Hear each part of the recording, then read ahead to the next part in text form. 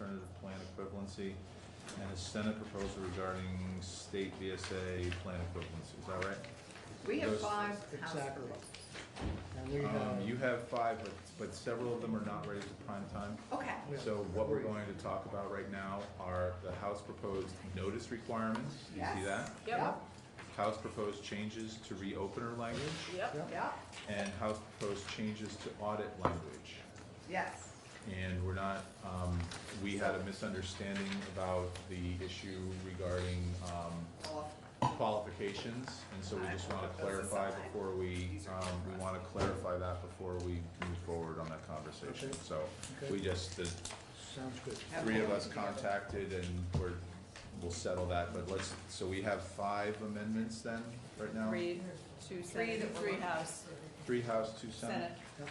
I don't see the Tom, sun. why don't you go first on the House ones? Senate ones were paper clipped. If I could interrupt, Mr. Chair.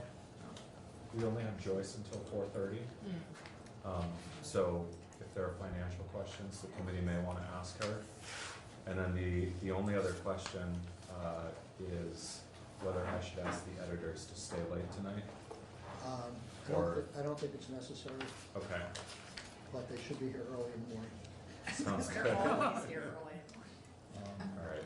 And Do you want to go first, Tom? or do any of prefer- these, none of these address the effective dates of the of the, Oh, yeah, I I sent that. assume we'll do that. Okay. I sent Yeah. a little chart. okay. I saw the chart. We haven't discussed it. I just There said it. are so many dates that need to change throughout Yeah. the draft that I'm gonna hold off on that until the conference committee's agreed on dates, and then I'll make the changes throughout. Okay. So, Are we, who presents first? Well, before going to that, I do think that if we can, for the next time that we meet, if we have a little chart of the dates for our conversation, because when Representative Shai and I went through all the dates, it was helpful to just conceptualize the difference between the last bill and this bill. So I think as part of the conversation, that would be helpful. And we didn't have 100% of the dates, but we had the major Yeah, just- pieces of the process. Yeah. All And right, just So so that we would will be a have that start. ready for, I Tomorrow presume, morning. for tomorrow morning. Yeah.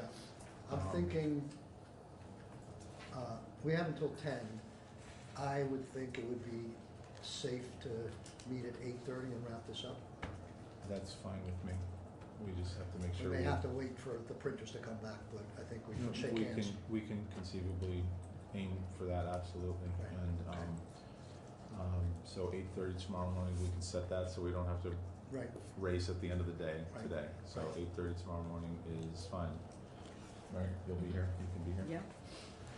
All right, so the House proposal of amendments, we have 3 to consider this afternoon. And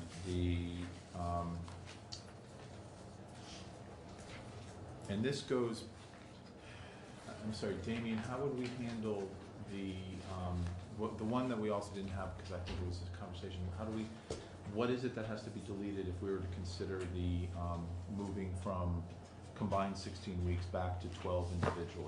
That's the one we don't have on the paper. That's not ready for prime time one. That was another one. But we have that already. I mean, it's one of the drafts, you already have it. So. I actually have not drafted that yet, but it is, literally, it just means that on 575A1A, I delete everything after the comma. Right. So It's it's a very simple change. Okay, that was just, that you had asked to see that, and I just didn't, it slipped through. So, the first one Notice, one notice. is the notice requirements. So, as Damien testified, there was a thought that the thoroughness of the notice requirements had slipped through the cracks in the bill, so that basically what this will, well, Damien, can you read it? Just, that'll be the easiest. In the first case, can you just read what you, or talk us through what we did? Sure. So the notice requirement here, there's 2 things. This would add a new section to the paid family leave law requiring employers to post notice in a conspicuous place of the provisions of the new paid family leave law. on a form provided by the Commissioner of Labor. And then it would also require the employer to provide a printed notice of the provisions to new employees within 30 days after the date on which they are hired. That could actually be changed to a written notice, but and then the second piece here, the education and outreach. So we already have a timeline for the Commissioner of Labor to develop information and materials related to the program.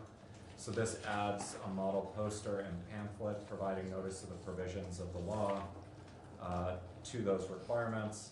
And then it requires, within a month of that being prepared, employers have to provide a copy of either the model poster or the pamphlet to each employee who is employed on the date that that notice was, the deadline for publishing that notice.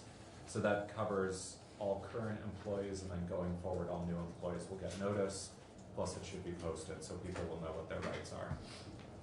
And we felt like this was a technical change, that this is the kind of notice we give Thank you. for programs. And we did a similar thing for paid sick days. Yep. Yes, you can post, but be careful that you only post the ones we're talking about, okay? Faith, these are the ones to not post. To not post. But we are posting this. Yes. So on B, is that envision that each employee is gonna get a copy of the model poster? It would be a model poster or an Or a informational pamphlet, choice? That could also be changed to just the employer shall provide written notice within 30 days, and then the employers can do it however they want. Email, copy of the poster prepared by labor. The other thing is you could provide that it's just a model poster for labor, so they don't have to provide two things. There's one law where labor's provided both. They're essentially identical, just one is in multicolored format and the other is in a traditional poster list. So, but I went broad, and we can always bring it back. But it is, we want this model poster to be posted, right? Right. Are we saying And that? Are we saying that that in there? exists in the bill, So right? we typically, labor typically prepares a model poster. Employers are not required to use the model poster, but they can if they want. So the model posters out there, as we discussed earlier, a lot of employers will pay for a service that updates all of their posters and provides a laminated color copy that they can post each year. So, but then other smaller employers or employers who are trying to save a little bit on expenses will print out the model poster from labor. And this, If we're going to the effort to make sure that all new employees are notified in a written fashion, might we not also set the expectation that this is incorporated into employee handbooks? Or is that just assumed? I think that's assumed. Okay. I mean, I'll use personal experience. My son worked at a local gas station, and even the local gas station had an employee handbook. It's a convenience store. But failing that, it's a notification that they're notified within the first 30 days of their employment. And this was important to go beyond, to me and to us, to the House, to go beyond just the poster aspect of things, because it gets lost. And given the fact that if we are settling, even if it's mandatory or voluntary TDI, that employees deserve to know that this is available. Is there any reason why B just can't say written notice? Yes, that's what Be on Damien page 2. suggested. Yep, Yeah. page two. Yeah. Damien's On page 2 or B on Shall page? provide Yeah, page written 2. notice as opposed to Line model 10. poster or pamphlet. Oh, line Just to 10. make it clear that they Line have, 10, what are you No, we're talking on about, page. Allison? line I 5, thought, on the I'm second on- page. there's 2 Bs that There say are print 2 written. Bs. Yeah. Right, I Right. said page 2. I think Damien had suggested that instead of printed, he would say written on line 10. That's on right. Page 1, and wherever else the word printed is used. That's fine. You can change model poster or pamphlet to written notice. Written So I notice. think what Senator Ballant is getting at is if you look at page 2, Right. lines 3 to 5, it said shall provide a copy of the model poster or pamphlet, and you could just change that to written notice of the provisions of subchapter, Got it, got et cetera. That's satisfactory to me. And then on the front, you could change printed notice to written notice. Is that satisfactory? Any problems, Mr. Chair? So, say the word. And just with respect to the employee handbook piece too, it's just worth noting that a lot of employee handbooks will just say the company follows the state law with respect to, Exactly. Right. and then just list it, and rather than going into all the details. Yeah. Because oftentimes the law changes and the employee handbooks it. Or outdated. are, yeah, so to keep them from being outdated, it's simpler to just say we follow the state law. So, Okay, enough on that proposal. Right. Let's move to audit language.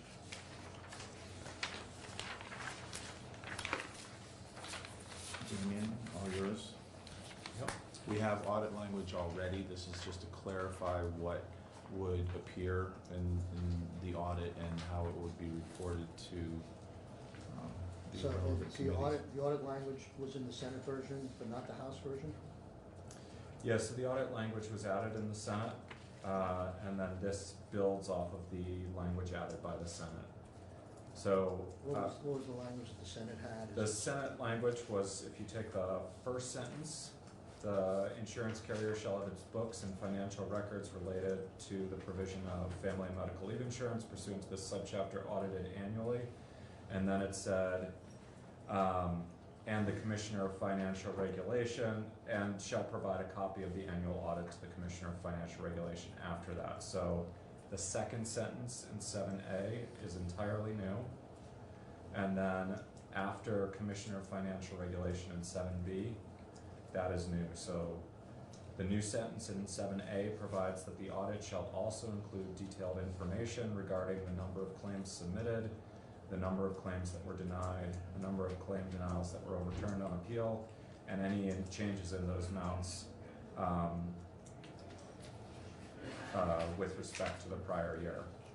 So do either of you know, I assume that this is in some ways boots and suspenders in the sense, belts and suspenders in the sense, Boots are useful too.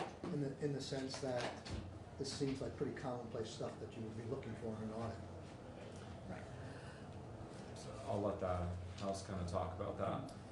Yeah, so, kind of reading the language that you all had of books and financial records, kind of books could be a lot of different things, and so wanting to be clear that the audit included the financial health of the company and the processes that they were doing as an insurance company, but then also what were they doing with the claims, and how many claims are coming in, what's their claim return rate, and all of that. And so having us be clear that that is what we're asking for, and then having it be clear that we can get, as committees of jurisdiction, can get oversight as well, getting a summary of that so that we have that oversight option. Right, and that second part is in subsection D, requiring the Commissioner of Financial Regulation to provide a summary of the audit results to House Appropriations, General and Ways and Means, and Senate Appropriations, Economic Development and Finance. So tracking our RBA, I would like to see it not just the number of claims, but by category and the duration of the claim. So, because I think we wanted, particularly for the first couple of years, really get a sense of which Who's of these using it? categories are being taken, which are being used most, how long are people needing to deal with each of those, and yeah. So I would, numbers isn't enough for me. I would rather, we discussed this before. Previously it was in the Senate, but by category and by Yeah.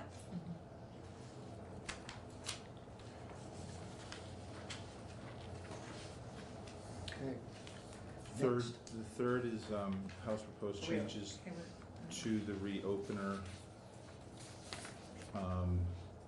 language.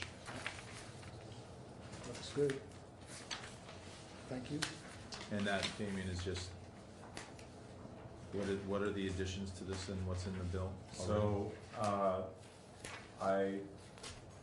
after the words, on line 6, after the words, in the event the General Assembly enacts legislation, and originally it said requiring mandatory leave for the employee's own illness or something to that effect. Now it says amending the provisions of Chapter 5, Subchapter 13 of this title. It should actually just say of this subchapter, but that's a drafting error. Or any other statutory provision related to the Family and Medical Leave Insurance Program that the contract has to require the commissioner and the insurance carrier to reopen the agreement to make any amendments that are necessary to ensure the agreement continues to comply with the law.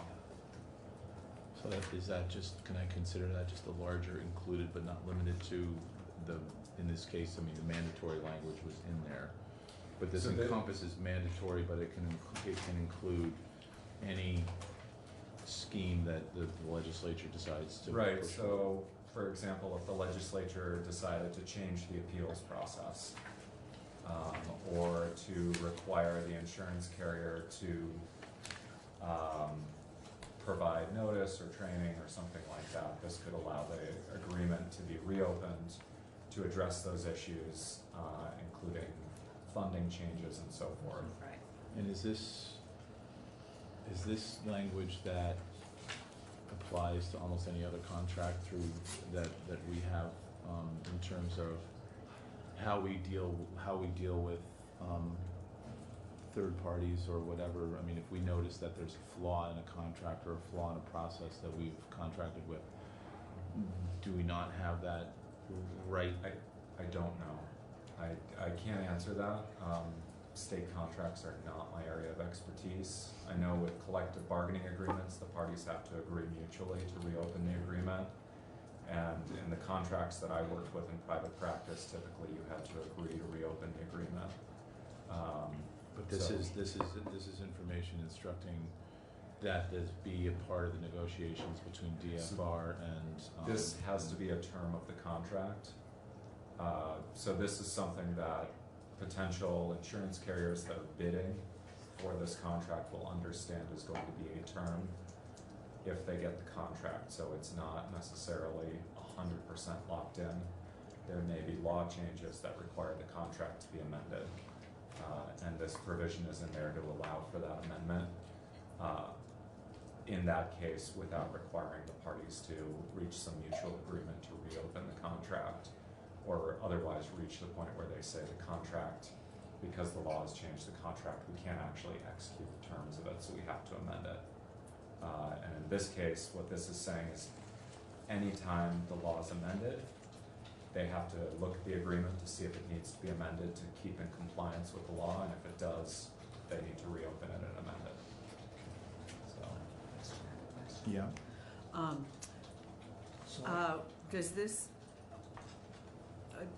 Does this open the contract only for those amendments, or does it therefore allow the whole contract to be looked at in the event that it is opened? I would think that the parties could, if the parties agree, they can look at any part of the contract and amend it. This says specifically that are necessary to ensure that the agreement complies with the requirements of the legislation. Right. This, I'm assuming that's the legislation. this just that was addresses reopening to comply with the legislation, but in any contract, Once it's open.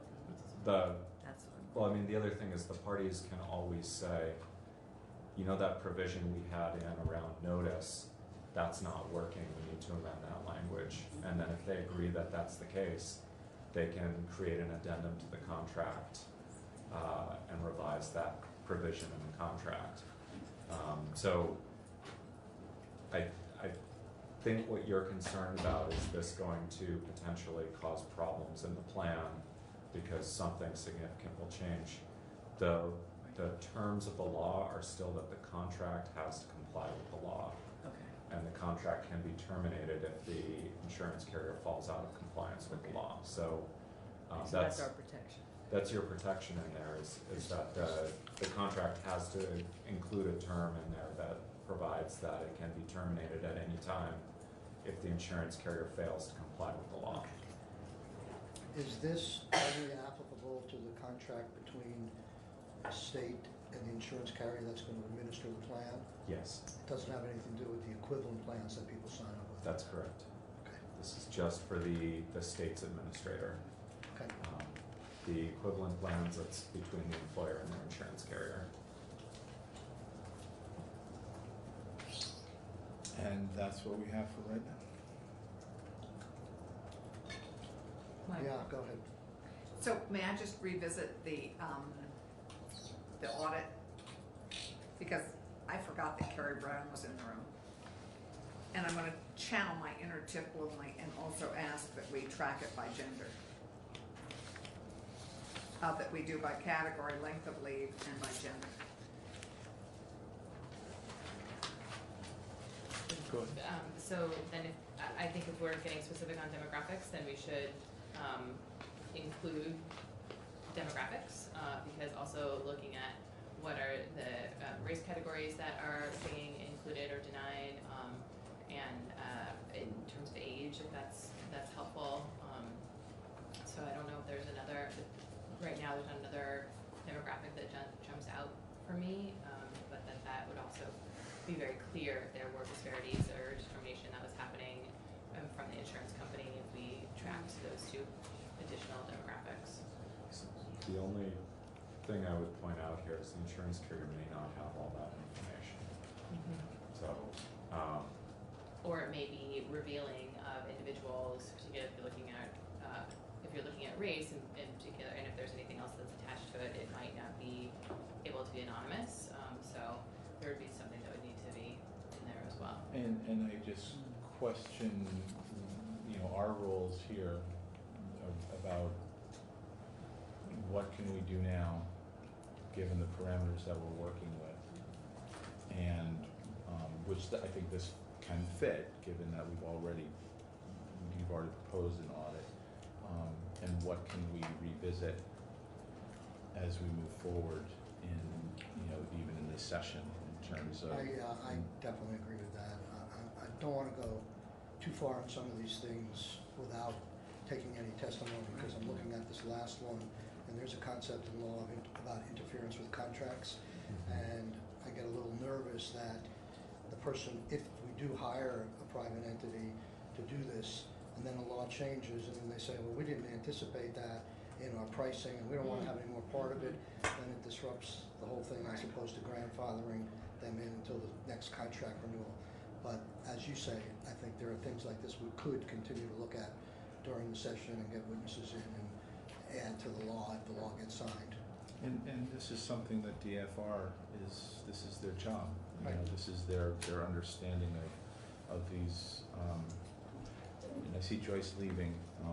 Thank you. See you in the morning. So so right now, the way that the reopener language stands is that we're on reopener. We can go back to reopener. Oh, but we went back to. I'm sorry, it audit took us back language. to audit just because for me, measuring who takes advantage of this, how long they take advantage of it, by what category is of great interest to us as we Right. try and serve. But I think for the purposes of what we need to do on this bill for this year, I think, again, we can, by the time even if we wait until 2021, right? There's time for us, whoever's here, to address this, but there's a small list of things that I would like to see if we can add on, not to this, but as an addendum, upon further review, that we discuss at a later time, that with witnesses, that I think we've all had 7 months to sleep on this bill and know that it's got some really good stuff and some flaws, and I think this process is addressing some of those, but when we start getting into that level of detail, it may just hold us back for now, but it's something that we.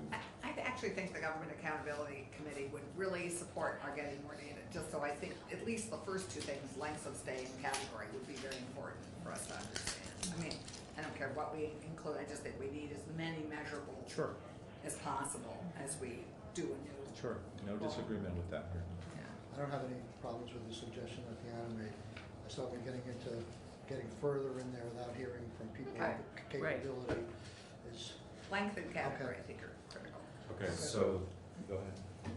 Claims submitted by category, average duration of claims by category, number of claims denied, number of denials overturned on appeal, any change in those amounts in comparison to the prior year, but no demographics, is that what I'm hearing? I think so for now. Just wanna make sure. Okay. Okay. And I would say we hold off on this one, Which one is that? The reopener, the reopener.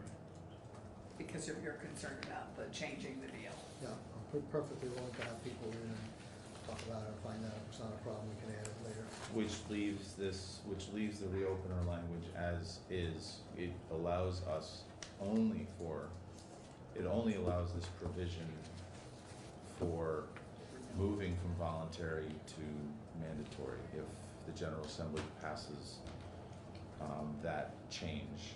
On This- TBI, Yes, So that's something, so you're saying if we move to mandatory, that they would change the contract, essentially discontinue the contract, because it wouldn't be, it would reopen, I mean, the language that is in your version of the Right. bill simply says, it implies if the General Assembly, which means the House and Senate have to approve it and it has to become law, right, moves the program from voluntary to mandatory, then the contract can be reopened. This is broader, right.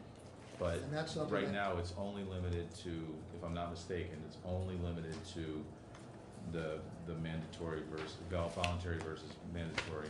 Yeah, the required reopening of the contract is just in that scenario. If that's required to be a term in the contract, if the parties agree the contract can be reopened Right. in this case. This would change that to the parties agree that the contract can be reopened if any statutory changes amending the law, which would take the contract out of compliance, are there. One way to address that, we do this a lot with collective bargaining agreements, is we just say that this law will take effect for the next contract. So and it won't change the contract you're in currently. right, if It we goes hear, to for reopen. example, it's going to change a material term of the contract with the VSCA or with the teachers union, a lot of times what we'll say is this change applies from this date and to all contracts entered into on or after that date. So that's just, it seems to me that's just more words, and that we can, if we just didn't put this in, that would be the result anyhow. Right, so that's what I'm saying, is if we left it the way it is now, that's probably what you would do for other things that might materially change the contract. Right. That's not to say that the state and the third-party insurance carrier couldn't agree to reopen the contract on their own. This would just not force the reopening in those cases. Okay. So, Right, so that also mirrors, I mean, again, the world right now, in the world right now, a contract can be reopened with mutual agreement. Yeah, you can always mutually agree to revisit your agreement and potentially adjust it. What you can't do, and what Senator Sorokin was getting at here, is the state in particular cannot unilaterally change the terms of its contracts, because it's unconstitutional for the state to do that. Putting in the reopener here puts them on notice and makes it a term of the contract so they know going in, which is different than the state coming back 2 years later and saying, surprise, we're gonna pay you less money to do this, or something like that, which is usually where the contracts clause issues come in, is the state agrees to something when times are good, the economy turns south and it tries, and not this state, but other states have gotten into trouble when they've suddenly tried to pull back on what they pay to unionized employees or something like that without actually getting agreement from the union to do it. This state, the last time the economy went south, sat down with the union and they negotiated a change, so that they avoided that issue.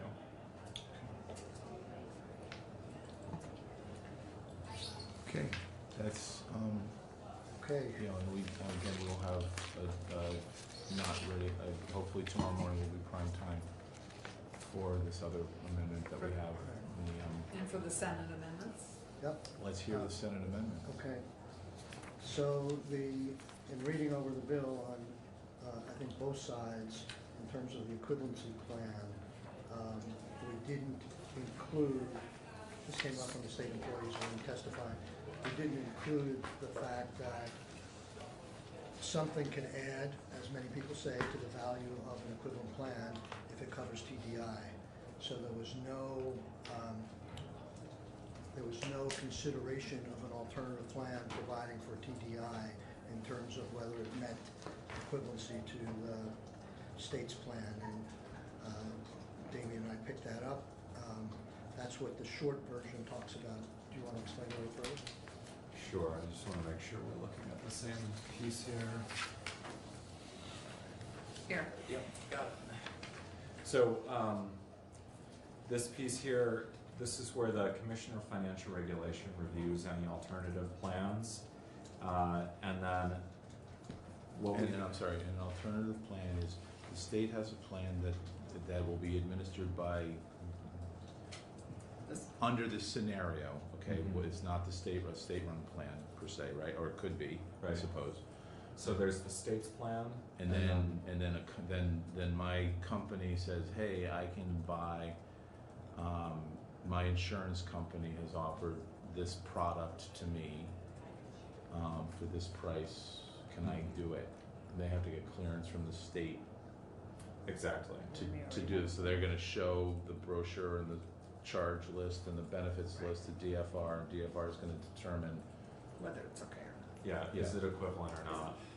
And so what came up when Senator Sorokin and I were looking over this piece is when we've done this in the House, the language was just fine because TDI was mandatory, so reviewing the benefits and the length of leave and the cost, that worked out just fine. But under the Senate's plan, you're going to have some employer plans that offer TDI bundled up, and you'll have others where it's opt-in. And so what this says is in making the determination of equivalency, the commissioner can consider the relative value of any medical leave or TDI that's provided to employees.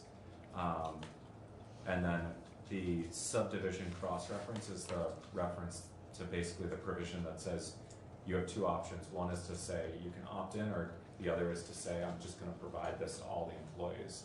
And so if the employer is opting for the provided to all employees, that'll be considered for purposes of equivalency. so, under the proposal from the Senate, how do you qualify or quantify the relative value of the voluntary TDI where it's so if I take it, it has value. If Deanna doesn't take it, it doesn't have value. And so what is the mechanism for a disinterested reviewer to say, well, if we got, again, the plan that's on the table in Twin State is 6 weeks of this, 6 weeks of this, 6 weeks of this at 60% flat. Yeah. And this plan is 12 and 8 and 6, but the 6 is a maybe and the 8's a definite. I mean, all those, Yeah, and those are the prices for this. I mean, how does that work? it's a good question. So in both the House and the Senate plan, cost to employees is a factor to be considered.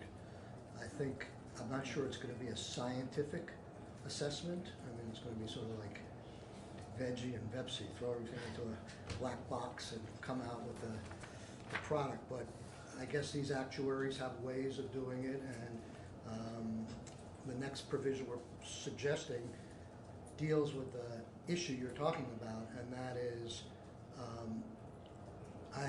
we don't want to particularly upset the state employee contract, and they've got all different moving parts. No cost to them, they have TDI, they got shorter week benefits, and so instead of, in that one, we just say, instead of doing that full analysis with the potential that it could blow up even though they all agree to it.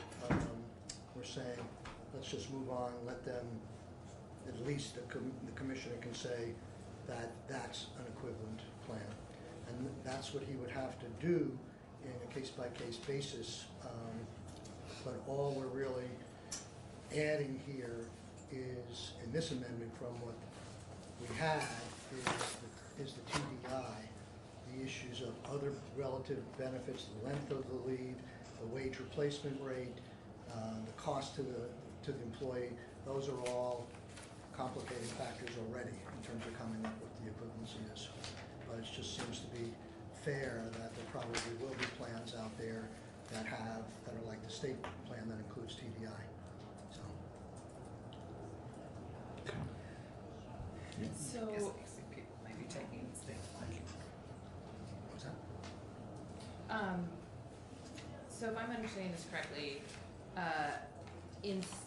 you're trying to capture and lump in the potential employer offered benefit of TDI when looking at paid family leave. And so say there's an employer who offers paid family leave of 5 weeks and TDI of 3 weeks. Those numbers don't add up, but I'm just trying to get a sense of what this proposal is. That would be an equivalent, or again, if those weeks add up,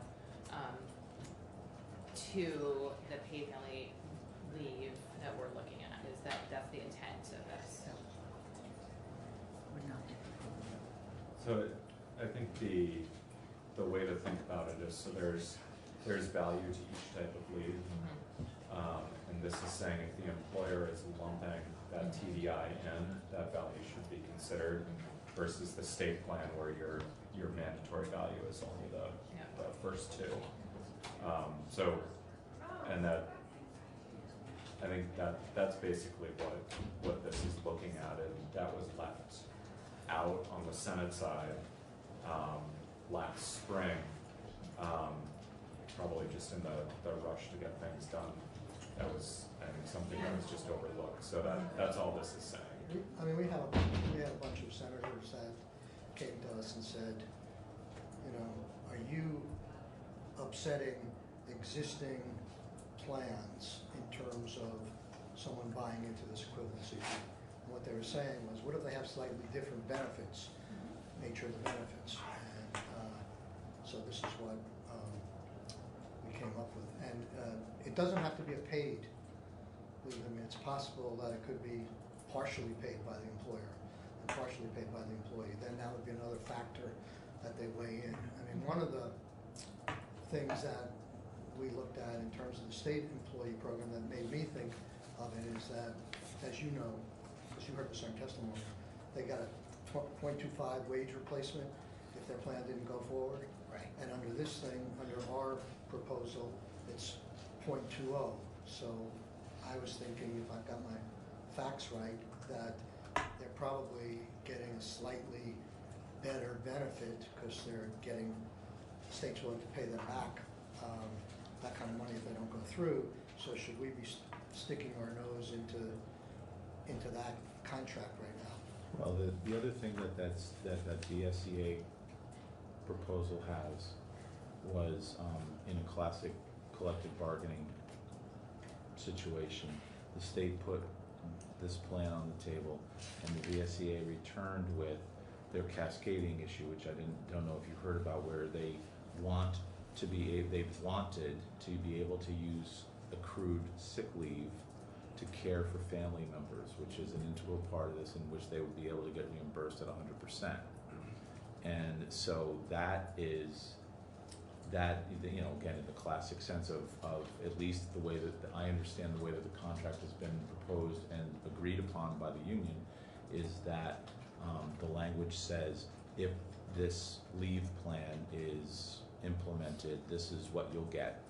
If it's not implemented, you get the 0.25%. But that equivalent negotiation has also provided them with a backstop of at least of at least being able to use accrued sick time for helping a family member, which is a bonus to them, and I don't know what limitations there would be on that, I don't know, but the fact that they were able to negotiate that as a union, I think may mitigate again, may just help alleviate your concerns about how that might work for them. That's not just about the increase in salary, but that it is this option that they're able to use their own time, and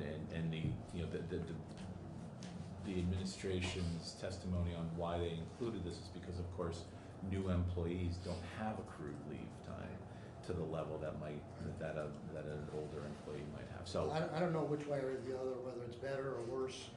I mean, if we put it into the black box, I guess we could get a determination, but this is sort of a development that's taken place in the last 8 or 9 months since we passed it out, so now we have to deal with it, I think. We just can't say nothing about it.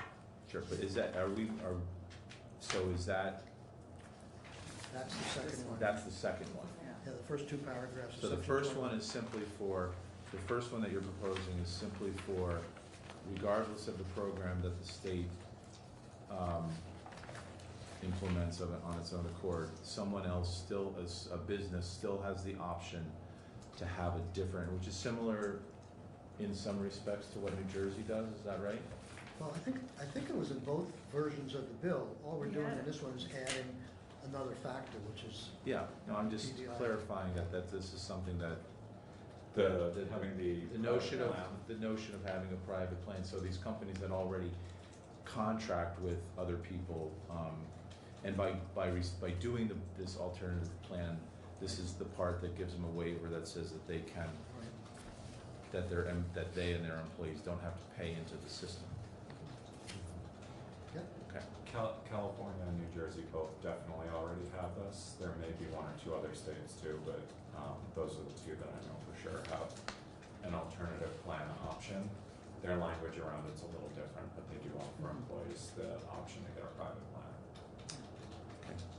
You have a question? Yes, I wanted to go back to the state employees plan equivalency, and then we had put in, and the Senate kept in, the very last paragraph on page 55 of the Senate proposal amendment. We had put in about an employer that's subject to collective bargaining agreement shall not be required to pay contributions or be subject to the provisions until the effective date of the next collective bargaining agreement. So we addressed the union issue at the time, and so I don't know if that actually would have ever addressed the state one, or if we have to also say notwithstanding whatever the state, do they have to be connected in some fashion, or are they at cross purposes in any way?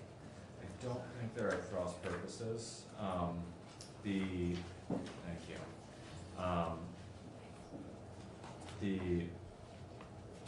So this language that was put in last spring affected both the state employees contract because April 1, 2020 was during the current collective bargaining Right. agreement, and their agreement wouldn't start till July 1.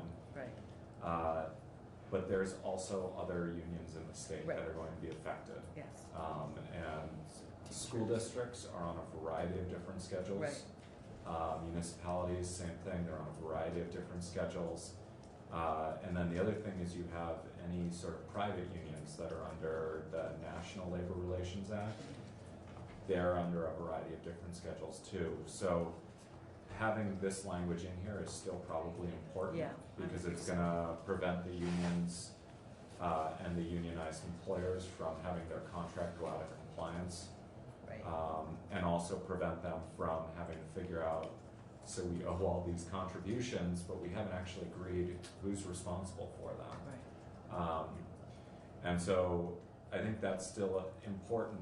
The new language on the VSEA state plan equivalency, I don't think is at cross purposes to that. okay, Because what it provides basically is that they've already negotiated something for the time being.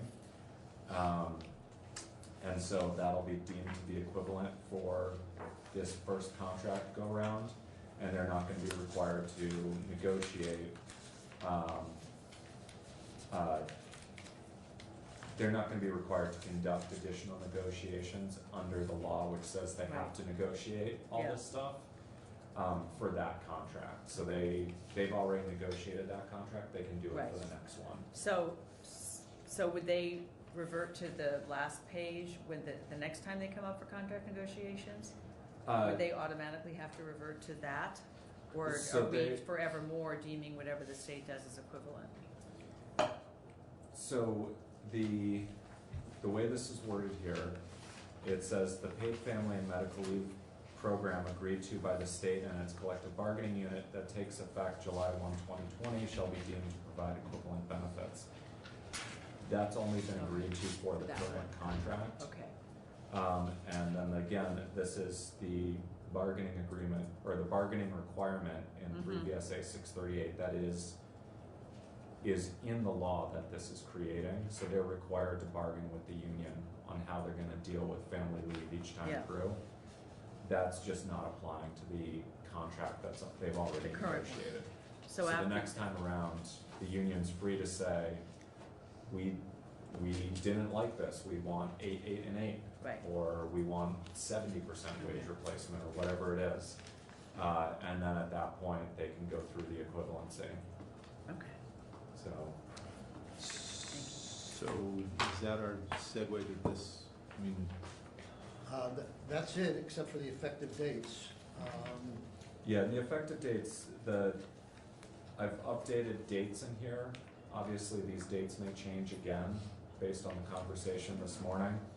And the only other change in the effective date section is we now have 22 sections instead of 21. So I had to make a change in subsection A to add that section, the new section 21, which used to be the effective date section, would take effect on passage, just like most of the rest of the bill.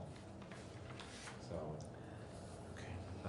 it's not really a material change in that effective date area. It's just Okay, and it's definitely different than what the chart that I sent you. definitely different from the chart that you sent me, but I figure until everything gets ironed out Right. with the conference Okay. committee, I'll hold off on putting that in. Yep, So, based upon what we talked about today, are you able to do a committee of conference report? We have at least one other issue that we need to talk Right. about, decide, and potentially insert. But other than that, are you pretty much there? Right, so let me just confirm what I'm going to be adding to it.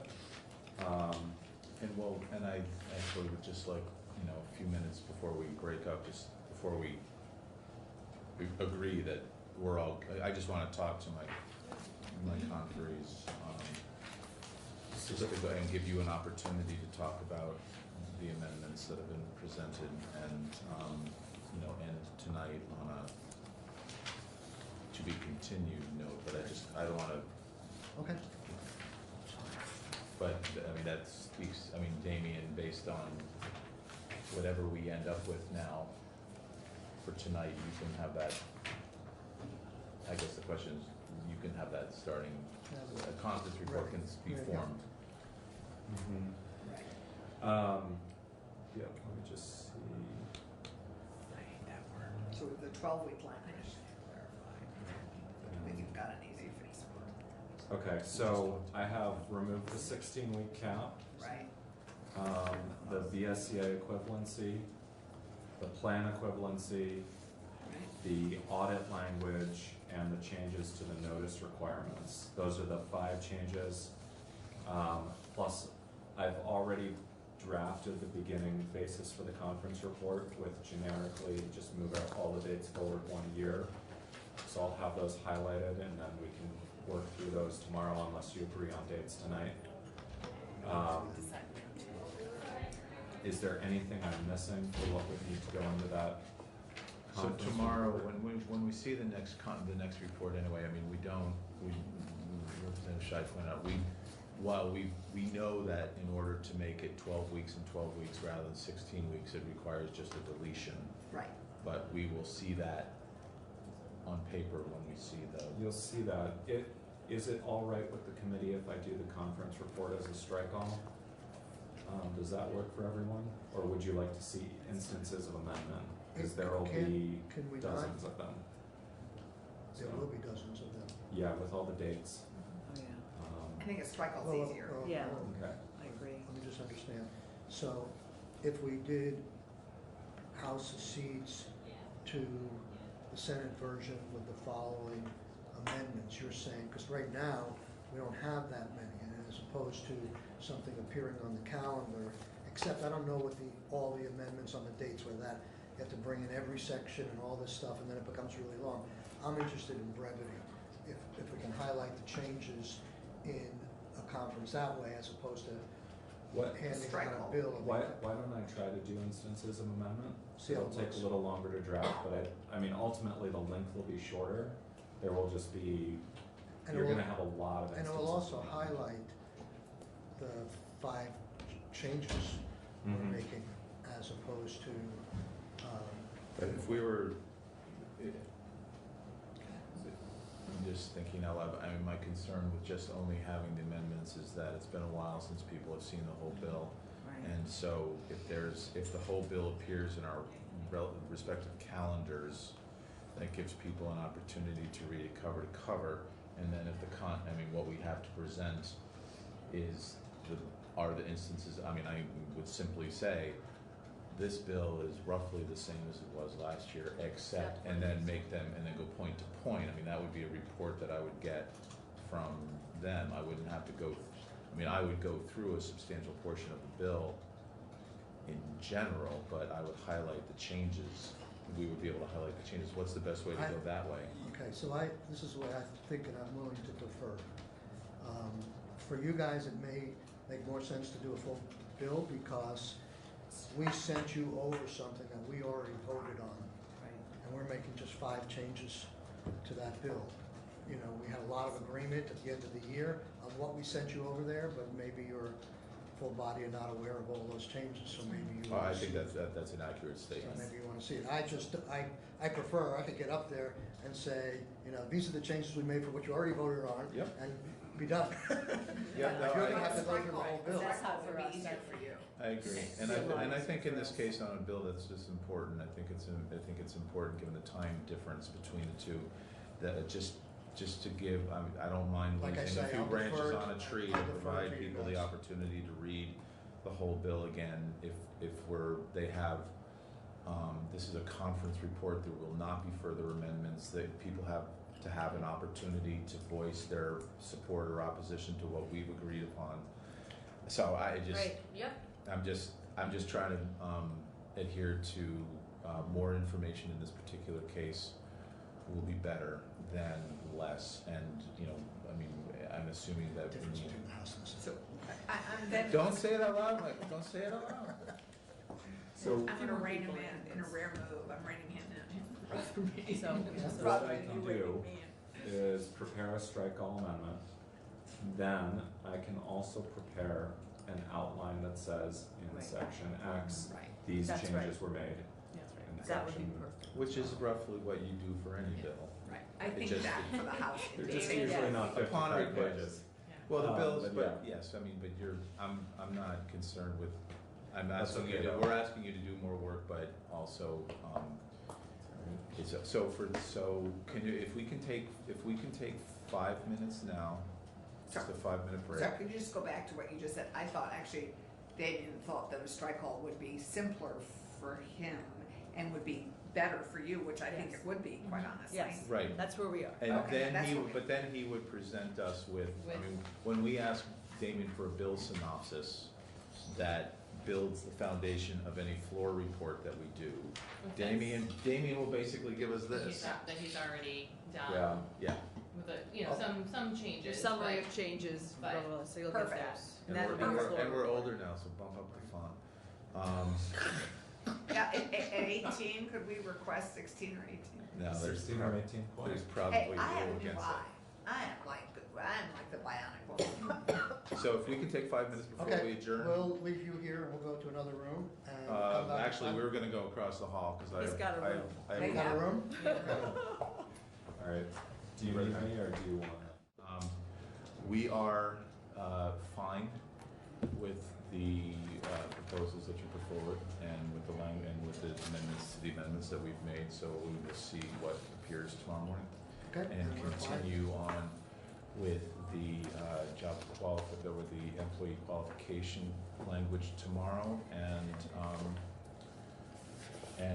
then the dates of the, specifically of the, All of it, well, the Everything. RFI, RFP, Yeah. when it becomes available. right, so that was the major question in terms of other dates outside of, and then that might affect effective dates all the way through, but, It we can does. talk about that with a fresh Good. brain. Thank you.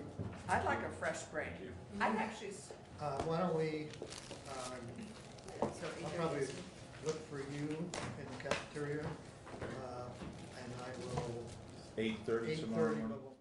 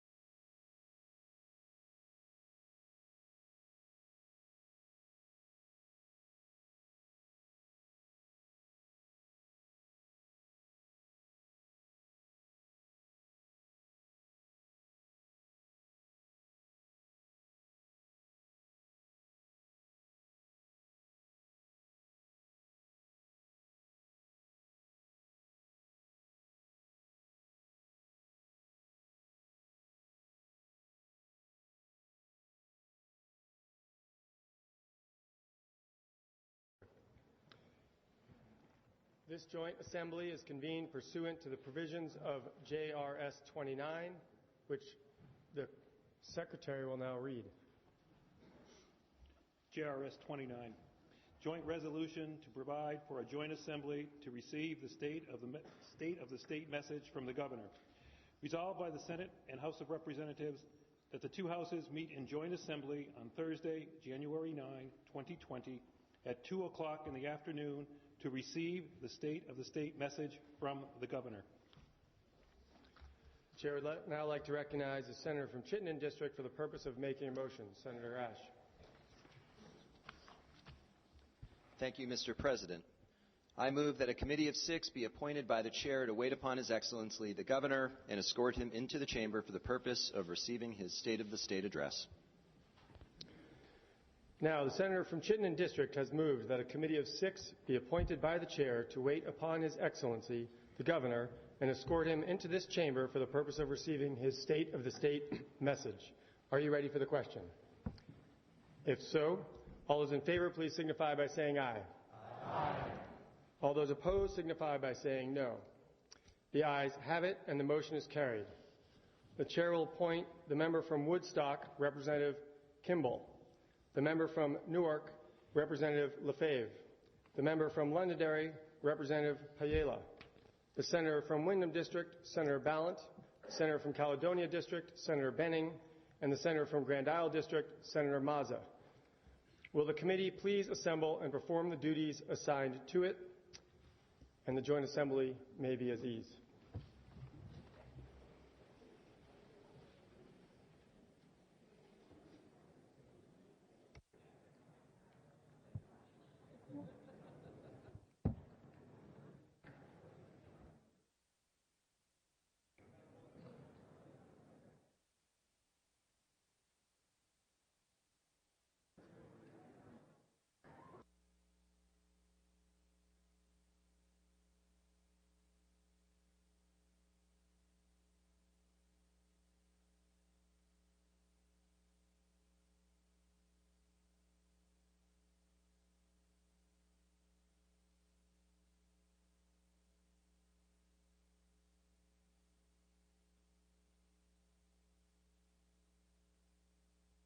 Welcome to VPR's legislative stream from the Vermont State House. I'm Bob Kinsel. Audio from the Vermont House is available when the House is in session. When there's no activity in the chamber, the stream is silent. Thank you for listening to VPR, and find more news about the Vermont legislature at vpr.net.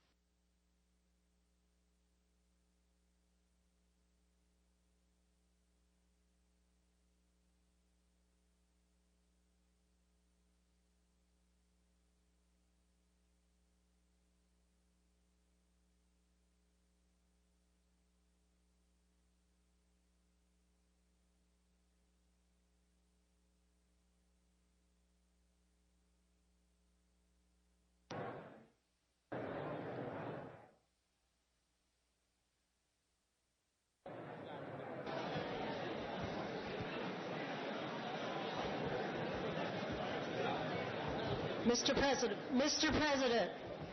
Madam Sergeant at Arms. Mr. President, the Governor of the State of Vermont, Philip B. Scott.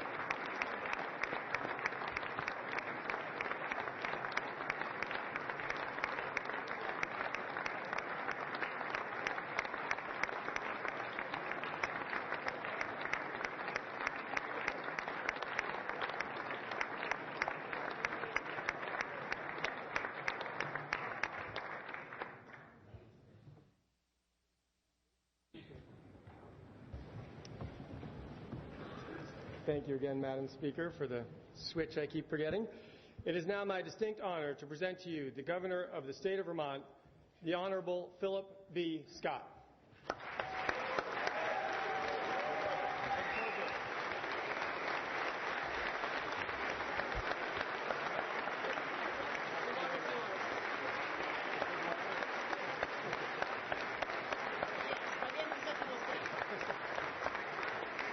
Thank you.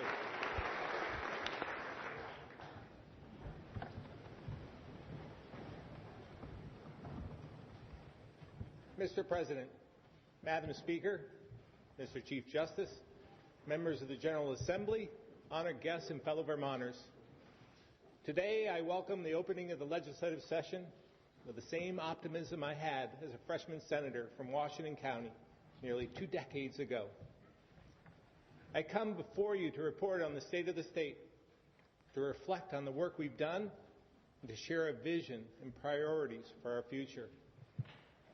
As elected officials, it's our duty to distinguish what must be done from what we might like to do, and to work together, pulling in the same direction to make a difference for those we serve. We meet at a time in our nation's history when too many elected officials on both sides are choosing confrontation and partisan politics over collaboration.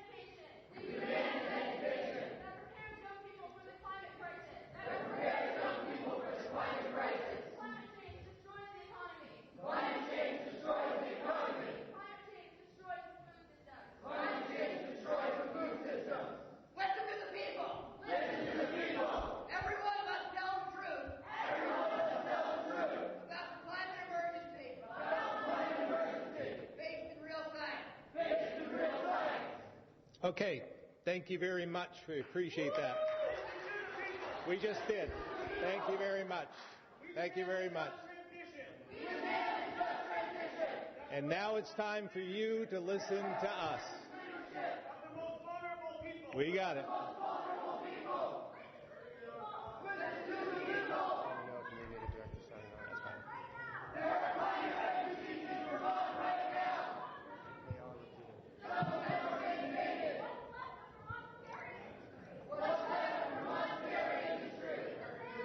All right. Have we had enough? Okay. So at this point, we're going to move forward. If you would like to listen to us and listen to my speech, you're welcome to stay. If you don't want to listen to what I have to say, you can be removed.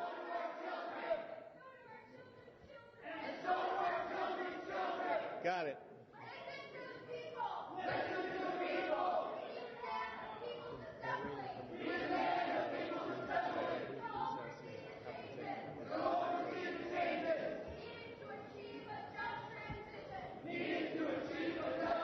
Okay, I think we've had enough. Nope. Chamber will please come to order. Would our guests in the balcony and in the gallery please listen to his final offer? We have to proceed with the governor's speech. You have given your message and the governor has been graceful, as has everybody here, to listen. If necessary, I'll have to declare a recess, and I will ask the Sergeant-at-Arms and our police forces to remove you.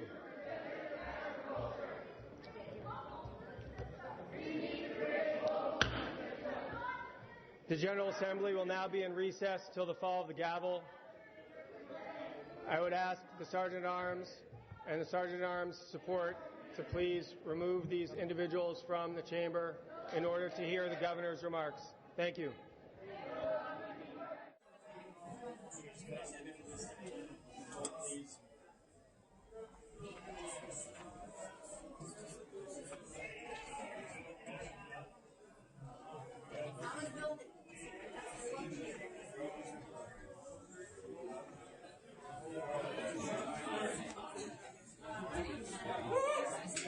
It's a climate emergency! Climate emergency!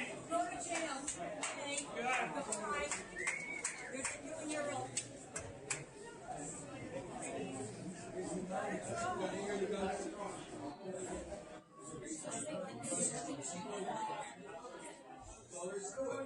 We're in the right place at the right time.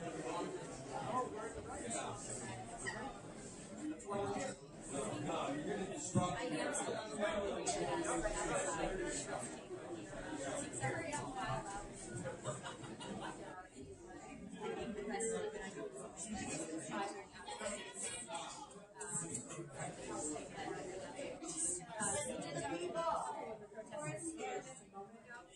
It's a climate emergency! They are demanding climate change and the truth be out there on climate change. And also say that a lot of the eyes on the post you see here are because the world is watching on climate change. That's the message that we're hearing outside of the House chamber right now. I did ask you is part of your vacation rebellion, and the message is we really want to size it climate change. Say it will protest for being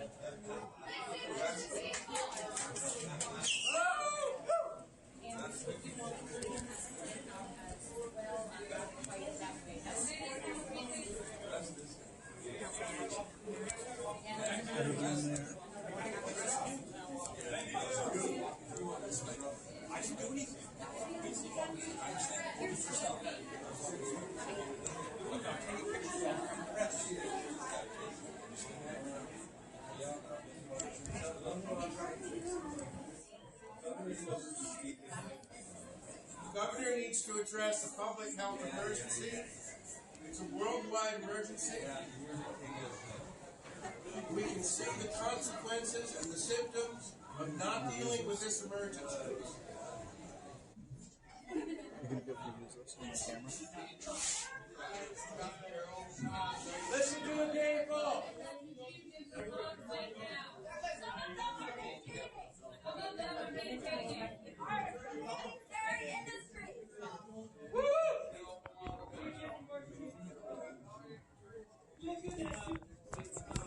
Hey, Ron, all right.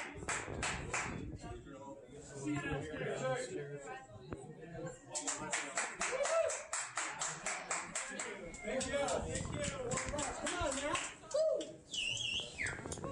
The world is watching Governor Scott. Everybody stop.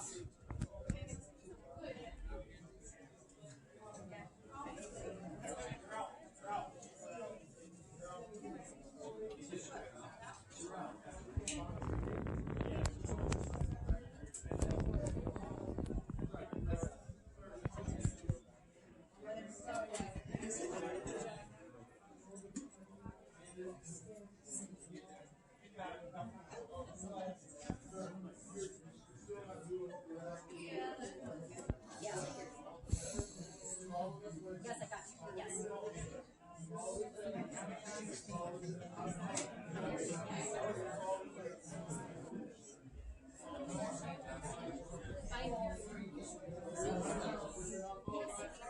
Yes.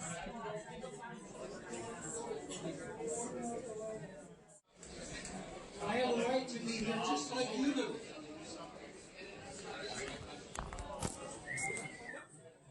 Fill me in the hall. This is the hall.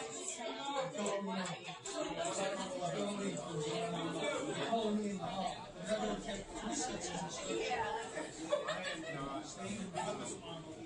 Stay in the hall. Thank you. Why are they kicking me? I wasn't doing anything but standing here. Chamber will please come to order. Chamber will please come to order. We will resume. Governor Scott. Thank you.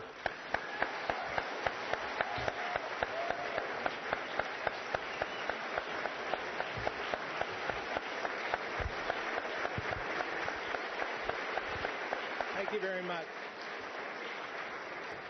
And thank you for your patience. I'll try not to repeat anything you might have just heard.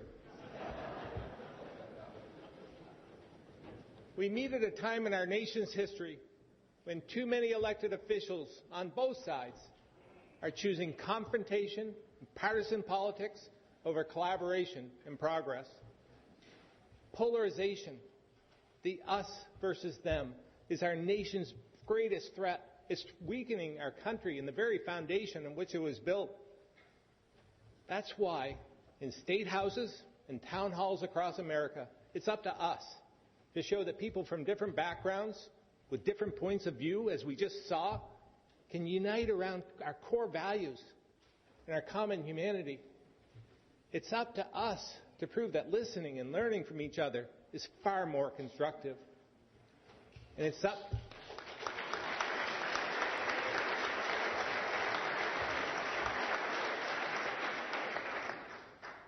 up to us to seek consensus where it can be found and compromise where it cannot. Now, we all know there will be times when we have to agree to disagree, and that's okay. But when it happens, let's assume the best of each other and turn our energy to the areas where a path forward remains. This, my fellow Vermonters, is how we rise above the partisanship, how we reject polarization, how we work towards something bigger than ourselves, and how we, all of us in this room, can best lead our nation forward.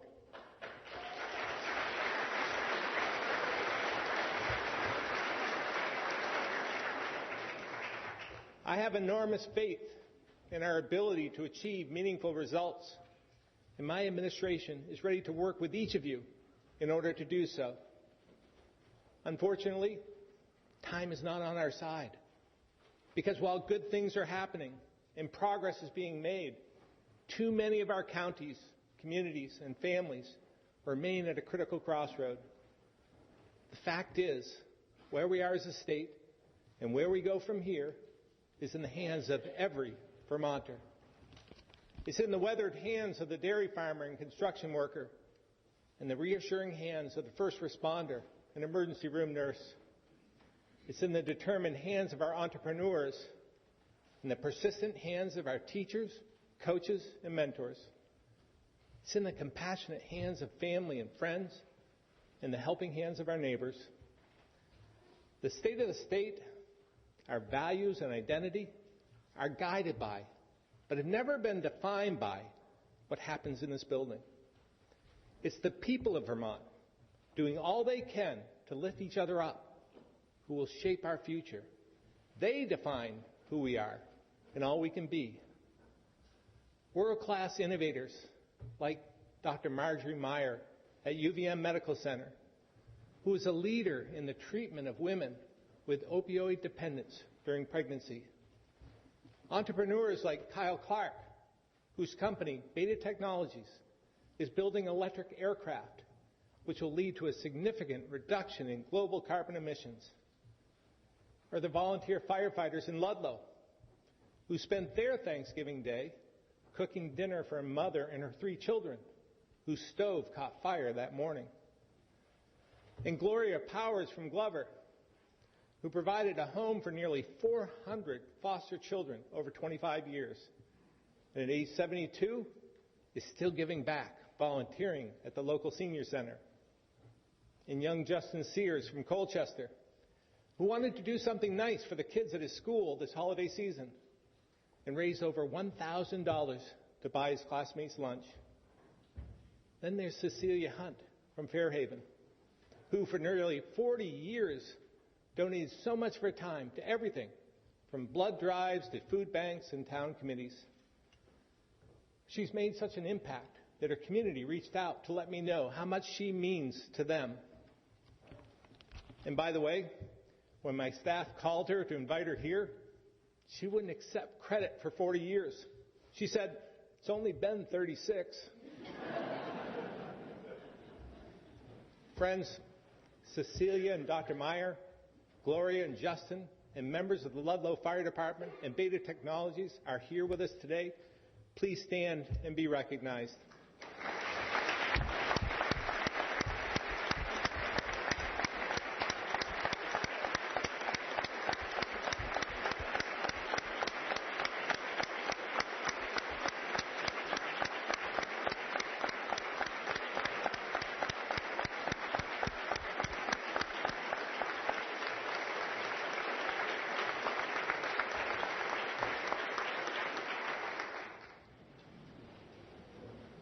These people and thousands more, those we hear about and those we don't, remind us that we are all part of something bigger, and that it's in our pursuit of purpose and in service to others that we find the best of ourselves, our communities, our state, and our nation.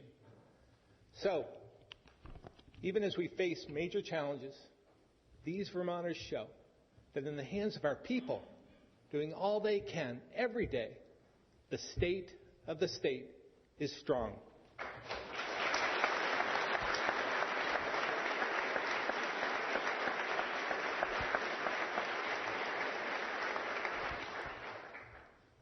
Inside this building, our job as public servants is to do all we can to ease their burden and build on their strength by setting clear priorities and turning good ideas into results.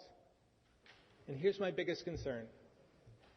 Today in Vermont, there are about 55,000 fewer people under the age of 45 and 44,000 more over the age of 65 than there were in the year 2000. For years, we had more deaths than births and have seen more people move out of Vermont than in. And the impact is not the same in every community. We have to acknowledge the real and growing economic disparity from region to region. Think about this. Of the 5 towns that have seen the most growth in recent years, 4 of them are in Chittenden County. And in the past 12 years, only 3 counties have added workers. The other 11 have lost a total of about 18,000. 18,000. That's more than the population of nearly every town or city in Vermont. Of the 180 legislators in this room, 106 of you come from counties that have lost workers. And that's not the only area where we see disparity. From county to county, there's a huge gap between home values, household income, average wage, and so much more. Because of this, across the state, we're feeling the negative impacts in everything, from our homes, schools, and colleges to our hospitals and nursing homes. If we don't break this cycle, our institutions, including state and local government, won't be able to afford what they currently do or what they would like to do in the future, because costs will continue to rise much faster than our tax base can sustain.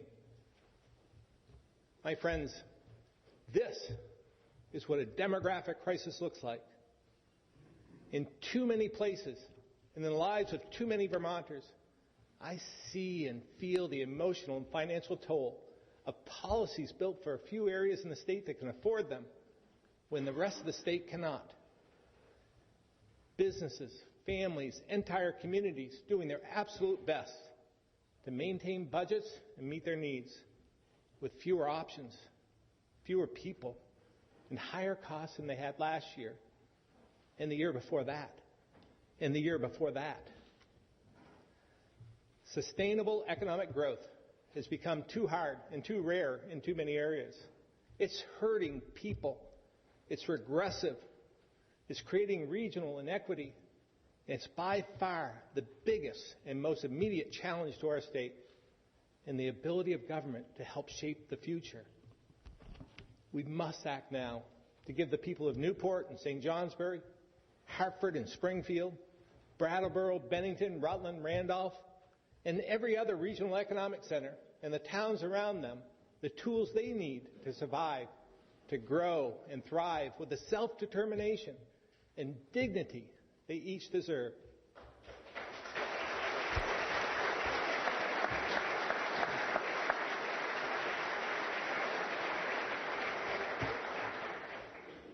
If we're willing to focus on doing the work, on caring more about the details than we do the talking points, if we can build consensus and trust and avoid national political agendas deliberately designed to divide us, if we focus on the fundamentals, a better, more modern government, a stronger fiscal foundation, and policy that's truly equitable, then our businesses and economy will grow.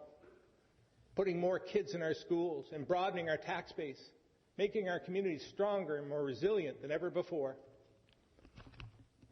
That's why I had an open mind when Senator Sorokin and the Senate Economic Development Committee had an idea that's paid off.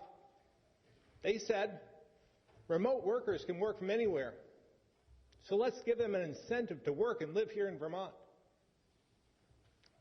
Since then, we've received worldwide attention. More than $7 million in free advertising, thousands of inquiries, and relocated 371 people to more than 68 communities across 13 counties. Now, we've received our share of criticism as well. Folks who said, you know, I've been living here and dealing with high costs my entire life. Where's my check? I get it. They're absolutely right. We urgently need to make Vermont more affordable for everyone across the state. But this program does help them, because bringing more people here reduces the tax burden on the rest of us. Here are the facts. For a one-time investment of $500,000, based on Vermont's average household income of about $75,000, we project a return on this investment of over $1 million of tax revenue each year. And this is a conservative projection because it doesn't account for the higher than average income of these new Vermonters and the added benefit that comes along with more people buying goods and services from local businesses. We know this isn't the only answer, but this program is a small step towards growing our way out of the demographic crisis facing our state. and the affordability crisis facing our families. And this isn't all we're doing. At the same time, we're strengthening training, internship, and apprenticeship programs for Vermonters. We established a first-in-the-nation approach to make it easier for veterans to transition to civilian careers. And we're helping those in recovery or with other barriers to employment find and keep good jobs. This year, in partnership with Secretary Condos, let's further reduce hurdles and costs for licensed professionals so we can bring more of them into the workforce. And my budget will include additional investments in training with an emphasis on the trades and more incentives for young adults and working-age families to stay or move here.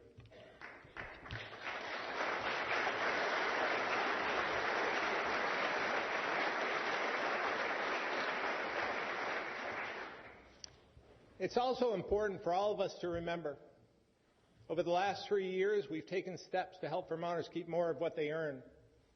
This includes removing the tax on Social Security for low and moderate income Vermonters, lowering income tax rates across the board, significantly reducing the land gains tax, bringing the estate tax more in line with our neighbors, and more. But this is not enough. Overall tax and fee burden is still growing far too fast, especially property taxes. And you can expect additional targeted tax relief in my budget. Because ultimately, we need to help people in all parts of the state move up the economic ladder. And the best way to do this is to level the economic playing field and make Vermont more affordable for all families and every business. We've also expanded our view of education because building the best education system in the nation is one of the greatest economic development tools we could ask for.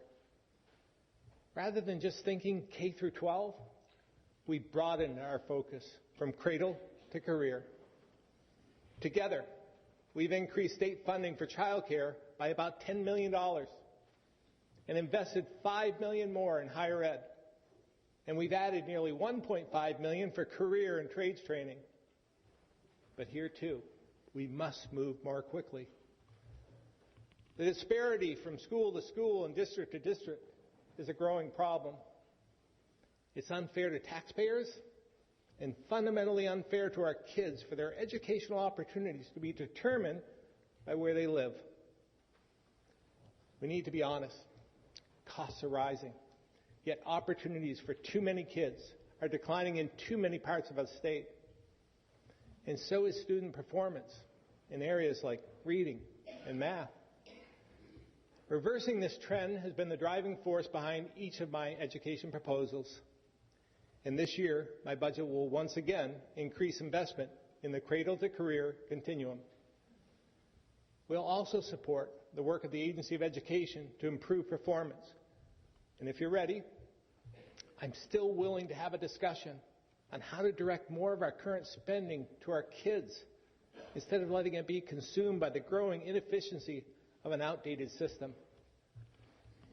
In addition, I propose to you today that we begin creating a universal after-school network that ensures every child has access to enrichment opportunities outside of current classroom time, and to align the student's day with the length of the workday. A few thoughts on this. First, it's based on a successful model from Iceland, focused on preventing drug use as well as improving academic and social outcomes. And the evidence is clear. Kids who participate in after-school activities and programs do better in school and in life than kids who don't.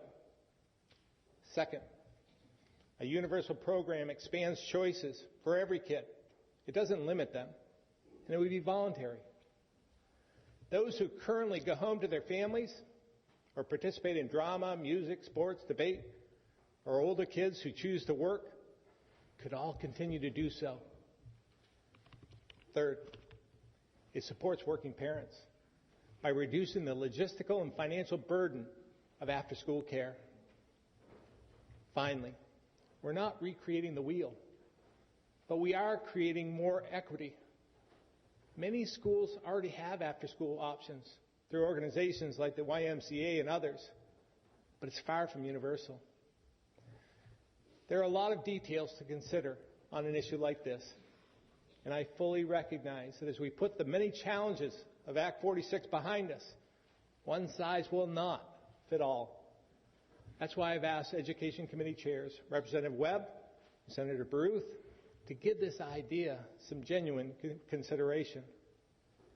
It's my hope we can deliver this plan by the end of the year that puts us on a path toward universal after-school programs without raising property tax rates.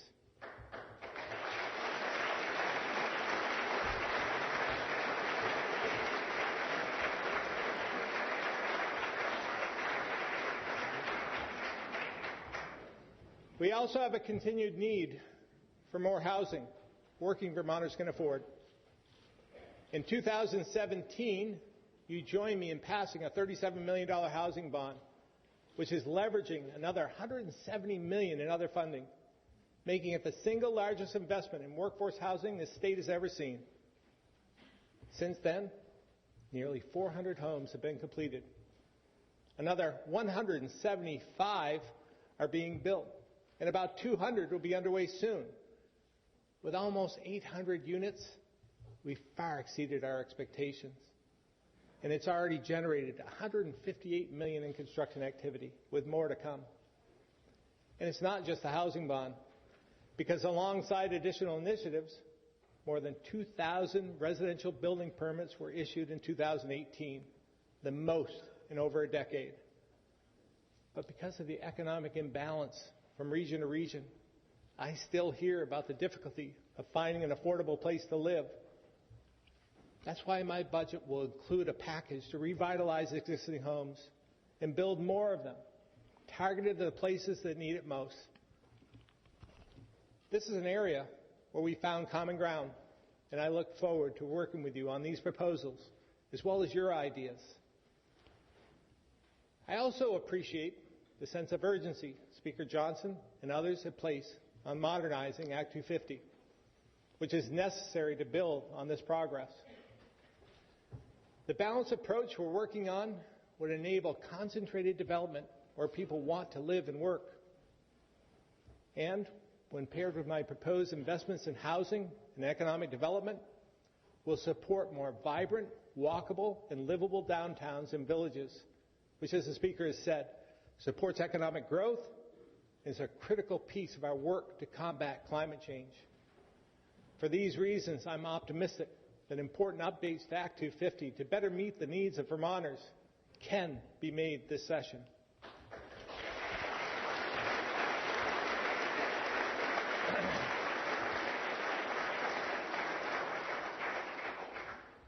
We know about half of the emissions that contribute to climate change come from transportation. That's why we've also worked together to make it more affordable to purchase electric vehicles. This is something I'm really excited about. As you may have heard, I'm a bit of a car guy. In fact, I'm probably the only governor who has a CDL and an inspection license.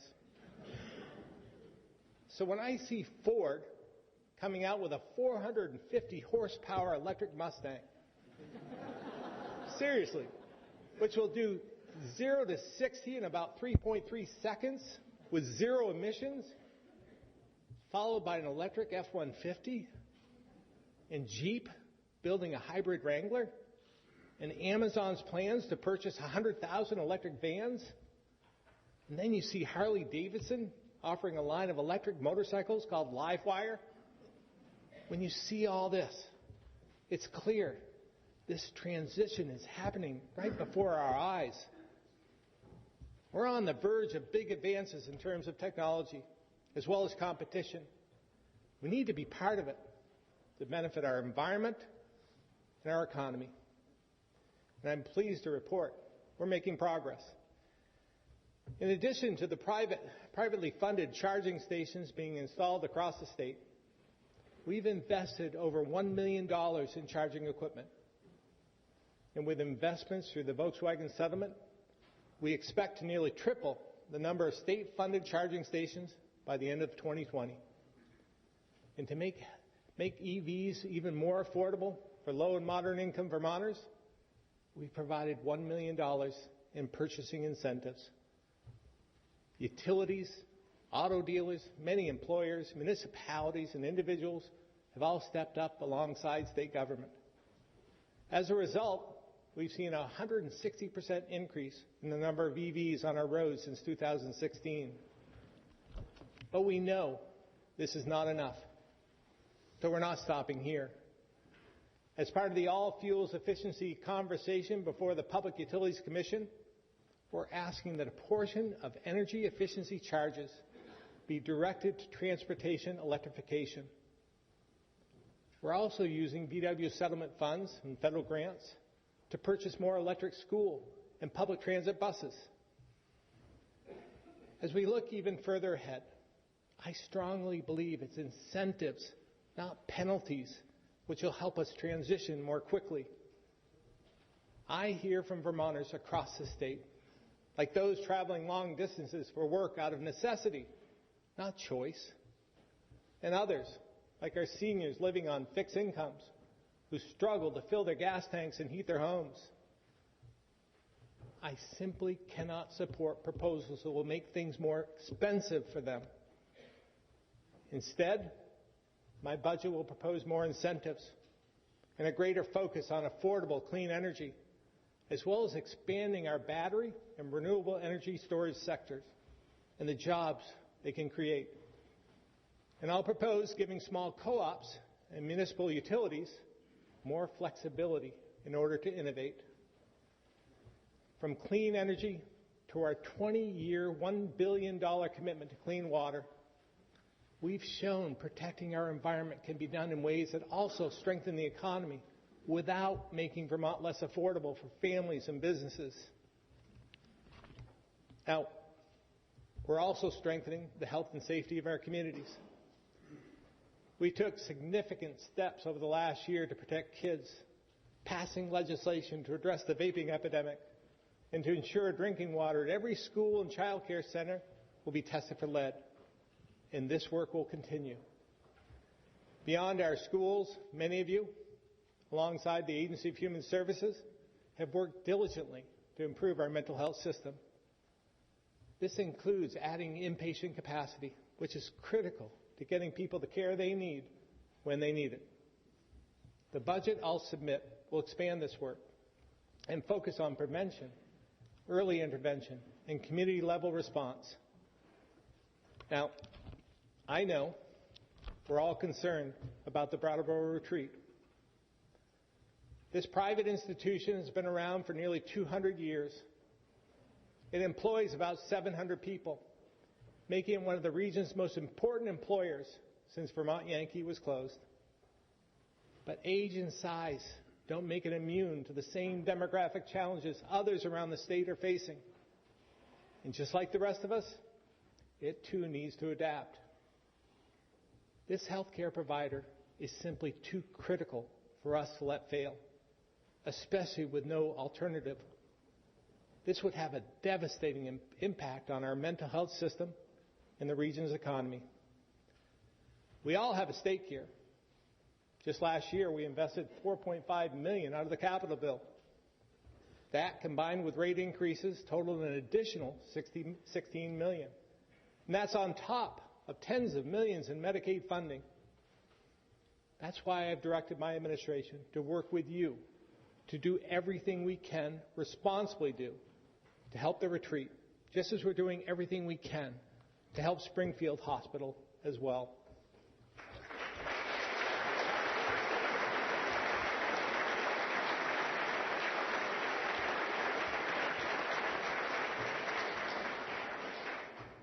I'll also propose a package of criminal justice reforms that we've shared with members of the committees of jurisdiction.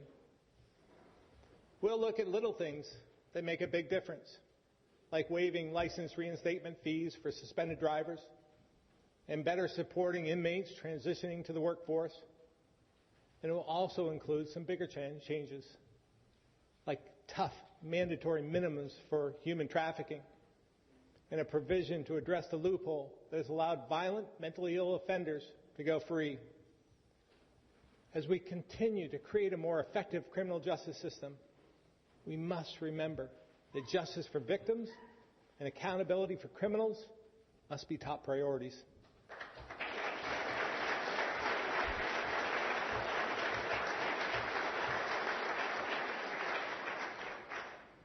I'm grateful for this opportunity to address our biggest challenges, report on some of our progress, and outline a few of my proposals. There's always much more happening than can be covered in one speech or even two.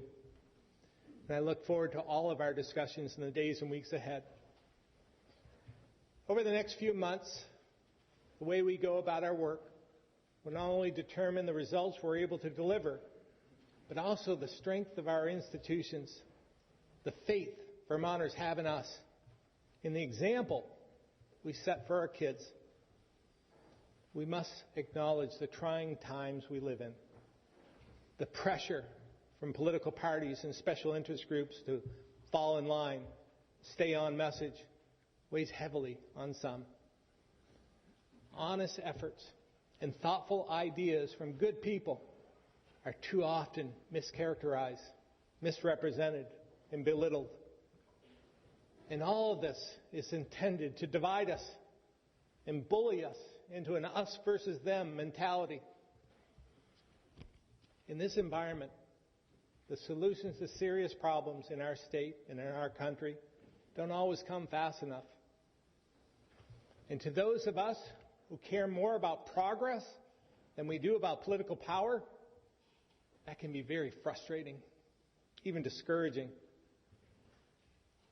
So when those moments come, I think of the people who inspire me to be part of something bigger, of what they've endured with courage and resolve, and how they show that in the face of incredible adversity, we're all capable of great things.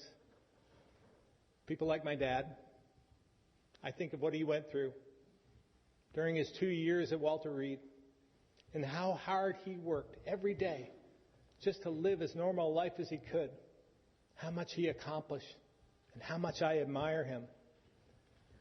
I think about the soldiers with him in France after D-Day, all they went through, how long and horrific those days must have been, and how that generation of Americans stepped up to protect democracy for their generation and those of us who followed. Recently, I thought a lot about Travis Roy, who I heard speak last month. His talent was recognized at a young age. Hockey was his life. He was destined for the NHL. 24 years ago, he played exactly 11 seconds for Boston University before going headfirst into the boards, and then instantly found himself unable to move from the neck down. Travis has spent every moment since ensuring those 11 seconds defined an opportunity, not a tragedy. As a result, he's changed the way his sport is taught. Through his efforts at places like Little Fenway in Essex, he's raised millions for spinal cord research and adaptive equipment. He shared his story and found his purpose in helping others find theirs. Travis says, there are times when we choose our challenges and other times when our challenges simply choose us. And it's what we do in the face of those challenges that define who we are. Don and Greg Tatro from Lamoille County didn't choose their challenge this past year when they lost their daughter Jenna to a fatal overdose. She was only 26. But through their tremendous loss and the haze of unthinkable grief, they get up every day to help others overcome this deadly disease. They are leading a multi-county effort through their organization, Jenna's Promise. They've created Jenna's House, a community hub for treatment. They purchased a cafe to employ those in recovery. They're providing financial assistance for housing, transportation, and so much more. They found purpose from loss, helping others to heal. Friends, the Tatro family is here with us today. And World War II veterans from my dad's post in our hometown of Barrie, Dr. Joe Aja, Robert Campo, and George Sherlock, as well as Vermont World War II POWs, Clyde Cassidy and Richard Hamilton. Please join me in recognizing and thanking them.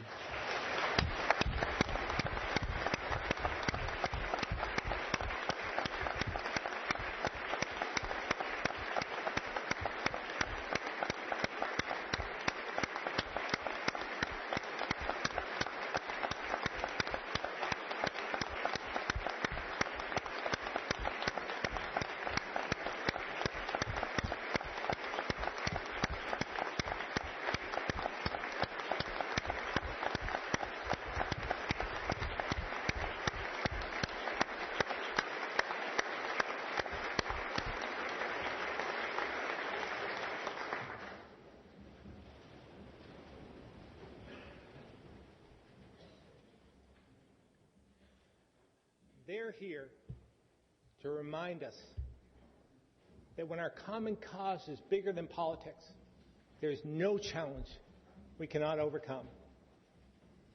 When I think of these people and others like them, I'm just as motivated, just as eager to solve problems and help people as that hopeful freshman senator from Washington County all those years back. So, today, inspired by those we serve and humbled by the responsibilities they've given us, we begin the work of the 2020 legislative session. Our challenges are clear. Can we work together? Can we be guided by our shared principles and common values? Can we reclaim the middle where partisanship can't survive, where we strive for consensus and celebrate compromise? My fellow Vermonters, the answer to these questions and the solutions we seek, the course we hope to set, and the change we need to make is in our hands. If our sense of service and duty is strong, if our commitment to our neighbors is unwavering, and if we remember that we are all part of something bigger than ourselves, then the state of the state, our future, and our people will be stronger than ever before. Thank you.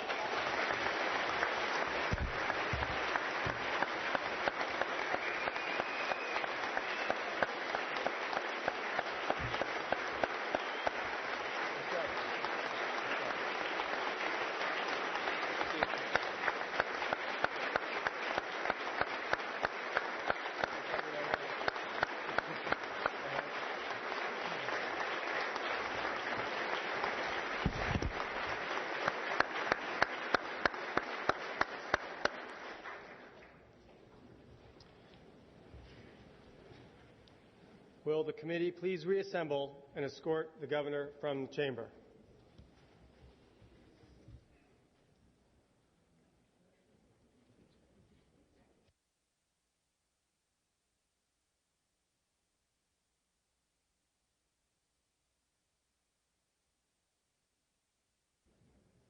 House. I'm Bob Kinsel.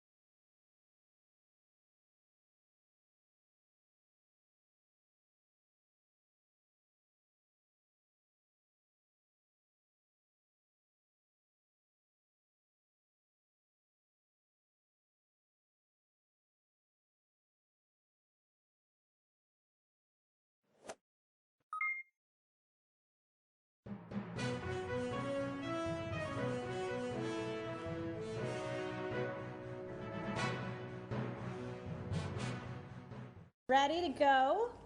So thank you all for coming today. My name is Lauren Hurl, and I'm the Executive Director of Vermont Conservation Voters. I'm speaking today on behalf of a diverse group of 30 organizations representing low-income advocates, businesses, environmental groups, youth leaders, health professionals, and others who have come together to call on our elected officials to enact a 4-point climate plan. We believe implementing this platform will be a critical step forward to ensure Vermont does our part on climate change, while growing our economy and actively working to improve equity in the state, which includes how we help lower-income Vermonters transition to more clean, healthy, and affordable solutions, and ensuring climate solutions benefit communities in all parts of the state. It is time for action matching the seriousness of this crisis. Since the legislature adjourned last year, Vermonters have been calling for climate action in unprecedented numbers and with an urgency we've never seen before. The science continues to get increasingly stark, underscoring the urgency of acting swiftly to transform to a low-carbon economy. Australia is on fire. There was record warmth in New England just this past weekend. The Arctic is melting at unprecedented speeds. The science is so alarming that scientists all over the globe stood up and declared that we are in a climate emergency. We are encouraged to see that many of our elected leaders in Vermont are stepping up to the challenge. Climate action is a top priority of Speaker Mitzi Johnson and Senate President Pro Tem Tim Ash this year. The Climate Solutions Caucus has been working incredibly hard all summer and fall to hear from Vermonters across the state and craft policies that will advance climate action, economic opportunities, equity, and resilience. We know there's strong public support for climate action. VCV and VPIRG commissioned a poll in early December of over 700 Vermont voters, and it found overwhelming support across the state for climate policy platform that we're presenting today, with at least 3 out of 4 Vermonters supporting each of the policy proposals that we're talking about, and a strong majority of Vermonters who said they're very concerned about global warming and want elected officials who will take action. With scientific urgency, public support, and legislative leadership, we have a critical opportunity for climate action in 2020. But we also need leadership from Governor Scott. We need a vision and a plan coming from the administration. We're glad that he's excited about the fun new electric vehicles coming on the market, but without the policies and investments needed to help people buy more efficient vehicles and access other climate solutions, we know that we won't get where we need to go. Under Governor Scott's leadership, for the first time in years, we've lost jobs in the clean energy sector. We've halted progress on wind energy, and our solar energy progress has slowed down. But we know we can get back on track, and by supporting and signing these policies, Governor Scott can live up to his words when he strongly declared Vermont was still in for meeting the Paris Climate Accord commitments. We're presenting today a climate action plan that, if enacted, will represent essential, meaningful progress. At VCV, support and leadership on enacting this climate action plan is what we will be educating voters about and holding elected officials accountable to during election season. Our platform includes a 4-point plan to work together to create the framework and initial policies and investments to put us on track to meeting our own state climate commitments. First, we need a Global Warming Solutions Act that will hold state government accountable to developing the plans and policies needed to, at long last, hit the climate targets we have committed to as a state. Second, we must require our utilities to achieve 100% clean, renewable electricity by 2030. Third, we must modernize our energy-efficient utilities so they can focus on driving down greenhouse gas pollution as they continue to do their long-standing, impactful work to improve electric efficiency. And finally, we must join the Transportation and Climate Initiative and use the revenues in an equitable, just way to invest in transportation solutions that will benefit Vermonters and communities across the state. You'll hear from several speakers now about why we need to act and how we can shape solutions to benefit our children, our health, and the most vulnerable in our state while growing jobs and our economy. First, I'm going to invite up Seth Fisher-Olvera from St. George and Vermont Common School.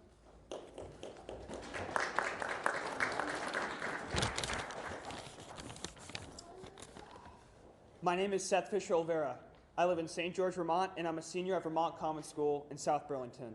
I'm a member of the Vermont Youth Lobby, and I was a delegate at the Vermont Youth Climate Congress. I'm here as a member of the generation least responsible for the Climate Congress. and the generation that will live with the consequences of continued inaction. I'm here to say this as clearly as I can. Governor Phil Scott and the legislature are not doing enough to address the climate crisis. Climate change threatens our economy, our environment, and the way Vermonters live their lives. The decisions made this year in this building will affect young Vermonters for generations to come. For decades, elected officials have been aware of the danger that greenhouse gases pose, but they haven't taken action to protect young Vermonters. In fact, since 1990, carbon pollution has risen 13% in Vermont, while it has fallen in every other New England state, in New York and in Quebec. And this is unacceptable. At the Vermont Youth Climate Congress last year, over 170 student delegates from 44 schools from across the state convened to declare a climate emergency. In addition, we recommended more than 20 concrete steps that the state can take to reduce emissions, including the 4 banner proposals being announced today. Speaking as a delegate, I think it's fair to say that the young Vermonters want bolder action, more ambition, and faster results than are proven today. But we must get started. This is an urgent and unprecedented global emergency. Vermont must play a role in this fight, and young Vermonters are demanding our government play its part. So while these bills won't be enough, let's pass them all this year and get to work reducing pollution and protecting the future. Thank you.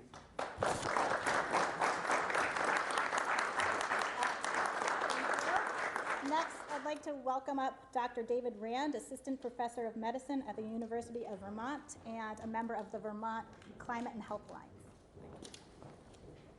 Good morning. I'm Dr. David Rand. I'm pleased to be here on behalf of the Vermont Climate and Health Alliance, representing hundreds of health professionals across Vermont who are supporting the Climate Action Plan announced here this morning.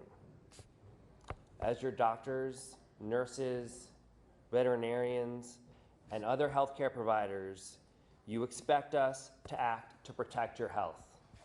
You expect us to say what needs to be said. As stewards of the health of Vermont's people, we are obligated to speak out. Let's start with a global picture. In the fall of 2018, 100 leading medical and health organizations representing over 6 million healthcare professionals declared climate change is a global health emergency. The World Health Organization lists the top 10 threats to human health annually. Climate change topped the list in 2019. I expect the same this year. Nationally, the Centers for Disease Control and Prevention predict severe health risks to all Americans. The American Psychiatric Association reminds us that climate change does not just affect the physical body, but also significantly impacts our mental health. Here are just a few examples of what my colleagues and I are seeing in Vermont in our daily work, because climate change is here already. Our patients with lung disease are the first to notice hot weather, and they call us when it is very hot or humid outside because they can't breathe. It's not just our lung disease patients who are hurting. People with virtually any chronic medical illness are more prone to exacerbation of other ailments on the hottest days of the year. And the Vermont Public Health Association tells us that every day the average temperature in Vermont reaches at least 87 degrees, there is an additional death among Vermonters aged 65 or older. Both in the clinic and the hospital, we are caring for an increasing number of patients with serious consequences of tick-borne illnesses, such as Lyme disease and anaplasmosis. The most vulnerable Vermonters are the most threatened by changes coming at us: the elderly, people in poverty, children, and people with disabilities. They are hit first and hardest. 2 years ago, the Vermont Climate and Health Alliance joined with the Vermont Medical Association, the Vermont Public Health Association, and other leading Vermont medical and health groups in sending a letter to the legislature stating that the science was clear and unequivocal. Climate change was poised to become the major threat to human health in the 21st century. Our message to the legislature to the governor and to all Vermonters today is that our collective patient, the earth, is in worse condition than it was just 2 years ago. Our patient has a fever, low blood pressure, and it is in the intensive care unit. Left unchecked by the time Vermont's school-age children are our age, climate pollution will shatter many systems that we all need for health and security. We created this problem together. We will only get out of it if we sacrifice together. The time for inaction and trying to protect the status quo is over. In keeping with our oath as medical and health professionals to protect the health and well-being of our fellow Vermonters, the Vermont Climate and Health Alliance is here today to state our unequivocal support for this platform. And I'm proud to also report that the Vermont Medical Society, the state's largest physician membership organization, representing over 2,400 physicians, medical students, and physician assistants, has signed onto this plan as well. Thank you. Next, I'd like to welcome up Erhard Manka from the Vermont Affordable Housing Coalition.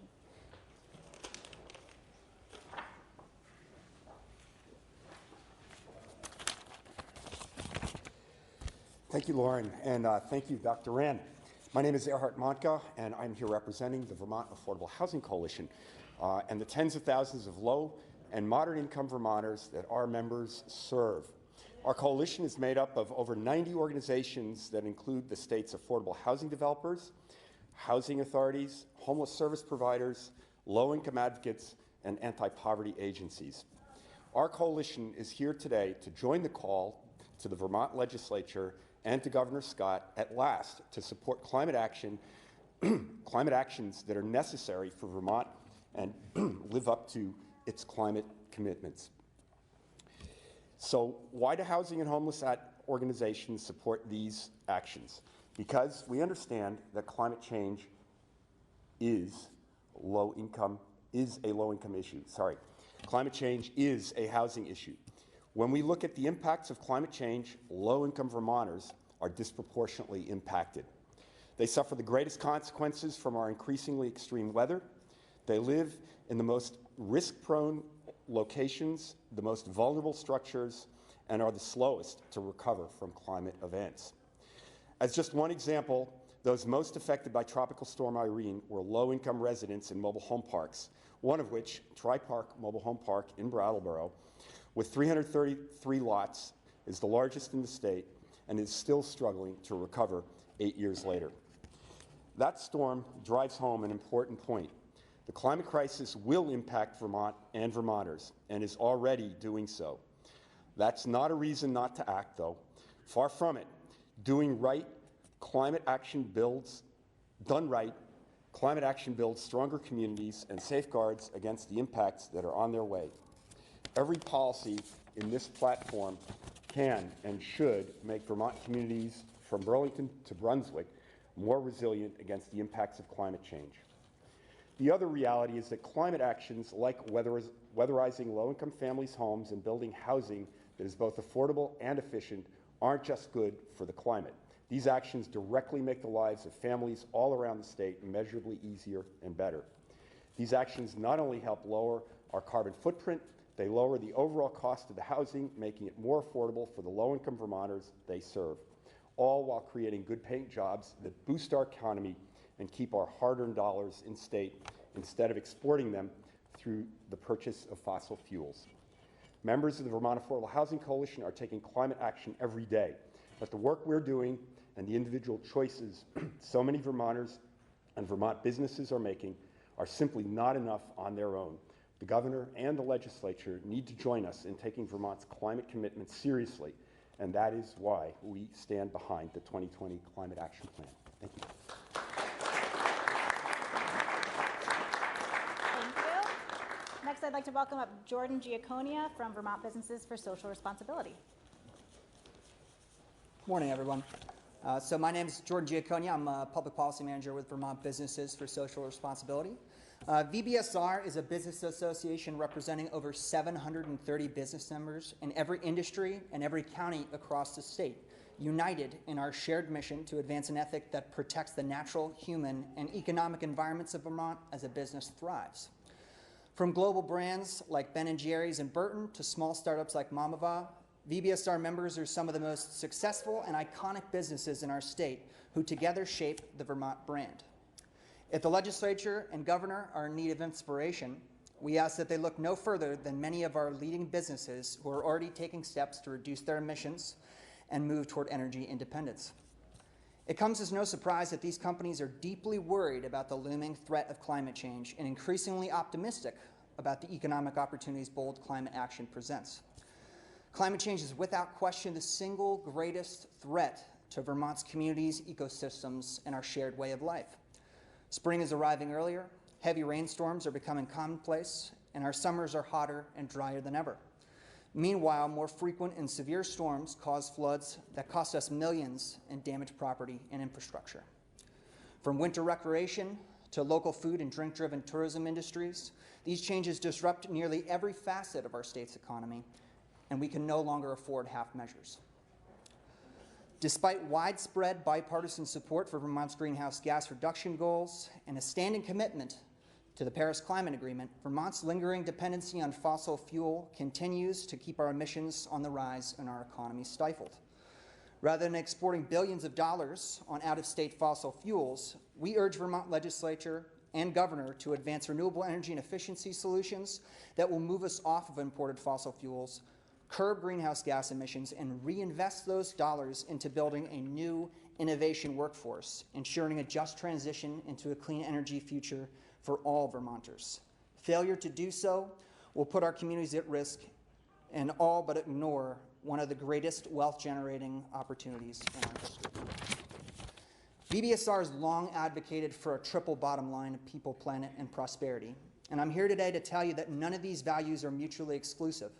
Together, through local investment, equity, and accountability, we can tackle climate change, build a thriving economy, and put the green back in Green Mountain State. Thank you, Jordan. And last but never least, Paul Burns from the Vermont Public Interest Research Group. Thanks, Lauren. All right, so this is it. Just 2 more minutes.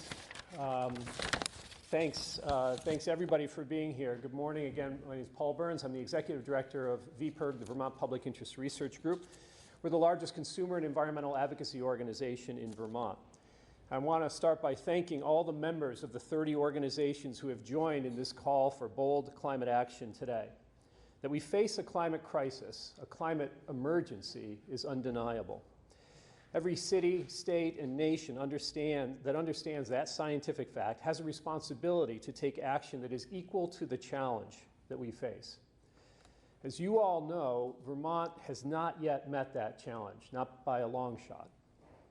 But as Lauren and others have rightly pointed out, leaders in the Vermont House and Senate are stepping up and supporting the kinds of policies that are needed to move our state from merely talking the talk on climate to actually walking the walk.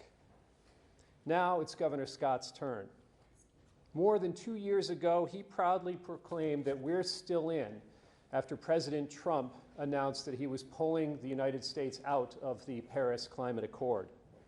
Since then, there's been more talk but very little action from the governor. If Governor Scott does, in fact, support Vermont's own climate commitments, as he says he does, it is time for him to show it. It's time for him to lead, follow, or get out of the way of legislators who are proposing real solutions this year. Now, we genuinely hope that the governor will step up, but it's action more than words that we need now. And let me be clear, if the sum total of what an elected official supports will clearly fall short of putting Vermont on a track to achieve our climate commitments, then that elected official does not support our state's climate commitments, period. That's why it's so heartening to see the breadth and depth of support for bills like the Global Warming Solutions Act and the Senate's just released 100% by 2030 bill. Holding elected officials accountable is part of what we all do, but we're far more interested in working with them to achieve the solutions to the problems that we face together. In 2020, our 30 organizations and the tens of thousands of members that we support, that we represent, are committed to working with all state leaders who are willing to treat the climate crisis as the emergency that it is. Thanks.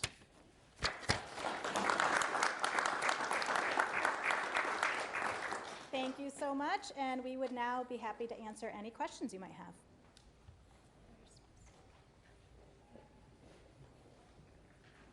You answered it all. Great. I just had one question. So when we look at the TCI, and I don't really know how to formulate the question, but some people are saying it's going to raise the price of a tank or a gallon of gasoline about 17, 18 cents. That's one reason that the governor has kind of come out against it, saying he can't support any more fees on low-income Vermonters. Where do we draw that line? How do we balance that? I can take a first stab, but others feel free to jump in. I mean, I think an important context of the Transportation Climate Initiative is really looking at that as a regional approach to addressing what is Vermont's leading greenhouse gas emission sector, our transportation sector, and it's really taking seriously how do we transform it so we're getting more Vermonters into alternative vehicles, cleaner, healthier, more affordable vehicles. And so the key part that is missing from if we just focus on the cap that's being put on pollution and the fee that fossil fuel companies would pay is the investment that could bring tens of millions of dollars to Vermont and help Vermonters transition to better transportation alternatives. I would also say, I'm Johanna Miller, I'm the Energy and Climate Program Director at the Vermont Natural Resources Council, that Vermonters are already bearing a high cost right now, so doing something about it is intended to assuage that a little bit. Most importantly, it's also to put in the context of 17 cents is about a decade out. We've paid more. The difference between what we were paying in gas this summer and what we are paying now in the city of Montpelier is far more than 17 cents. So I just want to say, and let me tell you right now, as you heard from others, about 80% of that cost that we are paying goes out of state. So this is a proactive proposal, a starting point to make sure that we are reducing emissions in our most carbon polluting intensive sector and using those dollars to reinvest in solutions that will save Vermonters money over the long term. So let's put the frame in context to say that it's really intended to be a long-term sort of economic protection for Vermonters. Other questions? What kind of assistance can be given to private utility companies in Vermont to help them reach the goal by 2030 to be providing 100% renewable? That's a tall task in the next 10 years. Hi, Olivia Campbell, Renewable Energy Vermont, Executive Director. So the state's largest utility, Green Mountain Power, last year already made a commitment to move and achieve 100% renewable electricity by 2030. So what we know is that climate change and the changes that we are experiencing with increased storm events are increasing the cost of all of our energy and our electricity system now. Green Mountain Power has spent over $25 million in the last 4 years responding to storm events, and that costs Vermonters money. So the more we can power our community with local renewable electricity, it creates greater resilience and has the impact of reducing costs in both the short term and the long term. So does that answer your question? I was just curious if there was any ideas as to like assistance that might be provided to other smaller utility companies in different parts of the state that maybe Green Mountain Power doesn't cover, companies that maybe have some more catching up to do. Sure. Well, we do actually have two small utilities, Burlington Electric Department and Washington Electric Co-op, that provide 100% renewable electricity now to their members. So I'm not sure it's a matter of incentives for utilities is what it addresses. I believe that this is really proposed to grow our local economy and increase our climate resilience and lower electricity costs with local renewable electricity. Because we Vermonters pay very high amounts of money every year for transporting electricity through the ISO New England grid. We're part of a regional grid. And the more that we can generate our electricity locally, then we save on those costs. Questions? Back to TCI for a minute. How would you envision the state of Vermont would spend the tens of millions of dollars it would get from TCI to join? Is there any sense of what I would say that's a state of Vermont decision, and I think there are many conversations already underway about how to best use those dollars and a commitment to ensuring that those dollars go back into the communities who need help, rural communities, go back to low-income Vermonters who need help in making the transition. So I think the good news is that we have agency over that, and that the commitment and principle to helping Vermonters who need it the most, rural, low-income, vulnerable Vermonters, will lead that conversation, and we get to participate in that if we move forward with making this really important commitment. And I guess one last question for TCI as well. So, of course, Governor Scott kind of has his reservations, but also in Massachusetts, Governor Baker has sort of expressed a little doubt, politicians down in Rhode Island as well. So with it being such a large coalition, right, I mean, why should Vermonters believe in TCI and the effects that it can have if we see throughout New England people having that? Well, Vermonters can take solace in that it's a proven approach. We have participated in the Regional Greenhouse Gas Initiative for many years. Republican Governor Jim Douglas entered into this regional program to cap emissions in the electric sector. That program has worked. Our emissions have gone down. The economies in New England and the Northeast are among the strongest. And so we have a proven approach. It's a foundational step forward, and we can improve it over time. But I think to Kevin's question, I think we are committed in the state of Vermont to reducing greenhouse gas emissions in a way that protects vulnerable, low-income rural Vermonters as well. So it's a great opportunity. Anything else? Thank you all so much. Before you run, I just want to say, these are all fair questions, but I just wanted to add that, failing to act on this climate emergency is not doing a favor to any Vermonters. It's not doing a favor to low-income Vermonters or anyone else by failing to act. It's like being unwilling to call the fire department when your house is on fire because you're worried that your taxes might go up to pay for that fire engine. That's not going to solve the problem. We need solutions, and we need leadership now. And the governor simply saying, I care, I believe in science, but I'm unwilling to act is no longer enough. We need to see leadership. We need it to happen now. Thank you. All right. Thanks. Thank you.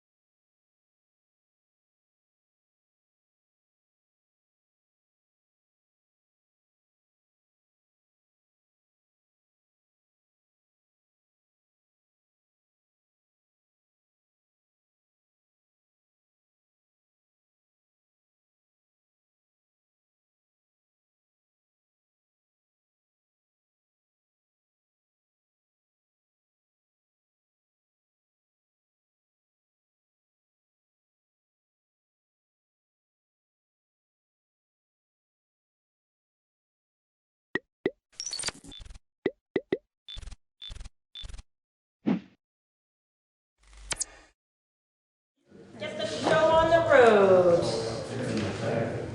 With a call to order, I have a few changes to the agenda. Barb included the warrants, but Finance Committee only meets every other time to review the warrants, so we can strike that whole section 6 right out of the agenda. Yes, Sean. I actually reviewed the warrants that we had gone over in the Finance Committee, and it did include all except approval warrants of January 13th. So we already have, because I made notes, I had questions, and I made notes for December 31st, January 2nd, January 6th, and also the payroll of the 3rd. So it was only the warrants that were dated the 13th that we haven't gone over at the Finance Committee level. So we were out of sync in finance with what? I think so, yeah. Yeah. And at first I thought we hadn't approved any of those warrants, but I went back to my notes and I had then observed that we had already had all the questions at the Finance Committee level, all those warrants and payrolls. So then we could approve all of them except for January 13th, and since it's warned, we might as well go forth and do that. So we are just striking, strike my strike. Instead, just strike the warrants of January 13th. Thank you, Sean, for checking on that. We're also striking the 2 student matter executive sessions, but there will be an executive session for evaluation of a public employee under 11.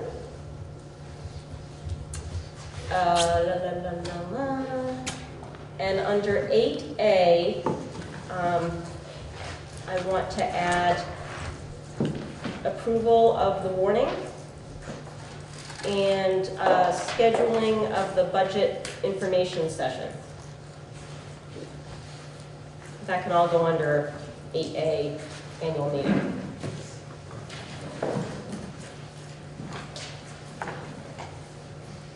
And with that, I would head to the clerk's report and entertain a motion for the approval of the minutes of January 9th.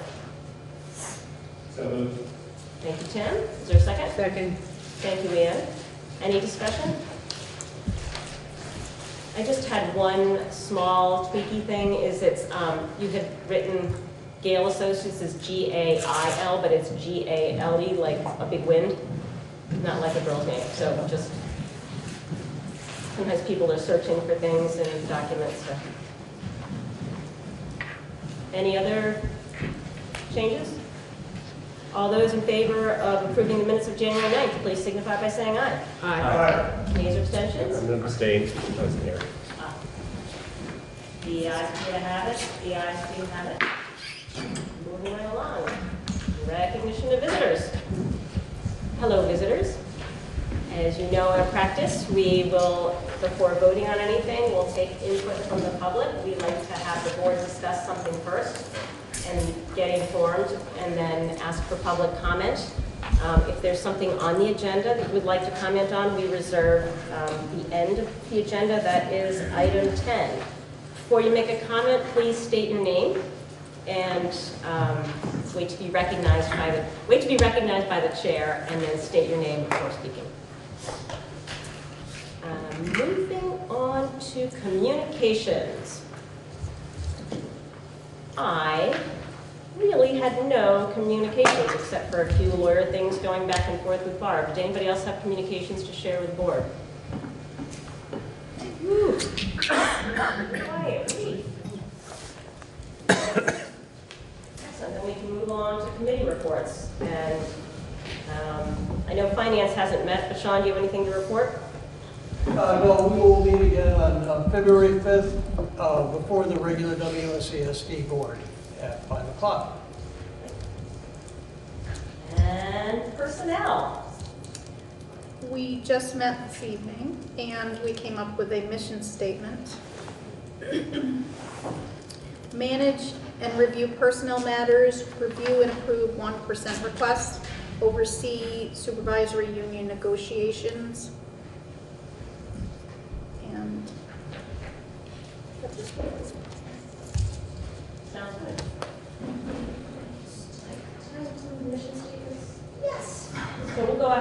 with that, we all have time until 8B to review that and think if we want to tweak that, but we could maybe approve mission statements for all our committees tonight. That would make me very, very happy. Thank you, Personnel Committee. Policy and Amendment has not met, and probably I'm ready to start going on that again now that the budget season is sort of behind us, or not behind us, but the preparation and budget review session and the heavy board work is done. PPE Committee. Emily's not joining us tonight. David, do you have an update from PPE? We are meeting next Wednesday. The extra meetings kind of through our typical pattern of meetings into turmoil, so we're going to realign and get back to our regular work next Wednesday. Right, yeah, the But problem. it'll be a little later than we had planned because Carrie just keeps packing the SU. That SU chair is a task, Mr. Yes.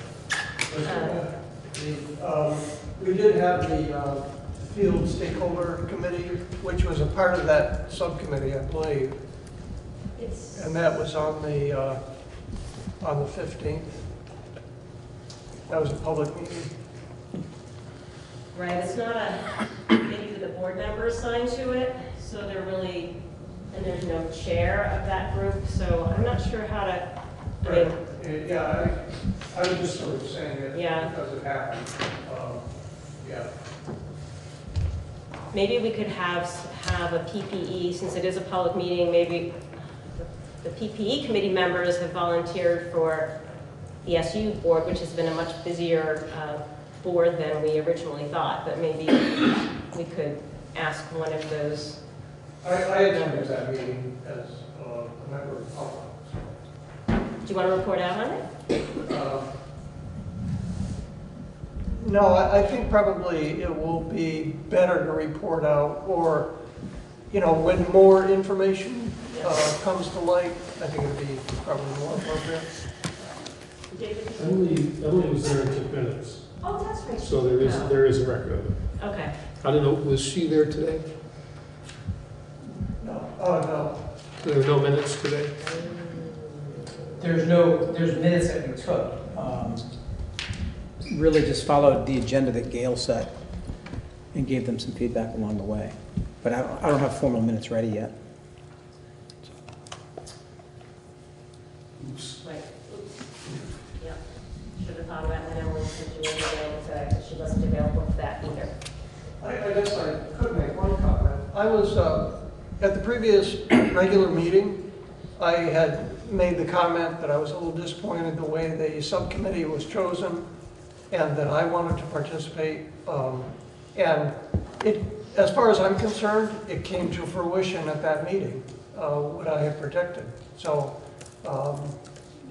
it was not the most seamless exchange. That's all I'll say. Okay, fair enough. So sorry for jumping around. Climate Crisis Task Force. We'll be meeting with them the next 2 weeks. We're just finalizing a date. Okay. And Communications Council. We met just after the last meeting and worked on some drafts, one of which I sent out to everyone earlier tonight. That went out to the Commons a week and a half ago, and I believe has gone out to other media sources, but I'm not 100% certain on that. Thank you. I think that was a really good representation and sort of indicated the kind of time commitment for the meetings.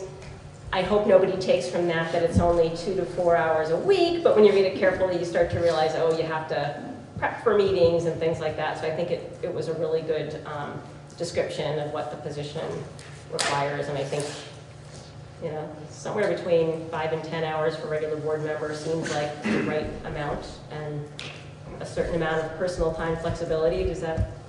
Yeah, and one of the goals was to make it as realistic a description as we could. Yeah. And one of the people to be misled about what, you know, the amount of time that would probably require. Well, I commend you for, Yeah, I commend you for being, yeah. The question for Tim too. Did the other one, the notes on the leadership councils, did that get finished with, did you and Emily finish drafting that? No. No? No. So that's still up. Okay. Yeah, that needs to be done. Did you have a question, I have difficulty hearing, especially in this room, so if David talks to you, Yeah. it's totally lost on me. But that does, David did bring up something else. It would be, I was sort of assuming there'd be a little place for Leadership Council reporting, and I don't see it on the agenda, so. I assume that's what But I the thought council reports is. you had mentioned it in an email, I believe, Christina. Council reports as leadership council reports and possible appointments. On this one that I got off the The very website last today. item under there, Oh, under committee reports, that It's should be under leadership council committee reports reports, sorry. oh, yeah, okay, and possible appointments. okay. Perfect. Sean, what I said was that the Communications Council worked really hard to make one of the goals was to make sure that we were realistic about the time commitment that being on the board would need. So that's why it had specific hours.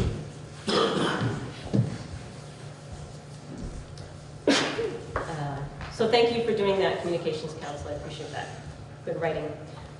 Diversity and equity. Meets Monday at 4:30. Thank you. And the WSESU board continues to meet extensively over the superintendent hiring process. We are scheduled to meet next Wednesday. The survey results, I believe, close tonight. So I hope if you have not taken the survey, unfortunately, all those of you at home in BCTV land, it'll be too late by the time this airs, but if you're here and you haven't filled it out, please go home and fill out the survey. We'd like to hear from as many stakeholders from as many areas in the district as possible. Yes, Sean? I did go on Monday, January 13th, to that superintendent forum, and it was Ann Beekman, myself, Krista from Guilford, and Robin Morgan. So there were 4 members of the public and 3 facilitators. So I think it was a little bit of a slowdown for them. They had 50 chairs set up and 4 people showed up. So I think it was a little bit of a rough start for them. Yeah. I tried to. Sorry? I tried to give them encouragement, and we had a very good discussion, but it was a 4-person discussion instead of a 50-person discussion. I don't think that was the vision, so. Yeah. We have not had long lead times on these things either, I will say, so a lot of things have been done in our effort to try to get it out and do what everybody's been asking and recommending. So we had good attendance from teachers and superintendents. Hopefully the surveys that are done that can be done in the comfort of somebody's home will get some more parental responses. David, did you want to? Apparently we've had pretty high participation in the survey. A lot of community sites, the Prouty Center, Facebook sites, and town sites were really active. Some of the schools, unfortunately, were tardy in getting notice out to parents and students, especially the high school, which it improved toward the end, I guess, over the last few days. But we may have wound up excluding a lot of the young people that this whole process is going to most affect. So that's unfortunate.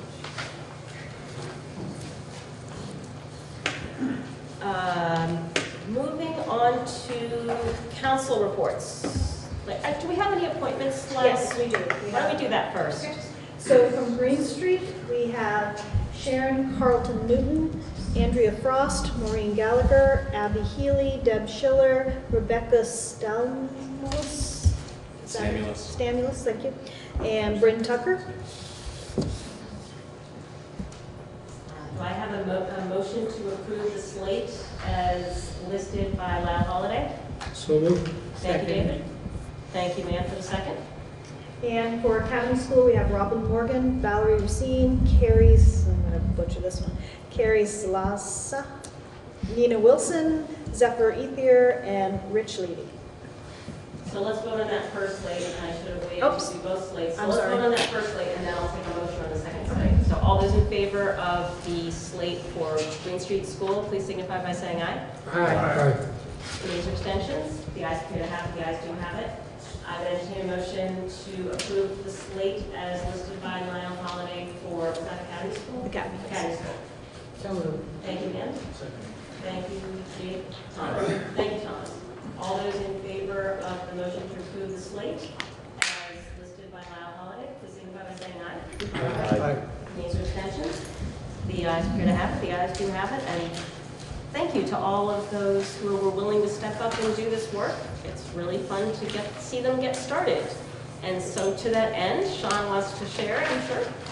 Yeah, I went to the 4th Leadership Council meeting that they had at the Guilford School on the 17th of January. And it was, once again, a well-attended meeting.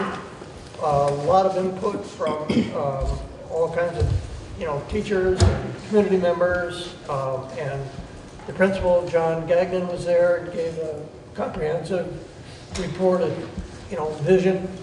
So I once again was extremely impressed and glad to be there.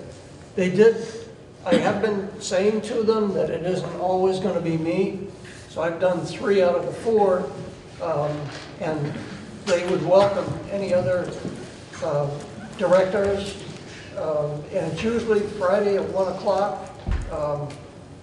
That's the time that they've set up. I think it's first and second Friday. First and third Friday? First and third Friday, thank you. Because there are 5 Fridays in January, we do have a meeting coming up January 31st. You're all welcome. I'd be happy to keep going. I sort of thought right from the get-go that we were going to spread it around among all the directors.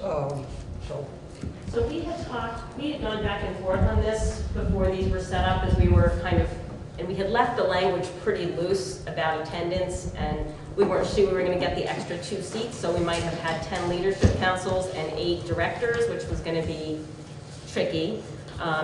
One of the things we thought about was assigning 2 directors, and 1 director would be assigned specifically to a leadership council, and then you move towards other ones so you could sort of get cross-fertilization. But how about I put that on for the next agenda? Because we've been kind of piecing and patching it together as these councils have come to fruition.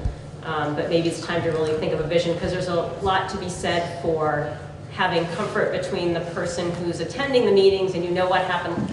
Coming into a movie halfway through is not always helpful, but it's also good to be familiar with the struggles and the challenges at each school and what they envision as opportunities. So, but asking us all to do another meeting is also not going to be really popular with this crowd. So that's where I thought we left the conversation in the I think you're right. One of the things that I said, that I would go to the second meeting of the month. But sometimes, as John just mentioned, there are 3 meetings in a month. That is quite a few meetings. Yeah. And I gave a pretty good report of the happens of the WSESD. And they'd probably be happy to hear how somebody else feels about the WSESD. Well, I'm sure you portrayed us in the best light possible, Sean, so I'm sure I can put you on that. Anybody else have any reports from any leadership councils they've attended? But he tried but was unable to achieve quorum.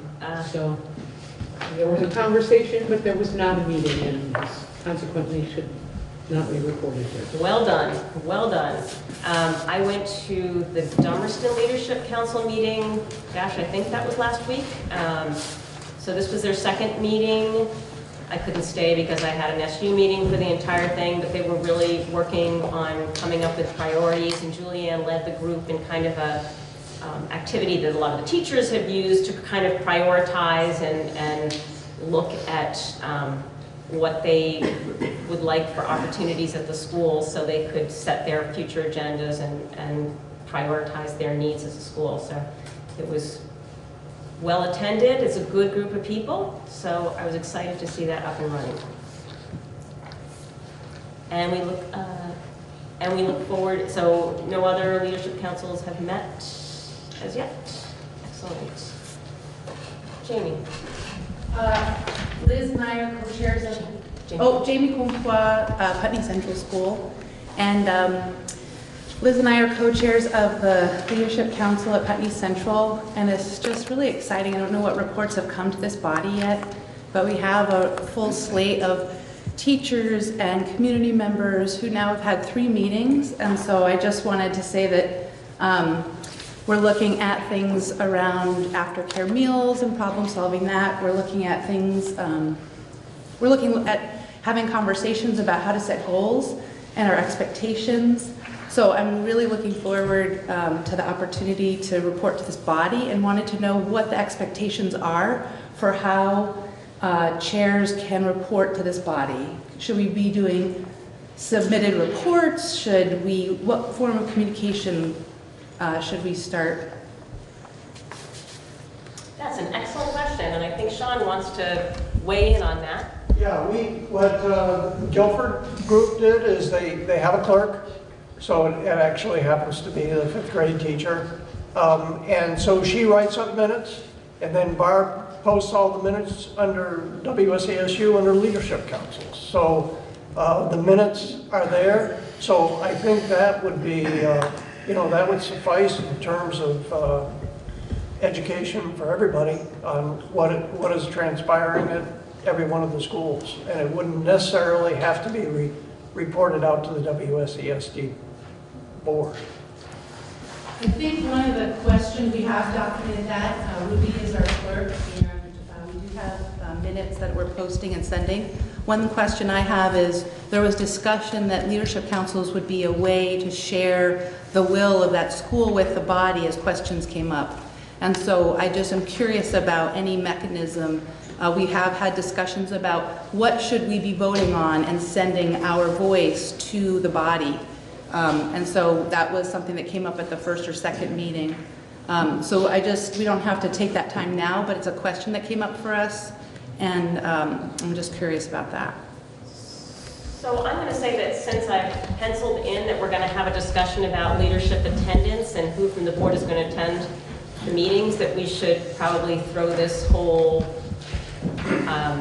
reporting and how the board stays apprised, because information is going to start flowing. There hasn't been that much coming up because they've just been getting started, but I think the idea is that needs for schools will come through administration and leadership councils, and it's a good way to marry the administration to the community in a way that this board has a little bit more challenge doing. So I think that's part of would be better done as a more full discussion, and I'm thinking our next meeting might be a good time for doing that. I see heads nodding, so I'm going to go with that if that works for you. Could I add just one thing? Yeah. We did set up on WSCSU website a Leadership Council tab all of its own. So when you go to the homepage, it's right there. That is excellent. And it'll have a drop-down menu with any time a Leadership Council gets established, we'll add that to the list, and you can just click on the school, and whatever is sent to us, we'll post there. It was Liz's idea. Thank you, Liz. Thank you, Liz, for the idea. Thank you, Lyle, for the execution. And we did the appointment. So moving on to any other committees I have forgotten. Excellent. Moving on to finances. I would entertain a motion to approve the warrants of December 31st in the amount of $152,174.39, from January 2nd in the amount of $287,158.96, the warrants of January 6th in the amount of $85,898.56, and the payroll of January 30th in the amount of $1,267,966.42. So moved. Thank you, Ann. I second it. Thank you, Thomas. Any discussion? All those in favor of the warrants as listed, please signify by saying aye. Aye. Nays or abstentions? The ayes appear to have it. The ayes do have it. And we are on to the administrative update. Okay, I have two letters of retirement. One person's retired and then came back part-time and is now retiring fully. So, dear Lyle, this is my official notification to you that my last day of work at Wyndham Southeast School District will be at the end of my 2019-2020 contract. I then plan to fully retire after 45 years of service. I'm excited about my impending retirement, but wanted to take this moment to thank you for all the opportunities that I have experienced working in this district. I've genuinely enjoyed my employment as elementary art teacher and will miss my students and co-workers when my retirement day comes. Feel free to contact me if you need additional information. Kathy Crafts Allen, and Kathy is an art teacher here at Oak Grove. And the other one I have this evening, dear Lyle, please accept this letter as notice of my intent to retire at the end of this school year, pursuant to the separation benefit agreement in our contract. I've had a wonderful career working with students in our district and am so grateful to the Guilford community and fellow colleagues for giving me the opportunity to grow and develop as a classroom teacher. I'm also thankful for the support of mentors like John Gagnon, Larry Alper, Amelia Stone, and yourself who have supported and encouraged me along the way. I want to restate my desire to continue to work in the district on a part-time basis, however I can be of service. And that's from Jen Kramer, and as you can see, a teacher in Guilford. I entertain a motion to approve the retirements as listed by Lyle Harvick. To accept with regret. I can make that motion. That we accept the retirement of Kathy Allen. What's her? Kathy Crafts Allen. Crafts Allen, thank you. And Jen Kramer from Guilford on both those individuals, extreme regret. Thank you, Sean. Is there a second on that motion? Second. Thank you, David. All those in favor of accepting the resignations as, which I can't write, as by Sean, with extreme regret, please signify by saying aye. Aye. Any abstentions? You guys appear to have, the ayes do have it. Each year we create an organizational chart. This is the most updated that has all of us as one district. It has the SU and it has Vernon.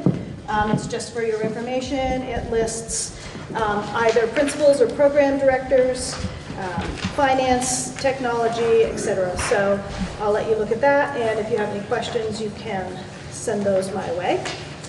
I'm also giving you what's pretty close to the final draft of the 2021 calendar. For now. I think I sent it up there. So again, Closest we ever get. there's that for you to look at. David had asked for a report out on restorative practices, so I wanted to do just a quick update. I just want to make sure that the board knows that I had contacted and been in touch with all the principals so that they know that Mike Sostak, who oversees the restorative practices program at BAMS and BUHS, is available to work with students or staff. Steve and I had talked about it. More than once, he has reaffirmed that he will release Mike if a school wishes to have him. We can stipend Mike if he needs to take time after his work hours through diversity equity, because this is actually an equity issue. What we can't do at this point is pull Mike from his position, because that would mean hiring someone to take his place, and I don't believe that at this point our budget would be, that would be best for our budget. Not having this a restorative practice coordinator doesn't mean we're not focusing on restorative practices. Pretty much all schools have some sort of either training or work going on with restorative practices, and all of our schools are working with trauma-informed practices, building classroom communities. Principals are here. I don't know if any of you want to speak to that. You know, Putney last year spent pretty much the whole year really looking at restorative practice. Mark, both when he was at Vernon and now at Green Street, have done that. This year at the high school and BAMS, we've had people coming in looking at trauma-informed, which we feel is a step toward working toward restorative practices. So anything? Yeah, I think, you know, for the high school, we've really begun to embrace the idea that trauma-informed practices and restorative practices overlap. And that if we're going to create truly trauma-informed and trauma-transformed school environments, we need to put in the time, we need to put in the energy on very focused, directive community building within all of our classrooms. And that has been one of our goals this year, and it's going to be one of our goals next year, to kind of spend more energy in that direction. Next semester, we have some teachers who are going to be piloting for us, using community building practices in their classroom explicitly with an eye towards creating a trauma-informed environment. It's a process that, you know, when I spoke to the teachers about it, the biggest requirement they have right now is time. You know, because it's not a practice where you just do it and call it done. It's a process where a teacher and groups of teachers need to sit together and really have structured reflection time to think about what they're doing, what's working, what's not working, so they can come back and do it. So if there's any one item that we need at the high school, it is time to kind of do that work. So that's kind of where we're at right now. So. I think Mark and Herb. Good. Sure. Yeah, at Green Street we have a very strong restorative justice team, going on 6 years now. We've put a ton of resources and time and PD into trauma-informed practices, especially over the last 3 years specifically. And we are exploring, continuing to explore, you know, more opportunities in developing restorative practices. Just yesterday at our staff meeting, we did some PD around restorative circles. So every classroom teacher within the next month and a half will have conducted a restorative circle with their classes.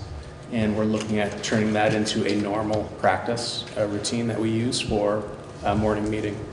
So significant amount of time and energy has been put into restorative practices. It's been really great work, and it's really helped move our school forward in a more forward-thinking way.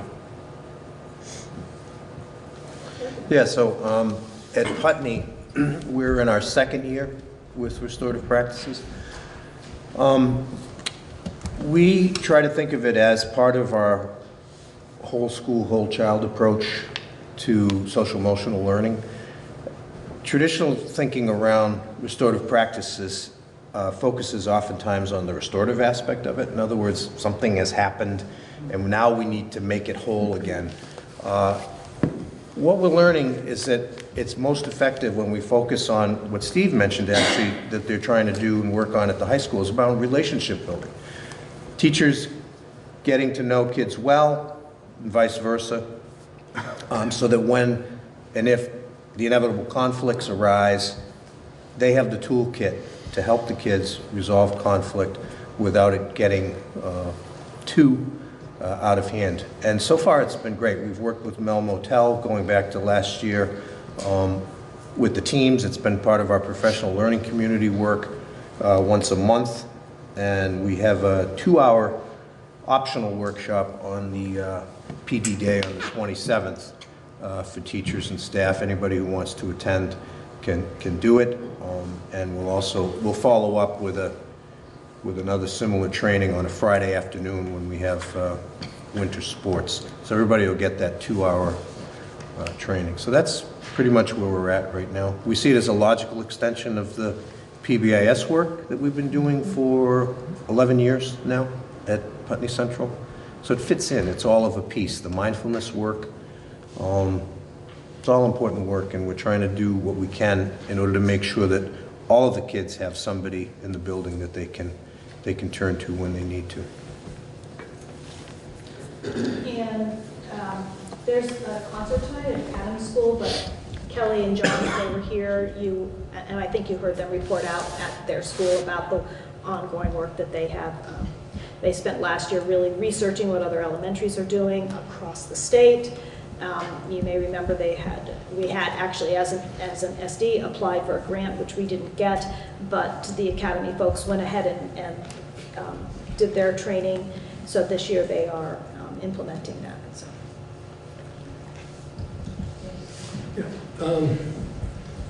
So if what you said, Lyle, is that Mike is available, he'll be released if the school wishes to have him, but it can't pull him from his current position. How will that work? He's in in-school suspension. It's not a scheduled program. So what would happen would be a principal would say, I could really use your help running a circle. The principal would let Mike know, Mike would let Steve know, and Steve would be able to cover that for a couple of hours. It would be different if every day at, let's say at lunchtime, Mike is now released from the in-school suspension to do restorative practice. That would mean hiring someone that would be in there permanently. It's a little different from just, we can cover that for a couple of hours. How much would that cost to hire someone for that in-depth position? It's not a professional staff position. It would be classified. How much is it? Half-time, yeah. A budget? It'd be 20,000. With plus benefits? Including benefits. Yeah, including would be full-time is about 40,000. 40,000 for a parent. That doesn't seem unreasonable to me. I think, and again, I'm not an expert in this area. I don't know anywhere near what you all know about this process, but the things that I've learned and I've heard consistently from everybody I've talked to is that we're in a situation where we are intervening relatively effectively on a growing problem, and that what's needed is that needs to be replaced by prevention. And that requires a conscious systemic approach to changing the culture so that every student has experience in circles all through their school career from pre-kindergarten on, that they all share the same language, that they are familiar with the same practices, so that by the time they get to the high school, the amount of intervention that's necessary won't be necessary. And I think if we don't invest in that, if we don't free somebody up to actually do the coordination that the people that are involved in it, whose names you mentioned, all said or all agree is needed to move the process forward. I think if it's not a coordinated, conscious effort, it's going to, it'll be haphazard here and there, and we won't see the necessary change that we need to see if we're going to be able to change the culture in a manner that controls that has a better effect on the behavior problems that we're having right now. You got Christine's come. I agree with a lot of what you said, David, and I think I can just speak for Green Street, but we're improving our capacity at the building level. So it's becoming a cultural thing that we're all doing. So I feel like I don't really need that level of extra support because we're building it within our team and people are owning it.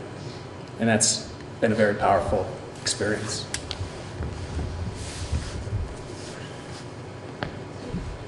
And again, at the high school, and I'm glad we're having this discussion because it's important work and it's work that we really have to do.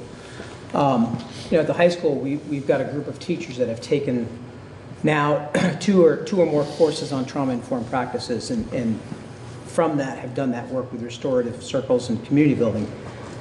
And so, as Mark said, we have the capacity. We have a group of teachers that are ready to do this work and ready to share this work. That's why we're doing a pilot this spring, so we can share that work. I guess if there's one resource I needed, if we had extra funds, I guess I would want to use it to somehow create structural changes in our school day so we could have that time to do the work. So the teachers could have some reflective time, some time to do some purposeful work in that area.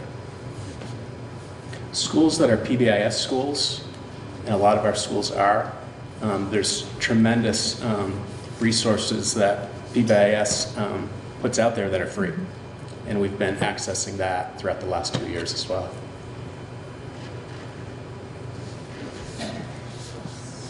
So I guess I'm curious, because it seems like if we have somebody that's great, and I've heard from, Steve, you have Mike in your wheelhouse, and Mark doesn't feel like he needs that level of assistance, but it's a good question. is there some way that this time, 2 hours of this time could be used with a support staff person managing an hour or two so that this resource could be spread among the district? Would that be a good use of relatively small amount of funds in our current budget? I mean, It would mean hiring a new person. Because this would be a new position, I would have to check with the union, but it also may mean opening up that position to advertising and accepting other people who may be interested in applying for that job. We can't automatically put a person into a position. We've been told that by the union. so we would have to advertise a half-time position For the restorative practices coordinator. Oh, I was envisioning the position, and maybe I'm losing it. I was envisioning it as like an assistant, like a paraprofessional position for the coordinator who would be there to cover the lunch, cover an hour and a half a day that would allow Mike time to work with other. It seems like a small thing, but right now, Mike's title is not WSESD Restorative Practices Coordinator. He works, he's a WSESD employee, but he works at the high school with the understanding from Steve that he will release him when other schools request him. So to release him permanently at a certain hour of the day, we would definitely need to hire someone to be in his space, and of course we're on TV, so we're not flying under the radar, but we're going to try to fly under the radar, I guess, for the rest of the year using Mike in that position. If it were to continue, we would absolutely have to open that up. I think it was the thought that Mike would not have the lunch duty, he would be available during lunchtime because he seems to value the lunch duty as some of his best contact with students, so that would probably be a net loss. Right, and I guess, you know, if I think about how a part-time employee, it would be tough because we would have a person, like we might have an elementary school that wants Mike in the afternoon, and then another person might want him in the morning, and so we wouldn't do set times. We'd have to figure out a way to have that para schedule be flexible and coordinated with Mike's. That would be tough to schedule. You know, I guess if we're going to do that, I would almost say, and Lyle's not going to hear me say this, if we're going to do that, then I would almost say we should bite the bullet and hire a person to take over Mike's planning room duties at the high school, and because we'd restructure that and then release Mike to do the work district-wide. Yep. Hi, everyone. I just wanted to add that Mike also works a lot with the middle school students with more restorative justice, often conflict between students, and often using a high school panel to facilitate the conversations. He sometimes handles them himself, but often he'll bring in a panel of students, so I don't know how that will kind of fold into it all, but it's like, you know, it's a different approach, the restorative practice versus restorative justice, but he serves multiple roles.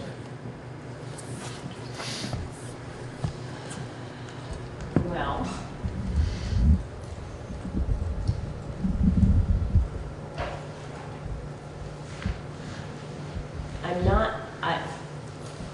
unfortunately, all our principals aren't here, so I can't get a feeling for if this is a need that all the principals feel would be important. I mean, so to add to the budget when we don't have that as an identified need and things seem to be okay in a really tight budget year, I'm not inclined to make that motion. If there's some creative way to do it with part-time, I always like to think creatively of how we could stretch something or move something around or do something. Yes, David? I don't think it's fair to say that things seem to be okay. I mean, we continue to add behavior staff and human services staff, and we continue to add to the numbers about out-of-district placements that we face. And the way we're dealing with the impact of low income, of poverty on our families is really expensive. And this is a way that is much more holistic, it's much more engaged with the community, and much more likely to make a long-term difference. And I understand it's not an easy thing to do. It's not like buy a curriculum and put it in place and give everybody the training. And I know that different schools are doing things differently, and they really value the different cultures. But the thing that's consistent across these cultures is the impact of poverty on these kids. And we can predict their test scores based on their demographics. We don't have to look at the tests. You can tell ahead of time what their test scores can be, simply by where they come from. That indicates that we're not really making enough impact. And this seems like a way, maybe getting Mike Zostak around at the other schools isn't the way to do it, and I understand John Sessions was really good about helping me understand that it really has to be organic. It has to really grow from within. It has to be done the way you're doing it, Mark. But at the same time, it has to go faster. It has to be more intentional. I mean, we wouldn't put any program in these schools. You people wouldn't put any programs in these schools if you hadn't really thought through really carefully what the structure was going to be, what the anticipated, unanticipated consequences. You put it all together, including how much the staff costs and how much time they spend in each place. But this is something that, I mean, I don't want to sound sort of hopeless about it, but this has really been an intractable problem forever. I mean, I'm not sure where somebody said the poor will always be with us, but it seems like that's true. But the impact of poverty on kids in our community is really pretty obvious. And what we're doing isn't enough. It's incredible. It's an incredible amount of work. People are just working themselves to the bone. We've heard from the administrators about the impact of these, the trauma and effect on them and on the staff. And this seems like the only really effective way to improve the situation.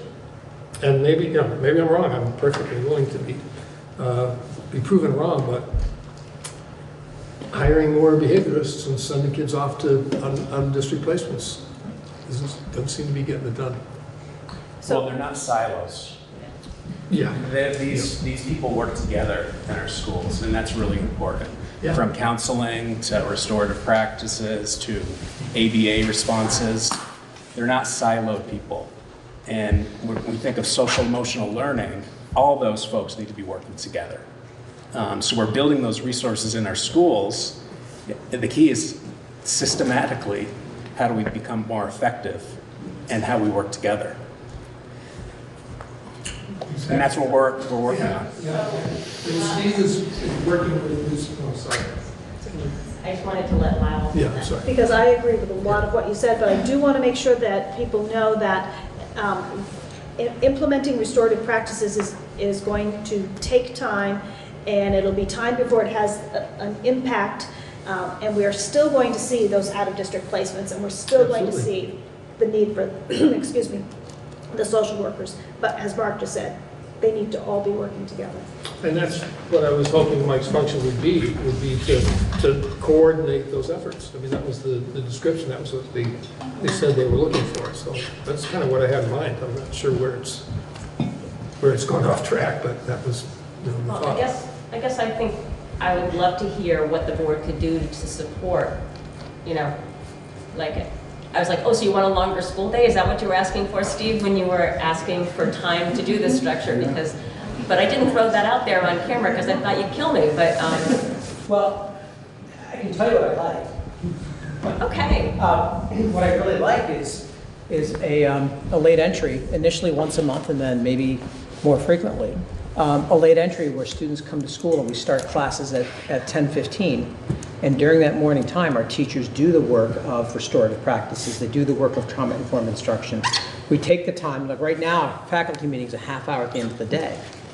So, I mean, what I would look to do is to, and other schools have done it, I would look to have us do a late entry. I mean, ideally be once a week, and I know that's a dream, but I can dream. But I would say that we would do a late entry, and we would use that time to have structured conversations with teachers, to do the PD, to have the conversations about what's working, what is best practice, how do we establish a tier 1 whole school approach to building community in every one of our classrooms, and how do we make sure that it's happening in a biology class consistently with how it's happening in an English class.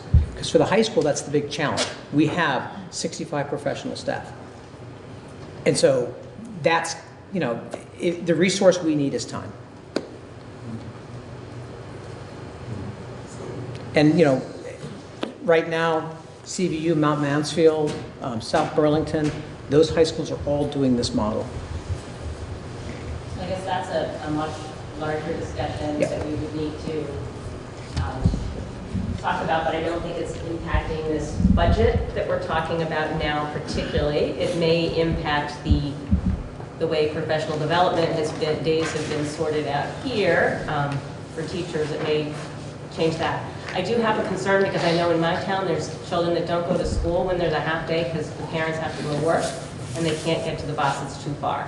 So that's something I've consistently heard, that these half days are challenging to people when they are not on a convenient bus route and they don't want their kids walking down a road that's hard to get to. So I think we need to really think about that. Does school become less accessible to kids who have single parent households and that parent has to work, which there's a lot of those. So that is my real on the ground concern. That happens in the outlying towns a lot more, that we make sure we're covered for that. So I'd like us to think about that for all of us, and I'm happy to entertain that discussion. Yes, David. Are you, Steve was talking about high school students. Is that true for high school students, that it's harder if there were a bus that came at whatever the time the second bus run would come on that one day, we'll start with a month. Is that an issue obviously for elementary kids, that's not going to work. But would that be the same issue? I know of one family that it was definitely a high school person, high school student, that it's like 2-mile walk to the bus, and they didn't want their kid walking on the road. It wasn't a safe road to walk on. So. Well, as is often the case, if we don't try to do something, or at least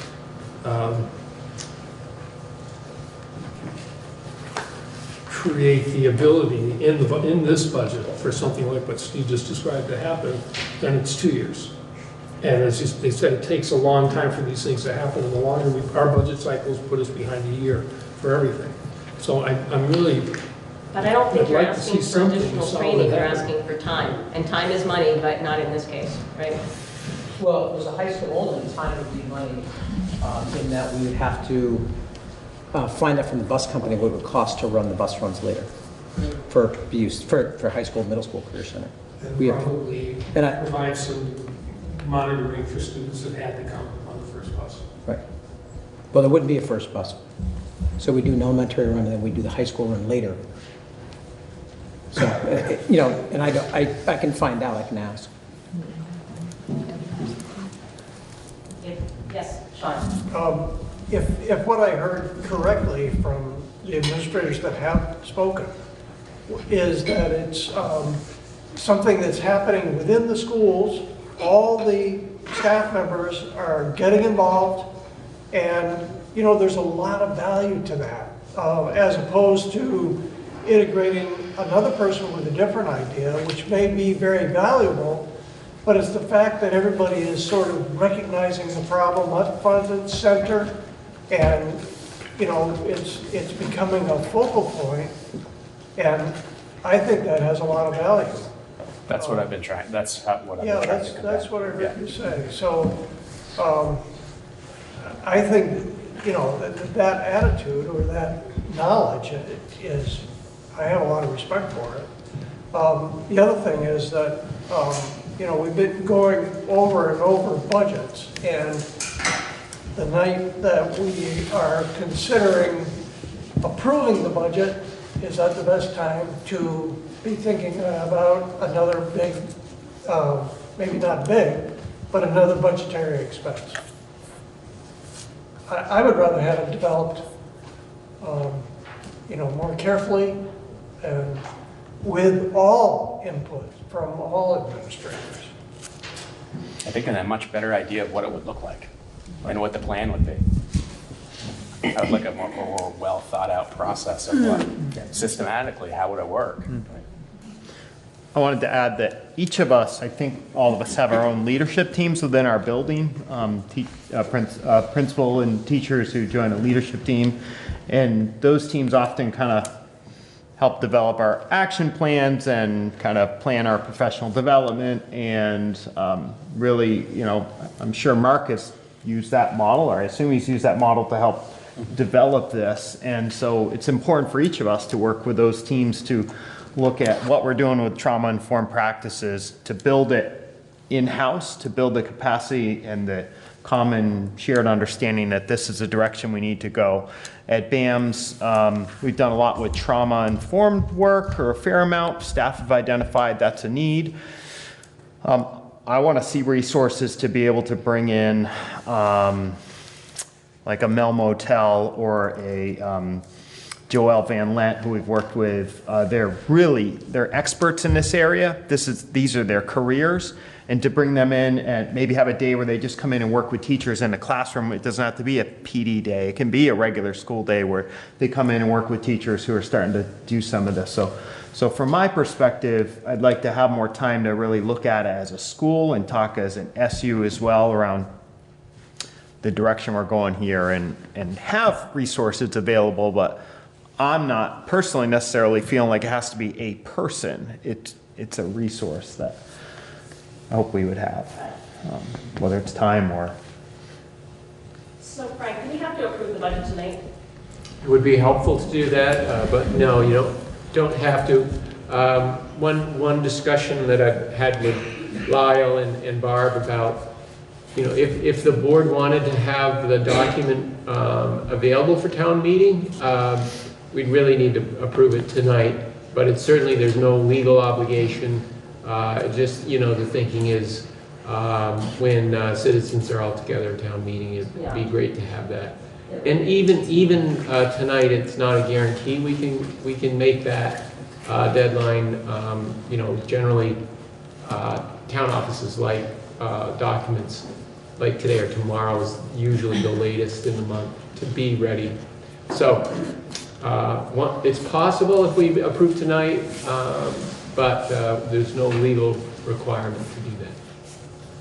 Because part of my thinking is, I think that the board shares the passion that the administrators we've heard from have for this program and want to find a way to support you, and would be interested in putting some money into the budget. It's very hard to put some money into the budget when we don't know what it is, and we'd like to get the budget out in time for town meeting day, but cannot do that. And so I don't quite know how we could proceed. I take Sean's point. I don't like doing this last minute, but I think it's something that I saw a lot of head nodding when I said, what do you want? And they were very clear there is something they really would like to do that is more helpful than what the board was starting to envision for this. So I feel like we have a way forward for this year in that there are only a couple schools that haven't really embarked on it.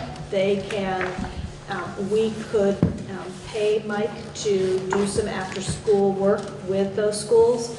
We could ask Mike to put together something that would be an implementation plan for the schools that haven't yet started. The schools that have started are well into it. So I think adding another person into that mix right now, that would, there'd need to be a lot of work with the principals and the people at the school overseeing the restorative practices. But for the schools that haven't jumped in yet, I feel like there is a place. And by Steve letting Mike be released for certain times. So would it make sense to have the board consider some sort of dollar amount that would allow for some extra time of Mike's and some of Mel Motel's time to work with schools, and perhaps even a couple of late start days with buses, so some amount that could be used however administration sees fit to help this program along? since we can't get a cost on what, there's no way we're gonna work that out and then what would be the thing. Suggestion first, what Mark and Sean said about being careful and really consider and taking time to do it and do it really well is absolutely correct. I mean, I have no question. I just have also no patience. But I think that we do have a way forward right now. I very much would like to see if the administrators could find some time in the next week or two to just come up with some sort of a ballpark figure. And it may be you can move some professional development funds around, but they're pretty much planned and done more than a year ahead of time. So it may need to be new funding, but I would really appreciate if you would put some effort into that and start thinking about how to make this happen the way you described it and the way Sean described it. Just really carefully thought out and implemented. And worst comes to worst, we could hand the budgets out at town meeting to people. You know, we just give them to them. They wouldn't be in the booklets, but they could see it ahead of time. That'd be a really large printing expense, though, like in addition to. Well, we'd be doing it either way. Well, unless the town paid for the printing. Question. Paul Smith, Cricket Coordinator. I thought I heard that for the interim, some of the voted on last year diversity funds could be used to provide the stipend for the work that Mike does for the remainder of this year and possibly into, I was sort of assuming, possibly into next year. So it's not as if there isn't budget money available for that sort of work. Am I correct? Yeah, I was going to mention that as well. You know, so if we coordinate the work at the SU level as well, because remember the SU board added $162,000 for related work, and then the SD added $100,000. So there's $262,000. Most of it is new money. Some of it's not new money because the high school had a portion of that already in its budget and it got moved. But generally there's you know, you're aware that 200,000 of new money to this system, that those resources, I've met with Michaela, had to have some discussions with Lyle about where the direction of those resources are going in the FY20 and 21 plan, and it's, you know, clearly there's some, you know, I think well-defined objectives, but it appears to me that there's a fair amount of, you know, flexibility in the way in which those get implemented. So I think that. So the things we've committed to have not used up those monies, and there's monies in that. Thank you, Greg. It's like Christmas. Be careful not to spend it twice. It is directed. Oh, I'm very careful not to spend anything twice, and the fact that I'm wanting to up a budget shows that I'm still feverish or something. But I'm excited to find out that there's money available, and that makes logical sense to me that it would come from that. So we look forward to working with administration and hearing how that money is supporting your programming. And thank you, Paul, for pointing that out. So I have one more thing under administrative. Thank you for all the information and the support. Appreciate that. Thanks for being passionate about the topic.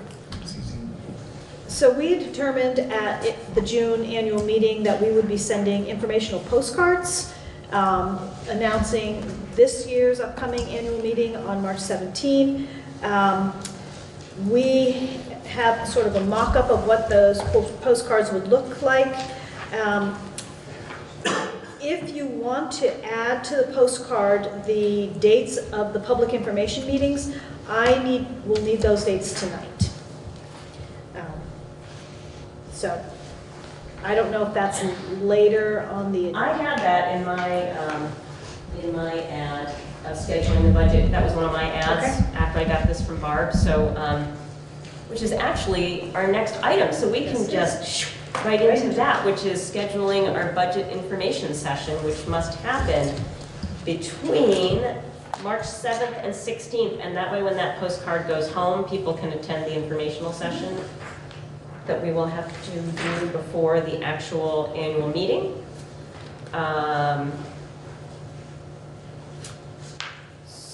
So, any thoughts between the 7th, well, the 7th and the 8th are probably not good because that's the weekend. And the 15th and 16th are also the weekend, so that leaves us between the 9th and the 14th.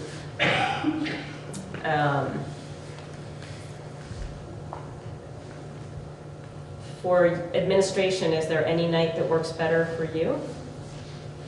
Because I won't do it unless I can phone a friend.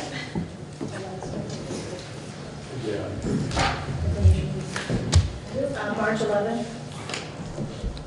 So Say that. Wednesday, we're kind of used to Wednesdays. Sounds good to me. Excuse me, but that is the same night, I believe, as the Brattleboro Municipal Informational Session for their representative town meeting.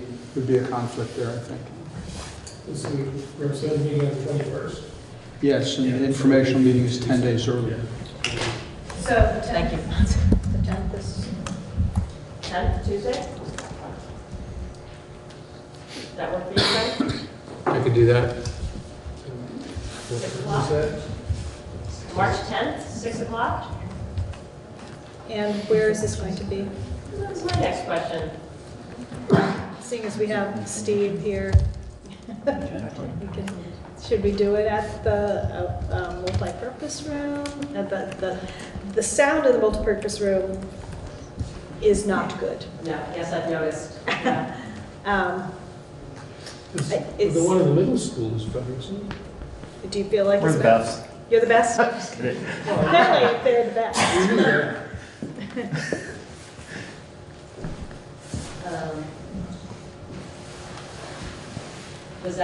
Was the band's multi-purpose room the location that was just decided? I mean, acoustics are really helpful. I don't see anything in our calendar that would prevent it.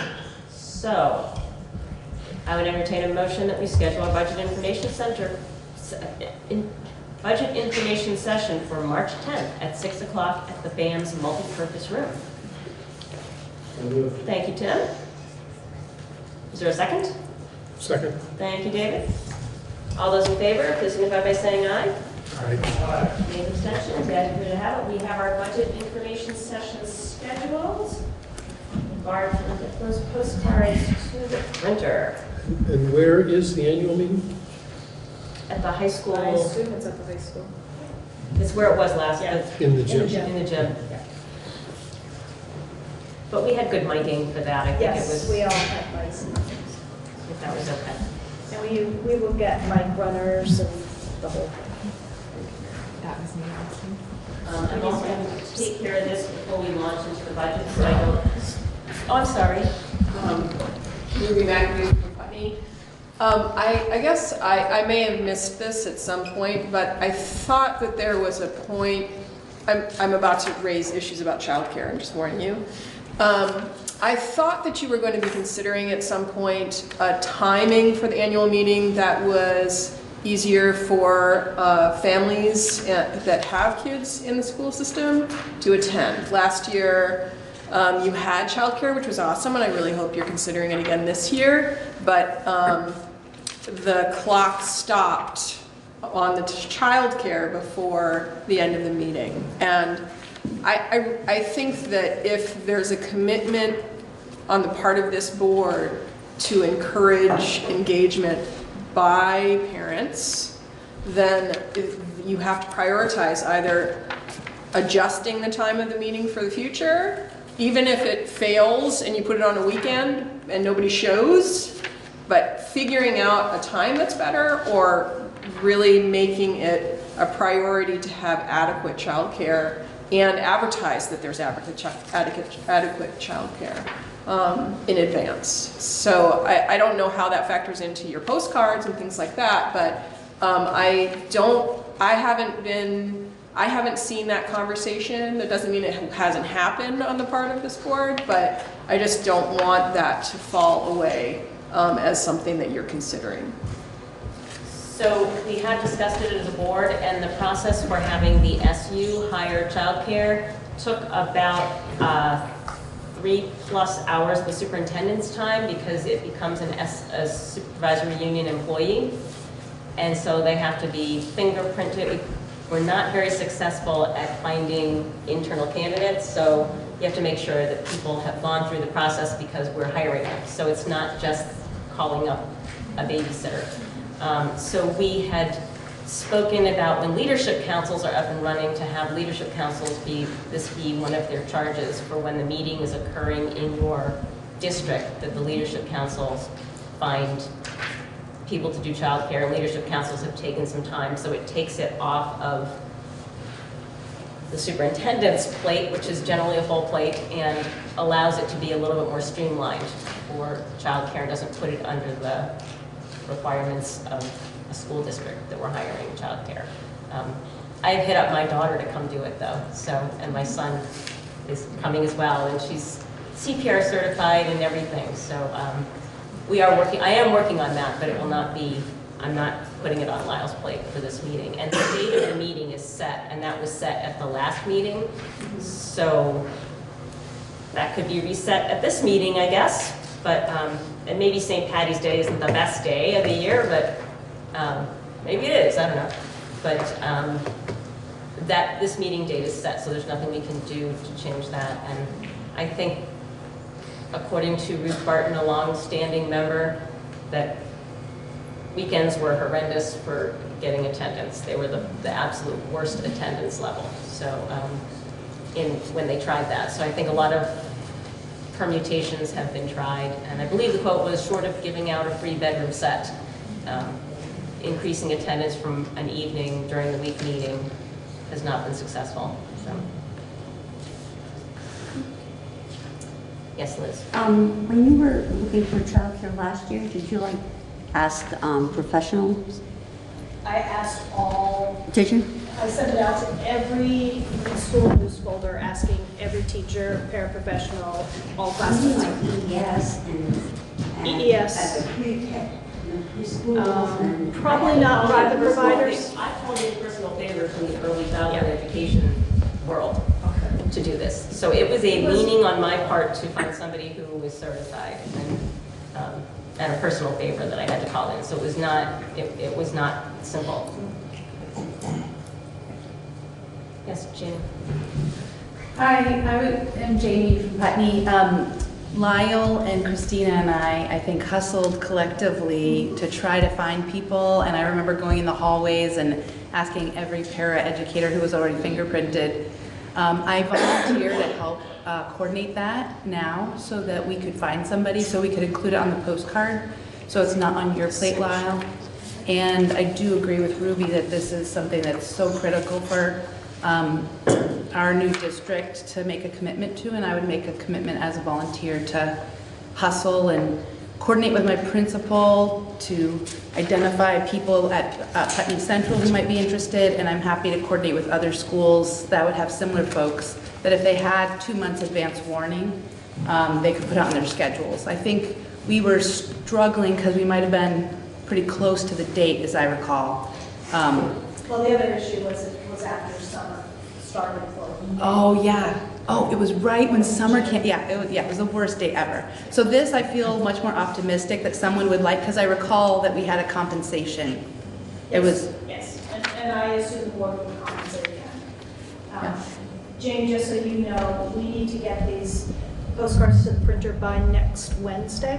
Okay. So if you can be I can secure somebody by Wednesday? Yeah, we can put it on the postcard. I volunteer to secure someone by Wednesday. Thank you, Jamie. Okay. Contact my daughter for assistance. Okay.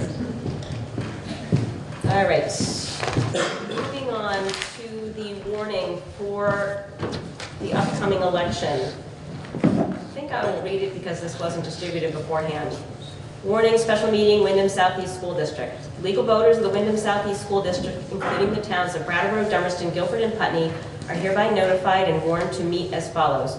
Brattleboro at the American Legion, 32 Linden Street, Brattleboro, Vermont, 05301, between 7 a.m. and 7 p.m. In Dummerston at the Dummerston School, 52 Schoolhouse Road, Dummerston, Vermont, 05346, between 8 a.m. and 7 p.m. In Guilford at the Guilford Central School, 374 School Road, Guilford, Vermont, and Putney at the Putney Central School, 182 Westminster Road, Putney, Vermont, between the hours of 10 a.m. and 7 p.m. on Tuesday, March 3rd, to vote by Australian ballot on the following article. Article 1, to elect 6 school directors from the nominees to serve on the school board of the merged Wyndham Southeast School District from the day following the annual district meeting. 1 school director who is a resident of Brattleboro for a 1-year term. 2 school directors, 1 from each town, who are residents of Brattleboro and Dummerston for a 2-year term. 3 school directors, 1 from each town, who are residents of Brattleboro, Dummerston, and Putney for a 3-year term. The legal voters of the Wyndham School District, including the towns of Brattleboro, Dummerston, Guilford, and Putney, are further notified that voter qualification, registration, absentee voting, and voting procedures relative to said special meeting shall be provided in chapters 43, 51, and 55 of Title 17 Vermont statutes annotated. Dated this 22nd day of January 2020. I would entertain a motion to approve the warning for the special meeting with Wyndham Southeast School District. I'll move it. Thank you, Sean. Is there a second? Second. Thank you, Ann. Any discussion? Yes, I Tim. may have missed it. When you talked about the people who are running for the 3-year slots, I think, and maybe I spaced out for a half second just before, so maybe I missed this part. I thought you said from all of the towns? 1 from each town. Previously, because there's not one from Guilford this year. No, 1 for the 3 school directors who are residents of Brattleboro, Dummerston, and Putney. That's the part I missed. Thank you. Never mind. You're freaking me out there for a minute. This has been no small feat wrestling this little devil to the ground, so and it's confused by people taking over seats and everything. But I'm feeling comfortable. It's been run by the attorney, and as of equal importance, it's been run by Barb, and they both agree. Any further discussion? All those in favor of the motion to approve the warning for the special meeting for the Wyndham Southeast School District, please signify by saying aye. Aye. Nays, abstentions? The ayes appear to have it. The ayes do have it. I'll pass it down for your signature.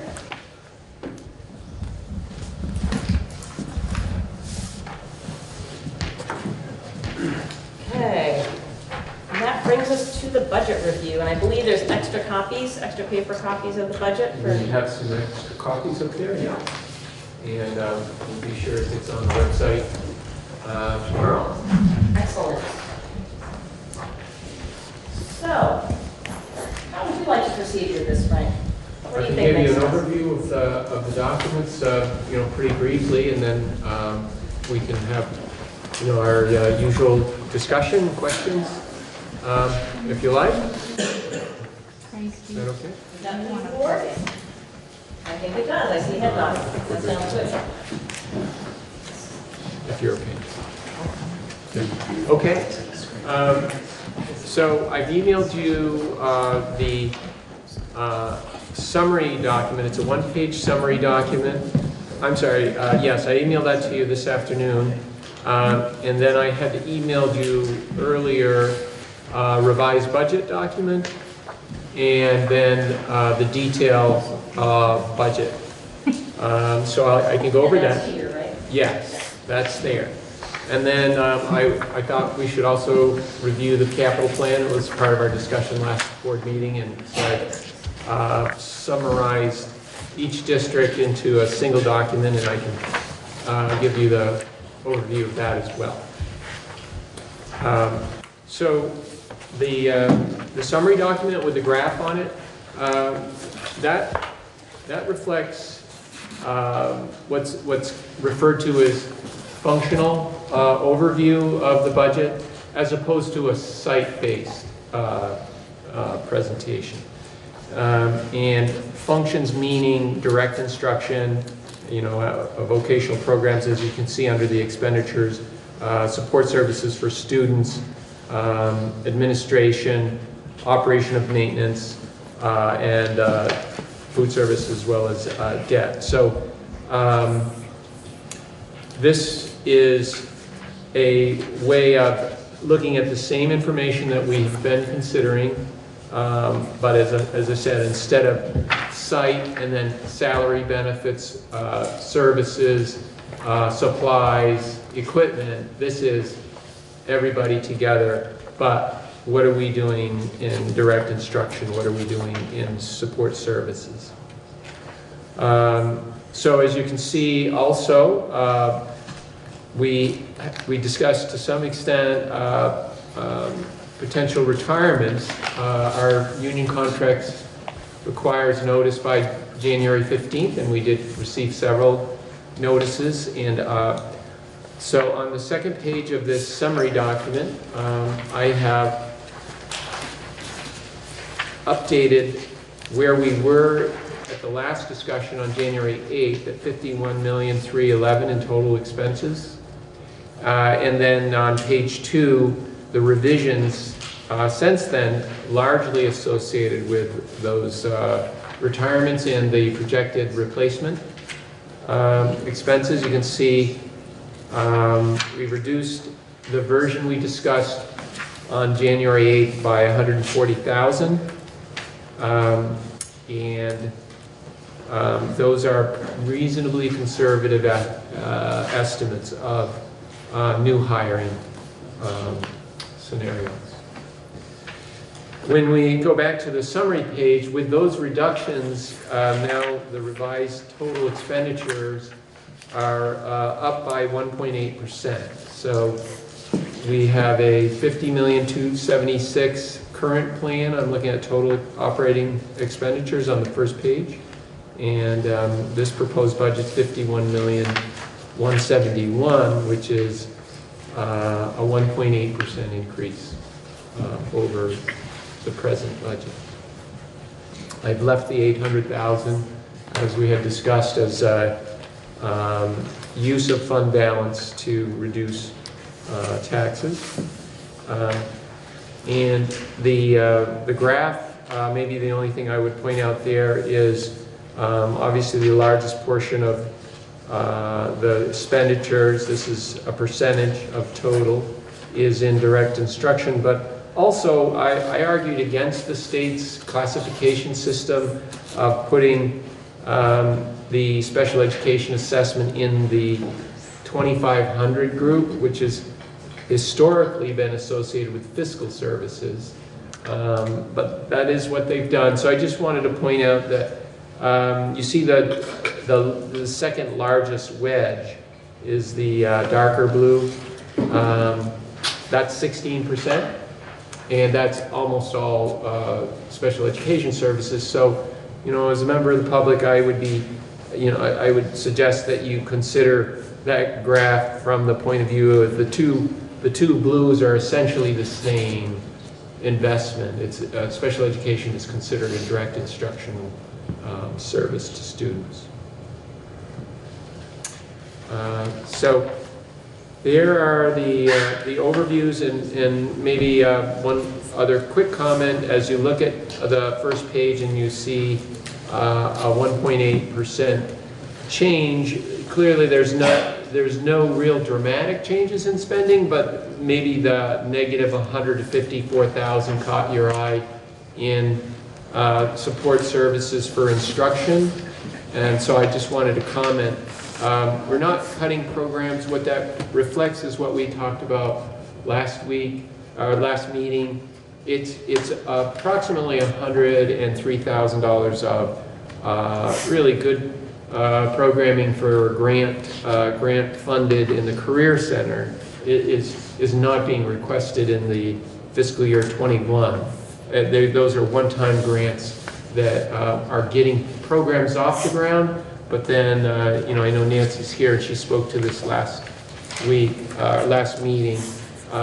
Those sort of investments in cybersecurity and there's some automation, manufacturing automation will be integrated into our existing curriculum in the future period. But this helps us get those programs off the ground.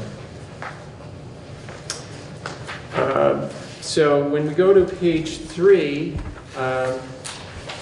taking these adjustments, putting them into an estimated tax calculation. So we have two favorable developments since January 8th. One is, as I've just mentioned, a reduction of another $140,000 out of the budget, so that on the first line there shows the 1.8% change, $51,171,000. The other favorable development is line 15.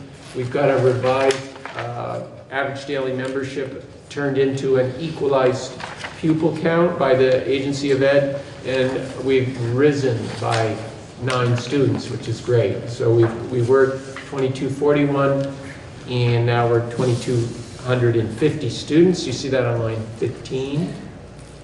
And with that change, those two changes, we're now under 19,000 per student. I was hoping that we could get there. So 18,954 you see on line 27.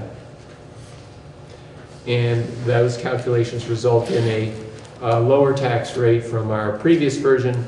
We're now at $1.74 is the equalized estimated homestead tax rate, which is a 2% change. And then probably more importantly, the income sensitivity threshold of 2.83% is a little bit lower than our previous version. And it's a change of that 1.8% versus the current year. So no adjustments. I've received no adjustments to the CLA. So those calculations are based on the $1.74. Another quick reference for you on page 4 through the rest of the summary, 4 through 10. We had some feedback from members of the public around just ease of accessing the information. We added a page reference column to the far right, and that was actually just this afternoon, so you haven't seen this version. So for example, Academy School on page 4 is the first site. You see the references to direct instruction, support services, and so on. And then down on regular education, you see the page references. Well, those are on pages 1 through 11 in your 130-page detailed document. So within any section of this budget, you can hopefully quickly get to a more detailed section if you needed more information. The other thing is just reminding you on page 2, I've put in the account numbers on the far right. So if you really wanted to get into the details, you could look at the version you had on December 18th.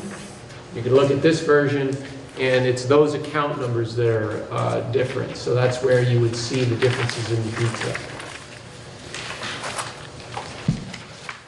While you're on page 2, can I ask a quick question? Yep. It says art teacher Dummerston 75 and .25. Is there a reason that's somehow broken? Elementary and secondary. Oh, gotcha. Thank you. Oh, I thought that was the code. I would have gotten there. Thank you. Sorry, Frank. Yeah. So there's the overview. No program changes since our last discussion. Just primarily staffing turnover, and then there was a little bit of a alignment of the 21C grant program with the revenues, so that had a favorable impact. Yes, Sean. I know you said this before, but maybe if you could reiterate why the increase, the 18,954 is above the threshold, but we do not get penalized Right. for the, and I can't remember exactly how that all comes around. Projects that were built before 2007 in the state of Vermont, that went through the public school approval process and got state aid, those projects, so the Brattleboro Union High School project and the Putney School project, were approved, and the cost per student associated with the bond payments is exempt from the calculation. And that's about 800, did I have the number in there? It's, yeah, 875. So, you know, we still have to raise 18,954 per student, but we don't get penalized on the approximately $200 that is over 18,756. And then I guess my next question is, looking at Guilford, Guilford actually has a 10.8% decrease in the previous budget. If you can speak to that. Sure. Yeah, this budget process was much more, logical from the point of view that we knew our governance structure, we knew the legal entity that we were developing. The prior year, fiscal year 20, we did not know that until late May, well after budgets had been developed, in January, February. So Guilford has one of those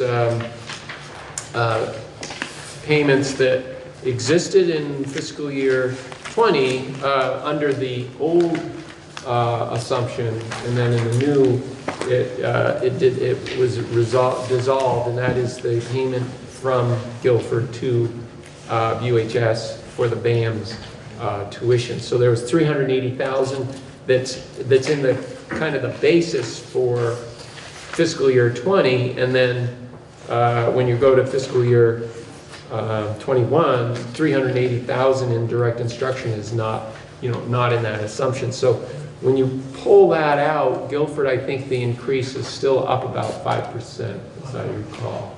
Yeah.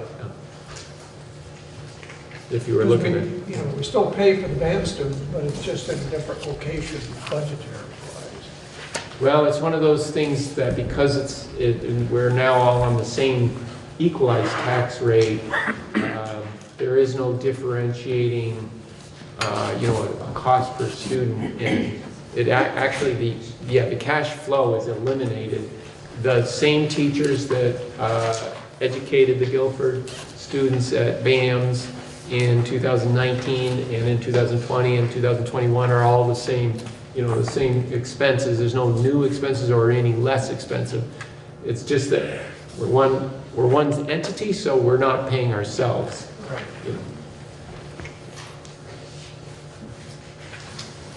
So the other thing I wanted to mention is that, we have a capital plan, obviously has an impact on a general operating budget.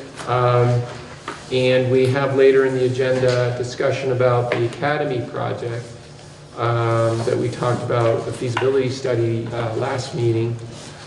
So I just wanted to mention again, maybe a reminder that we've got capital reserves this fiscal year that this general operating budget is not increasing reserves for the Wyndham Southeast School District. We are drawing on reserves from the legacy districts. So I don't know if you want to have a discussion about the Academy addition and then vote on the budget. It may have an implication about debt service or not. I could see us separating the two motions and not having them connected by doing a bond anticipation borrowing. If say, hypothetically, the board wanted to move forward with the Academy project and you thought it was going to affect fiscal year 21, we heard last meeting that, well, it's unlikely you're going to finish the project in fiscal year 21 and cut a check for $1.4 million. But even if we did, I'm saying I could borrow in anticipation of a bond and push that expense into fiscal year 22. And that's why I'm saying you could vote on this budget and make it independent of what you do about the Academy project, or you might want to vote on the Academy project to know whether or not you want debt scheduled in this budget. fascinating question. Yeah, normally we would have sequenced it differently, but, it's just, we had so much to do from July to today. Yeah. So normally we would sequence any potential bond before the budget development process even starts. Normally it's in September or prior to May. It actually was, discussed and very well thought of through the Brattleboro Town Board, but obviously we have come from a different place. Any thoughts from the board about separating the two or trying to schedule in bond payments for next year on the, assuming we approved one or both of the academy projects, scheduling it bond payment for next year or not, and waiting? Dave?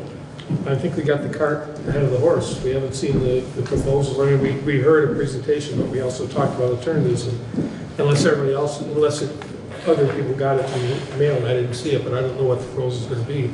And we don't have to approve the budget, either one of them tonight, so I would rather see that. I also have a couple of questions about the capital plan that I wanted to also address at some point. Yeah, I did assume you want to have, I haven't talked about the capital plan yet, but I assumed before you voted on the academy project, you would want to have that discussion. So ready to do that. I just didn't want to jump over to the capital if you wanted to. No, I didn't have them in a particular order. I had them in the base of things that needed to be taken care of tonight. So since it's all related, shall I do an overview of the capital plan and then we'll maybe bring it all together? That sounds good. Okay. Okay, so the legal size document that I had emailed earlier, it provides a summary of all the capital plans at each of our sites in the Wyndham Southeast School District. And the information on the top block is the same in terms of the total dollar spending as in the lower block. It's just two different formats.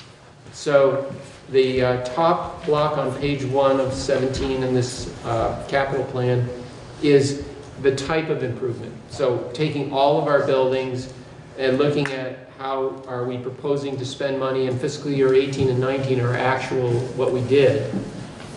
You see heating systems have been a very large part of our capital spending.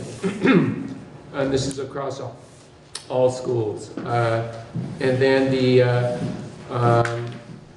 mechanical fire protection and the signal systems, meaning phone and that sort of thing, PAs. That's the next block of spending you see there. Roof systems is going to be a growing expense, and as you look out like FY24, you see that's where we really start to tackle that, and we do have a fair amount in the coming year. And so on. We have exterior wall systems, doors and thermal improvements. We have some grounds improvements, and then sites. And the specialties are lots of different things like playground upgrades and so on. You would see those in the detailed documents. So in total, for fiscal year 21, we have $1,240,000 in projects, and then fiscal year 22, $960,000. If you add up all 5 years, going from 21 to 25, we're at $5.5 million in projects that either a principal, a maintenance director, or someone in one of our consultants has recommended that we have useful life systems with useful lives that should be replaced. The next section of the report is the same information, as I said, the same for FY21, $1,240,000 when you look at that total, but it's by site, high school, Green Street, and so on. The far right-hand side of that, I also have the page numbers for the detailed reports if you wanted to get somewhere quickly. The last thing on the summary page here that's important to keep in mind is the funding sources. So fiscal year 18 is the first column. We just like to have some history on the documents, see where we've been. You see we have 1.68 million in reserves. And then we've gone to 2 million in reserves. And then we start utilizing those reserves in fiscal year 20. See 700,000. We go down to 1.4. And then the intent is in fiscal year 21 and 22 to utilize those legacy reserves. Just get them down to zero. This is all part of also complying with the state law. Concurrently, though, we do want to be creating the new reserves for the Wyndham Southeast School District. And at this point, we do not have a contribution to a Wyndham Southeast School District Capital Reserve Fund. We created the fund last June. The electorate created the fund.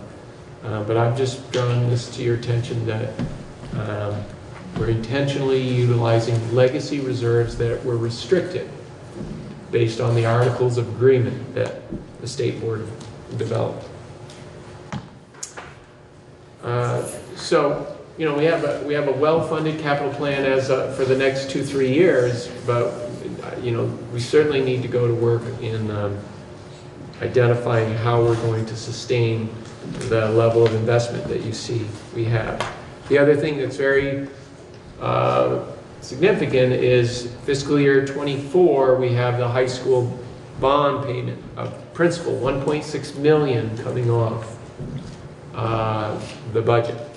And we know the assets that paid for are about done. They need to be replaced. So obviously not site work, but air handling units, roofing, transformers, heating plants. So Robert Clark has got that very well identified as we go through this. So there's the overview. I'm happy to go over the detail, but maybe just to show you one report, and then they're all the same in terms of format for detail. So page 2, the upper left of the document tells you what site you're looking at, upper left corner on page 2. So this is the BAMS Career Center High School campus, so all 3 structures. As I say, the format of the document is relatively consistent. It's basically heating systems, and then what goes with that, boilers, control systems, the piping and valves, air handling units, the cooling systems. We don't have many of those, but there's some. Fire protection, mechanical, lighting, and then signal systems. Next page is continuation, roof systems, exterior walls, and then the power distribution. The high school has more than most sites for the athletic and field improvements, so that's there. And then we have some of the specialties. For the high school, it's the elevator and some other flooring projects, and we've done some food service kitchen upgrades. So each site, you'll see that kind of detail. You'll see the year that the major asset was installed, and then you'll see the useful life projected. So, for example, on page 4 of the high school, that top line, just as an example. So we have a maintenance shed. Its install date is this year. It's what you had awarded to Allstate Construction a few meetings ago. And we expect that to be a 50-year life. So then you see that the estimated costs are in this case 2 years. Fiscal year 19 was mainly the design work, and fiscal year 2020 is the construction. If you go all the way across to long-term replacement, it's just the year 2020 plus 50 years is 2070. That's the next time we see this. And the notes are just an update on what was involved. At the bottom of the document on page 4, there's the total of all those other pages, and so it summarizes by fiscal year. For the high school, the fiscal year 21 proposal is $480,000. It's identified in the document. And then for each site, there's this funding source. Eventually, this probably will go away, and it will just be one funding source at the end of the document. But because each district had a restricted reserve, that's why you see that in here. Again, it's the very bottom line is what I look at is it's the fund balance in that fund. The high school had $946,000 in FY17, and then $1.4 million in 18, and $1.6 million in 2019. And then you see where we are using those reserves in 20, 21, and we use them all up in fiscal year 22. So fiscal year 23, if we don't do it any earlier, we got to start contributing to the reserve.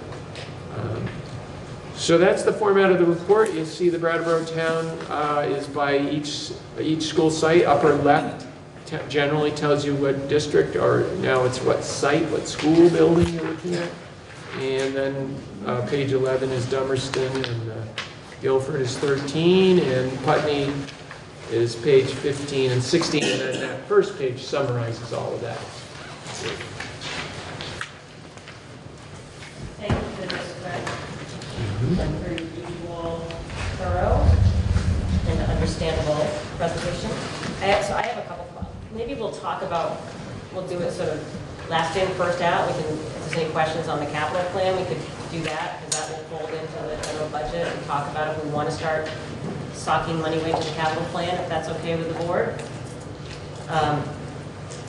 And I have a couple of questions. One, I know that old Dummerston board did not have a very cogent capital plan, so I'm wondering how, like, is this realistic as we have a new principal trying to really understand the needs of the building, and she was not left with, from her legacy, just a very good capital plan.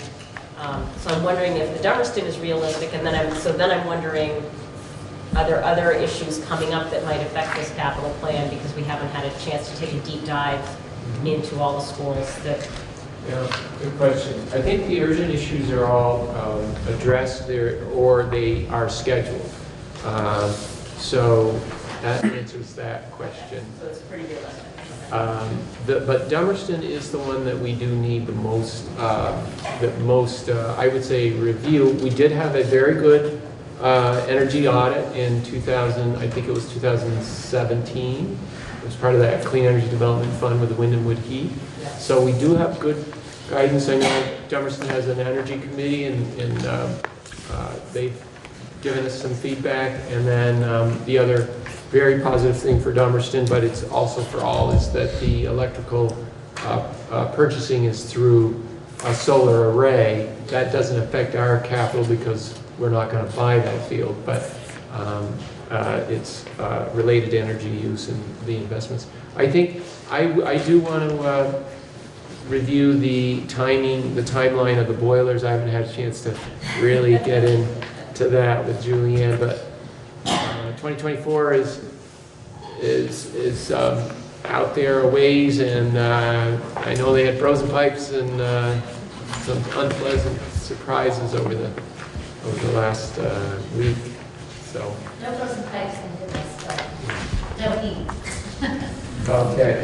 We're going to do quite an investment in the control systems. You see it, Dummerston, page 11, control systems, 2017, $38,000 for an upgrade. I do remember working through that.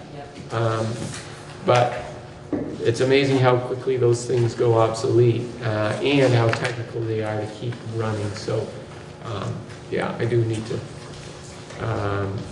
revisit that. And would we consider alternatives to oil heat for those replacements? I would hope so. Every site we have gone away from oil, and it's only those sites. Oak Grove, I think, was the most recent oil boiler replacement, and Dummerston had just done the control system upgrade once that energy audit came through. But yes, that's our first choice, is a biofuel. Yeah. Any other capital plan questions? Oh, I know I have one. Just kind of a nudgy numbers question, but when we talked last meeting about when the high school debt payment is done, obviously the needs for keeping the high school facility in good stead will increase, but I don't think will it be at the current $1.4 million debt amount, or can we expect that there would be more money available for district-wide capital needs? Well, I do think that there will be more money available for district-wide. To get a gauge of that, if you look at that page 4 and just the total for the high school, the BAMs, you can see how fiscal year 25, we plunked in on that first line there, operating budget annual appropriation. You know, that's the convention we've been using to be in this very good shape. And you can see that we've ramped that up to 1.5 million in fiscal 25. But even in doing that, we only have 600,000 in left over after those investments. There's another 200,000 in interest expense that goes away. Right. The total is 1.8 million right now, and so that 1.5 million, I think it's definitely a very rough number, but it leaves a substantial amount of resources in the $51 million budget for the other sites. So we have a couple of years in there that are a little tricky. Yes.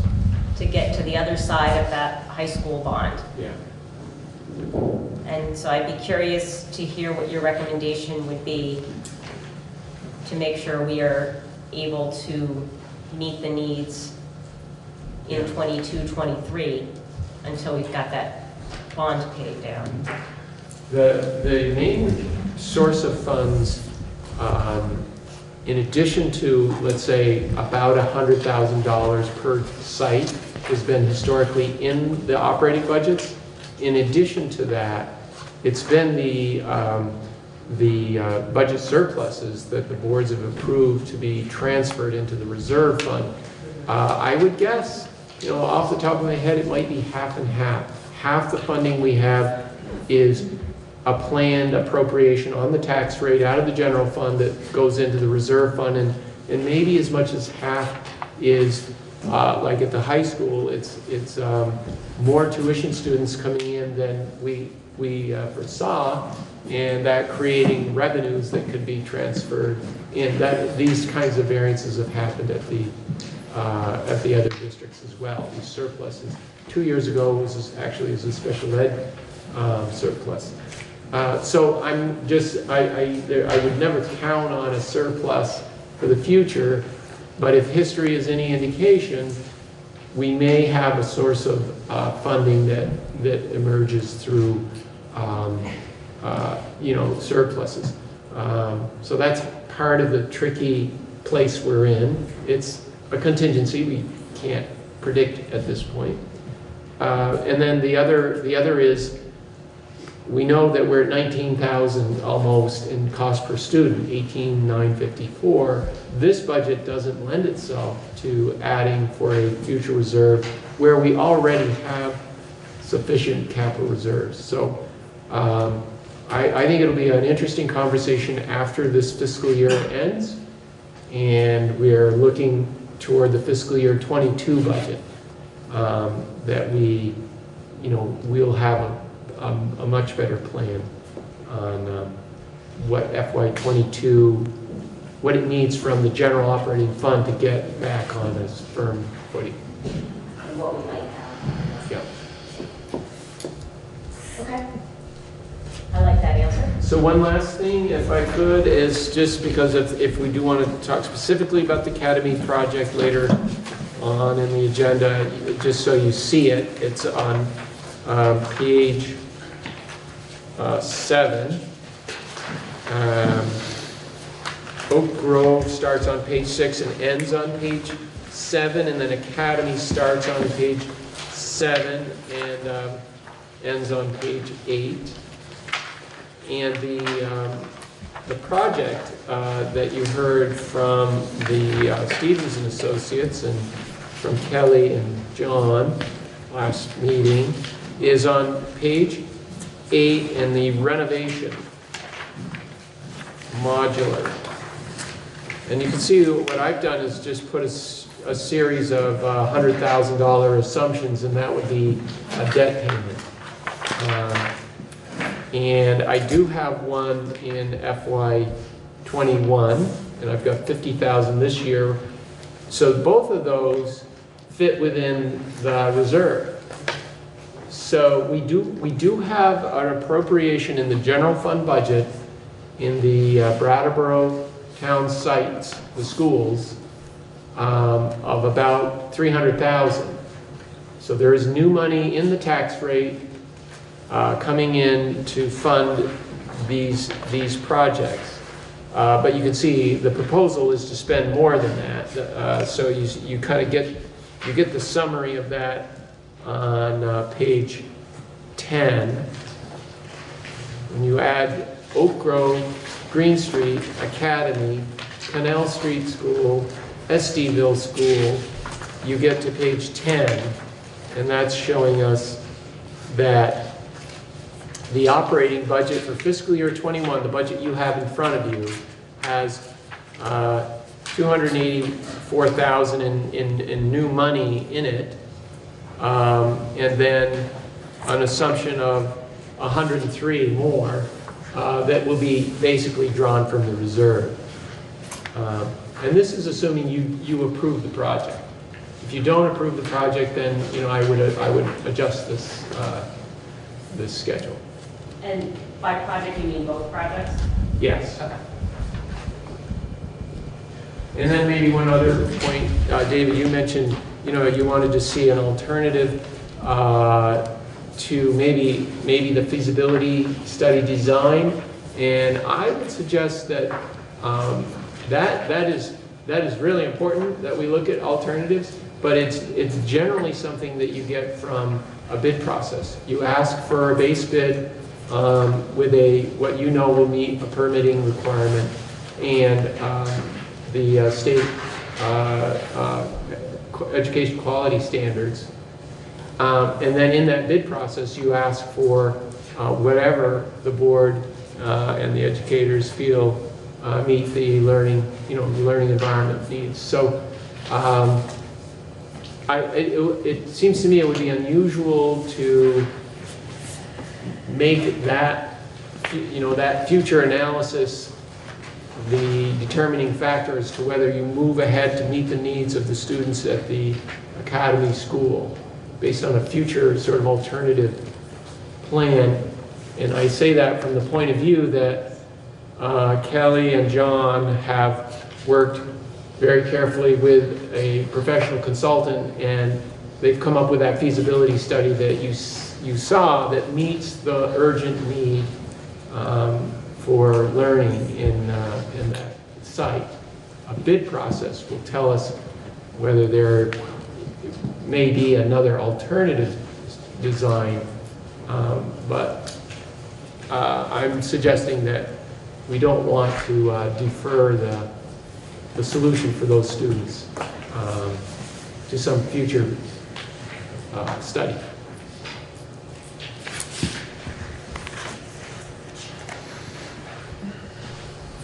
Any other capital plan questions? I have a couple little ones.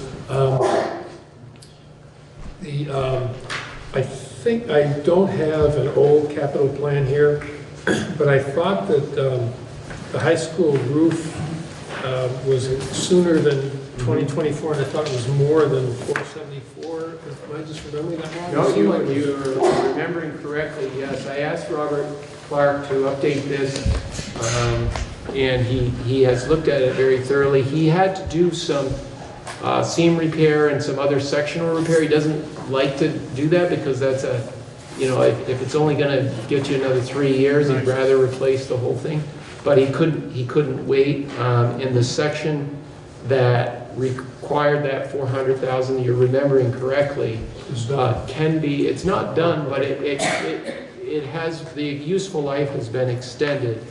And there was another couple of projects that he's added just in the last couple of weeks that you haven't seen yet, that he's saying is a much more urgent issue, and it's on page 2, and it's in the middle, control systems. He says there are literally hundreds of these control systems. They're devices that tell each unit ventilator in each room to open a valve and to turn on the damper motor to bring in fresh air or to circulate. There's hundreds of those throughout the building, and they're becoming obsolete. They are obsolete, and the problem is that he can't reorder them, and they're failing. So you see 150,000 in a series of FY21 125, and then FY22 150, and FY23 150. You see that's the replacement for the roof. Oh, that was part of what was in that bid. Yeah. Or in Well, that estimate. In the estimate. Yeah, the estimate now. He's feeling that that's urgent. Yeah, and the only other comment is that we have, what's the total that we have right now in capital reserve? For the, which, combine right now, the whole SD. For the whole SD, that's on that page 2019, 2,117,000. So so the 1.4 is not. That's projected if we use implement it the this plan, year. then it would be 1.4. Right. So you have 1.4, and we're going to spend about half of that. Yes. Per your suggestion, we do. Yeah. And would that still mean that we have to borrow? I mean, my point is that I would much rather use the capital funds to avoid debt service, especially if we expected this. Yeah, we need to spend them. That would be the way. I subscribe to that theory. Yeah, I'm not surprised. I've been always concerned that Brattleboro has too much debt, and I've been reminded of that by the Vermont Bond Bank. Brattleboro, the town of Brattleboro, and the high school at one time were one of the highest debtors in the state. Town's nice and low now. And the high school's got to get there real fast too. But the answer is no, in that you can see if the project you heard last week was 1.4 million, and if we built that in FY21, we've only got 600,000 there. And the problem there is that's not all. We got these restricted balances. I wish we didn't have them because we're all one, and why do we have restricted balances? But we do. So Academy can't spend the high school's reserve, is what that comes down to. Oh. Right? Oh.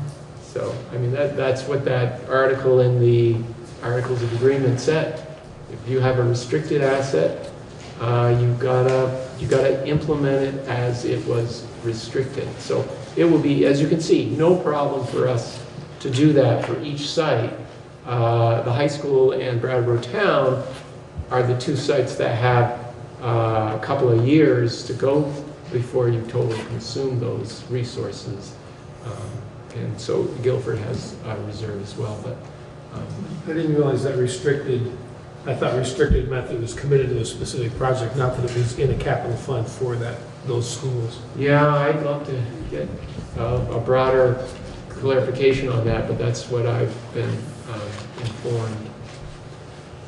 You know, and I'm not concerned about it just because all of the projects here are, they're well understood, they've been considered over 4 or 5 years by each board, and there's just no question that we need these improvements. So we will spend those monies at those sites. So the answer is we can defer the debt a little bit, David, if we approve the academy project, got it going. Or another way to say it, we could accelerate the spending of the Brattleboro Town Capital Reserve pretty fast. You know, we could take whatever reserves are left minus the project cost and then borrow that amount, right? And I always recommend not borrowing if we can.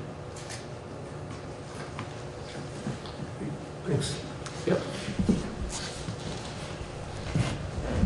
So I just want to clarify what you just said. You would recommend us accelerating the Brattleboro Town District spending if we go forward with the Academy project on that, so then taking out less debt for that project? Yeah. Okay. There also are and I was pleased to see, although I feel bad about everybody else, but I was pleased to see the Oak Grove roof and windows are in there as well as the Academy windows. Yeah. Where's all the money coming from? I get it. Well, yeah, no, it's a good concern.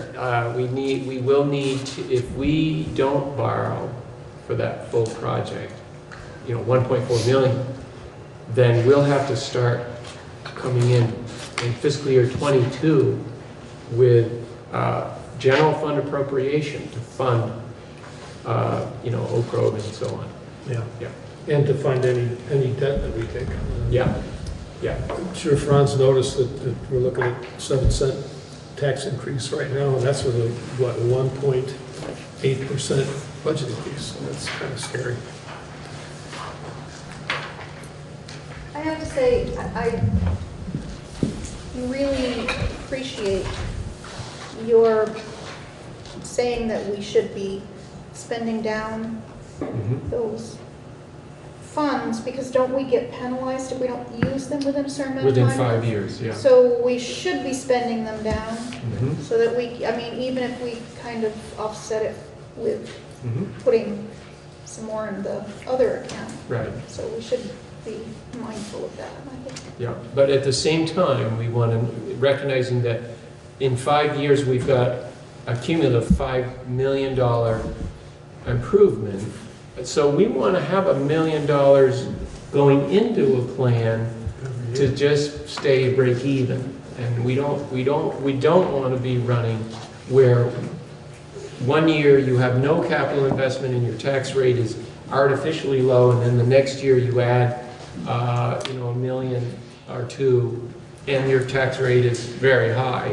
We want that nice steady trend. The only way you get there is by having a good reserve that it should be between 5 and 10% of the total operating budget.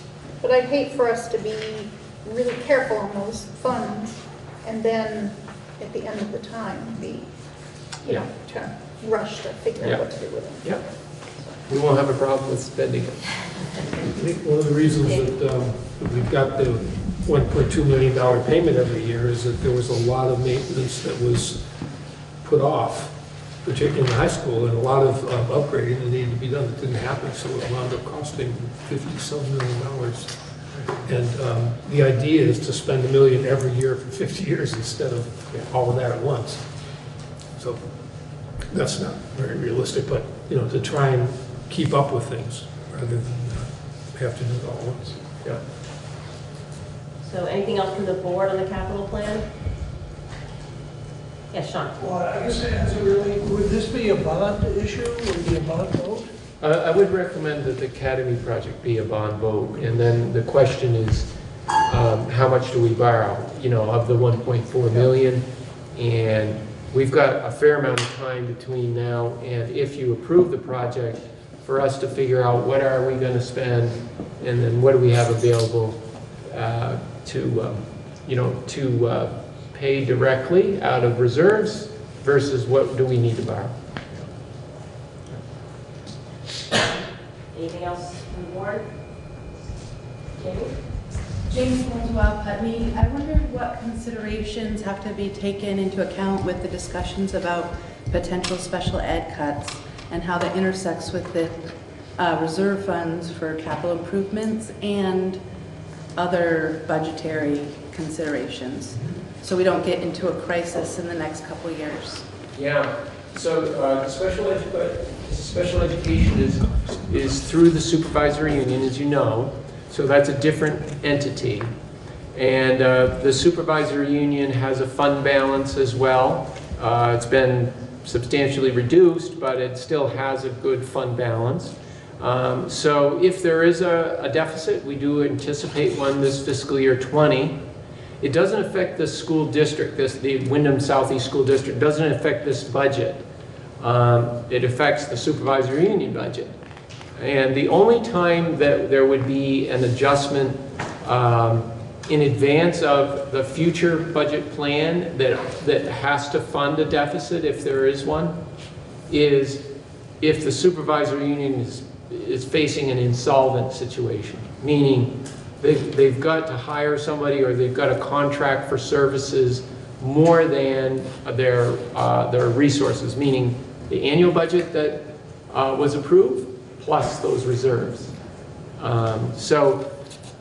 Because it's a different entity, this budget is unlikely to be affected until fiscal year 22, if at all. The hope would be that the fund balance covers the deficit at the SU, and there is no sort of, settling up.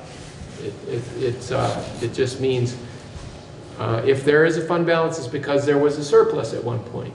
And over time, the surpluses are used for the deficits.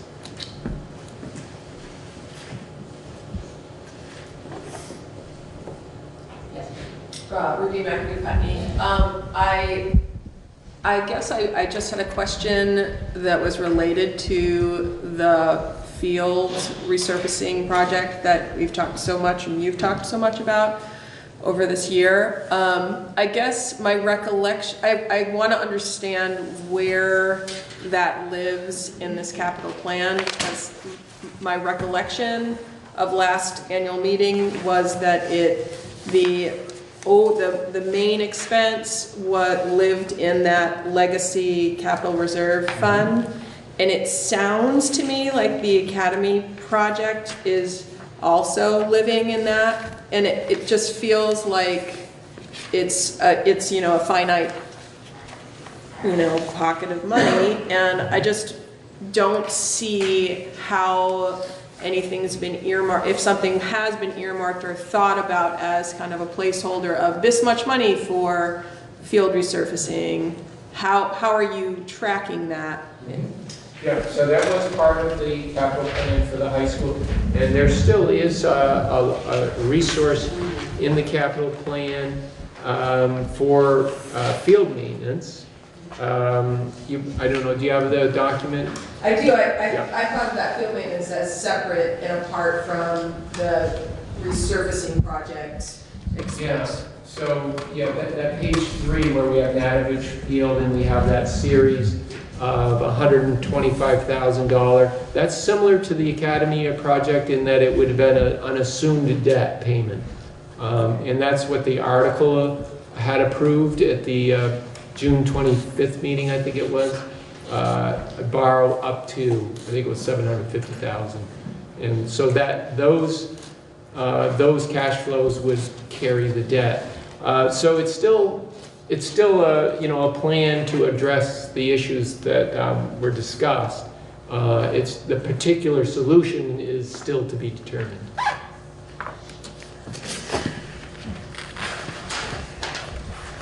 Yeah, I wonder if we should change the name on that and the description to change it to field improvements and either leave that or leave a smaller amount of money. We don't know what that's going to cost or what the proposals are going to be, but there was a lot of misunderstanding about whether that represented a commitment to spend that money on the things that were in the capital plan. I think it would be better if it didn't say that. You just change that to field improvements or field upgrades. You know, so there's, you see the different locations there, in, you know, Tenny, Natowich, and then the track, and then the practice field. So what's helpful about identifying the location is that it helps define the project. But I agree with you, at this point that project's not been defined. But the reality is, based on what we heard from Steve and from Chris, is that that field is overdue. And so whether it's grass or turf, or I'm not sure, but I think the reference was to 1965, was it? So they've done a great job maintaining it, but it does need an investment. So by identifying it as a potential, none of these are like, oh, we've made a commitment to anybody. None of these things into the future are.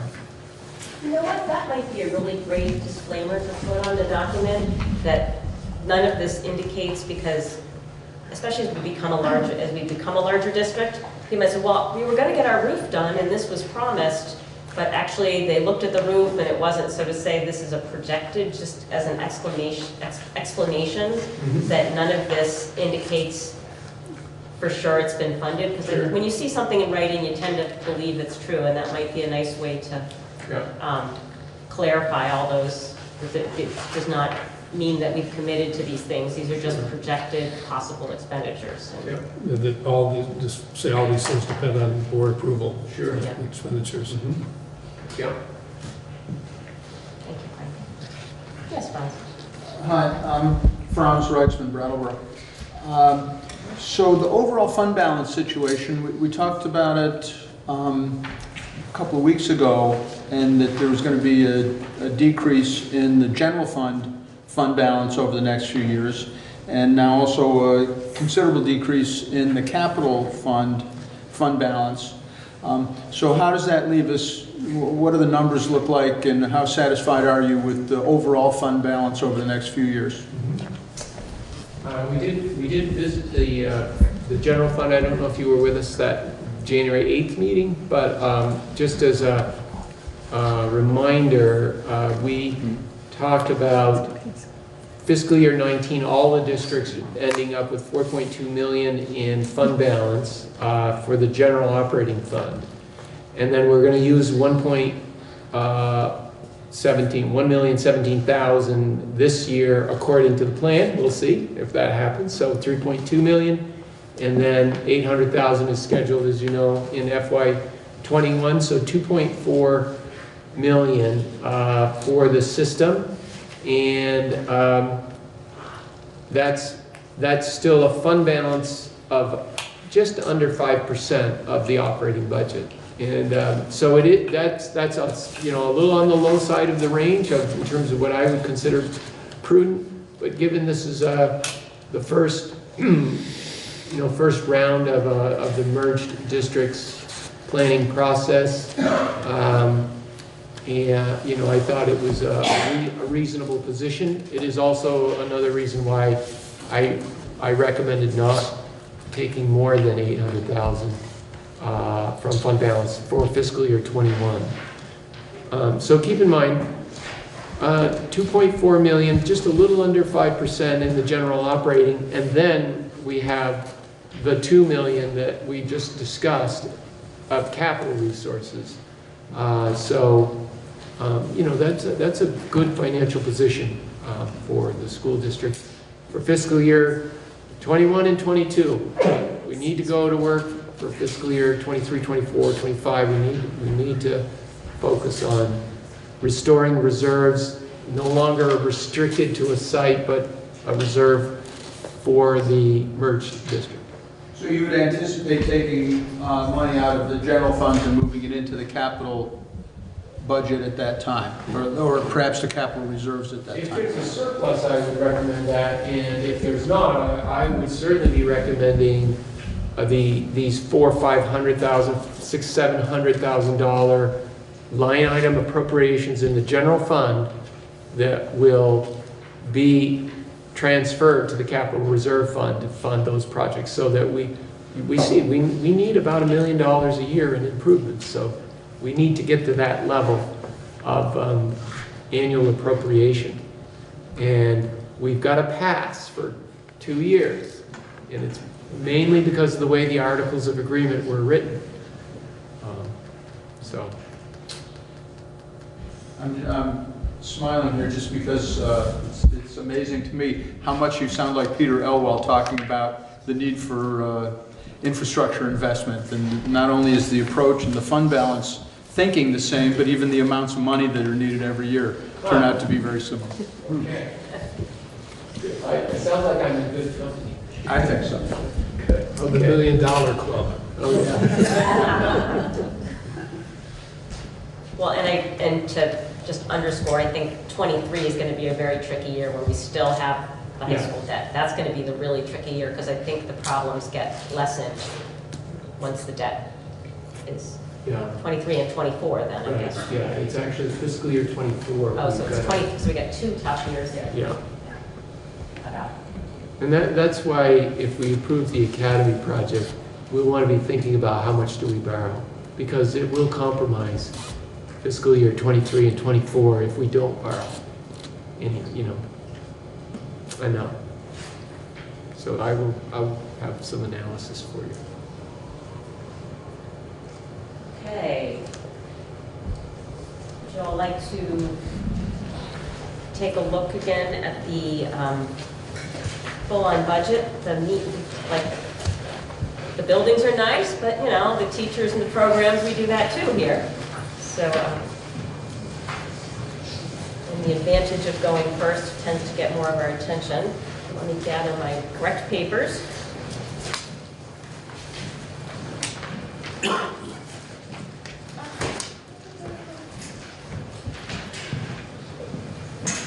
My multicolored sheet.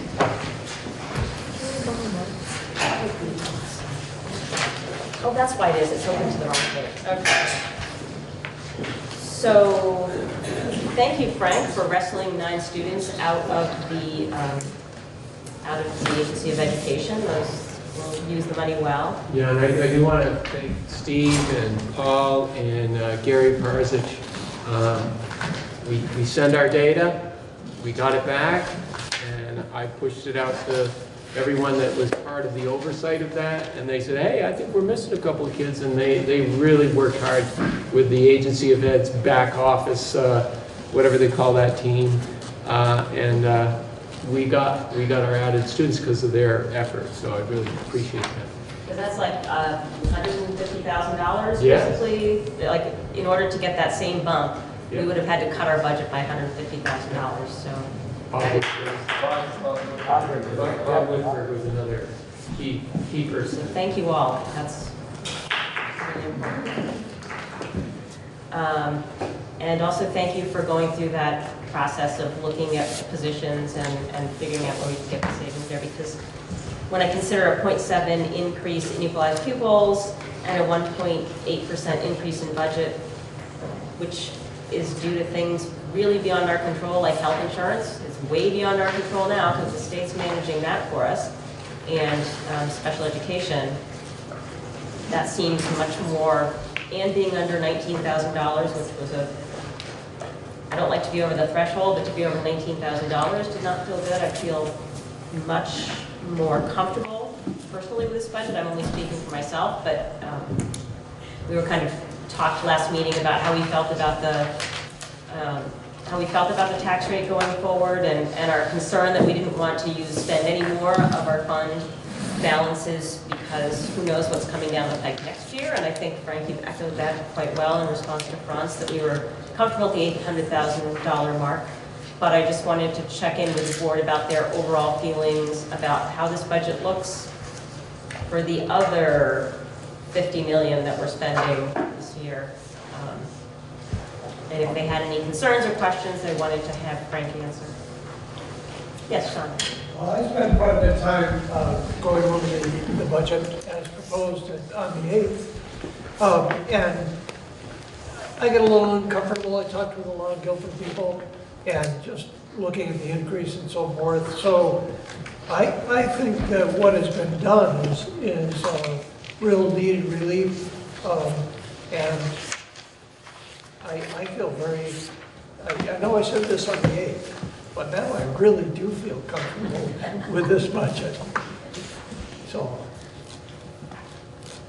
and as a further thought, it would be really nice to have the annual report available on the 3rd of March, so that there, you know, it'll be a build-up to the 17th of March, which will be the annual meeting. So I think the more, you know, the more viewing people have, I think it's better.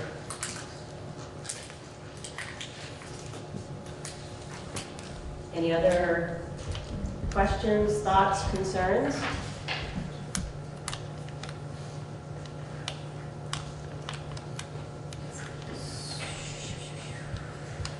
A 178 pages and no, that was not that many, 128, sorry. 129 pages.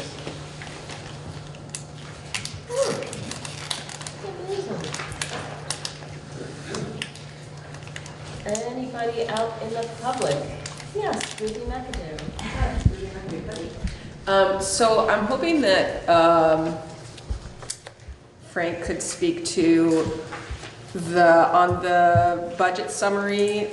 To me, what jumps out is the food service operations differential. Seems that's the largest jump percentage-wise, and once you dive into as much as possible the line items of where that increase, what happened, I don't feel like there's gotta be a story, because it doesn't make sense. It feels like there's like one school jumped astronomically and another is flat. And so I just wonder if you could speak to that, because if I was sitting in an annual meeting, that's what my hand would go up and ask.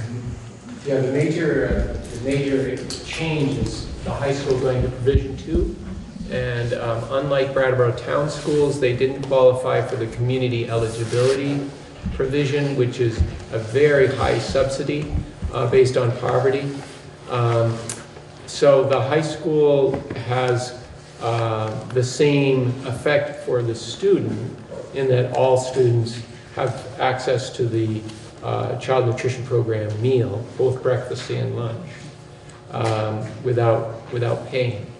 But of course, there's a cost to provide the food service, and the Provision 2 requires that the difference between what you do qualify for reimbursement and the cost has to be made up by the district. So that explains the major change. In prior years, students paid if they were not qualified for the free and reduced lunch subsidy. And now they don't, so the loss of that revenue was not made up by the USDA child nutrition subsidy. And that's what's caused the increase. The other general background on food service is that the state required Vermont districts to go to a cost per meal bid contract. I wasn't very excited about that. I was pretty concerned about the quality, because when you're cost per meal oriented as opposed to menu oriented, the incentive for the provider is to just cut costs, which generally means cut quality. Cafe services have been very good to work with, and I rely on the feedback from our principals and our teachers and families, and the feedback has been very good. And then, as you know, the Putney model is working very well also. So we have community eligibility provision for the Brattleboro 3 sites. And we have a individual self-employed, self-run model in Putney. We have Provision 2 at the high school and Guilford, and Guilford and Dummerston are in what was the same format prior to all of these changes. Can I ask one follow-up question that's really specifically for the equity committee? That's really an interesting explanation, and it's helpful in seeing that, substantial bump in the budget. But as someone who I don't have a kid in BUHS, I don't understand the food system there, and so that's interesting. But I'm just wondering to what extent at the higher school board level, thinking about equity as far as the substantial investment in the cost of providing the breakfast and the lunch to the high school students at no cost to them, whether or not that was something that's considered in a more holistic way in terms of all of our schools. And I know that this is like a super can of worms, and the whole, are we ever going to get universal meals question is one that has been discussed and put aside and comes up every now and again.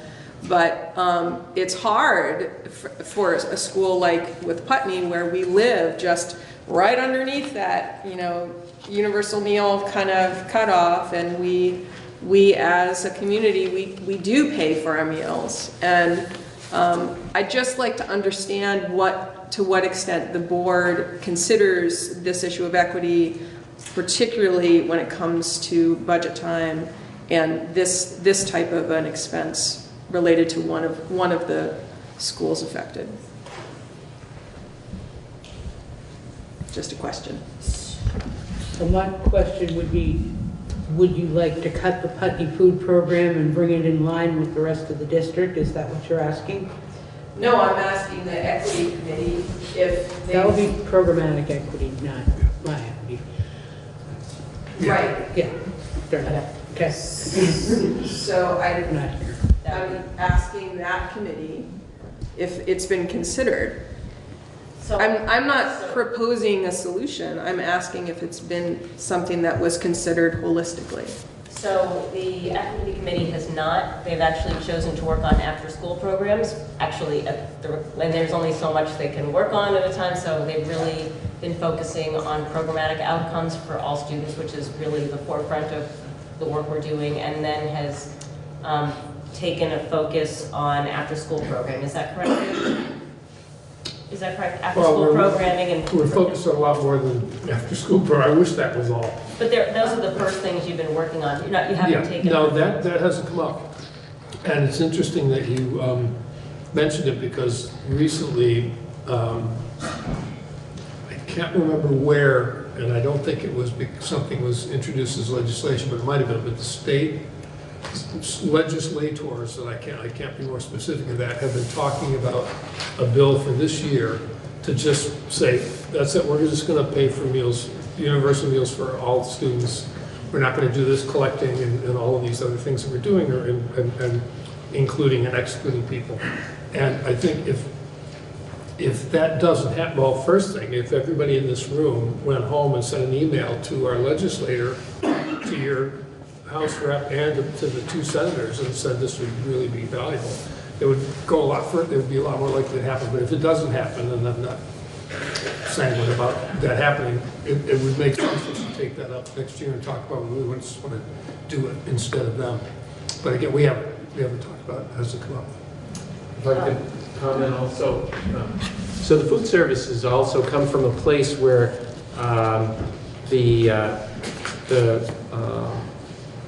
the relationship between the chef, the menu, the students, the faculty, families at each site has been relatively autonomous. That they have to follow the bid specification, and in order to qualify for a free and reduced lunch or breakfast, you have to provide a certain nutritional content, and there's a great deal of oversight. But my point is that from an equity point of view, the programs have evolved primarily through the sort of standards set by it starts with the individual administrators, And generally, there's a committee that they meet with and get feedback. And that's really the origins of the Putney, independent system. But each system has had that flexibility in developing a program and emphasizing no one can deviate from that core USDA requirement that it makes a meal eligible. But I would say in terms of choices and quality, that the equitability is probably not an issue, but in terms of which students have to pay for a meal and which students don't, that's an issue that I've been concerned about and do hope to see some more attention paid. And it would be so nice if the state would step up, knowing how important it has been for those families.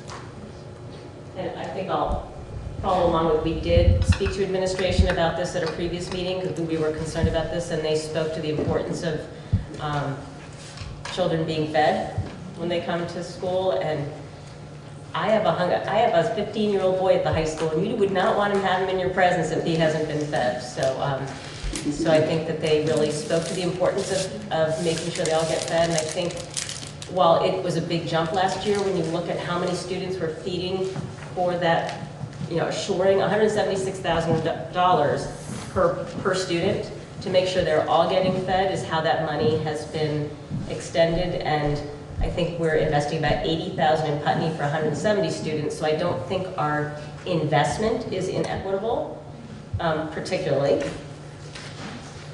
But how that investment looks in terms of people paying and not paying may be inequitable. And so maybe that's something to consider, that we consider how we can allocate a per student amount and try to get all students fed throughout the district. But if we're going to do that and create that equity, it's going to be difficult within this budget if we were going to provide that without help from the state. So write your legislator. That would be great. I just want to point out that the proposal that David mentioned, they want to take that money out of the ed fund, where all the, except for the pre-Ks that are actually located in a school, all the meal stuff goes through the Agency of Human Services. So to me, it's like they already dumped so much on the ed fund that taking $5 million away from it is $5 million less for education. And if you want to write, I would urge them to push it over to the Agency of Human Services, where it probably belongs. I'll take that friendly amendment to my previous suggestion. Thank you, Liz. And if you can keep track of what's going into and out of the ed fund these days, more power to you, because that changes faster than what they put, how they make us format these reports every week.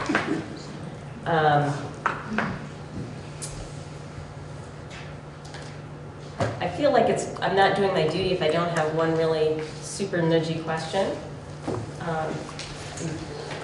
Because this has been under the spotlight a bit. I'm just interested in why, and I apologize, Steve, I should have asked you this.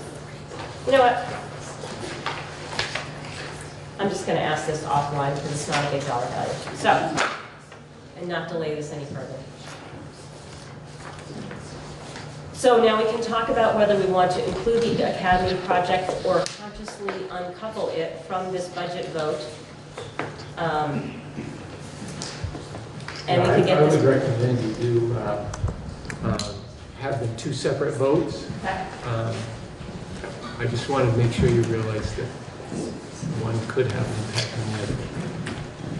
So I'm interested if there's an motion to approve this budget. I would make that motion. I move that the WSESD board approve the budget for 2021, $51,171,300, which represents a 1.8% increase from the previous year. Sounds like you've done this before. Well played, sir. Do I have a second? Second. Thank you, Tim. Any further discussion? Budget, Dave. Sorry? I was telling Dave we were voting on the budget. Oh, there's a motion on the floor to approve the budget. Any further discussion? All? One other further discussion. Didn't we just ask the administrators to try to put together a ballpark number for progress on restorative justice, or was that going to come out of, did we say? That was going to come out of restorative justice. Thank you. That's included in here. I wasn't paying attention. That's okay. All those in favor of the motion to approve the FY21 budget in the amount of $51,171,300, which will result in a 1.8% increase in our spending over FY 2020, please signify by saying aye. Aye. Nays, abstentions? The ayes appear to have. Abstain. Abstain, oh, I sorry. want to see the academy numbers first. Okay, while you were out, Oh, we you took did that academy already? out. We took academy out of this discussion while you were out of the room. Sorry. But you didn't take it out of the budget. No, but There's it's just like 300,000, well, not capital plan. 300,000, but there's quite a bit of money in there. So anyway, But we took it out of the budget vote. okay. So are you still abstaining or are you voting for it? Yeah, I'll still abstain, just because I don't know what I'm doing, so I'm not going to. I like your style tonight. Okay. So the ayes appear to have it. The ayes do have it. We have passed our first unified budget. Thank you, Frank. Thank you all. Thank you, administrators, for all your input. The public as well.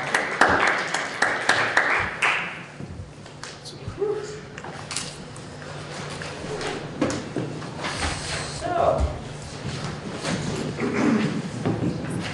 getting back to my laundry list. We have our budget review meeting scheduled. So while we're on budget, I'd like to understand, to get the board thinking a little bit about the process of budget review. Last year, I walked through a general review of the budget and answered questions, and Frank was there to back me up. Last year, I also had the backup of all the previous chairs of the boards, so now you guys are my backup singers if I do it, but if somebody else wants to do it, I am more than happy to pass that along, and I'm more than happy to think of a whole new format. But we don't have to decide that tonight. But if we want to reimagine things, I'd like to have some time between now and March 17th to sort of work on that presentation. Christina, I have a question. Yes, Jamie. As somebody new to this process from the public and as a parent and as a former school board member, I have found it very challenging to understand budgets, particularly now that it's 129 pages. And so what I would really appreciate is the Dummies Guide to Budgets intro at the beginning of the info session, and however that works on the 17th potentially. Just to say, here are the general way of understanding budgets. These are the patterns to look for. This is something unique to this budget cycle because we're in a new merged situation. We've moved from individual $3 million budgets to one large $50 million budget, just like the intro level stuff. And so I would just ask that, whether it's that simple pie chart that you had with the summary or however that is, that somebody, I could pose a bunch of dumb questions to you and you could use me as your test subject, and then you could be prepared to start the presentation off with really entry-level stuff. So I just offer myself as a test case for that request. Thank you for this, and I mean no disrespect, Jamie, but I don't think you're a good example of a dummy subject. I think you're pretty well educated in budgets, but I appreciate the vote of confidence. I will, whoever does this presentation will take that into account and try and think about how we can walk everybody through this and try and merge styles that people are more accustomed to as well. So, any thoughts on? Wow. I'm going to nominate one of you to do it if nobody speaks up. I have to say, I think Christina did a very good job last year. That's your way of getting at it. No, you did. You have your teacher presentation, you have your humor, you have your understanding, so. All of the money. Yeah. I go through everything with a fine-tooth comb so I can surely spit it back out later. So I'm happy to do that if that sounds like kind of a modified process of what we did last year. Sounds good. I'll plan on that and kind of give it a trial run at the budget information session so that if some of you could plan on attending that so that you can correct me when I'm wrong and I can make any changes before the end of the meeting. That would be very helpful. Also, the reports to be included. So currently, we have child find notice, the annual meeting minutes from last year, the warning articles for this year, all Frank's budget documents. Other things that in the past, and this is a suggestion, obviously, you can choose whatever you'd like. We have included things such as all of you, your names, as well as when your terms are up. We have included district administration. So all the program directors, the principals, their schools. We have Christina's report, my report, and this would be a little bit different, but our thought is that we would include reports from each of the principals that would go to the town, their town report, but also include them here as well. So that is what we were considering. Just wondering if there's anything else that you want us to include in this annual report. Every year the Bratt Town report always had a chart of the actual student number enrollments over the years, and I don't know if all the other schools have those numbers or not, but I think it would be useful to continue to include that. Yeah. Great. I love the idea of the principal reports being in that. I think it sort of is a good way to outreach. And I am not excited to do one more thing, and before I commit to doing this, but my report that I wrote to go in the town reports, we had not finished the budget review, so I didn't have any, we weren't even close on the budget review when I needed to get that letter in, so.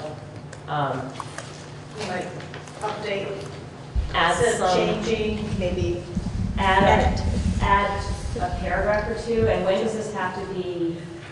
Sooner rather than later, and we're assuming it would be that newsprint type thing that we do. I can get you a specific date from Barb. I have a couple of principals still. I think they're done because they had to get to town reports, but we haven't included them here yet. So I'm just wondering if maybe I could get approval from the board that I would add a paragraph and I would have it reviewed by the vice chair to include, so that I assume it's going to be before our next meeting. So we won't have a public meeting for the board to approve me adding a paragraph or one very lengthy run-on James Joyce style paragraph, or two more concise paragraphs discussing the overall changes in the budget. Wow, $51 million in 2 paragraphs or less. Okay, but I'm wondering if I should get approval from the board so that we don't have to have another meeting. Does that seem like a reasonable thing? I would entertain a motion to authorize Christina Naylor to add to the previous letter information regarding the budget to be approved by the vice chair. Thank you, Tim. Second. Thank you, Thomas. Any discussion? All those in favor, please signify by saying aye. Aye. Nays or abstentions? The ayes appear to have, the ayes have it. If there's one or two of you that would like to have a copy to look at before it goes out, that would not be a violation of open meeting law, so just contact me if you'd like to, and I'll take the first two people that ask for it. Christina? Yes. Oh, sorry. I just wondered, do we make reference at all, or will there be introductions or sentences on the committees, the subcommittees of the school board? I just wondered if we could, the public could have information in the existence of the subcommittees and either just the naming of them, or if they have already completed their mission statements, the name of the committee and its mission statement. Just so that people know that they exist and that they're doing the work of the board. I think I put that in my letter. I think it exists in my letter. And I'm 99% sure that it exists in my letter. And I'm 99% sure that I said the agendas are posted if you're interested in any of this work on the SU website. Okay, good. So, And then also, is this how it's going to look when it's printed? Is this how the budget's going to look when it's printed? No, I wanted to confirm that last meeting we talked about just publishing the summary document, so it'd be like the 10 pages, and then we definitely would want to add the enrollments and any other analysis that we generally included, and then refer in the report to the website for the detailed document. We did this several years ago for the high school, where they used to publish all of that detail in the book, and the feedback was not very good about meaningful information that you could understand. And the board approved basically that same summary format, you're able to absorb the information a lot better. So obviously that would reduce the cost of the printing as well by substantially. So that was our intent, but if there's concern about that, then we need to redirect. so when you're trying to explain something to somebody, it's like, I'd like to be able to go to a line item, that maybe I can employ a growth mindset to this and find a way to. I can help. The key that we've shared in the finance committee of the basic chart of accounts design. Once you have that readily available, and with those page references that I've given you, we wouldn't publish those if we didn't have the detail. But I think you'll find it. It's relatively easy to explain. I have a follow-up question to that. Yeah. I just think so I have enjoyed in the past the ability to say, look, see, it's right here. Mm-hmm. So you got this plus and this minus, and so this is what was happening there. And like, oh, we cut a person, we eliminated a position, but the price went up, but the cost went up. And like, well, that's because healthcare costs went up. And so I do like being able to have that. And so, because I think you're really showing people line by line, no, this is where it all came from. If people at the BUHS level, of course, that has not historically been one of our best attended budget meetings, so that might not be the best example. I like to save trees, I like to save costs. So, I don't know, does the board have any feeling one way or the other?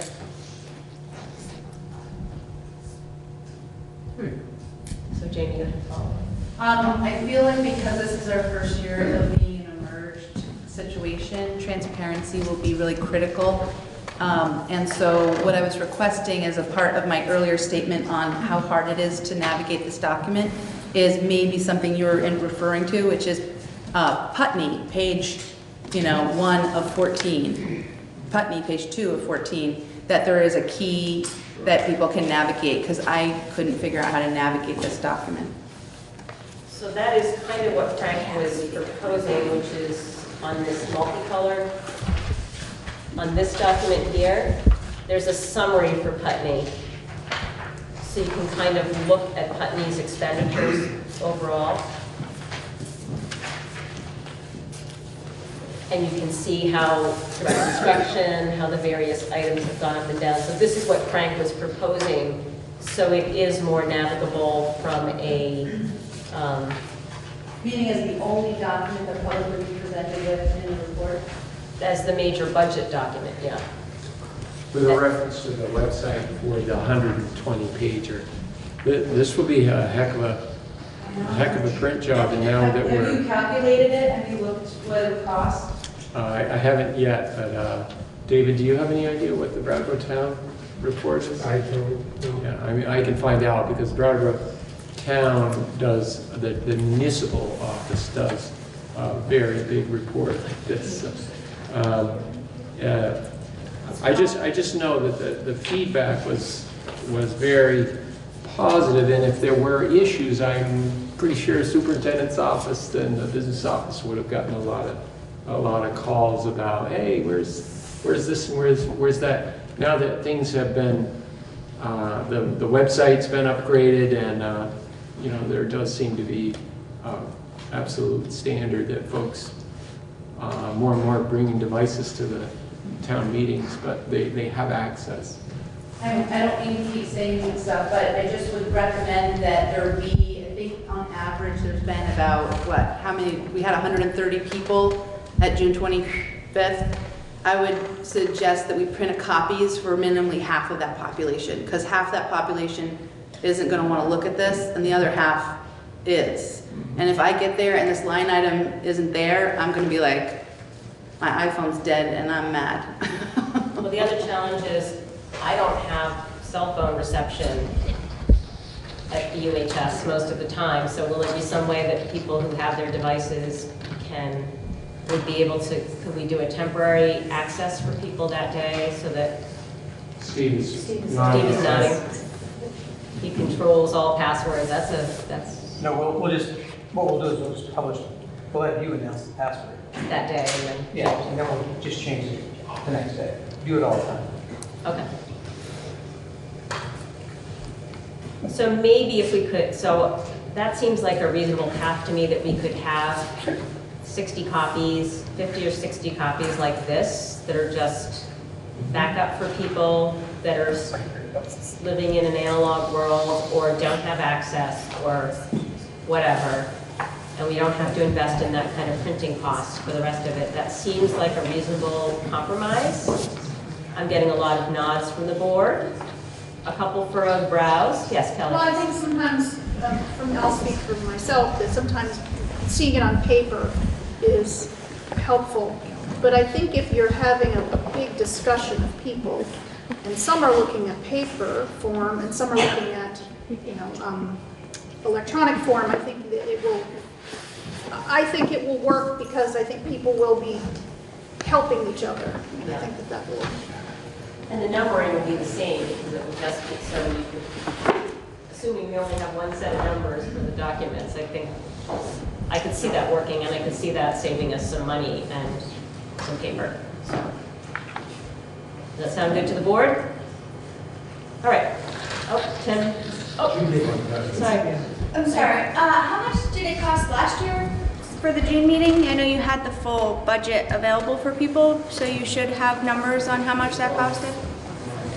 I don't recall from the top of my head. I'm guessing it is close to 5,000, but it's a rough estimate. I just had the thought that it's you could potentially have a fleet of Chromebooks up to the website, and then you could reduce your printing so that you have a station where people can go and access it. That sounds like an interesting project for someone. I don't see Steve nodding like this. We'll have a password ready to go. I think if we have 60 copies, and board members bring their copies so that we're not taking the copies I think that we'll probably muddle through. Make it 70 copies. That's way less than $5,000 worth of printing. So we're still coming out fiscally ahead, and I think it'll be okay. Okay. Whew. So are we done with the whole budget thing? We've got the reports? All right.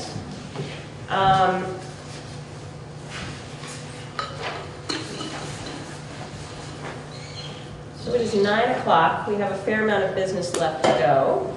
I'm wondering if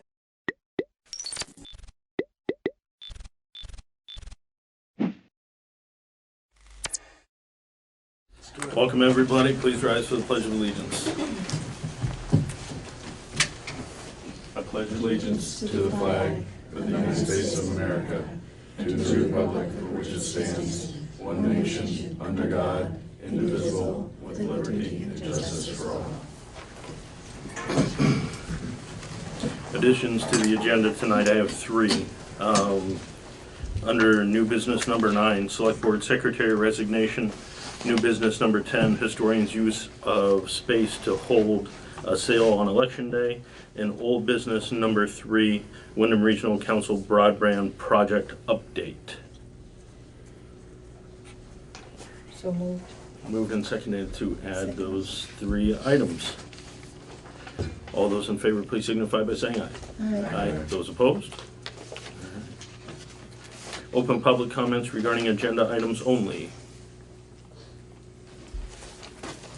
Yes, we don't have any department and committee reports. We don't have any regular meeting minutes. Approval from January 7th, please.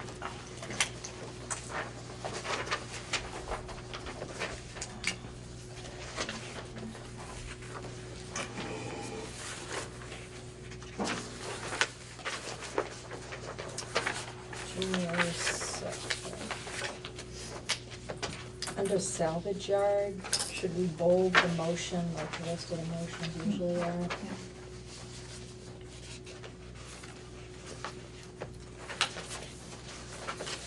It's really all. Okay. Any other corrections? I'll entertain a motion to accept the minutes as corrected. So moved. Second. Moved and seconded to accept the minutes as corrected. All those in favor, please signify by saying aye. Aye. Those opposed? Bills and warrants, please. Okay, I move that we approve payment of the following warrant. 15T accounts payable, $64,851.79. 1S payroll, $8,430.37. 2S payroll, $7,326.15. Second.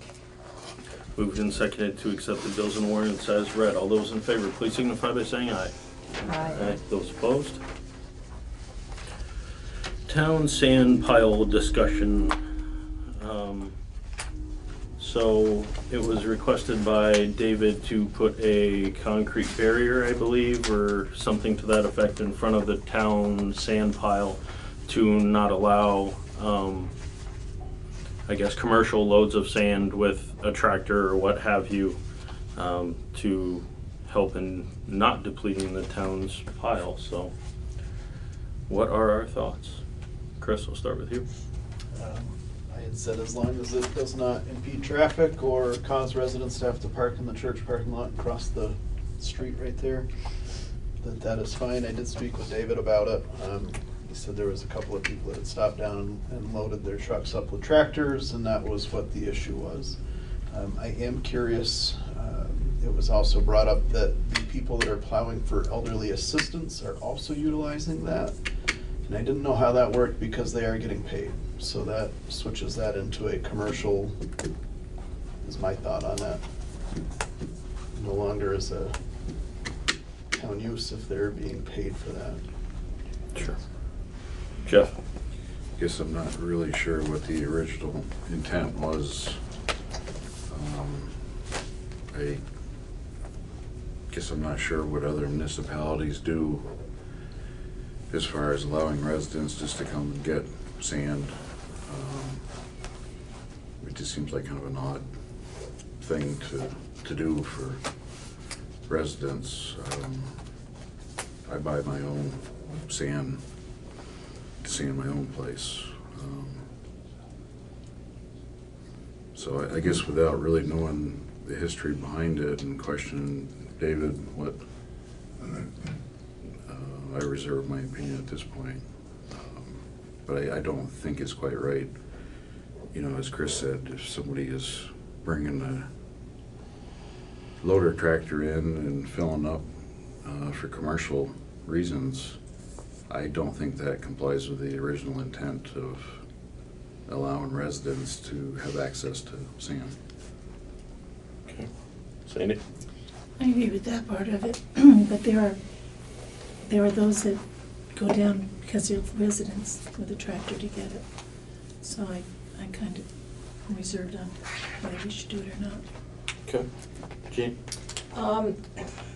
The elderly assistants, I feel as if they're really just getting paid for their labor, because it's not like they're charging for sand, per se, you know. How much are they charging? How much do they get paid? Well, Just for sanding alone, it's $20. So they're getting paid $20 to sand with the town sand that the residents are paying for. I don't and the think that people that's are right. residents, but you know, they've gotta go get the sand, they gotta go back and spread it, so there's labor involved there. Yeah, but if you were gonna plow commercially, you would have to go down to Lane and pay for your own sand if you're going to charge your client that. So my opinion would be if you're gonna be sanding with the town sand, that you can't charge for that, and we shouldn't be paying you for I that. don't think that, what I'm saying, I don't think they're charging for the sand. I think they're charging for the labor to do the sanding, which is justified to me.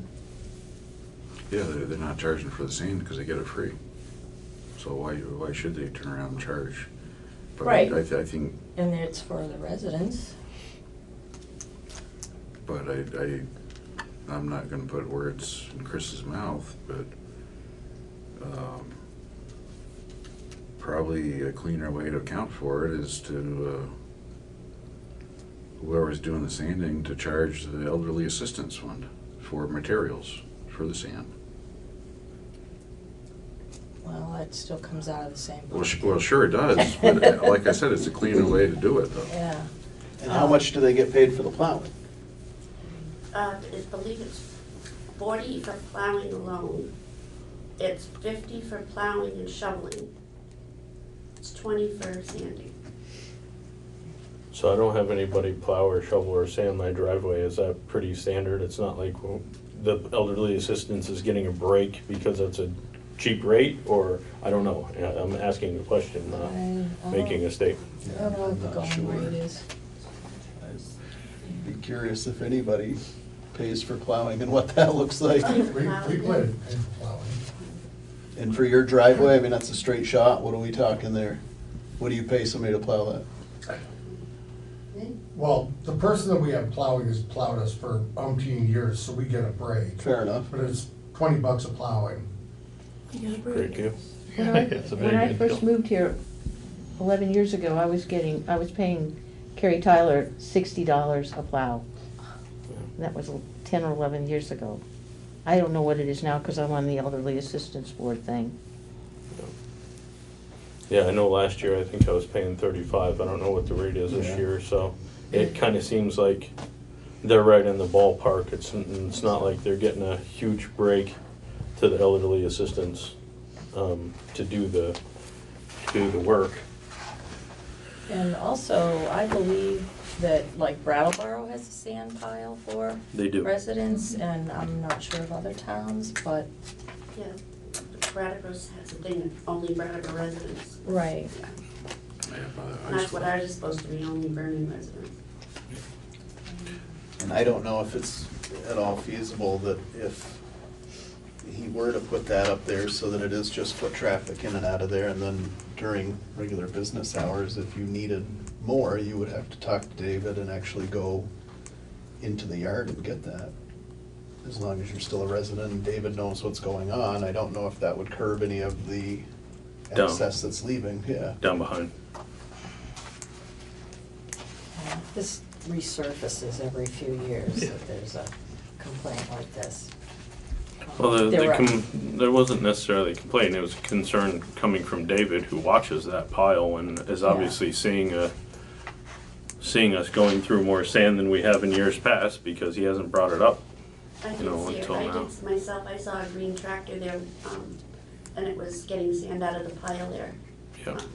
To load, I just think that tractor. So obviously he has some concerns about Right. additional cost to his budget, and And the concern wasn't so much that they're dumping into a pickup truck. They're filling up a hopper on a sander that is Right. then Oh, yeah. going out and they're making money off from it. So elderly assistance aside, I mean, Right. that's what David's issue with this is. Right. Yeah. So, But there's a lot of little tractors go down there and get sand, which kind of, and that's the incident where I'm wondering if maybe that's something that we have to work with David on. And if Yeah. you need that sand, then the gate is open and you guys can work that out. But the rest of it should kind of be reserved for buckets and shovels. And the other side to it is, how much does a load of sand that we're dumping there cost? Because I think you can go down, to fill a sander at Wayne is less than $20, isn't it? I think.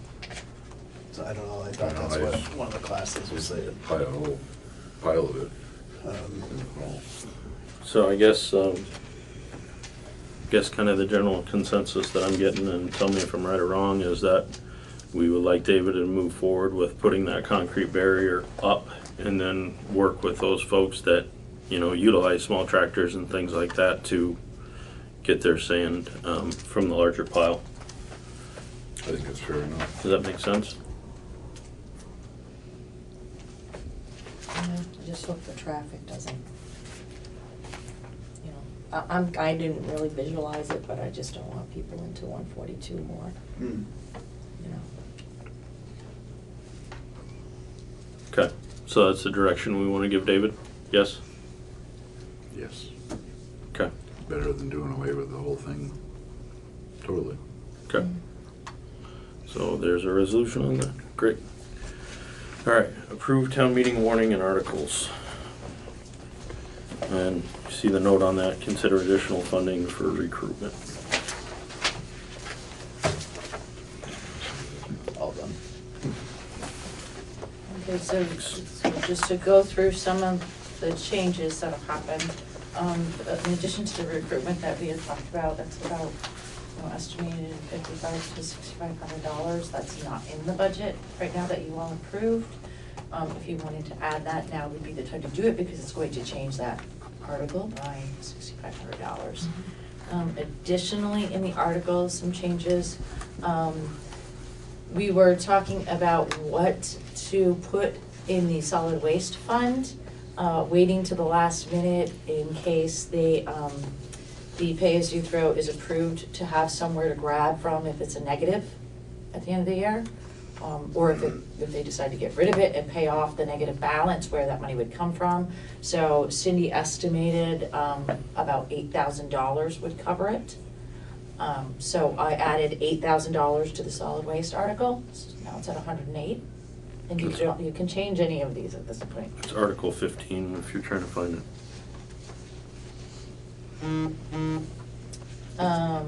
The Farmland Protection Committee reached out and they had a meeting and voted to reduce their request from 20,000 to 15,000. So that is Article number 28. And we can't sign this really tonight anyways, because petitions aren't all in yet. And then the Lister article changed a little bit based on Larry's recommendation, that we don't need to have a board of listers if you hire an assessor. But it does need to be done by paper ballot from the floor during town meeting. And we do have one petition in for that election, for the Lister election. So you were gonna talk about whether you wanted to keep that in or not. That's where all of these stand right now. Okay. Let's start with the funding for recruitment. I believe the last time we went through the recruitment process, it was around $6,000 through VLCT. So I would suggest we probably go with their higher figure. They said 55 to 65 for budgeting purposes, if that's what we want to do. So we would need to amend, it's Article 4, right? To be $6,500 higher and add that recruitment into the, I think it's the select board budget is where that recruitment line For the sits. hiring. Yeah. I agree. I agree. Jean? Yes. Chris? Okay. And along those lines, would you like me to have her call in at your next meeting, your meeting after, just so I can set up an appointment for? Probably call as soon as possible, so next meeting. Next meeting, okay. Yeah. Just so we can get things rolling.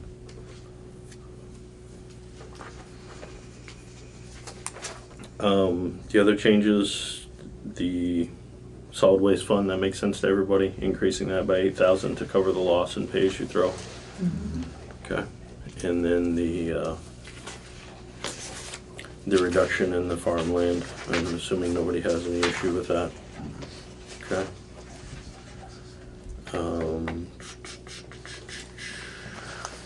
Do we have questions on any other articles that are out there? Yeah. You have an article number 17. Shall the voters establish an emergency repair replacement fund to cover urgent unbudgeted items or expenses for the repair or replacement of town property and or equipment over $500? Mm-hmm. You don't have an article putting any money in the fund. Oh, right, that's just great, yeah. Establishing the fund. It's another pay-as-you-throw thing all over again. Which article number is that? 17. 17 is the one I was reading. Establishes the fund. It establishes a fund, but there's no money in it. There's no money.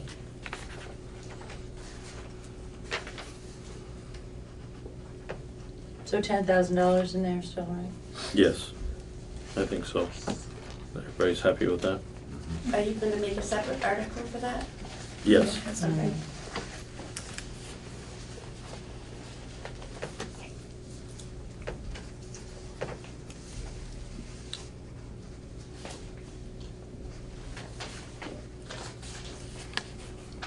Any other questions, comments, concerns on the articles as we have them drafted here? Chris? Jeff? Sandy? I gave Michelle mine on 29. Okay. I think we're, that's on the agenda to talk about later, I think. And then, Yeah. okay. As Do you far as the wanna- article though, she wants me to put in the article What the changes are. which is just gonna make this really long. Well, won't he can explain that though. Let's see. Yeah. Let me see. But How do when you you- put it in? But in the town records, you're not gonna have the town report. You're gonna have this, and you're gonna have the minutes, so you wanna put what they're changing them to in the article. Because 10 years from now, you're gonna look and say, well, What were the changes? what were you amending it to? Couldn't they go back and look at the CUSIC policy change? But Like the actual policy itself to see what those changes were? it should be, this is a town meeting, so it should be Mhm. with the town meeting minutes Okay. and the town records. Because those requirements are all in the town report. Right, don't have the town report and the town records. Right. Okay, so we're She's gonna, check with Larry on that anyway. we're gonna discuss this down the line about what the possible changes are to this CUSIC scholarship fund, but if for those of you that didn't hear it, because Sandy has a very mild voice, there's some changes that are being proposed to this CUSIC scholarship fund that will be presented at town meeting through article number 29 and spelling those out in the article versus just having a general article and then spelling it out at town meeting. So, I think I already asked you. You got your change. Anything for the rest of the articles? No. Okay, great. Amend resolution for municipal planning grant. So designate a municipal authorizing. Oh, wait, just for clarification. Yep. So, after I get all the fees back from Larry, the petitions are all in, I'll email all of you to come sign it. So you need to vote that this is, with these changes, that it's good. Okay. So moved. Second. So moved and seconded to accept the town meeting warning and articles as corrected tonight. All those in favor, please signify by saying aye. Aye. Those opposed? Okay, so we got that done. So the resolution for the municipal planning grant designating a municipal authorizing official, meaning one of us, to help in the municipal planning grant process. This isn't really to help with the process. There needs to be an authorizing individual who says, yes, give us the check. We're ready for the money. The Planning Commission has designated Martin Lankeveld and Bob Spencer to help with managing the grant. We just got our first disbursement approved for that grant. But it's more a matter of, it has to be a select board member or a town manager or a town administrator who's the authorizing official that says the final, yes, we're ready to take this money back, and yes, all of this is true, all this documentation when you submit the report, that kind of thing. That cannot be the treasurer. You cannot be the treasurer. So I would make a suggestion. I'm not sure that you would be able to be that authorizing official because you're on the planning commission. I don't know if there's a conflict there. I was gonna volunteer, But just because, but I don't know. then you're in as far as I'm concerned. Yeah. Great idea. I just want. You don't often hear people volunteering. If you want to. I just didn't want to ask you because you're on the planning commission. I didn't know how you felt about a conflict of that. I don't think there is. I just wanted. As long as I don't have to do anything. Second. Moved and seconded to appoint Jeff as the designated authorizing official for the municipal planning grant. All those in favor, please signify by saying aye. Aye. Those opposed? Who moved it, who seconded Abstain. it? I moved. Chris. Gene can Go have. ahead. Oh, look at you're so giving today. All right. Chris. And you can, it'd be great if you could name an alternate. Gene. Oh, sorry. Is that an emotion? I'll second it. Awesome. So moved and seconded to add Jean as the alternate. If something happens to me. Yeah, if you get hit by a bus on the way home, as the alternate authorizing official for the municipal planning grant, all those in favor, please signify by saying aye. Aye. Those opposed? Great. Okay, I need signatures on that. Sorry, Gene, that just came right out. Wait, okay, you wait. So this you? No. Yes, yes. Just outside. Yes, the legislative body. I'm not signing next to CEO. Do we have, we don't have a CEO. It says we do. I think we're supposed to sign over here. Oh.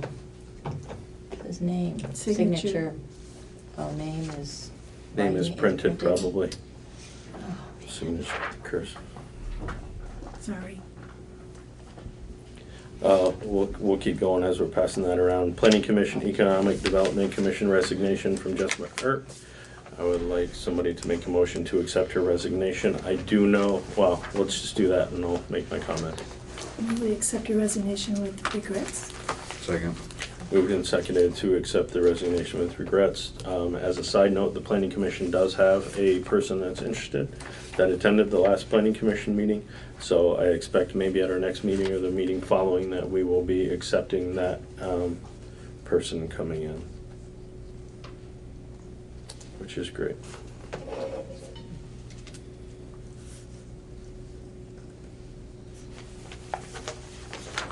All right, so that's accepted. So the handicap seat, oh, I'm sorry. All those in favor of accepting Jessica Freeman Erb's resignation from the Planning Economic Development Commission? All those in favor, please signify by saying aye. Aye. Aye. Those opposed? Okay, great. Thank you. Thank you for catching that. IndyCap Vernon seat. So IndyCap, for those of you that don't know, is the Nuclear Decommissioning Citizens Advisory Panel. Michael Root has been our appointed Vernon seat for IndyCap for, I don't know, maybe a year or two at this point. He's resigning from that position, and Madeline Arms has decided that she would like to take his seat in his absence. So I would entertain a motion to accept Michael's resignation and appoint Madeline Arms. So moved. Second. So moved by Jeff, seconded by Sandy, because I saw you shaking your head. To accept Michael Root's resignation from IndyCap and appoint Madeline Arms. All those in favor, please signify by saying aye. Aye. Those opposed? So I will get that to Anthony Lachinsky so we can get him on, or her on record.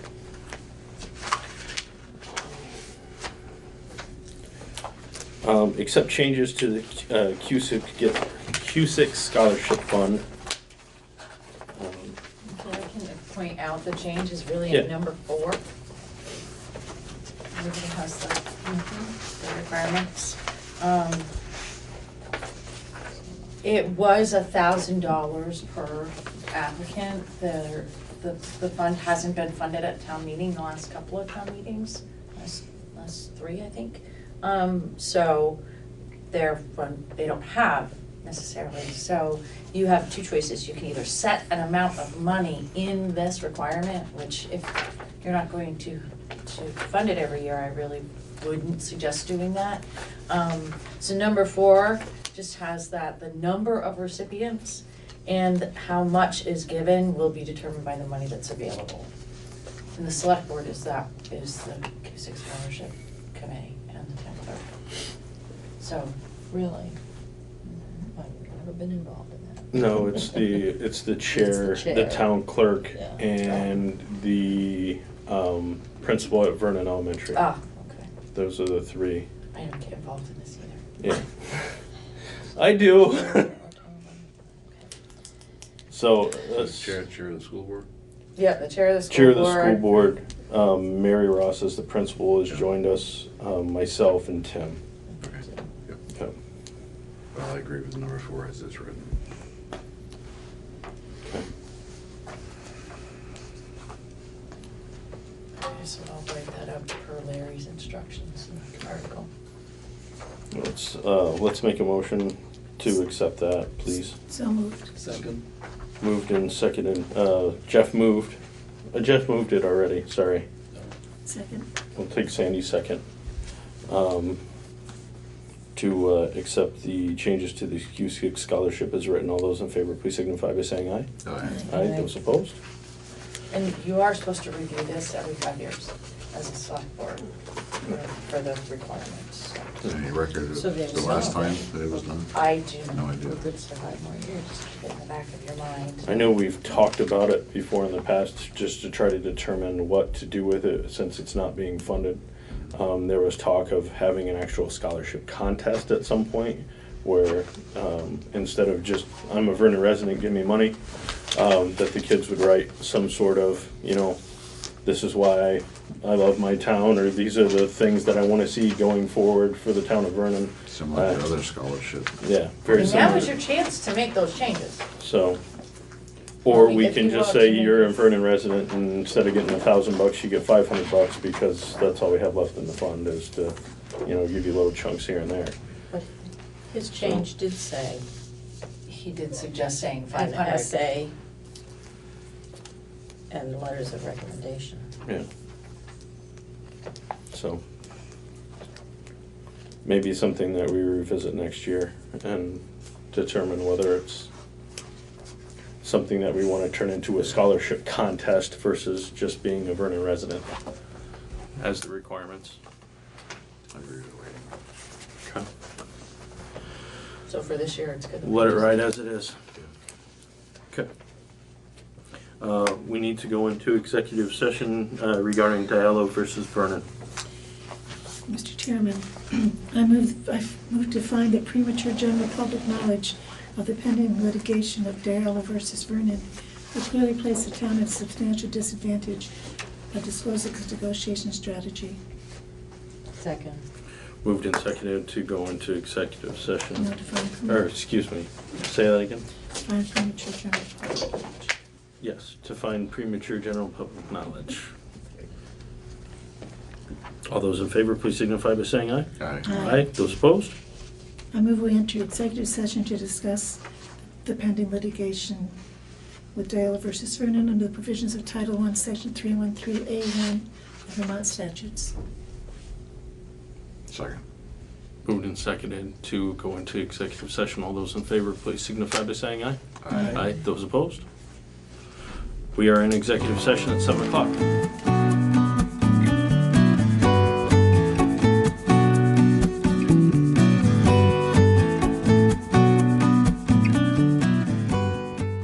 All right.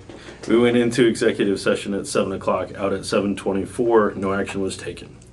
Mr. Chairman, I move that we go into executive session on appointment or employment or evaluation of interim town manager per 1 VSA 3133A3. Okay. Second.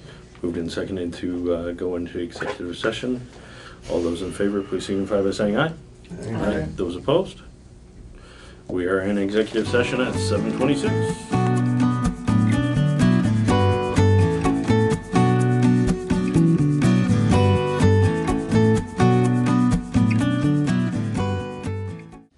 All right, we went into executive session at 7:26 p.m., out at 7:34. No action was taken.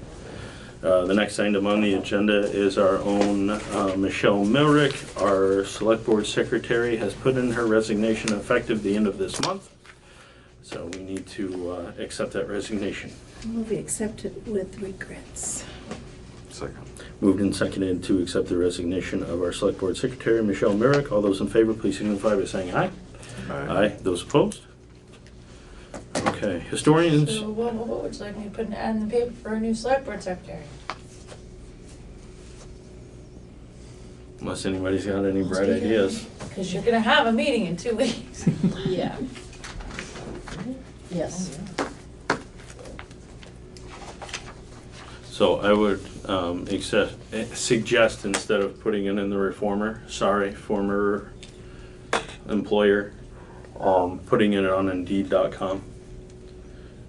What is that? It's a free website that gets a Is it significant free? amount of, yes it is. It is free? Okay. I utilize it for Leader all the time. Okay. Could we also have Mark add that to the unofficial Yes. Website? Yep. Post, once we have Oh, yeah. once we have it, we can post it on Facebook and get it up on the app. Do you just want the same one that we did last time? The same ad? Yes, that's fine. Front Porch Forum also. Yep. So that is all free advertising, and like I said, I do very well with Indeed in my real life. So historians use the space to hold sale on election day. I move we allow them to. Second. Moved and seconded to allow the historians use the space on election day for a bake sale or whatever they're doing. All those in favor, please signify by saying aye. Aye. Aye. Those opposed? Great. All right, census boundary approval. So I'll have to approve this. And it is, no, it's new business. It is a map of Vernon.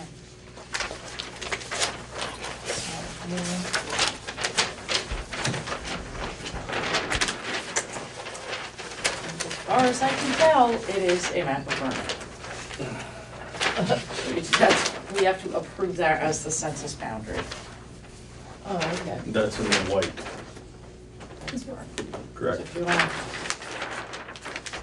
So if you look at it,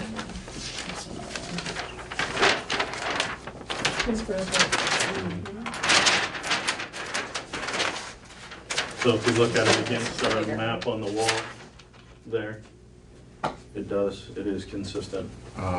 So is this an opportunity? I think we ought to move the western boundary of Vernon further west. When does the census? Do you want to see these other ones? This spring. Officially April, I believe. That was That's the wrong spot. It's not there. No, it's not. What? It's up further. That's Jeff's land. Yeah, that's Jeff's land. Give that to Mass. No, if you look at, You want to change states? That's right across here. That's fine with me. Yeah. oh, on the Well, that's bigger right. map, it has. It doesn't go down, Miller's it's not a good map. down It here doesn't go down to, on you don't his have Concord property. anymore. What? So we There's a approve that, southern so you're gonna have an cul-de-sac. airstrip down there. Okay. Okay. And end it at the Pleasure Airfield. Be an air traffic controller. You could. Go out there with glow sticks. Yeah. Okay, it's safe. All right. So just so you see. I'm happy with the boundaries. Are you guys happy with the boundaries?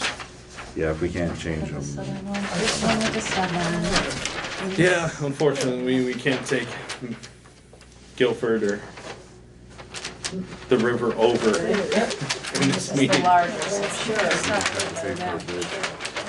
That's a good thing. You don't remember what it was like when it was open. Used to go to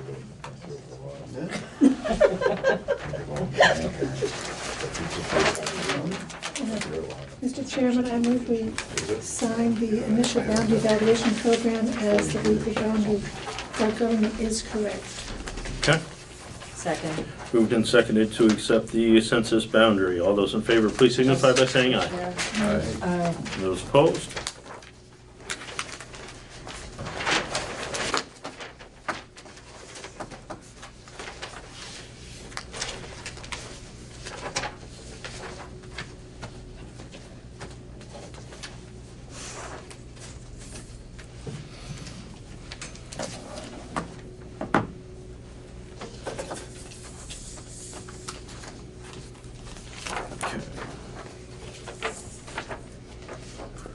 Ordinance enforcement, So I did hear back from the health officer. He is not interested in being able to do this. He's got the health ordinances that he works with, and that's it. So as far as people on this list right now, and your interim can take this to the next step, but you need to name a different custodial official, which would be the person in the office that's making sure the records are just filed. Did you table this then? I would do that. so we would like to table this? Yes, yes? Yes. Table it. Okay. So we will table the ordinance enforcement and the appointing. Chris has asked us to table the emergency services billing as well for tonight. Everybody okay with that? Sure. Great. Wyndham Regional Council broadband project update, please and thank you. Thank you very much. It was an interesting meeting. I learned a lot about a lot of towns. If it's all right with you, I'm gonna read what I sent you, Josh and Michelle, in, there's some edits, but it's easier for me because I had put Sure. my thoughts out. Yep. That's what you sent us this afternoon, right? Yesterday, but yeah. Yesterday. Yeah, yesterday. I don't remember. The timeline for this project has been mandated by the Vermont legislature to be 6 months, starting last Monday, not yesterday. And there is a lot to be done in a short time, beginning with a survey of residents of participating towns, including Vernon. The ultimate purpose of the project is to make recommendations to the legislature to ensure that all of Wyndham County and Vermont is covered by fiber optics. The first part of this will be a survey to collect data by March 17th, so the timeline is really, really short. I would like the select board's permission, and in my email I said to set up a table at the back of the hall during town meeting. I really want to change that to a place that you recommend and it maybe not during town meeting, but during breaks. And also downstairs in the town office during election day, on Tuesday. I know now we have the historians, the Girl Scouts, and just a small table somewhere, so that we can ask voters to the survey would ask them about their current cable coverage and future needs. Representatives of participating towns will be meeting February 6th, which is after your next select board meeting, to finalize the survey. So we haven't even seen the content of the survey yet. Another part, one of the reasons for the survey, another reason is to educate participating towns, voters, about current technology and also future needs. And Vernon is currently, as we all know, Vernon is currently well-served for today's technology. Our concern is and should be for the future. We will not be attractive to new home buyers and businesses as we currently are, which is why we should participate. Boy, that's confusing. And we need also to find the pockets, and there are pockets of Vernon that are not served. There's some places that have DSL, dial-up. I know of two, and there's especially to prepare for future needs. There are a lot of towns participating that don't have what we have, and they'll be served first, and then. But I think we need to be ready to find ways to fund this ourselves if we're going to prepare for future needs. Where am I? Okay, in addition to tabling, we would like to advertise this, we will plan to advertise the survey on Facebook, Front Porch Forum, the newsletter, and the unofficial website. We also hope to put surveys in the library and the town clerk's office. We'll have to talk to those two places. And to and I also want to talk to the school, to send them home in their packets. A lot of towns will be putting it as a article, but it seems a little backward to me because we'll be tabling during the time, and the article will probably, that's why we didn't ask for an article. And we also would like a select board liaison to work with us, or with me. I'm the official and he's my backup. Is there anything else I missed? Yeah, just basically, the idea of the survey is to figure out the feasibility of what needs to be done in order to bring high-speed internet. The survey will have a take rate survey. In other words, how many houses and at what price they're willing to pay. An analysis of the underserved and unserved areas. An idea of what you said, bandwidth need for now and for the future. Then this will discuss deployment and methods of doing it, whether it's the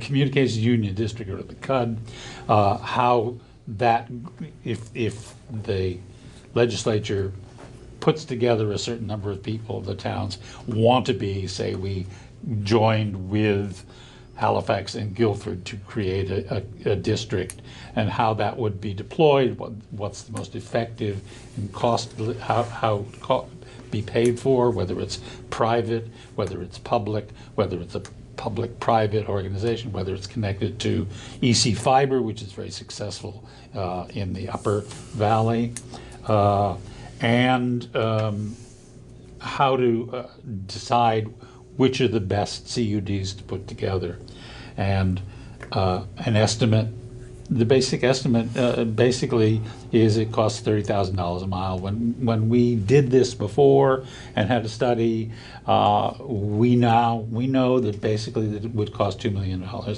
to wire the town. We know that Velco has a lot of open internet access that they are interested in using. They only using 15% of their network, and they don't know what to do with the rest of it. That'll be the feasibility, and then it'll move on from there to create business models to work it. As you probably know, it is not allowed by the state to use tax funds. It has to be revenue bonds to pay for it. There are grants and loans and that sort of thing.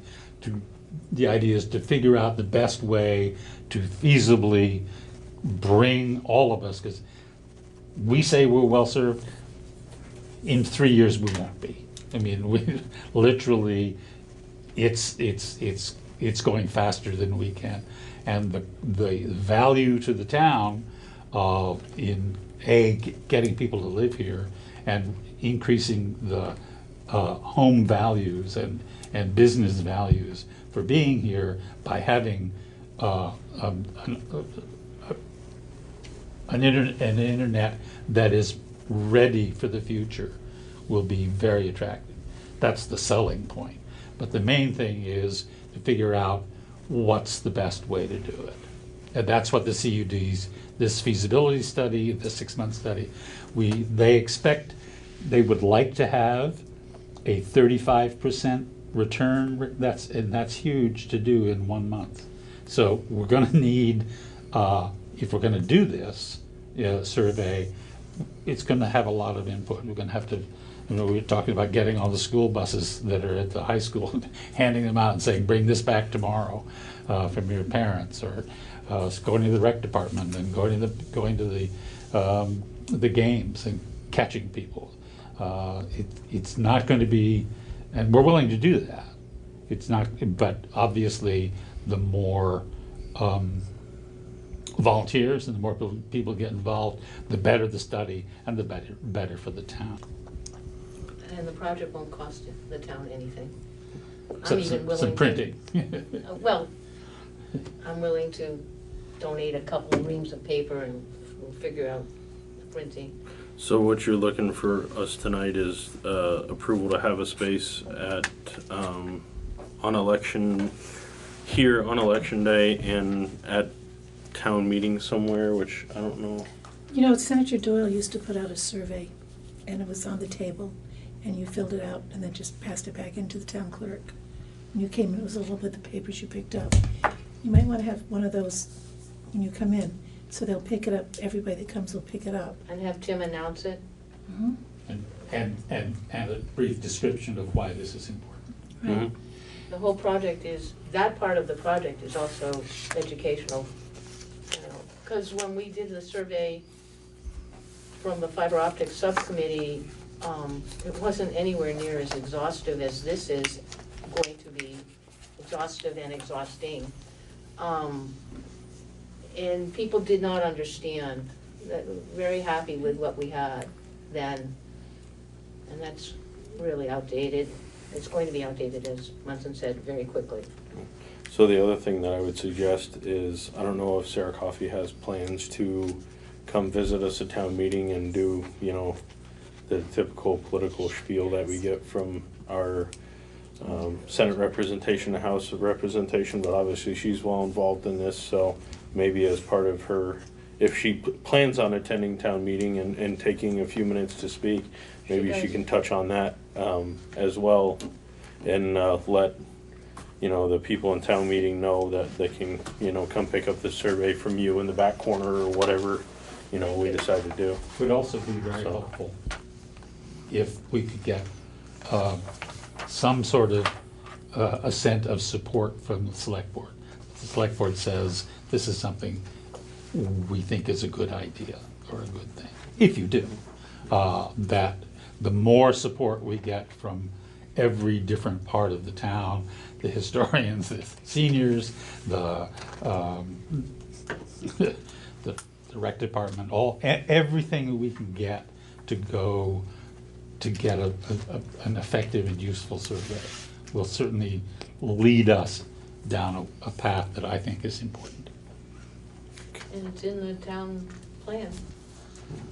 So we're ahead there. So, yeah. That's where we are. Thank you. So the question for us is, do we want to allow the survey at election day and allow them a table during town meeting? So moved. Second. So moved and seconded to allow the, what do you call it? The Winter Regional Council Broadband Project Survey to be brought forth at election, in the town office on election day and at town meeting. All those in favor, please signify by saying aye. Aye. Aye. Those opposed? Okay. Thank you. Thank you. You're welcome. She's touch base with Tim on the election day, because Yeah. it's really his realm, so you're gonna make Yeah. sure to dovetail both. Yes, absolutely. That He's be part of the with Tim. Wyndham Regional. Right, yes, he is, but just, And he's on top. because you gotta get his okay before you can Yeah, sit on thank election day you. too. Yeah. Just wanna throw that out there. Thank you all. So, public participation on non-agenda items only. Emergencies. No, we tabled that one. Seeing none, correspondence and town admin report, please. You have all the correspondence in your packets. And my report pretty much is centering around getting the annual report ready to go to the printer before the 30th of January. My goal is also to get the mailing for the town meeting morning all set to go. So that can just get brought to the post office for the door-to-door mailing in time. So hopefully you will be in good shape by the time Miley. Okay. Upcoming meeting, February 4th, and local government day. One second. Yeah. I received an email from the fire department, and I think that the amount of scrutiny that they fall under in this town sometimes, that it deserves to be pointed out that on Sunday, they received the call to 142. Our units responded very quickly. Within 2 minutes of the call, we had a firefighter on scene that was addressing it. Upgraded the alarm, got mutual aid coming. They saved 4 animals out of the home. All the occupants were able to get out as well. The home is not able to be occupied, but all in all, they did have a good save. The structure is still standing and is rebuildable. And that is the second one in the last couple of months that they have actually been timely and efficient in, the other one being the one on Huckle Hill. But they are still 2 structures that are standing, and I think that that deserves some acknowledgement given everything that they get criticized for. Thank you. Thank you very much. Okay. We are adjourned.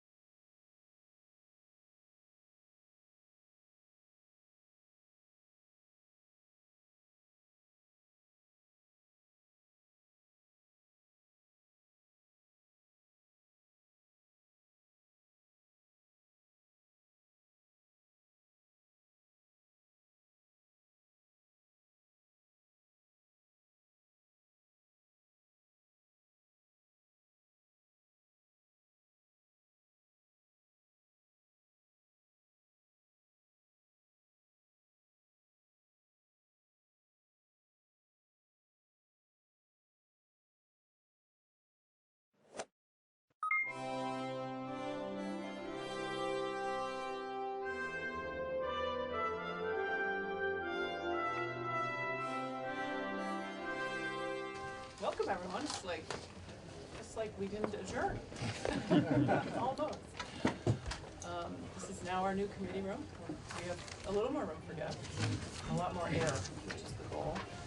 Why don't we go around and do introductions of the committee members, and actually maybe the room too, so people can know who's here. Ellen, would you start? Sure. Ellen Tchaikovsky, Office of Legislative Counsel. I will be the Legislative Counsel on Act 250, natural resources more broadly. Jim McCullough. I serve as representative of the brave little hamlet of Williston. And I'm Carrie Dolan. I represent Washington 7 District, which includes Waitsfield, Warren, Facein, Moortown, and Duxbury. Leland Morgan, representing Grand Isle County and West Milton. Harvey Smith from Madison County. I represent the towns of New Haven, Weybridge, and Bridgeport. Paul LaFave from Newark, and I represent 8 towns in the Northeast Kingdom. Usually you tell us. It'll take a long time. I don't know if I can remember them. Amy Shelton. I represent Middlebury. Trevor Squirrel representing Underhill and Jericho. Chris Bates, Bennington 2-1. Matt Hill, I have Johnson, Hyde Park, Wolcott, and Belvedere. Carol Odie, I'm at the confluence of the Winooski and Lake Champlain in Burlington, the New North End. Tom Terenzini, Rutland Town. Hi, I'm Mark Grimes. I'm the new committee assistant here at this. And if it's okay, I'd love to go around the room. So just say, who you are and if you're representing someone. I'm Hannah Johnson. I'm interning for MMR. Marcy Gallagher. I'm with Deepburg. I'm Karen Blakelock. I'm within the Crossing Group.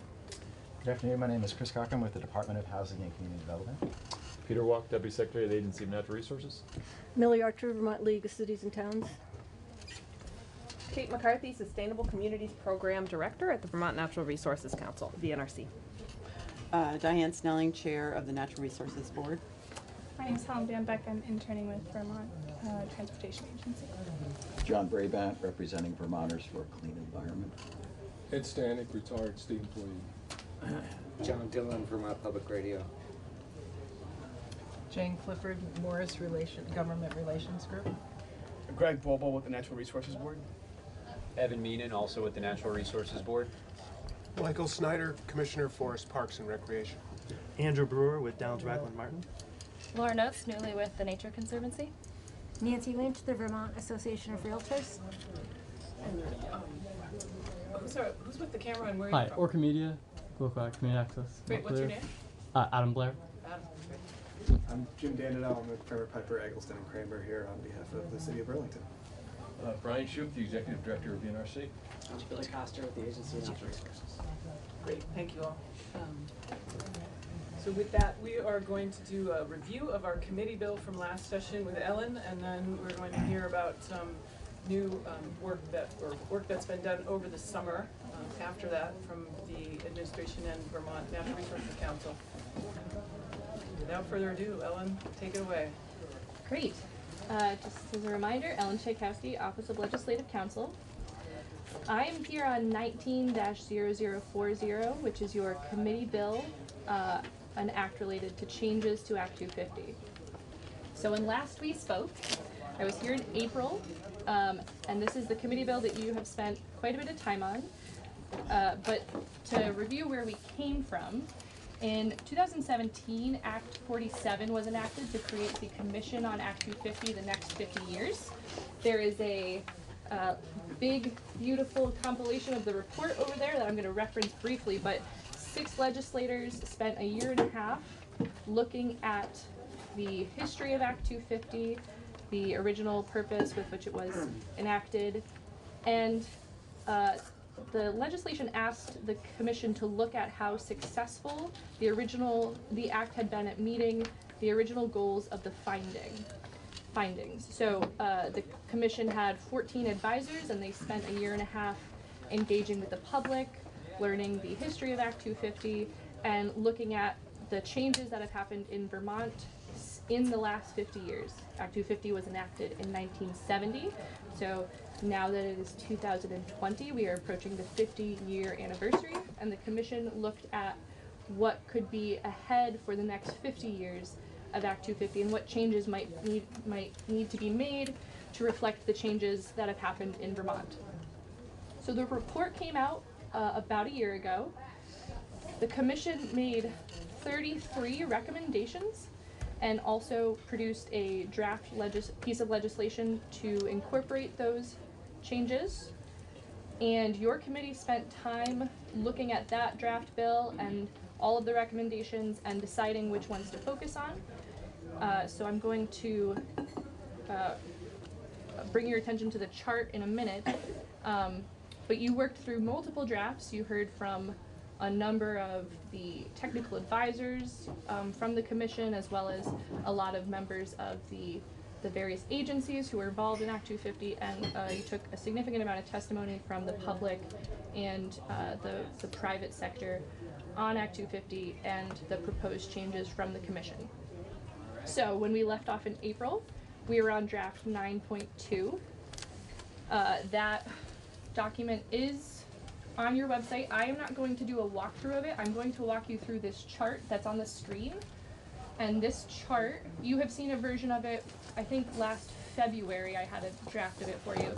And it does a high-level overview of what the changes are that incorporate the recommendations into this bill.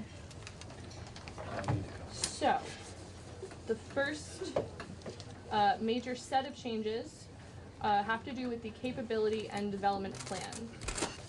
That plan was part of the original Act 250 and it was called for in section 6042. So the first major change is in the bill adds a new finding. The capability and development plan is a set of 19 findings that list the details that are to guide the implementation of Act 250. So this one adds so the first change adds a new finding to address greenhouse gas emissions and climate change. The next change amends finding number 2, which adds ecosystem protection to the already existing section related to utilization of natural resources.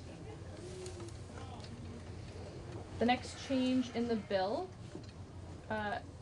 adds a section 6000, which adds a purpose section to Act 250.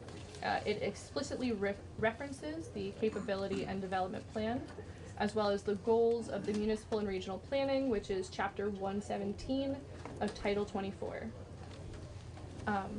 So I think, stepping back, we're gonna look at this chart broadly, and I'm not gonna do a specific walkthrough, but if you have questions, we can talk about them now, or I will definitely be here more in the future for the specific language questions.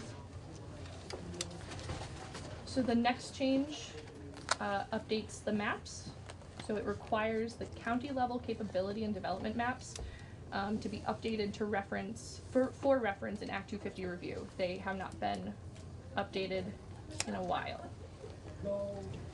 So you will also recall that there are, so those are a couple of the minor changes, but there are some large categories of changes. So the first one being amending the existing Act 250 criteria to address climate change. So this is accomplished in a few different ways. So first, there's an amendment to criterion 1 to separate out air from water pollution. Currently, criterion 1 addresses both air and water pollution. So first, we make criterion 1 just related to air pollution. In addition, your bill adds subcriterion 1A to address air contaminants, and it also adds subcriterion 1B to address greenhouse gas emissions and climate change. Next, the newly created criterion 2 is for water pollution, and so it updates the definitions to reflect the Agency of Natural Resources' extensive work related to flood hazard areas and river corridors. So the definition section is updated to match and reference the water regulations, and criterion 2 is amended to reflect that as well. Next, the existing criteria 2 and 3 are combined, and those are both related to existing water supply. Next, criterion 5 is amended in 2 ways. That's the traffic criterion. So first, it is amended to require review of projects for safety and congestion impacts to both bicycle and pedestrian infrastructure. And also, it clarifies when it is appropriate to require transportation demand management strategies. Also amended is criterion 9F, and that is amending the energy criterion to include explicit reference to energy efficiency and stretch codes. It currently only references energy conservation. So the next major set of changes relates to forest fragmentation and habitat protection. You will remember that this work originally related to a bill known as H233, which came out of a few sessions ago, but you did amend it a bit. So you amend criterion 8 to include a new subcriterion 8B, forest blocks, and 8C, connecting habitat, and it adopts an avoid and minimize strategy for fragmentation. You did remove the requirement for mitigation in April when we last spoke. Another change is the burden shift. The burden is shifted so that the burden of persuasion under criterion 8A is on the applicant now. Currently, under statute, it's on the person opposing the application. To remind us what 8A is and what that really means, the burden of persuasion. Sure. We rewrote the whole burden section. 8A has to do with wildlife, and so currently under statute, a person who is opposing an application has the burden to prove that there are adverse impacts to wildlife habitat. The committee heard testimony that this is a difficult thing for an opponent to prove because the landowner is in control of the data related to the actual project site. So having the burden be on an opponent to an application is difficult. So this requires that the applicant has to provide enough information to persuade the district commission that they have not caused adverse impacts to wildlife habitat.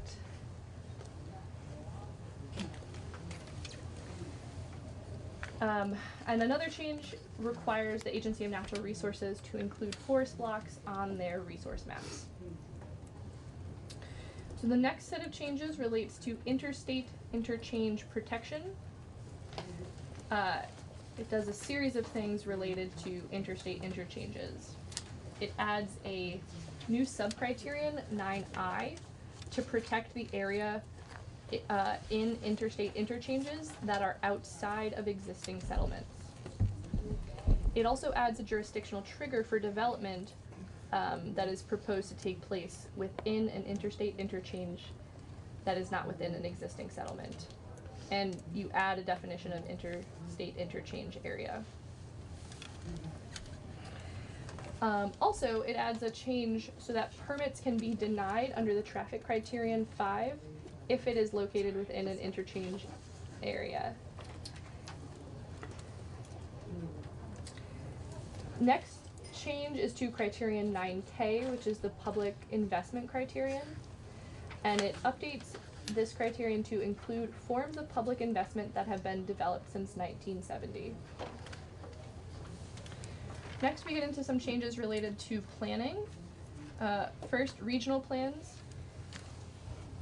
It requires, your bill requires regional plans to be approved as consistent with the statutory planning goals. It also clarifies criterion 10 so that regional plan provisions apply to a project if they meet the same standard of specificity that is applicable to statutes. And this came out of recent case law, which requires that a regional plan be clear enough to be understood by a person of ordinary intelligence. Yes. I'm not sure what that is, but It's in not there. me. Not too hard, it's not too hard. Next, it also requires the regional plans to include the location of critical resources, which we will talk about shortly. Next, municipal plans. Your bill requires municipal plans to be consistent with the statutory goals for municipal and regional planning.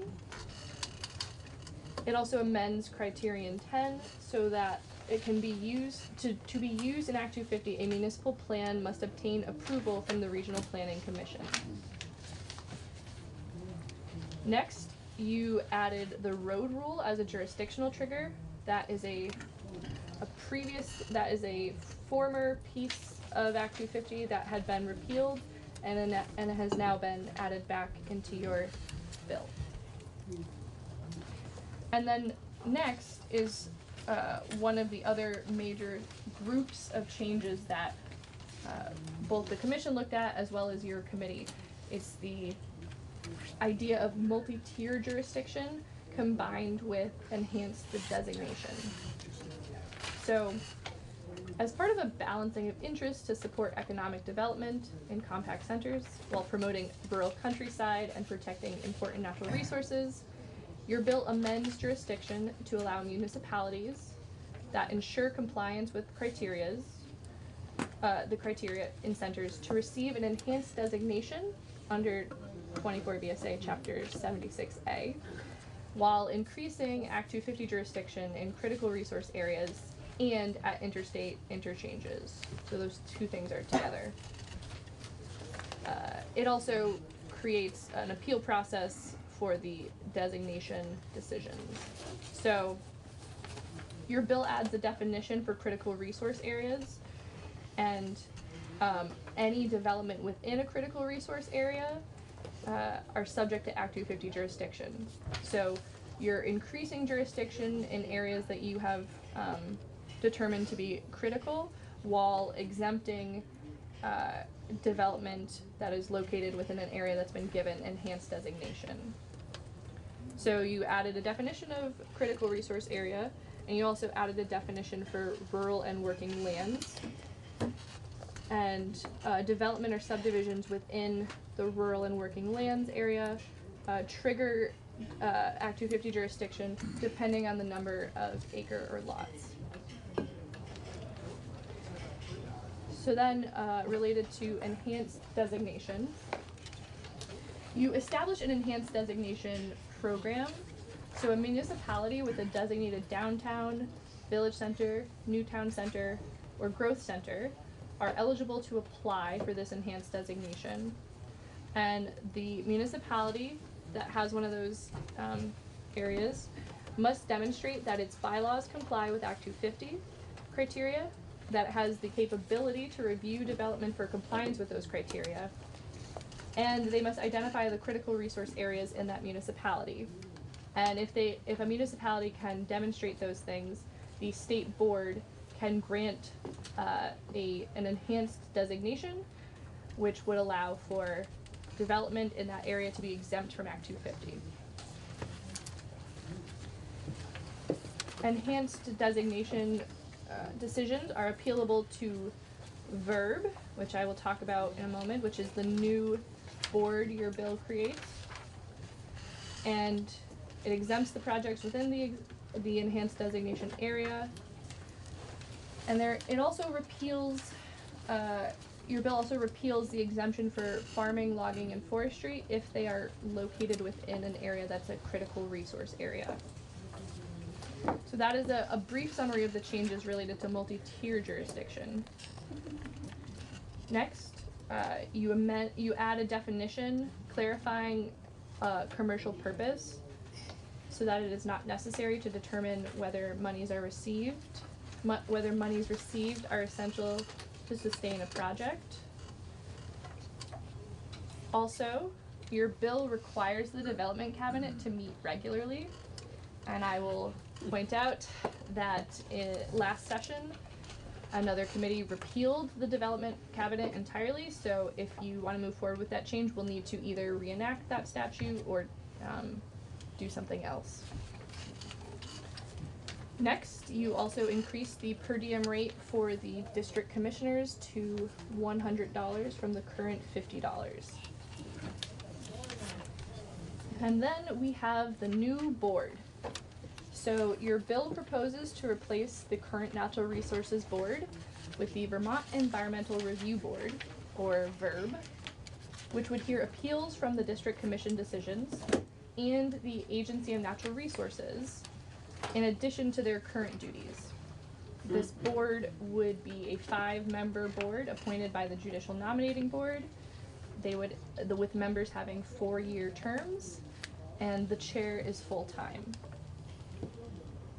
The Environmental Division of the Superior Court would continue to hear enforcement issues as well as local zoning permit appeals.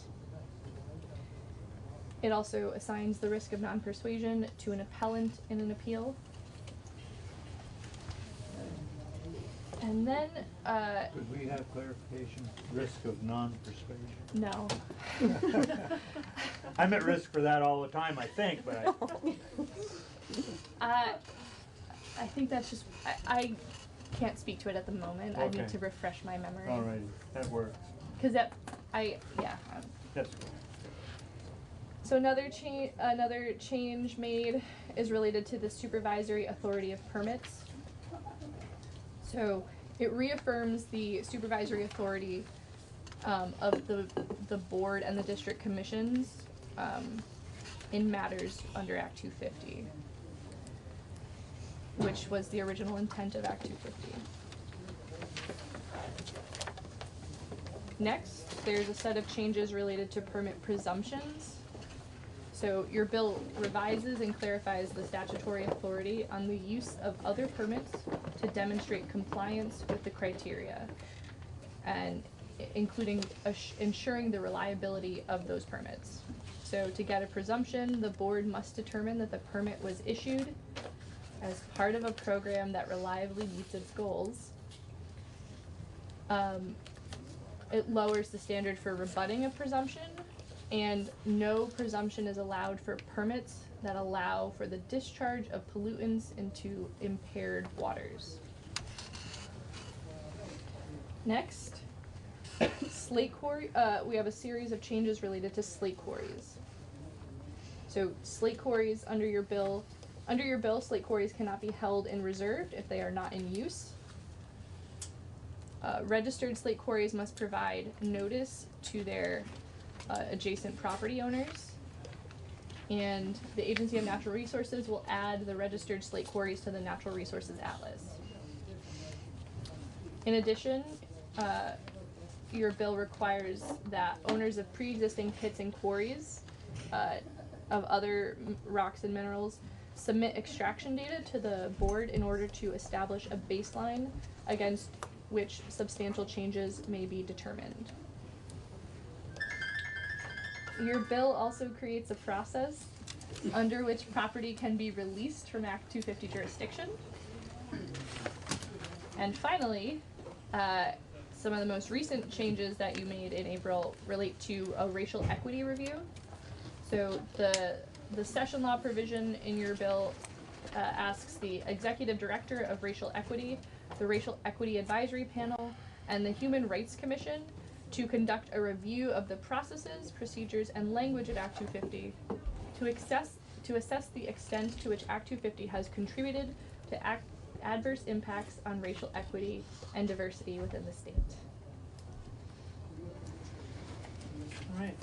Do members have questions or want clarification on? Everyone understands it all? I have, Already. I have one. Yeah. We have to go back to the municipal plan.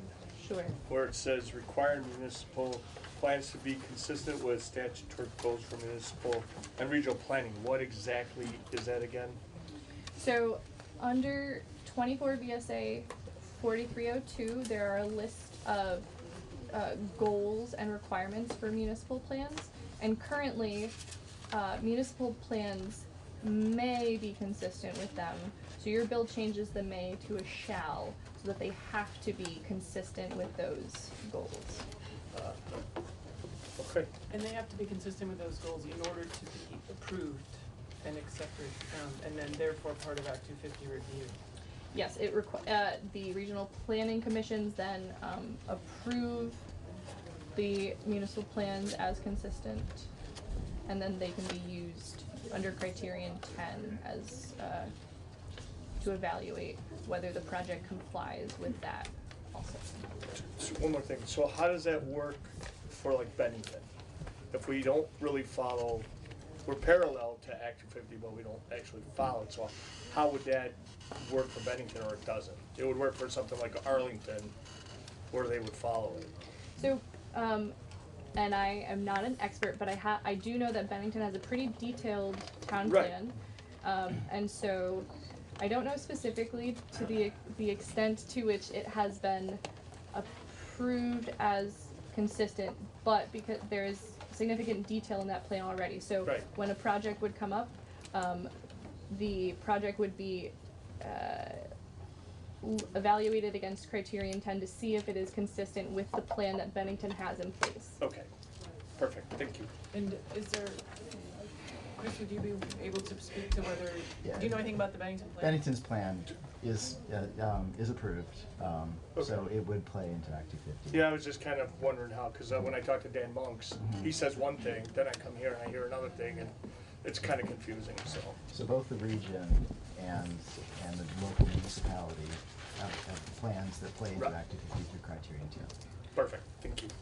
There are town plans that have been adopted that have not been approved as consistent. And so I think that is sort of the space that this change is looking to address. Yeah. Towns have adopted plans, but they aren't consistent, and so they haven't been approved. Do we have a sense of how many plans that might be? I realize that's a total, maybe someone else in the room knows how many plans. About? Not, we won't. I'd have to hunt. It varies. In the majority, I want to say 80% of towns have, this is ballpark, have plans that meet the requirements. Yeah, 80%. Yeah. And how many towns don't have plans? A smaller subset. Certain communities, a very small subset of towns just don't have plans, and then there's a smaller subset that has, they may have a plan, but they don't have zoning. And I can get you the data on that if you want. No. Yeah, that would be good. Okay. Any other questions for Ellen? I have a question. Sure. On the slate quarries, did a letter go out to the stakeholders, and they were going to meet over the summer and then come back with a report? Is that correct? Yes, this committee did send a report, or a letter to the stakeholders. Yes, and did that result in a report from the stakeholders? I haven't heard anything, I don't know. So what's being proposed here, this precedes what we were talking about in terms of sending a letter out, right? Yes, this is, the last time you made changes to 9.2 was in April, I think it was April 12th, so that predated the letter. Yeah.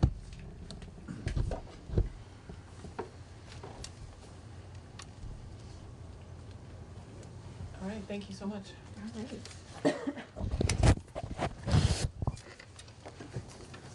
How's everyone doing on temperature?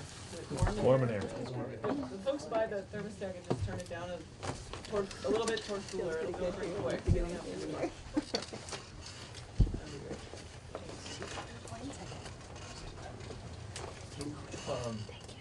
We're going to be co-presenting or vaccinating on some of our testimony. Look at that, you came with one. Nice, brings it wherever he goes. Prepared. Would anybody like a copy of this testimony? Yes, And everyone. actually, for the future, everybody would like a copy of everything. No, so maybe? I think you'll get to know our particular overestimated hard my copy. timing. Brian. Right, I guess I The overestimated. new nights in the room. We have a few, Yeah, stuff. yes, Could've sorry, done a lot. who are, clinging to the forest products industry, no, supporting it. I already got it. We, Oh, you already did? Very good. Oh, this is, let's see. Yeah. maybe for Mark's benefit, the folks who generally like to have paper copies, can you raise your hands? Yeah, well, we can do that, yeah. Very good, thank you.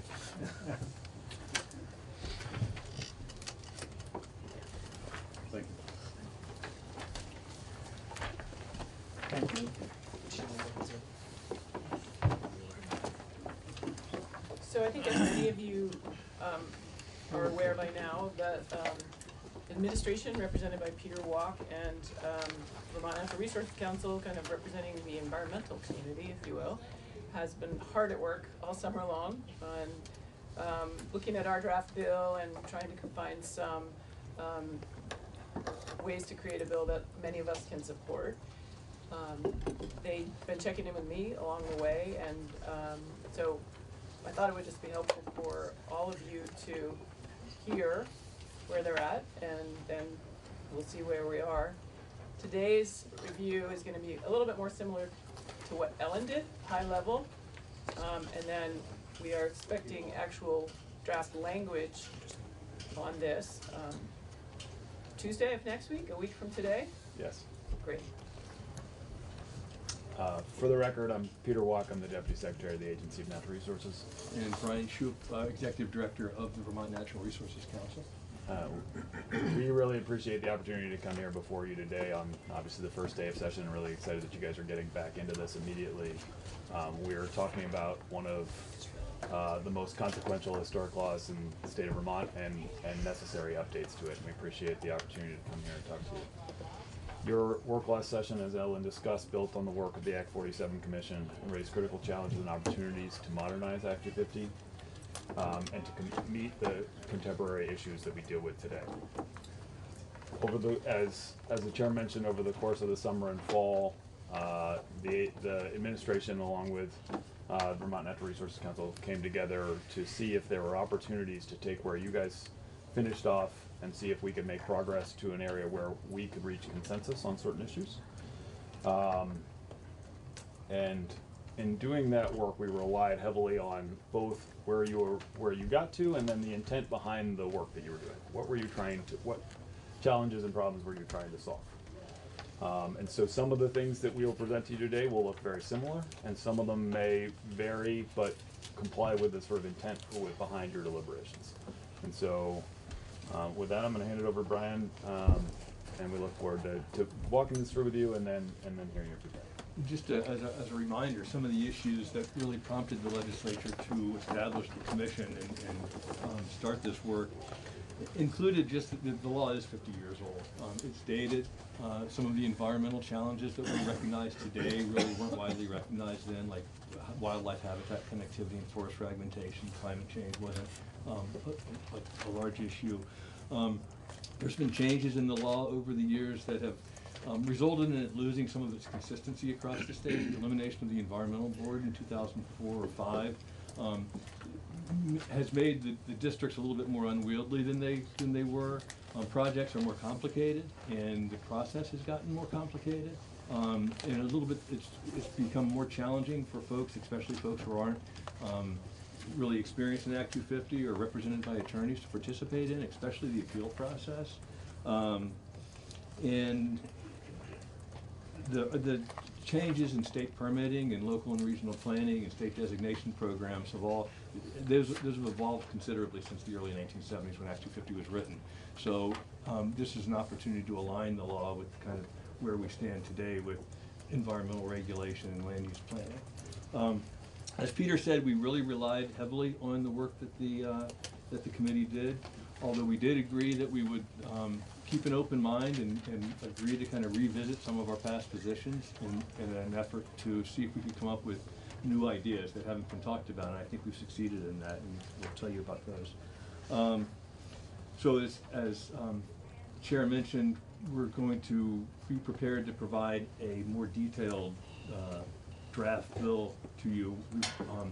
Matt Chapman from the Agency of Natural Resources, Donna Groveman from former NRB chair and from VNRC, Greg Bubel, the general counsel for the Natural Resources Board, have been working with Ellen on drafting a new bill to put some of these ideas into draft statutory language.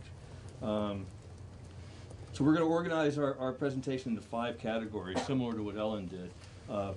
Changes in jurisdiction, modernization of the Act 250 criteria, the structure and function of the NRB, updates to Act 250 permitting and permit conditions, and then some additional work that we feel is warranted on some of the issues that we weren't able to resolve, but we think with further time and deliberation, we can come up with some additional changes to complement the work that we're proposing. So the probably the area that's in some ways most similar to what Ellen walked through was jurisdiction. We all, from early in the process, I think the states have acknowledged that the state's land use and development goals are for that kind of elusive settlement pattern of compact settlements surrounded by open countryside. That's been on the books in various forms since the 1960s. The state has created some designation programs and planning processes in order to try to achieve that pattern, that smart growth development pattern.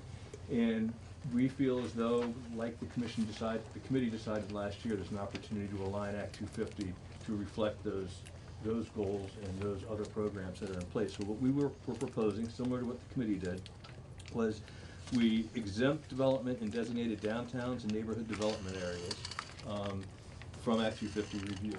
Those are the areas that are generally the most carefully thought through and the most rigorous designation processes from the state, with some environmental protections associated with those processes. And we think that it's inappropriate to send a signal that this is where we want to see our development occur in our designated areas to reinforce those historic settlement patterns. We also, though, there are other designated areas that don't have as rigorous a review process, but do have certain benefits associated with them now. Growth centers, new town centers, village centers are all treated different for priority housing areas or priority housing exemptions. Just for affordable housing and mixed-use housing. I don't want to get into the detail now, but we propose no changes to that, continuing to maintain those programs to support priority housing in those other designated areas. Forest fragmentation and just general resource fragmentation has been a big challenge. This committee has recognized that as a goal to deal with it. Ellen mentioned bringing back the road rule. I would characterize it differently. I think the road rule wasn't particularly effective. It had some it resulted in some perverse development patterns as people tried to avoid it. So we looked at a more kind of comprehensive encroachment rule that would look at combination of roads and driveways with a larger length to trigger Act 250 jurisdiction. We'll get into detail about that. So it's a form of the prior road rule, but we don't feel as though we feel it's a much improved one, and will do a better job and not result in some of the adverse consequences that happened with the old road rule. We also agreed to a variation of jurisdiction around interchange areas, with the caveat that some regional planning commissions and municipalities do planning around those areas, and if they're can document that they are they changed the boundaries from the arbitrary 2,000 feet that we would suggest, that there be a process in place to allow the municipalities to do that through their own local regulations. And we've outlined that in the draft statute, or the draft legislation. And then finally, there was an issue that the administration brought before the committee last year about exempting transportation facilities from Act 250. We opposed that. The committee also didn't agree to go along with that. What we've agreed to do is identify for jurisdictional purposes the acreage requirement necessary to trigger Act 250 review. Just a reminder, in some towns that's actually with public process, it's 10 acres of new area.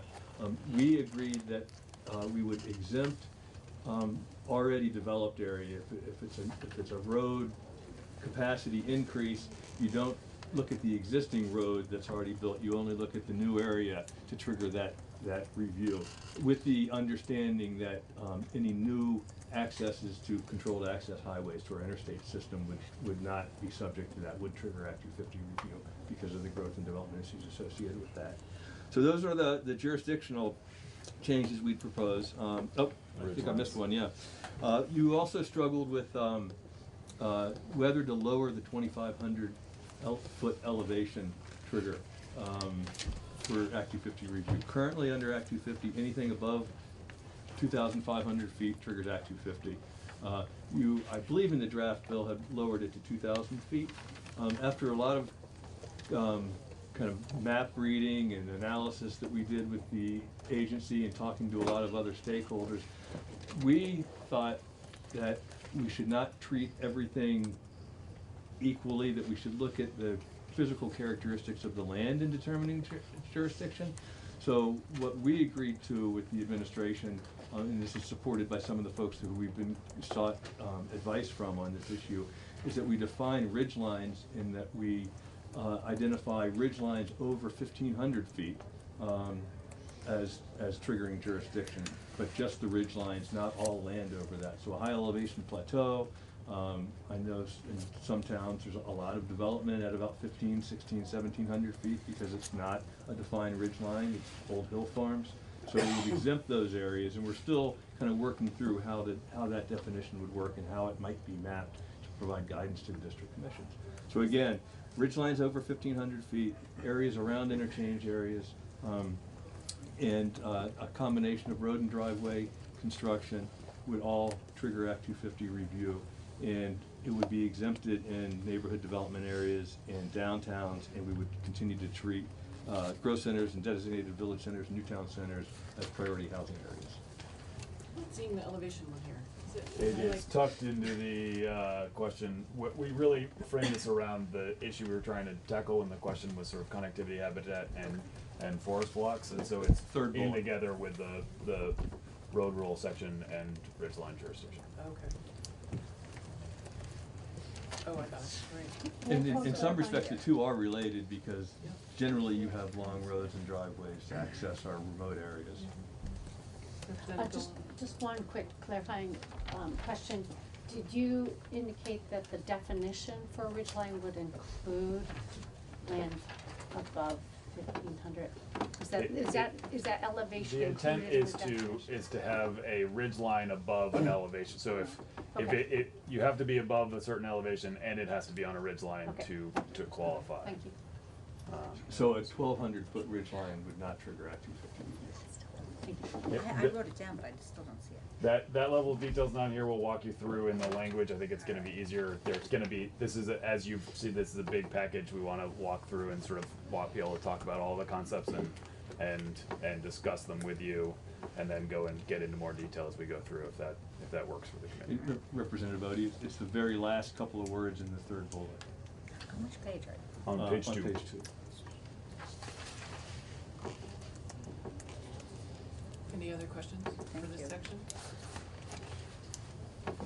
So I'd like to talk about the sort of updates to the criteria component.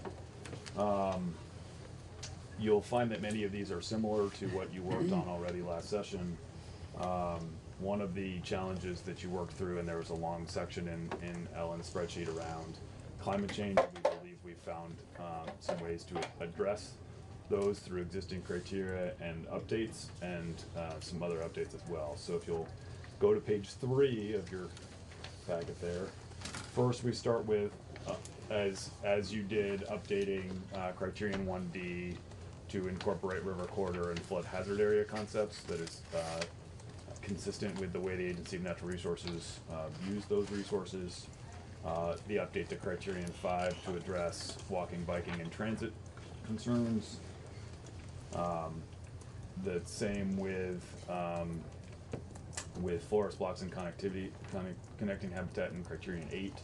We suggest that it would be appropriate for the board to issue rules around how to comply with that, because it could be something that could be complicated, and therefore it would make sense to have very clear and explicit instructions from the board on how to to prove compliance with that criterion. We propose to add lands that are conserved by the Vermont Housing Conservation Board to the definition of public investment in 9K. And the same with the change that you made to only those towns that have a approved plan would receive that deference under criterion 10.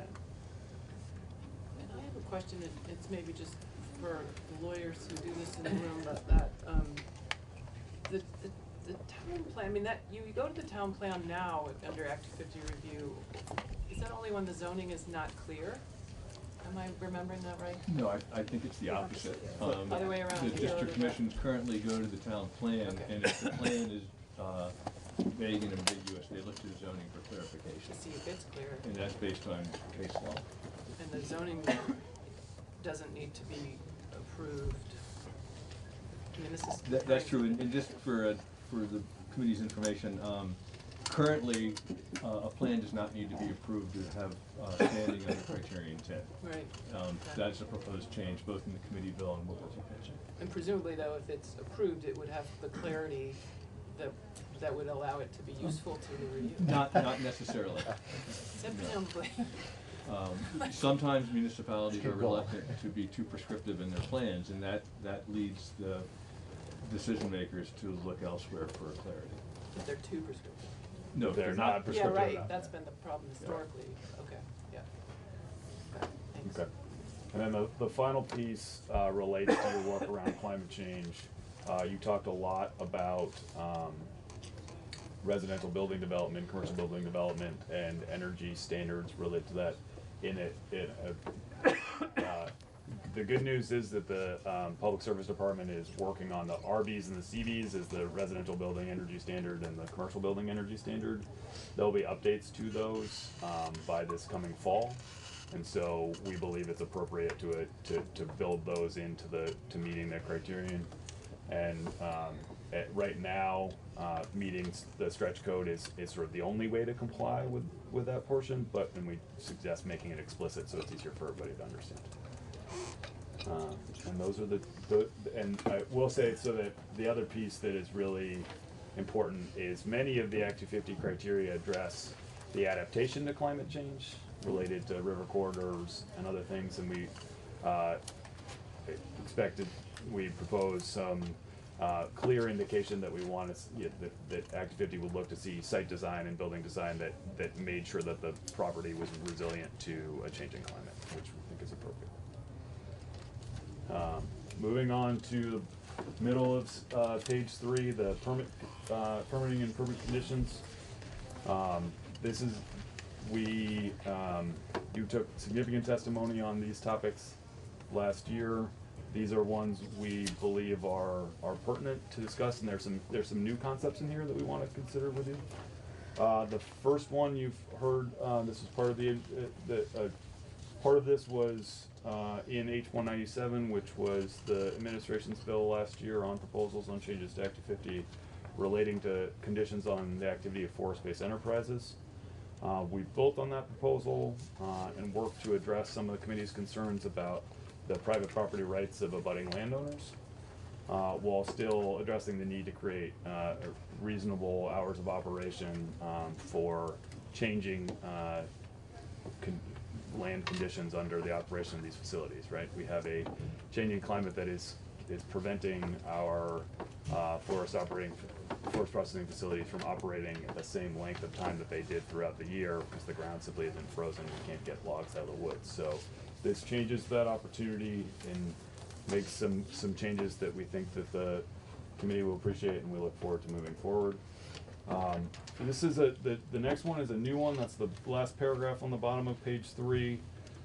The Public Utilities Commission requires for certain projects a 45-day notice process, and so what essentially a notice that you intend to file the application. What that gives those people who are involved in the review time to do is to get together and talk to the applicant about the project, to understand where where the issues may be, so that we can all talk together to see if we can resolve them well in advance of them coming up for actual application.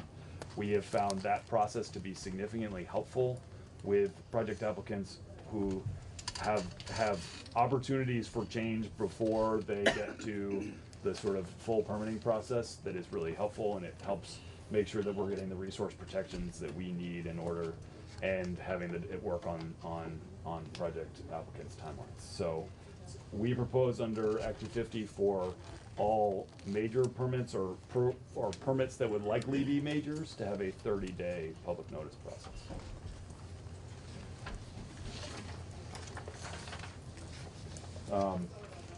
The next piece is the inclusion of the provisions to encourage industrial park master planning that was in H197, I believe most people felt comfortable with in this room.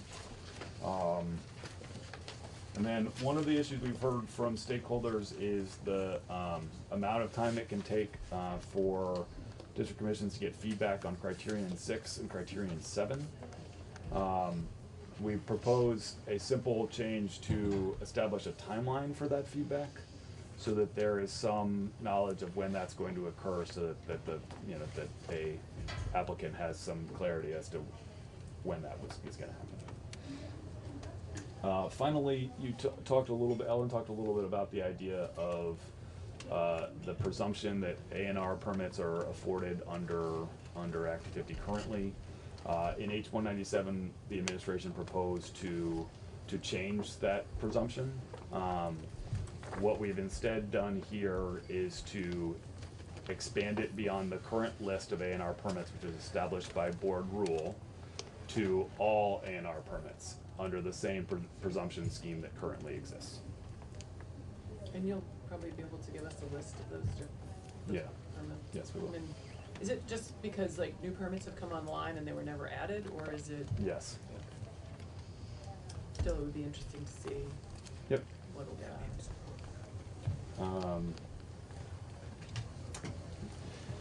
So one of the reasons that initial scoping process is important is we really took a new, fresh look at the administration of Act 250, and this is probably the most significant change from the bill that you considered last year. And it would, if it went into law, would be a very significant change to Act 250. It would probably be as significant as the elimination of the environmental board in 2005, when appeals were sent to the court. We've been concerned all along that there needs to be an accessible process. It needs to be fair. It needs to be consistent, within reason across the state, and it needs to be relatively predictable in terms of at least how much time is required to get through the process.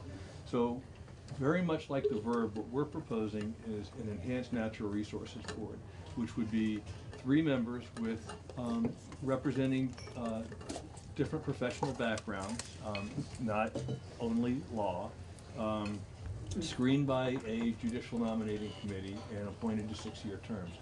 However, and the significant thing about that Natural Resources Board is they would not be an appellate body. They would replace the district commissions in the review.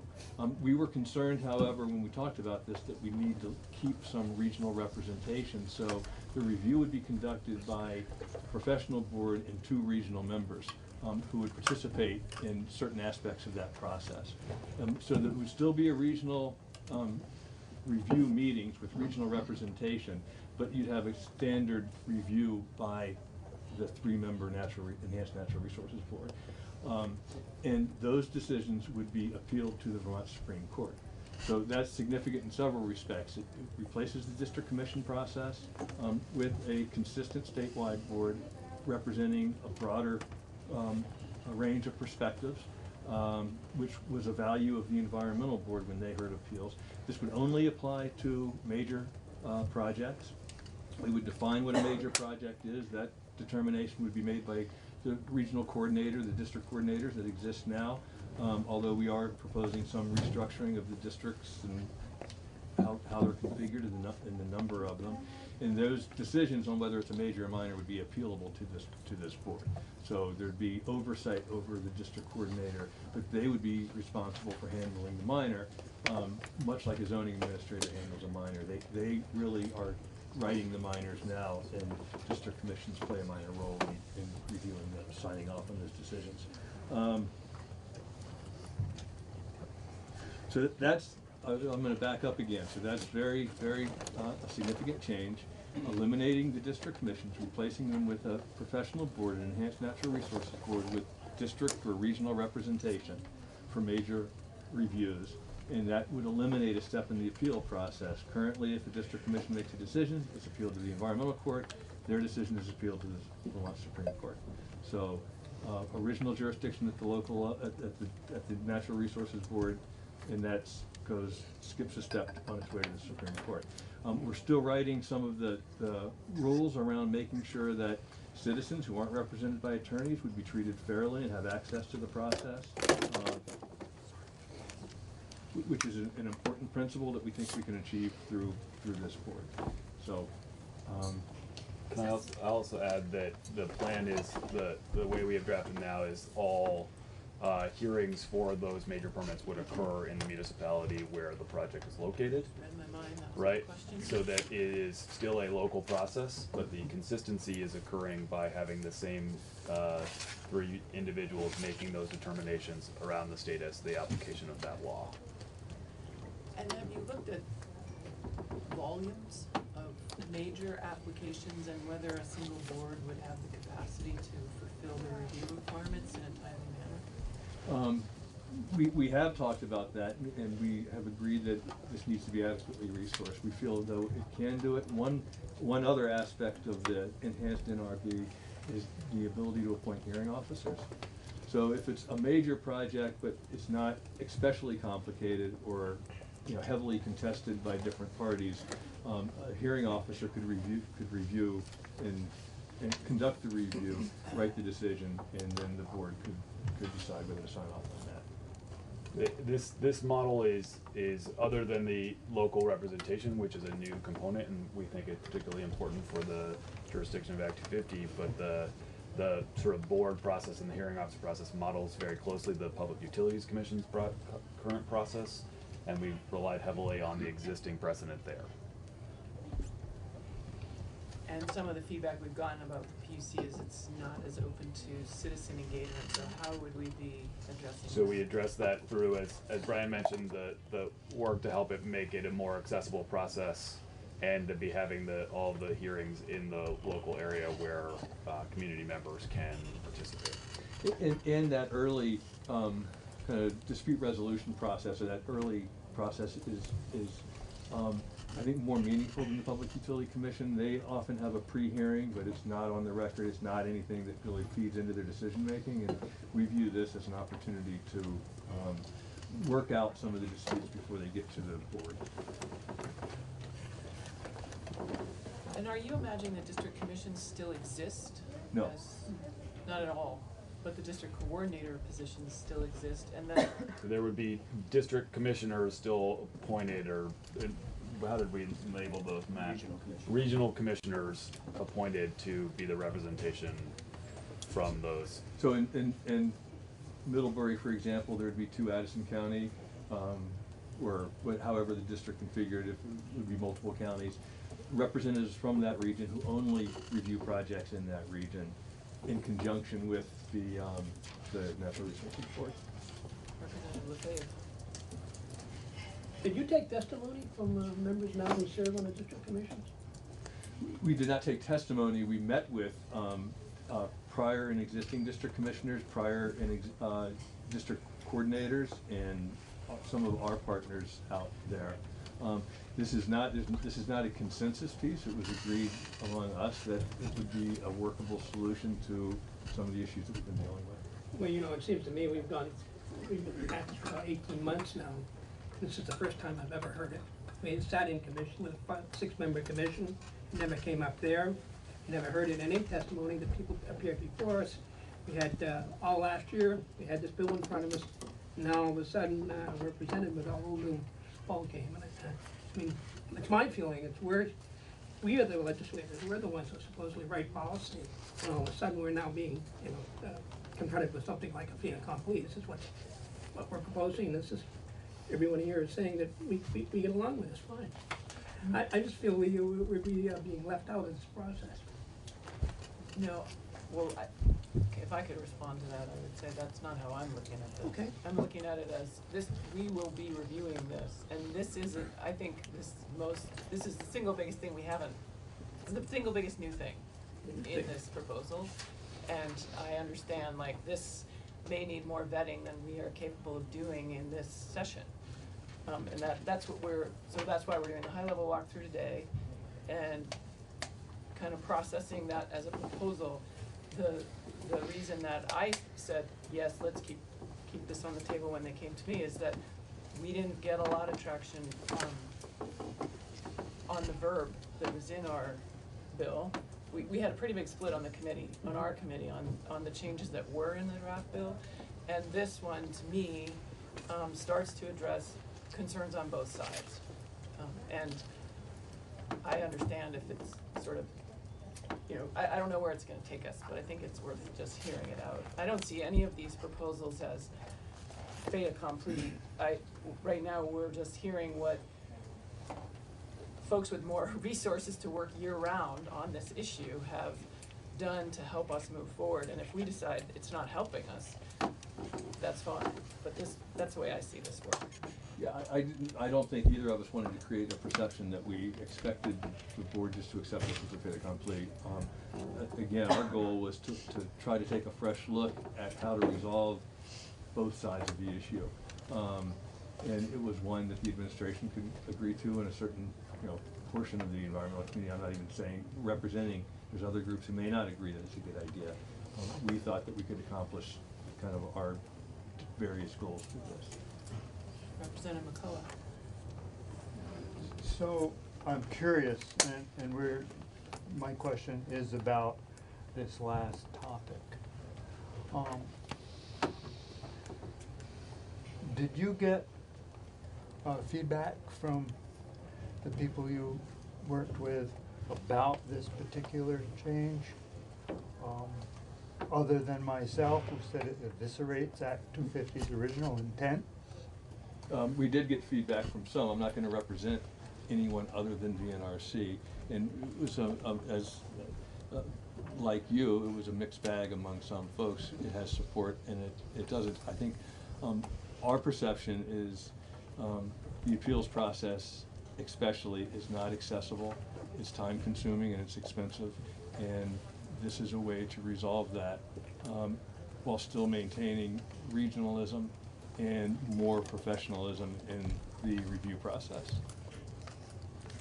Sounds like you're describing the legislative process with 180 legislators. I'm not describing the legislative process. I wouldn't do that in front of you. I think it's also, to speak to Representative LaFay's earlier point, what we're presenting to you is a package of things that we could come to terms on. There are portions of it that individually we may not love, but we come to you today to say that we are trying to do some work and present it to you in a way for your consideration, but to know that we've agreed to present this together as a package. And it certainly doesn't represent a fait accompli. It just represents where we got to in our work. Representative Terenzini.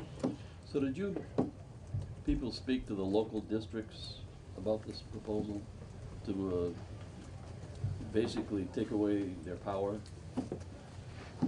There, as Brian mentioned, there was a number of conversations around with individual members, both past and present, but we're not going to speak to the sort of the full range of current and well, how many past. boards did you talk to?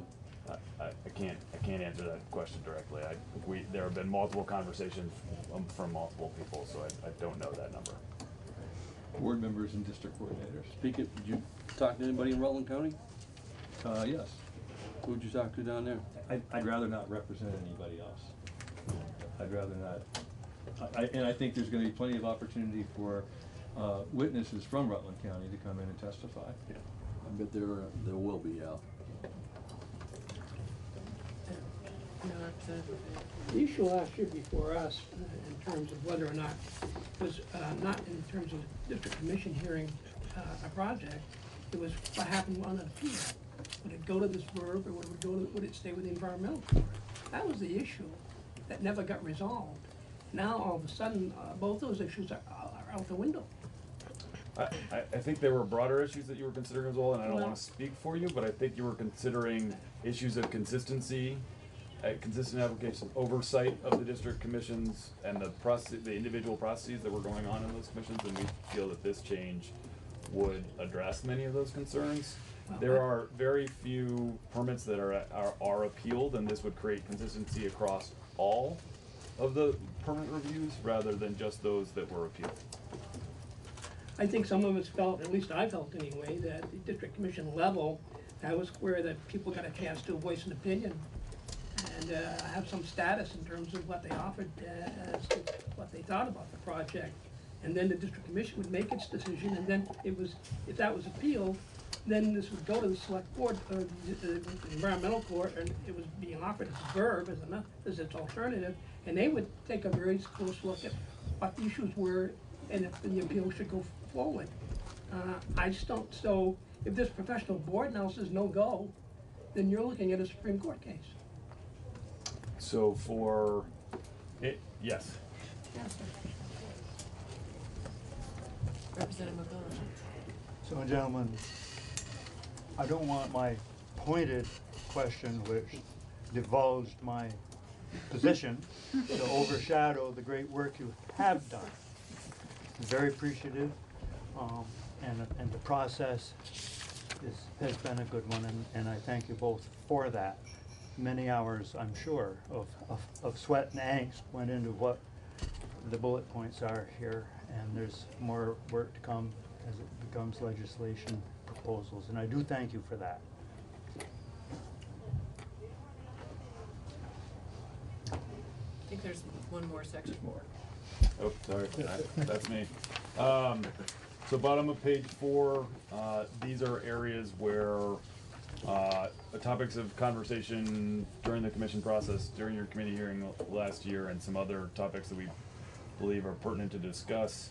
First and foremost, the discussion that you had and that Ellen mentioned around the critical resource area piece. One of the critical components of that was river corridors. There is an existing river corridor permitting and flood hazard area permitting program now within the Department of Environmental Conservation at the Agency of Natural Resources. We would propose to align the permitting jurisdiction. So one of the things you were considering, let me step back. One of the things you were considering was expanding Act 250 jurisdiction into all river corridors. As a counter proposal, we would suggest that it makes more sense to align the river corridors program, or the river program, with a direct permit to address that, rather than pull in all projects into Act 250.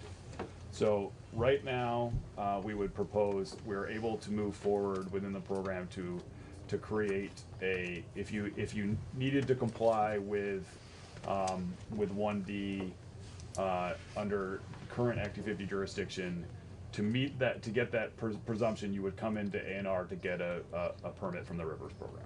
And we do that now? No, not for all projects. The same level of analysis happens as the river program comments on during the Act 250 process. This would create a specific permit that aligned and created a presumption. And, okay, because it's part of your 3 steps. Yep. The second step would be, we're in the process of mapping high priority river corridors across the state. We would propose, when that process is done and we've had time to figure out how the program will work, to increase jurisdiction to those high priority river corridors.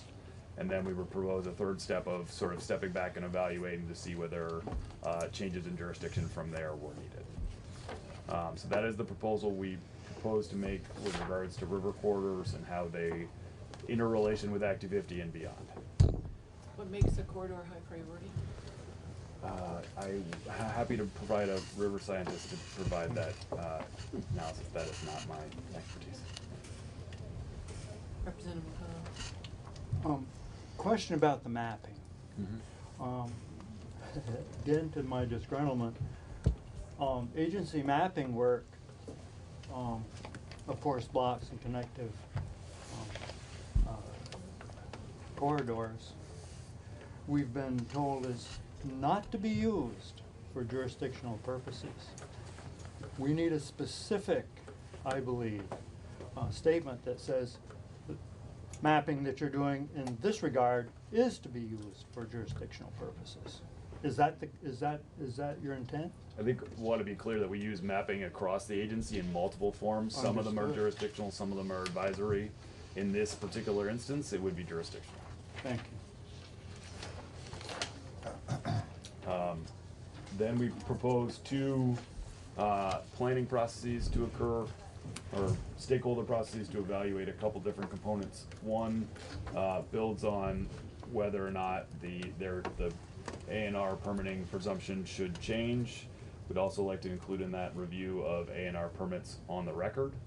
That has been something that was under discussion under Act 150 of 2016, and the legislature directed us to make some significant changes to the way we conduct public processes and other components. We believe it's time to evaluate whether on-the-record review is appropriate for A&R permits. The next step really involves many of the plans that you heard about through Ellen's discussion, is looking at many of those topics, how they're approved, how they're, the findings associated with them, et cetera, and putting those together into a broader stakeholder process to go through that. We think that there will be a significant period of time needed for that, but we, in our work together, did not feel that we were ready to come forward to the recommendations on those, and so we think that, and obviously we are only a small component of the relevant stakeholders and want more people involved in that process. And I think have the Vermont planners been working on some of this as well? I believe they are constantly working on some of this, but yes. But I mean on providing us input, I think they are. Yes. I also would be remiss if I didn't say very clearly that what you might see as missing from this proposal is a proposal from around trails. We want to make clear that a trail component of this is a key part of the package. The stakeholders continue to work to develop that proposal, and we in the administration will continue to provide technical and support and feedback to that group. And we believe that the topic can be resolved in time to be included in a package that moves forward. On the House side? Yes. Good question. Never Believe is a relatively weak word. And yeah, so can you tell us what the sticking issues are? Summarize what's happening. This process has taken a lot longer than any of us anticipated. Where are you asking specifically? I'm asking you, okay. But if there's someone else in the room that you think would be better able to answer, that's fine to hear from them as well. I Want to am put somebody happy on the to spot. look to I would presume to look to my colleagues or some of the stakeholders in the room who might like to speak to it. So that I have not been directly engaged in that discussion. Sure, Jamie. Billy Coster, Agency of Natural Resources. So you might recall that at the end of last session, representatives from the Vermont Forest Partnership and the various trail user groups asked for time to work together to see if they could negotiate an alternative review structure for regulatory review of trails. That work commenced through the spring and into the summer, and late summer, early fall, they provided A&R conceptual proposal on what that might look like. We spent some time in the fall trying to flesh that out to what an actual program to support that concept would entail. That process identified a number of fairly significant gaps and questions in that conceptual proposal that we brought back to the stakeholders.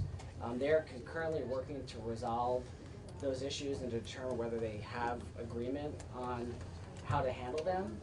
We're also working on a slightly different approach that we think can bring conclusion to this issue in a more expedited way. So we hope within the next week or so to wrap that up, and that's what Peter, I think, suggested we would hope to bring back, or believe we would bring back. So there's two parallel things happening. If we've got a plan B, if plan the A. unlikely event that the oh, I shouldn't say that. Okay, so if we'll get one or the other, or possibly both. Yes. Yeah. Will Act 250 still have jurisdiction on transit? Now you're looking at it. I think it depends on which one of these avenues emerge at the end of the week. Yeah, just for why maybe one reason it was a little time consuming. The Forest Partnership is 5 different organizations with different perspectives. The trail groups are, there's mountain biker associations, there's those big statewide trail groups, there's motorized trails, so there's different perspectives that have and different issues associated with the different trail organizations that we've been talking to. So it was more complicated than just, you would think, talking about trails, and it took longer than I think we had hoped. And to all their credit, they worked extremely hard and did a remarkable amount of work kind of bridging those divides and getting to a place where they could negotiate in good faith around the details. But just all of that with those many participants took some time. And maybe just don't want to put you on the spot, Jamie. Jamie Fidel has been our point person on doing with that, if you have anything to add. Yeah, Jamie Fidel with VNRC. I would just say that we've spent many, many hours on this, and we're taking this really seriously, and there's a lot of different organizations that have invested a lot of time, and I think even more than just that diversity of the organizations, it's just there's a lot of complex questions to ask, a lot of different scenarios, a lot of different good questions that the agency asked our groups to further clarify, and our goal is to try and speak with one voice and offer the agency and you as the legislature the most comprehensive, well thought out package possible. And so I know that from the Forest Partnerships perspective, groups that I've been working with, we have answered all the questions and shared them with the trail groups, and right now we're hoping that we're going to be able to come to consensus and quickly get that feedback back to the agency, and then in a best case scenario allow for there to be a legislative proposal that could be part of this package that would allow the program to be built, which would ultimately create an alternative program. Are you aware of what's going on now in Eastwood? In the trail, the mountain bike trails up there? Yes. You know, I mean, that's created a fissure or a crack in that whole kind of sport that everybody thought was going to have a very benign impact on the environment, and was very much a big money maker for those towns up there who have no industry whatsoever. And all of a sudden now it appears to be in jeopardy. If someone else besides the town of Victory objects to these trails going forward without an Act 250, then what's going to happen to the existing trails? You know, I don't know. I guess those are legal questions, but I know it's created a lot of unease, and it's added to. I might point this out too. It's added to a lot of people's dissatisfaction with 250. So I'm hoping you take those into consideration and the impact it's having on that area, especially. I appreciate that, and I would just speak from our perspective. Sure. We're aware of that, and we have discussed that scenario and how it could be addressed through the work that we're doing.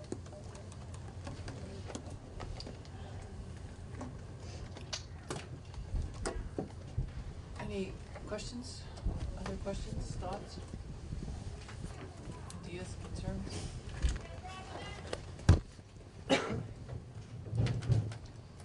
The only thing I'd mention is I again appreciate you all working together to help us move forward with a more thoughtful, more collaborative bill. I mean, this is a very complex bill, and to have the coming together of you all over the course of the last few months really help us address some of these important issues that are having an impact across the state is really commendable. So I thank you for that. Thank you for your time. Thank you. Yeah. So committee, let's take a break and then just come back at 2:30. Yeah, no, I think this is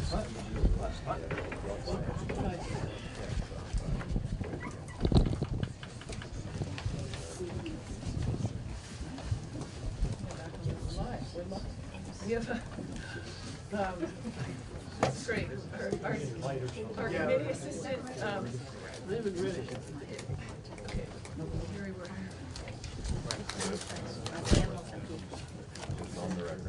Here, I'll get we're back on the record for a little bit more. Do committee members have thoughts that they're interested in sharing with the whole group at this time, knowing that the idea of this was the overview, introduction, and then we will get specific language.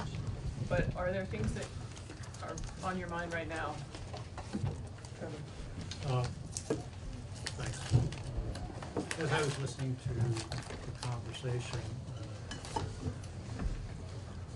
I think it's important to go back and think about what the Act 47 Commission was set out, what it set out to do, which is to look at the fact that the status quo of Act 250 in many cases doesn't work in there. And that we set out on a track, if you will, to modernize Act 250. We certainly, 50 years later, have a better understanding of the environment, natural communities, and corridors, forest fragmentation. We, I think, came to the understanding that through testimony that the district commission process in many cases is inconsistent. In fact, doesn't really work that well, particularly for majors. And we've listened to a lot of testimony from a lot of different stakeholders, and we heard more testimony today from the administration and environmental groups, other stakeholders. And I think it's important to listen to what they have to say. What they're saying to us is not necessarily what we're going to do. We as a committee decide what's going to come out of this committee, not the stakeholders. They have expertise, they provide that expertise, and then it's our job to reach some consensus if we can about where we want to move forward with this process. Those are my 2 cents worth. Yeah, good, thank you. Others? Carol? Well, I'm just glad to know where the administration is and where the NRC is, and then we'll make our decisions. But at least we've gotten that far. Feels like progress.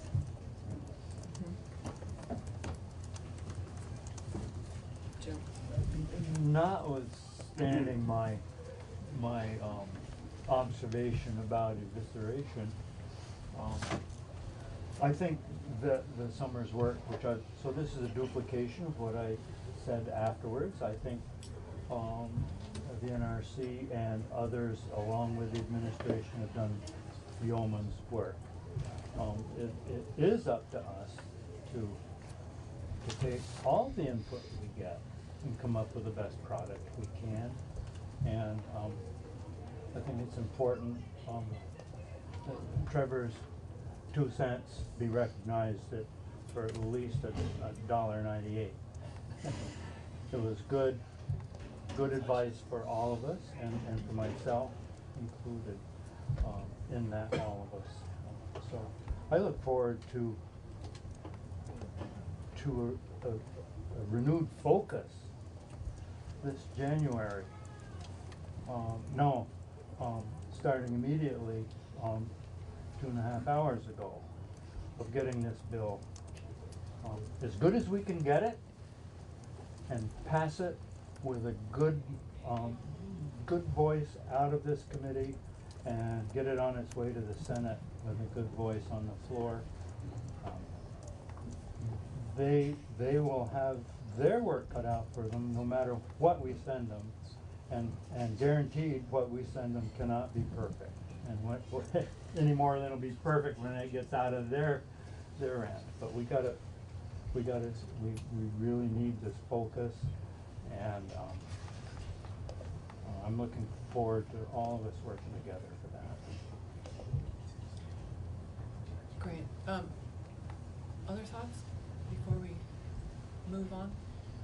I guess I would just say the process right now that I've outlined was this orientation today, put Act 250 on a pause till next week when we get specific language.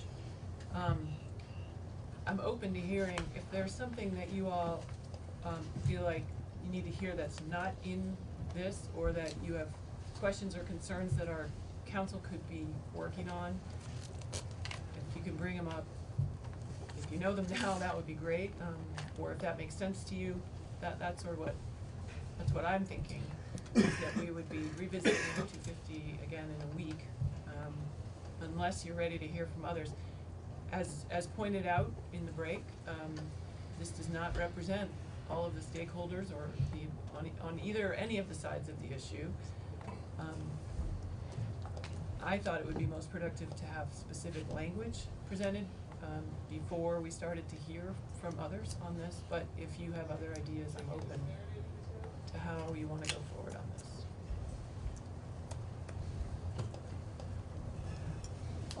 I don't know that this comment is exactly to that task.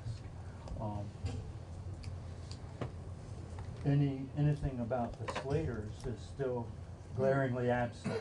Right. And I understand a letter did get written, and the sooner we see that and can start thinking about the impact of that letter, the better. Well, that letter did not result in the administration pulling together the process that we requested. Mhm. That was sent in June. Yeah. And they didn't do it, and Diane just left. Yeah. Yeah. I was thinking of having Diane in to tell us the current status, but it could be also that, is Billy here still? Greg is here. Greg is here. Greg. Yeah, I mean, there's really not a lot to report from the board's perspective. There is no report, there was no stakeholder process. I think the chair is really interested in completing the mapping of all the slate quarries that currently exist pursuant to the exemption in Act 250. About 90%, and this may not be news to you, but about 90% of the quarries have been mapped. At one point, about a year and a half, 2 years ago, A&R IT took it on. They had an intern who was studying GIS at UVM who was able to do the vast majority of the work. And as I understand it, there's about 10% left to map, but that requires some resources that neither the board nor the agency has right now. Well, I would suggest that we need that kind of testimony. And what does mapping mean? Because they were all mapped a long time ago on a dinner napkin. Right. So That's right. we need a better understanding of what that means, and then we. But I would also say we don't need any more testimony from either side in Slate Valley. I think we've heard it all a lot, and from the administration, yes. Mm-hmm. You want to hear testimony from the administration? Yes. Yeah. On the slate issue, I am wondering if we could have a map of the affected homeowners and other owners' properties to see how many people are we talking about, how many homes are we talking about where there is an issue with noise or trucks going by and so forth. Is this 15 houses? Is this 28 houses? I'd like to know that.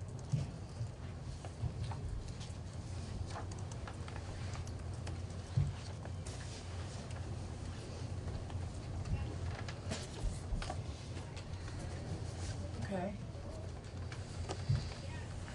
Anything else?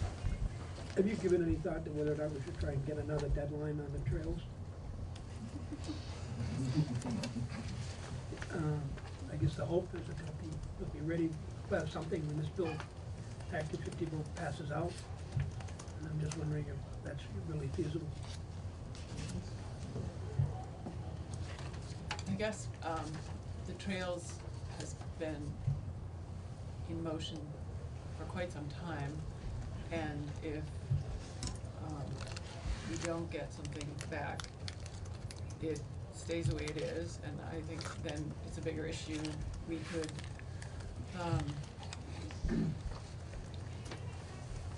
we could set the wheels in motion in our bill for a requirement for planning for trails or whatever we identified as the blockades.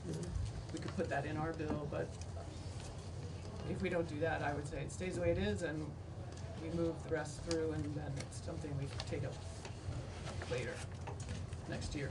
So just cut it out. I mean, I'm not really, have a very sure understanding of what the issues are, what are the major issues that are resulting in causing such a long delay or such a long work process. I don't know if someone would come forward and define them for us a little better. Maybe we'd have something to report to our constituents and keep on asking.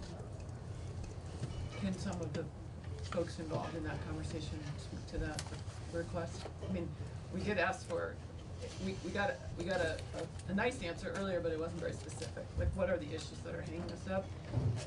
If you're not ready to talk about them now, would you be able to talk about them next week if you haven't actually been able to address them? Yes. Okay. So one way or the other, we're gonna hear something back on trails. Yes. That is specific. It's either specific ideas for solution Not a or a belief. specific outline Yes. of the challenges. Good. That's a promise. It's on the record. That's good news. Schedule that in. Okay, great.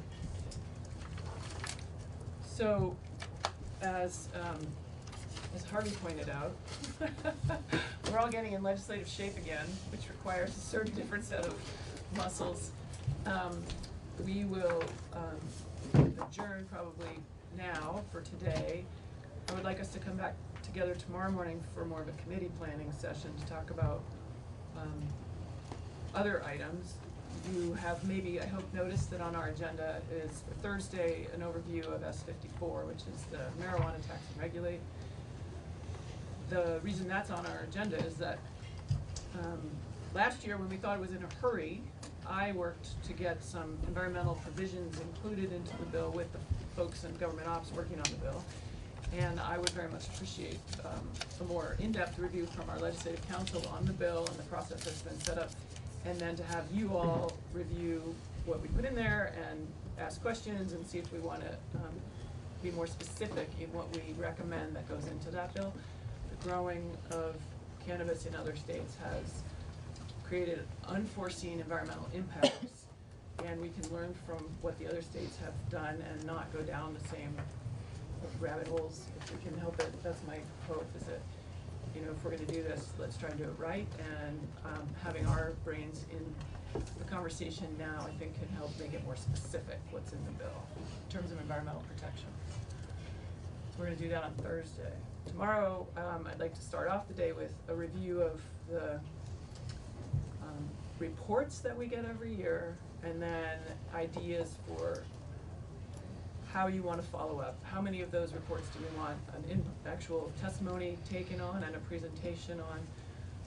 Obviously, last year we worked on a lot of stuff that will come back to us. So the plastics working group report will be on for the next week when we have time. An update on PFAS. We are going to ask, I think that will be you, Peter, probably, or Two of us combined, yes. Great.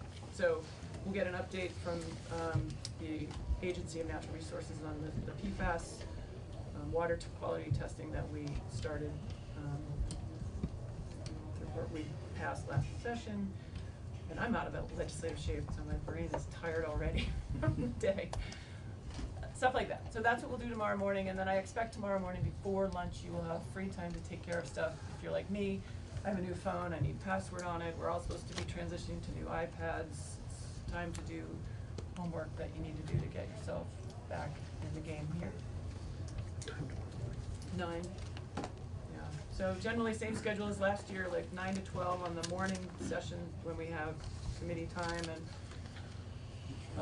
1 to 4:30 on Tuesdays. We all have other meetings on Tuesday evening, and then Thursdays we may 4:30 or 5, I would count on, and Friday generally 3, might expand for adjournment or 3. That'll make sense. All right, thank you all.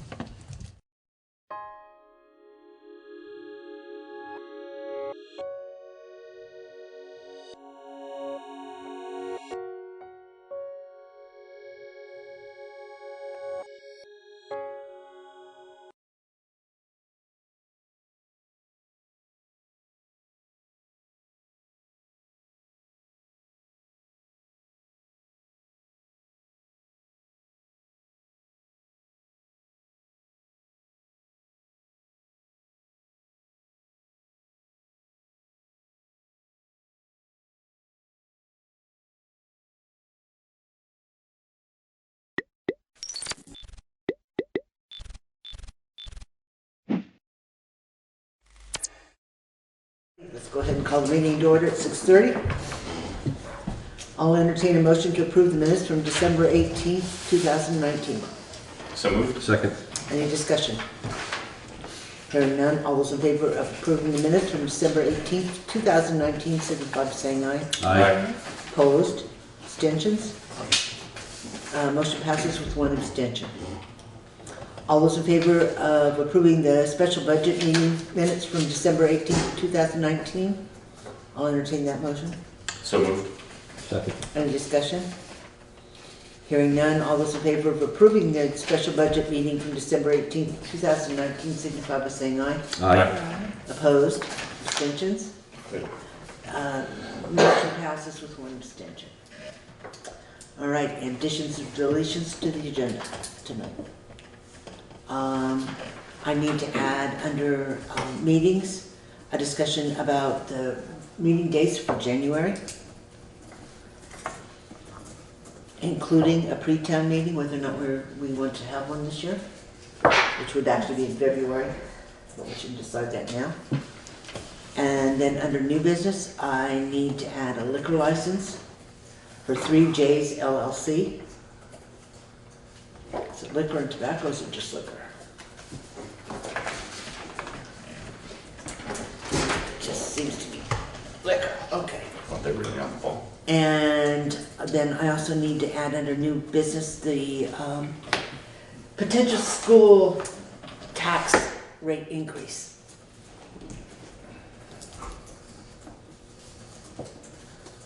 Is there anything else that needs to be added or deleted? Alrighty, then moving on to the warrants. Motion to pay check warrant number 1, payroll, in the amount of $11,903. Second. Is there any discussion? Hearing none, all those in favor of paying payroll warrant number 1 in the amount of $11,903 signify by saying aye. Aye. Opposed? Abstentions? The motion passes. Make a motion to pay payroll taxes, warrant number 2, in the amount of $5,365.37. Second. Is there any discussion? Hearing none, all those in favor of paying payroll tax warrant number 2 in the amount of $5,365.37 signify by saying aye. Aye. Opposed? Abstentions? The motion passes. Make a motion to pay warrant number 3, payroll, in the amount of $14,742.20. Second. Is there any discussion? Hearing none, all those in favor of paying payroll tax warrant number 3, or not tax warrant, payroll warrant number 3 in the amount of $14,742.20 signify by saying aye. Aye. Opposed? Abstentions? Motion passes. Make a motion to pay warrant number 4, payroll tax, the amount of $6,133.01. Second. Any discussion? Hearing none, all those in favor of paying payroll tax warrant number 4 in the amount of $6,133.01 signify by saying aye. Aye. Opposed? Abstentions? The motion passes. Make a motion to pay warrant number 5 out of the general fund in the amount of $1,669.50. $1,006, repeat the number. $1,669.50. Okay. That's not what I have. We'll test. Is there a second for the motion? Second. Okay. Is there discussion? The discussion on that is there was a duplicate bill in there that had already been paid. So the warrant was amended from the 268272 to 166950 after that error was caught. Okay. Any further discussion then on that? No. All right. So all those in favor of paying general fund warrant number 5 in the amount of $1,669.50 signify by saying aye. Aye. Opposed? Abstentions? Motion passes. Make a motion to pay check warrant number 6 out of the general fund in the amount of $11,606.68. Second. Is there any discussion? Hearing none, all those in favor of paying general fund warrant number 6 in the amount of $11,606.68, signify by saying aye. Aye. Opposed? Abstentions? Motion passes. Make a motion to pay check warrant number 7 out of the highway fund in the amount of $12,152.50. Okay, did warrant? $12,152. We skip one. We skip number 7. They're probably out of order. 6, well, no, what's this next one? This is a general fund warrant, yeah, so the numbers have gotten mixed up. Oh, they're just, yeah. Okay, so basically this is warrant number, on your list it's warrant number 8. Okay, Carla, can you catch what's going on? Yes. What was numbered as number 7 is actually, is the highway warrant for 12,152. Okay. Okay, so we just change the categories between 7 and 8. So, was there a second for that highway? I second it. Okay, is there any discussion? What's the total on that? 1215250. Okay, thank you. Hearing none, all those in favor of paying highway fund warrant number 7 in the amount of $12,152.50 signify by saying aye. Aye. Opposed? Abstentions? Motion passes. Make a motion to pay warrant number 8 out of the general fund in the amount of $4,311. Second. Is there any discussion? Hearing none, all those in favor of paying general fund warrant number 8 in the amount of $4,311 signify by saying aye. Aye. Opposed? Abstentions? The motion passes. Make a motion to pay check warrant number 9 out of the equipment fund in the amount of $3,394.48. Second. Is there any discussion? Hearing none, all those in favor of paying equipment warrant number 9 in the amount of $3,394.48 signify by saying aye. Aye. Opposed? Abstentions? Motion passes. All right, so moving on to reports. Highway? Again, I can just report on weather and storms. The week of New Year's, it started Sunday night and it didn't end until Thursday morning. So that's basically what we've been doing, is taking care of the roads. Everything's up and running. Using material, of course. But like I said, everything's up and running and we're keeping up with it. Alrighty, any questions for Steve on the highway? All right, and the town clerks, you all should have gotten a copy of the counter money in the boxes. And so then the treasurer. The sweeper count, $884,751.11.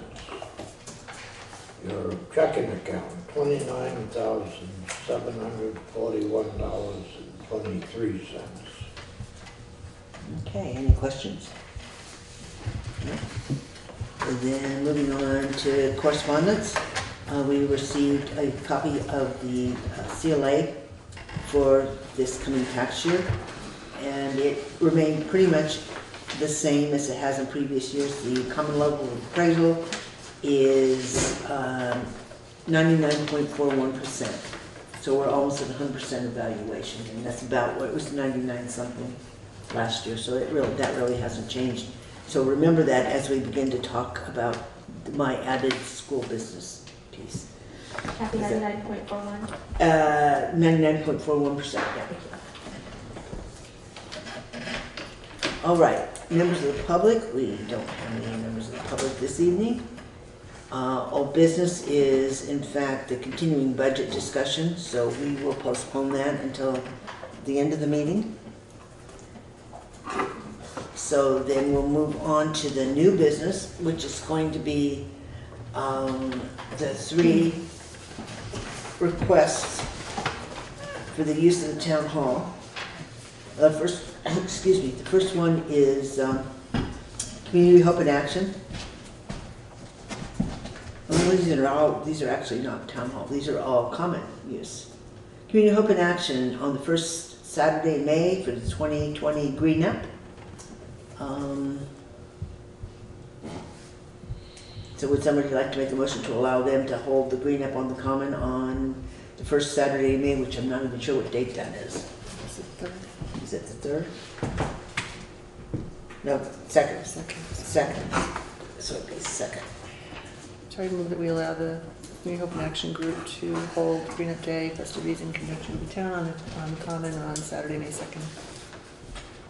Second. Is there any discussion on that? Hearing none. All those in favor of allowing Community Hope and Action to hold a Green Up Day on May 2nd on the town common, signify by saying aye. Aye. Opposed? Abstentions? Motion passes. So today is 1, 7, 20. Okay, there's one. The next two are for Grace Cottage. The first one is for the May 9th Spring to Health 5K run, and that is to use the common. I would move that we allow Grace Cottage to use the common for the 5K run on May 9th. Second. Okay, is there any discussion on that? Just want to clarify if the fee for that is waived. Well, that's where I was gonna go, yes. Is the fee waived for this one? This At particular- no charge.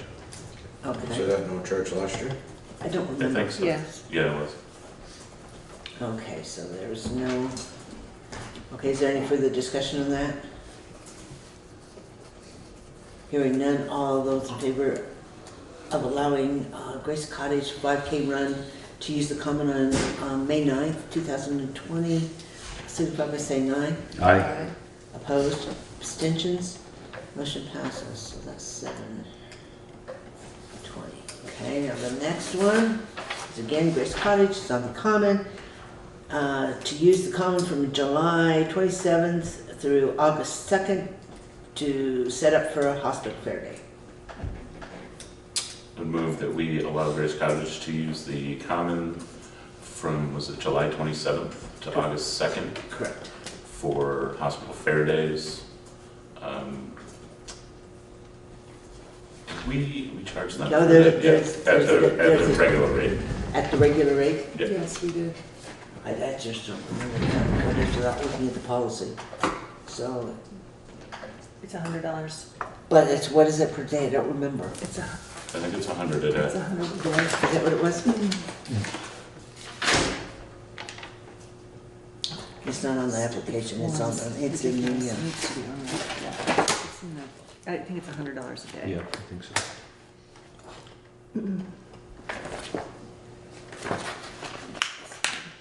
There's the policy on the town hall, there's the policy on the common. Events which require structures to remain standing on a $100 fee. Well, it doesn't say.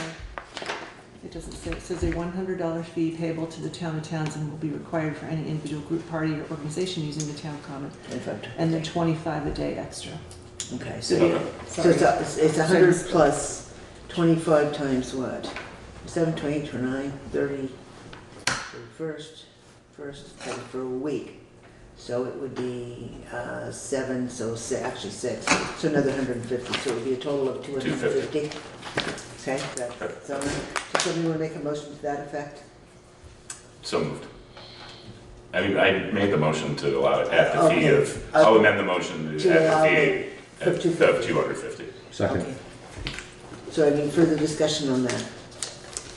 Hearing none, all those in favor of allowing Grace Cottage Family Health to use the common from July 27th to August 2nd for hospital fair days at a fee of $250, signify by saying aye.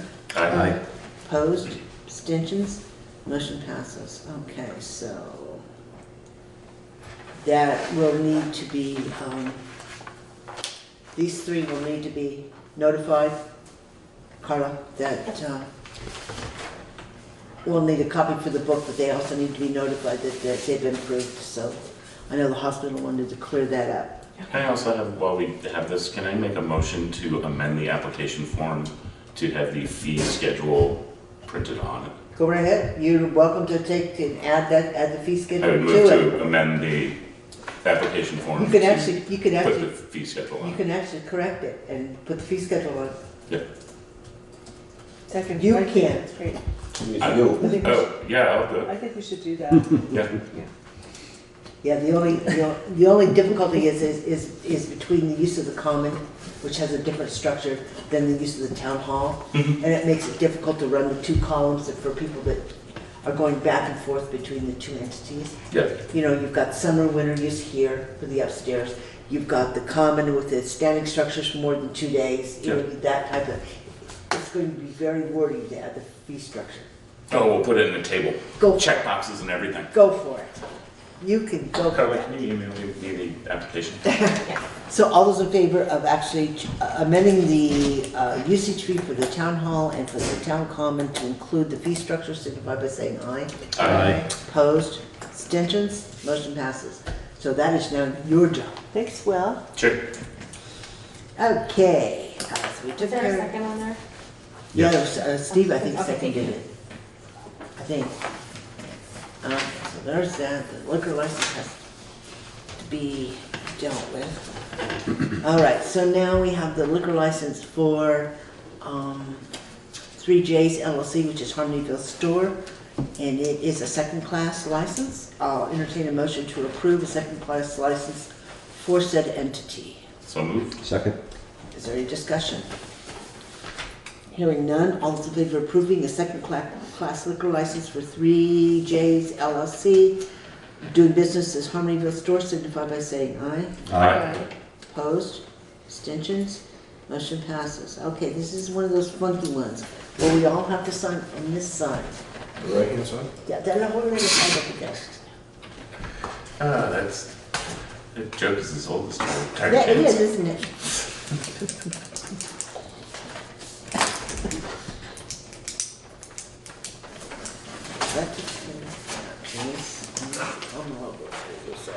We have that.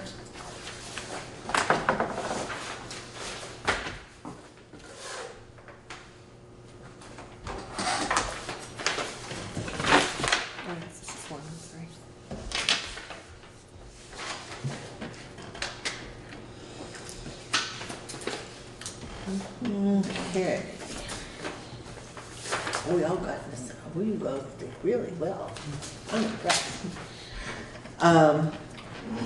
Then the only other thing that is actually on the active agenda that we added for discussion tonight, is this just a point of information before we go into budget discussions?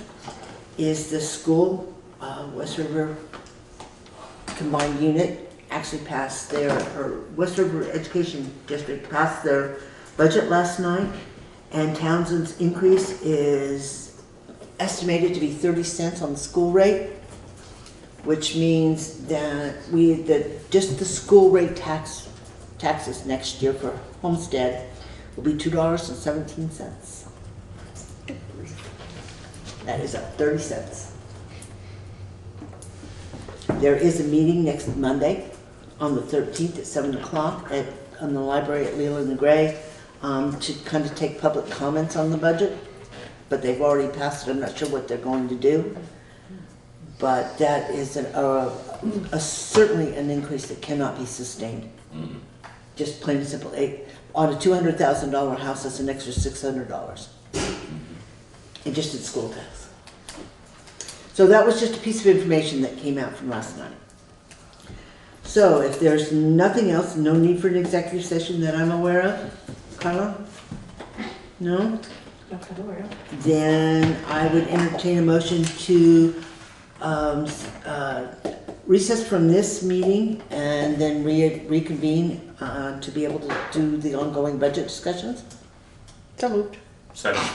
Any discussion? All those in favor of taking a 15-minute break to allow everybody to move around, signify by saying aye. Aye. Aye. Opposed? Abstentions? Motion passes. So no resolution. Oh, we forgot to do the dates. You're right. Before we do that, back that trolley up. Yes, we do need to talk about the dates. We are currently scheduled for the 14th, which is next Tuesday. And I looked at the dates today for the requirements for the warnings. We cannot even sign the warning for town meeting until the 23rd. That's the earliest that we can actually warn. but the town report has to go to the printers before the end of the month. So the question becomes, do we want to meet on the, we can't meet on the 21st. I have another obligation. So we can either meet next week on the 14th and then on the 28th. We could hold it all off and maybe have a special meeting sometime the week of the 20th to finish budget and then sign the warning on the 28th, because that would be the last piece to go to the printer. I don't know what your preferences are. I'm okay with doing we're scheduled for next, so would we move next week to the 21st? No, I cannot do. Oh, you can't do the 21st. I cannot do the Right. 21st. Right.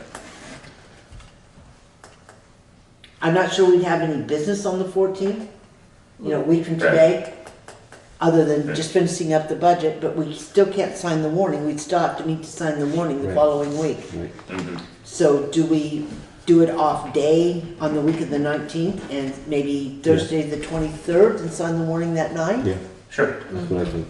And then do business on the 28th? Yeah. Yeah. Somebody want to make a motion to that effect, that we'll, our next scheduled meeting would be the 23rd of January at, I'm assuming 6:30? Oh. Okay.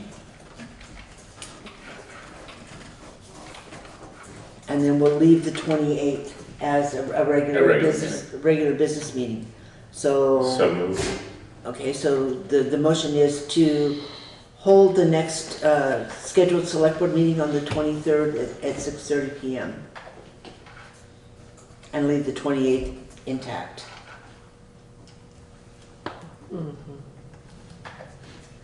But get rid of the 14th. All right, so all those in favor of doing so signify by saying aye. Aye. Opposed, abstentions? All right, the motion passes. So that's the schedule. We need somebody on the 23rd, because that'll be actually signing the warning. And then we'll have a regular meeting on the 28th.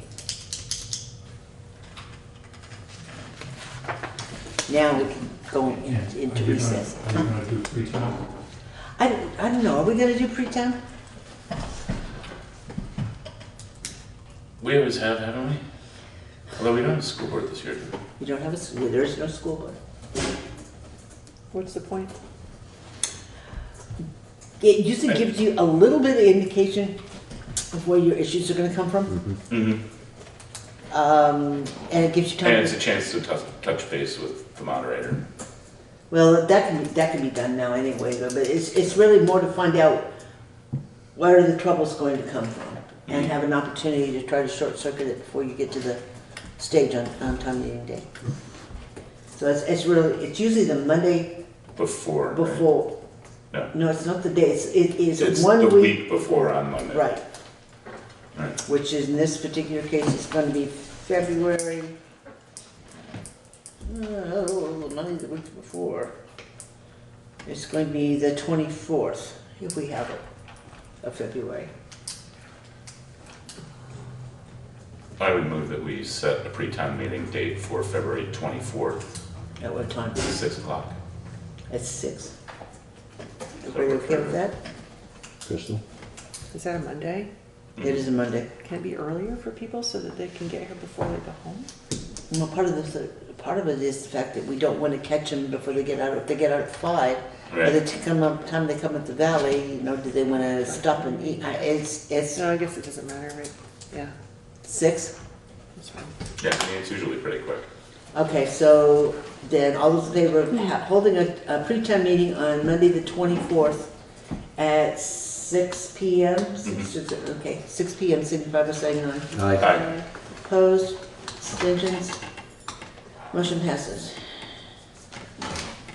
Okay, now, you got anything else in your little? Nope. Okay. Thanks, Rich.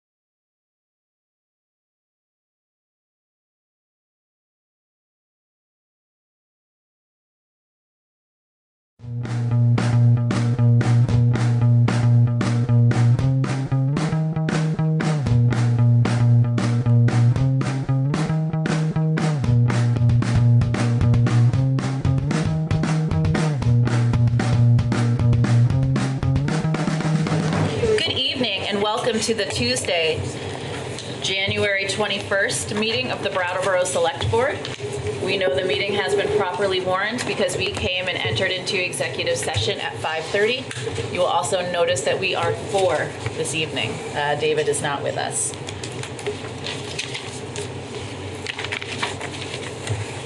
Okay, at this time, I would entertain a motion to approve the meeting minutes from January 7th. So moved. Excellent. All those in favor? Aye. Aye.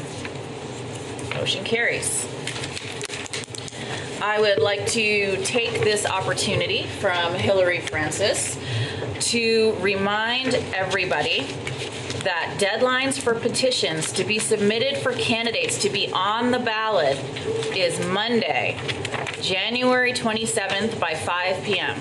And believe it or not, that is actually next Monday. We have burned through the entire month of January.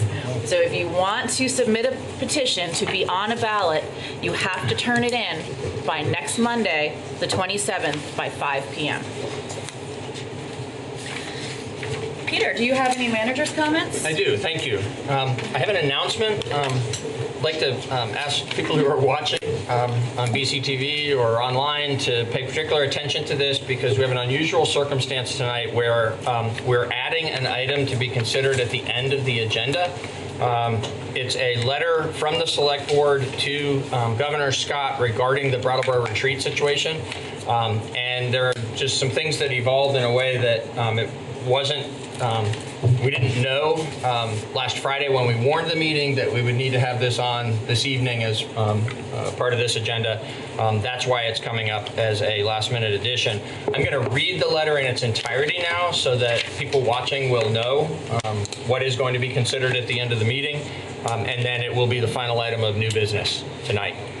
It's a letter to the Honorable Philip B. Scott, Governor of Vermont, regarding the Brattleboro retreat. Dear Governor Scott, thank you for announcing in your State of the State address that the Brattleboro retreat is simply too critical for us to let fail and that its closure would have a devastating impact on our mental health system and the region's economy. We completely agree. We are writing today in favor of a more robust state partnership with the retreat. This is an issue of central importance to our constituents in Brattleboro, to our neighbors throughout Windham County and Vermont who depend on the retreat for jobs and commerce, and most importantly, to the individuals and families who depend on the retreat to preserve and improve their very lives.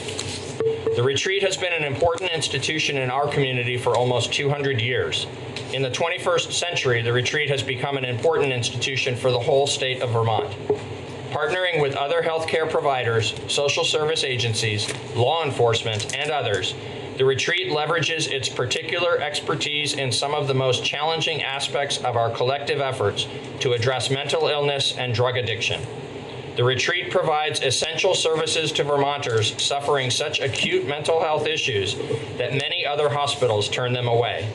We are counting on you, your administration, the legislature, and the retreat's leadership to agree on a financial plan so that these essential services continue to be available and so that this major employer continues to be an important economic driver for our region.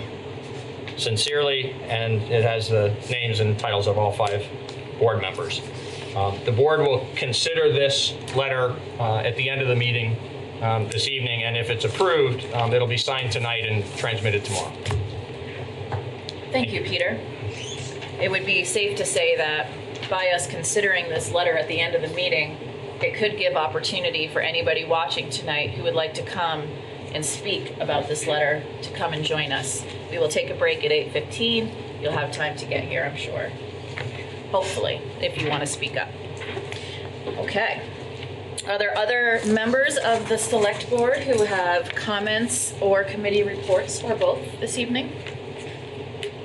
No, thank you.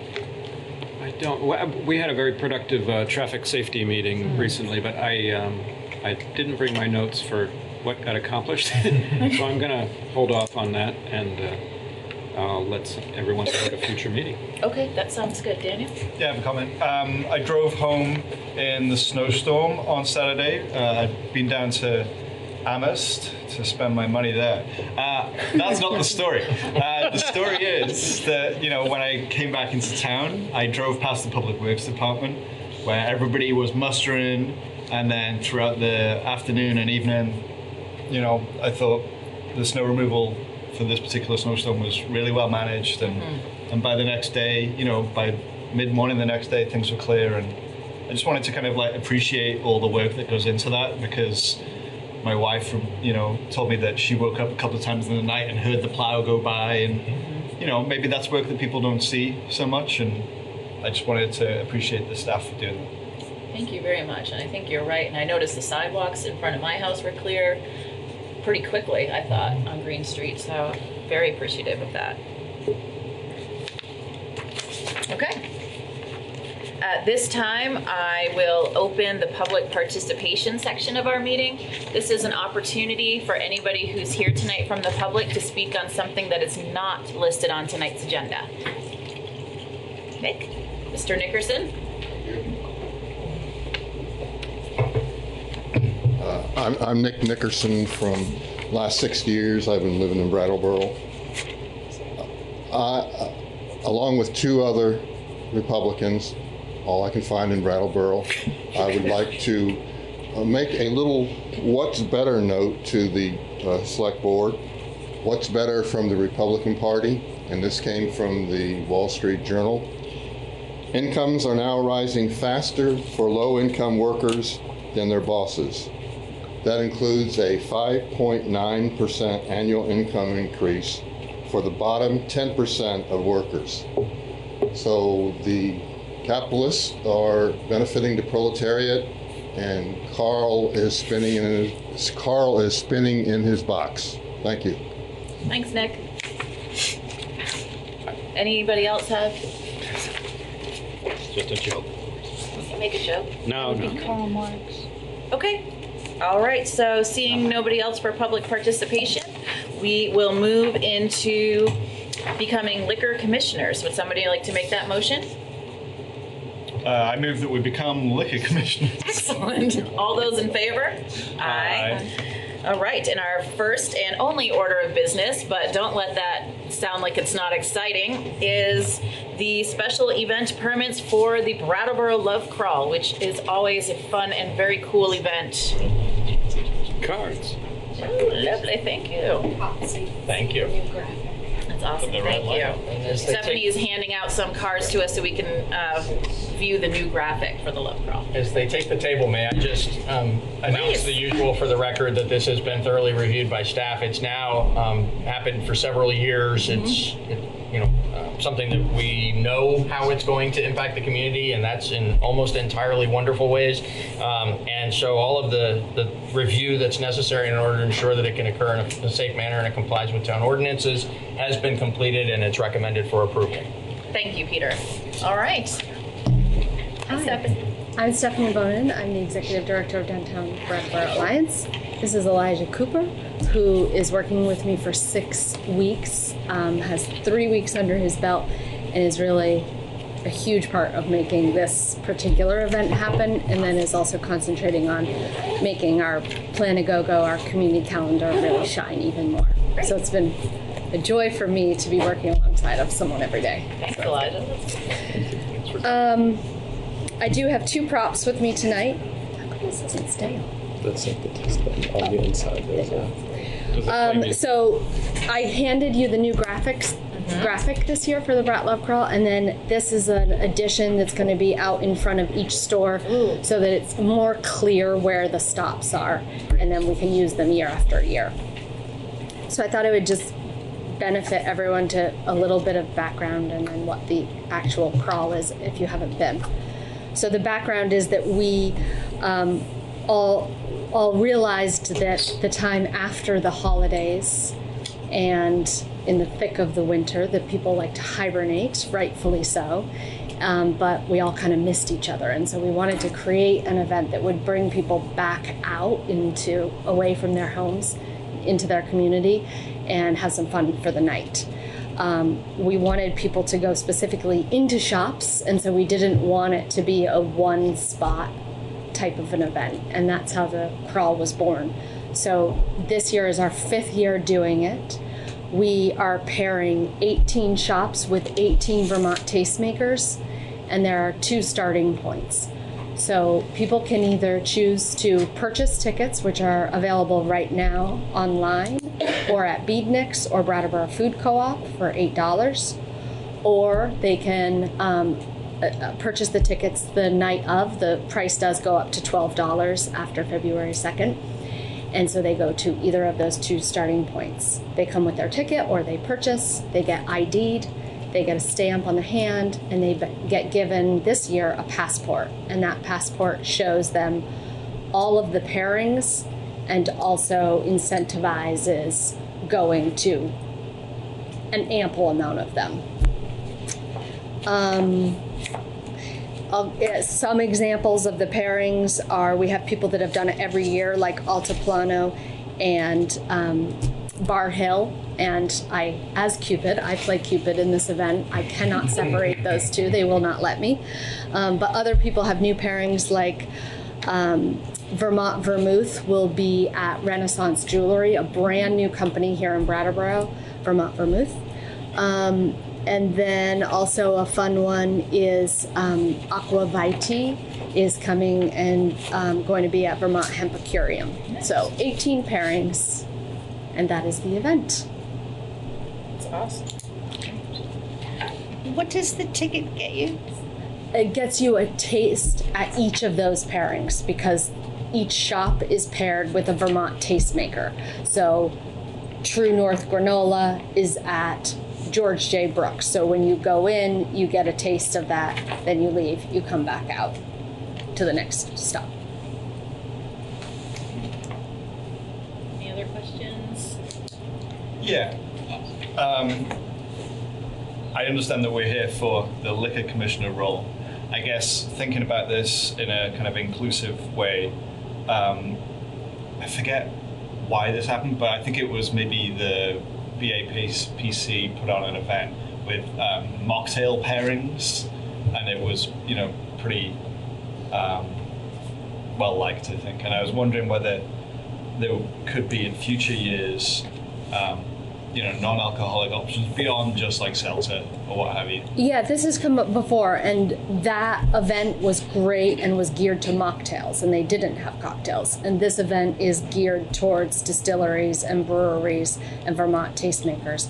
It does have food in it, so that there is sort of a balance in that way. I mean, any wine pairing, you have food because it also makes the wine taste. So my answer is not that we're not being inclusive, but more that we're being very specific to what this event is. So there's 11 spirit companies and the remainder are food? Yes, except for 2 current liquor licenses are being used, so it's actually 13 spirits, brewers, wineries, and those 2 liquor licenses that are being used are Peter Haven's private dining space, which is paired up with Dosa Kitchen, who will be opened, and then the lounge, which is paired up with no, it is a winery. It's going there. And then the rest are food. Grafton Cheddar, True North Granola, Elliott Street Fish and Chips, and Dosa Kitchen are all giving out food samples. I had a quick question, just a curiosity. Oh, and I'll just say I think it's a great event. I say that every year, but that's because I pretty much go every year. Good. I'm curious, what's the Aqua Vitae Afterglow at Vermont Hempicurium? Yeah. Is that a CBD thing?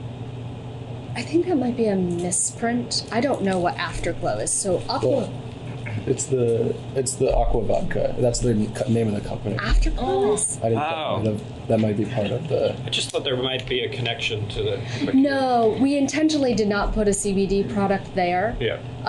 But it isn't. Aqua Vitae is a great short story, which is they brew kombucha. And in order for that's them, what it is. Okay. in order for them to be certified non-alcoholic, they have to distill all of their alcohol off. And so instead of throwing it away, they have recently started to distill it into actual vodka. And so now they have aqua vodka. So it's a byproduct of their kombucha. Figure out why. Interesting. Yeah. Okay. Thank you. Yeah. Thank you for clearing that up, because that was confusing me, and now I realized it's my agenda. Yeah, because it sounded familiar. Okay.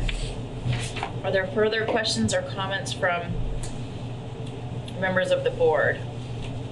I just have one kind of weird comment. Do you have to be 21 to plan an event like this? No, you don't even have to be 21 to serve alcohol, which is odd. Yeah. But no. But you do have to be 21 to attend the Love Crawl. No exceptions. I guess the response I got to my question is sort of sitting with me uncomfortably. So I'm in a household where one person drinks and the other person doesn't, and we would love to engage with this event. And I would not really feel like I was, I don't know, not so much not welcome, but like I wouldn't get as much out of it. Yeah, you right? Like it wouldn't be as enjoyable for me. If your partner's drinking a fancy looking drink, you want to also drink a fancy looking drink. You know, nothing. So, I see what you're saying. Yeah. Definitely. And so I'm not saying like, you know, no liquor permit, but I think for future years, thinking about the message that that sends, you know, is something I'd like to see you guys think about. You know, there are a lot of people in this community who don't drink alcohol, who might have a partner or a significant other or, you know, friend that does, and they want to be able to go out too. And, you know, those people spend their money, you know, downtown. Yeah, I don't want this to feel not included. Right. It's like I've never seen a Star Wars movie. Right. And I'm not part of any Star Wars. Right. And I guess the way that I would feel included is if there was an option for me that beyond just a glass of water. And I'd have to say I agree with Daniel on that. I think I seem to remember that there's always a food option or some sort of snack at each one, and that doesn't mean that you think that it's a good value to pay the $8 in advance. I'm sure the food is very tasty. Yeah. No, let me just clarify that there isn't a food option at each and every one. Okay, but a couple of them are just food options. Yeah, there are definitely food options. Yes. Just so that was clear, because all we're looking at and approving, of course, is the liquor options. But there are 2 or 3 just 4, sorry, non-liquor options. Just wanted to point that out. I think he's saying he wants a fancy mocktail. No, I get it. I totally get it to have the option side by side, for instance. Yeah. But I just wanted to remind everybody that what we're looking at is a complete list of just Maybe there could be a items. food-only ticket as well as the food and liquor ticket. That's interesting. Yep. Yeah. Yeah, I did. I'm not sure.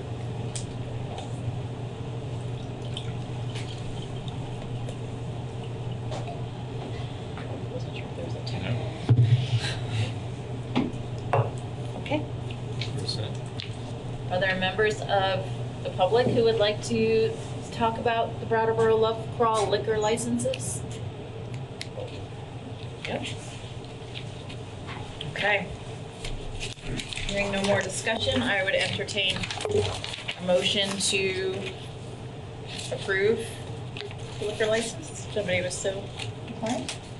I'll make that motion to approve the issuance of the following special event permits for the Brattleboro Love Crawl event on Thursday, February 6th, 2020 from 5 p.m. to 10 p.m. Just realized I'm in for a long haul here. That's okay. Caledonia Spirits at Altiplano, 42 Elliott Street. Saxton's River Distillery at Bee's Nest, 19 Elliott Street. American Crafted Spirits, doing business as Silo Distillery at Beadnick's, 115 Main Street. Vermont Distillers, Inc. at Brattleboro Bicycle Shop, located at 165 Main Street. Wild Heart Distillery at Cara Wolf Jewelry Shop at 4 Elliott Street. Smuggler's Notch Distillery at In the Moment Records, 143 Main Street. White Mountain Distillery, doing business as Stowe Cider at Malison, 44 Harmony Place. Charles Dodge, DBA Putney Winery at Michelle Freezy. Frizzy. Frizzy. Frizzy. Okay, thank you. Michelle, I actually know Michelle, so I'm going to hear about that. Photography, 26 High Street. Vermont Vermouth at Renaissance Jewelry, 151 Main Street. St. Johnsbury Distillery at Taylor for Flowers, 15 Elliott Street. And Aqua Vitae Afterglow at Vermont Epicurean, 8 Flat Street. All right, Tim. I fell asleep halfway through that. No, I'm just kidding. You did a very good job with that motion. All those in favor? Aye. Aye. Motion carries. Thank you very much. Thank you, guys. Oh gosh, I need to pull this thing out. Just do this to myself. All right. At this time, I would entertain a motion to adjourn as liquor commissioners. So moved. All those in favor? Aye. Motion carries. We now move into unfinished business. And surprise, surprise, our first item is the FY21 budget, which has been our unfinished business for approximately 15 years. Just kidding, 8 weeks. All right, our first item is pay adjustments for non-union employees. Peter. Thank you. So in the update, as we do each week in these final weeks of the budget process each year, page 1 of the memorandum that's in the backup and posted online actually provides a status of what has occurred to date. I won't go through that this evening because when you get to making your final decisions before this item wraps up, we'll go over the alternatives of where it leaves you in terms of the 2 decisions that you're going to be looking at tonight, and then those on top of all the decisions you've already made, what the overall impact is for the budget that'll go forward to town meeting. So I'm going to pass over the current status item and focus on the 2 decisions that you have in front of you for this evening. Okay. The first, as you pointed out, is pay equity for non-union employees. And for this, I'd like to set just a little bit of the context before I present the actual recommendation. This is a cycle with the collective bargaining units, the 4 employee unions, when we've invested a lot of attention and action on pay equity internal to those units, and as it relates, as the positions in those units relate to other employee positions in the town. And so with regard not just to the lower end of the pay scale, where $15 an hour is a measure that has emerged as being of great importance, and the board had indicated a desire to make sure that we didn't have any town employees paid less than $15 an hour for their service to the community. We looked at those things going through the collective bargaining process, but we also looked at the middle area and the upper portions of the pay scales to make sure, again, that there is fairness across the different departments and different functions of the town. We had earlier in this select board year, you have approved 3 of the 4 collective bargaining agreements, mostly last summer. That happened, and the 4th one is on this agenda for action later this evening. In the actions that were taken there, as we were proceeding, particularly through the earlier 3, it became apparent that we needed to give a similar level of attention to non-union positions in the town, because that wasn't going to happen as a natural course of just sitting down to bargain for a new 3-year agreement as it was happening with the collective bargaining units. And so around the May or June timeframe, we began looking at that question. It emerged over the course of the summer that a couple of different groups of employees came to me and expressed concern about their compensation. They are 2 different groups of non-union employees, and they wanted to make sure that they understood how we were looking into this matter and what our intentions were about how to finalize the review and bring it forward.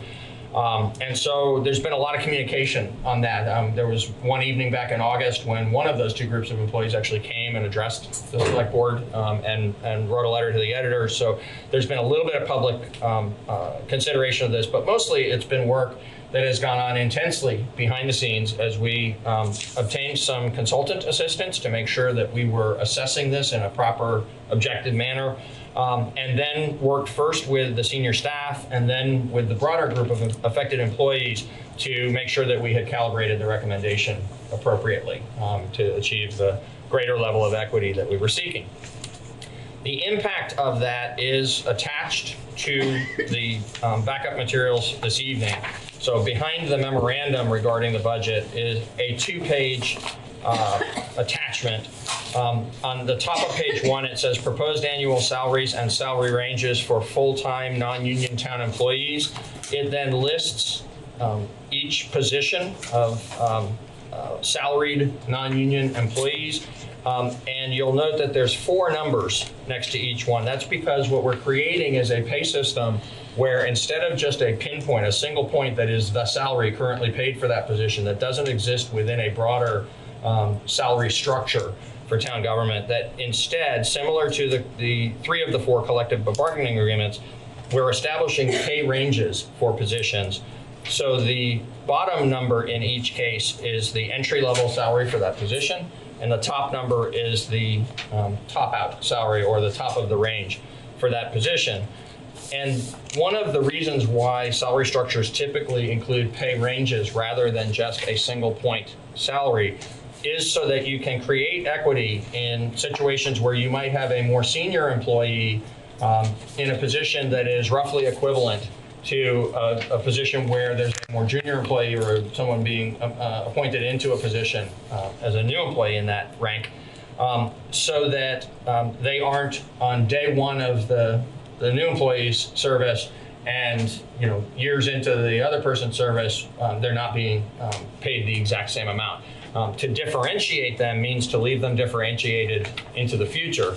To pay them the same isn't equitable on day 1, and so we use pay ranges so that we can provide a relationship between one position and another that allows for those changes over time, so that 2 new people will be proportional to the size and responsibility of their position, and 2 senior people will be also in that same proportion, but it allows for those fluctuations as employee tenure changes. So that's why you see pay ranges proposed for every employee. Up until now, only the DPW supervisors and the park supervisor within this group of employees affected by this actually had pay ranges. They were already in ranges that had 4 steps to them, and now every non-union employee, whether a salaried employee or a hourly employee, will be in a pay range.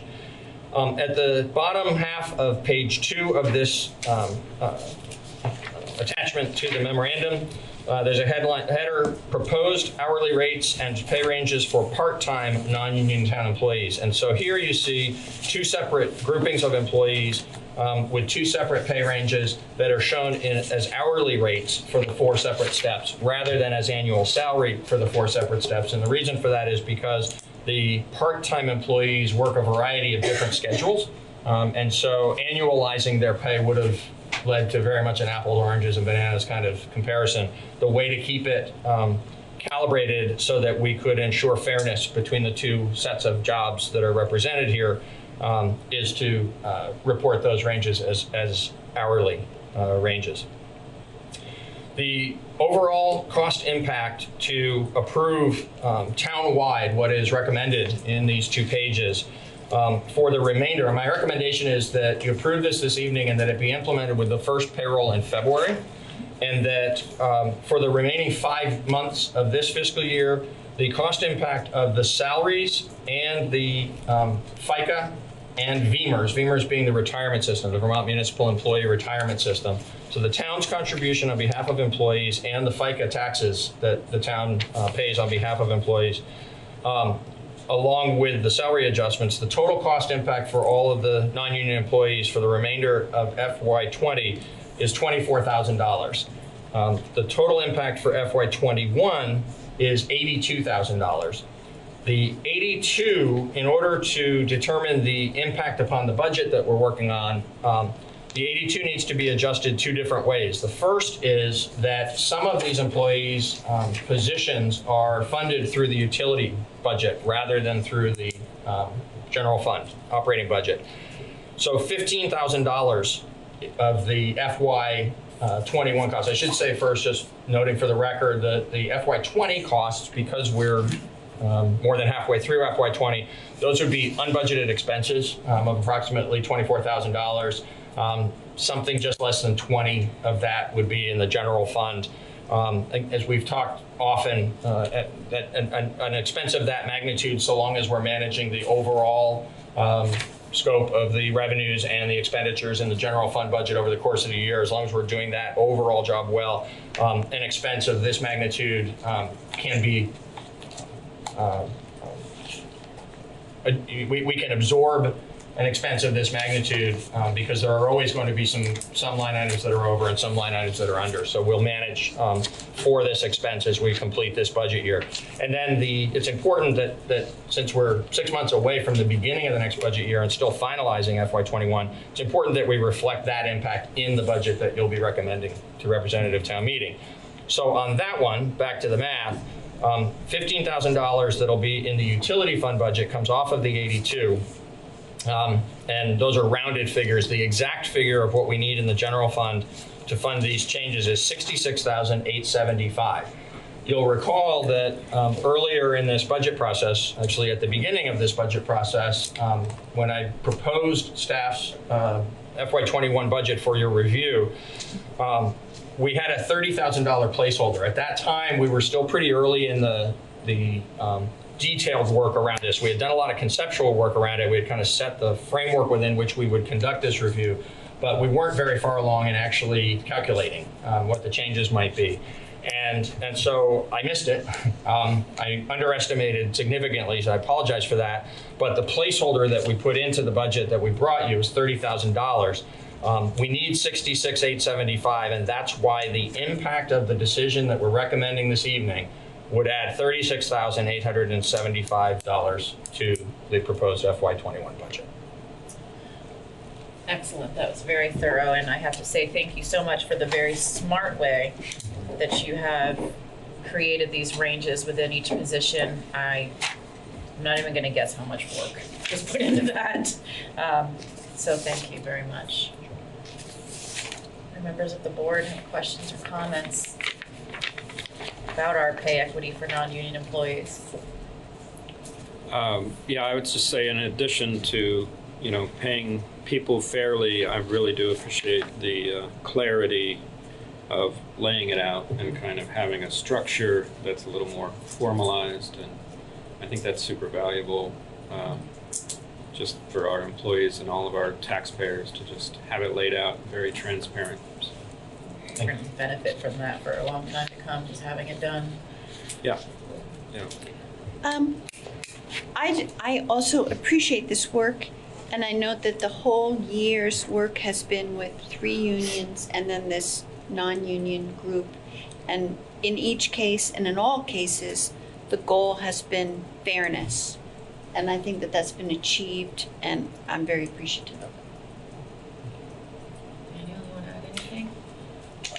I'm really happy that we've done this work, and I'm glad that staff felt that they work in an organization where they can bring some of this stuff to management, and management will consider it. And I think that the work that went into this, and I'm presuming that our HR director had a fairly large role in this as well, so I'm glad that we have a HR director.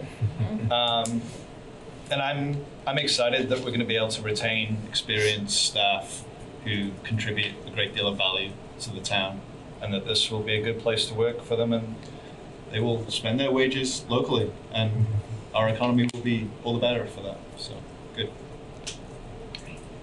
Is there anybody here tonight that came to speak on the topic of pay equity for non-union employees? Okay. So Maybe people came without Yes, that please. intention, but they want to speak anyway. Yeah, they might want to speak anyway. Throwing out the curveballs. Look, we got somebody. Yeah, start to debate. I did. I just want to thank thank the town staff and the select board and everyone who's worked on this, and it means the world to our employees to know that they are valued. And I always say the best and most important resource we have at the library is our staff. And so it's wonderful to see this kind of support and reinforcement. Thanks. Well, thank you. We're on a good team. Okay. Would I entertaining a motion? Yes, please. For that specific, okay, I would entertain a motion. I move. Oh. Oh, it Go ahead. loads up. To approve the town manager's recommended compensation system and pay adjustments for non-union employees. Excellent. Daniel has made that motion. All those in favor? Aye. Aye. Thank Motion you. carries. Thank you, Peter. The second decision for you this evening related to the FY21 budget is the follow along to last week's discussion about the swimming pool. So you'll recall that earlier, weeks ago in the budget process, we were asked about the cost to replace the pool house. And we brought that information to last week's meeting.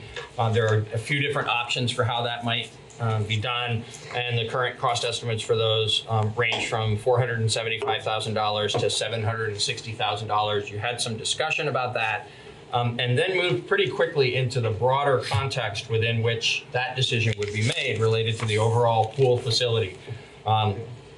After extended discussion around that, the direction from the board was for staff to bring back a cost estimate, a proper budgetary figure for what it would take to do a conceptual plan and a budgetary cost estimate for replacement of the entire pool facility, rather than just the consideration to put into the capital budget potentially the additional funding for the pool house, but rather with an eye towards what we expect will be a recommended bond for needed improvements at the Living Memorial Park and at the Public Works facilities in FY23, 2 years from now, where we have elsewhere in the budget funding to do the engineering work that's needed for the two other components at Memorial Park.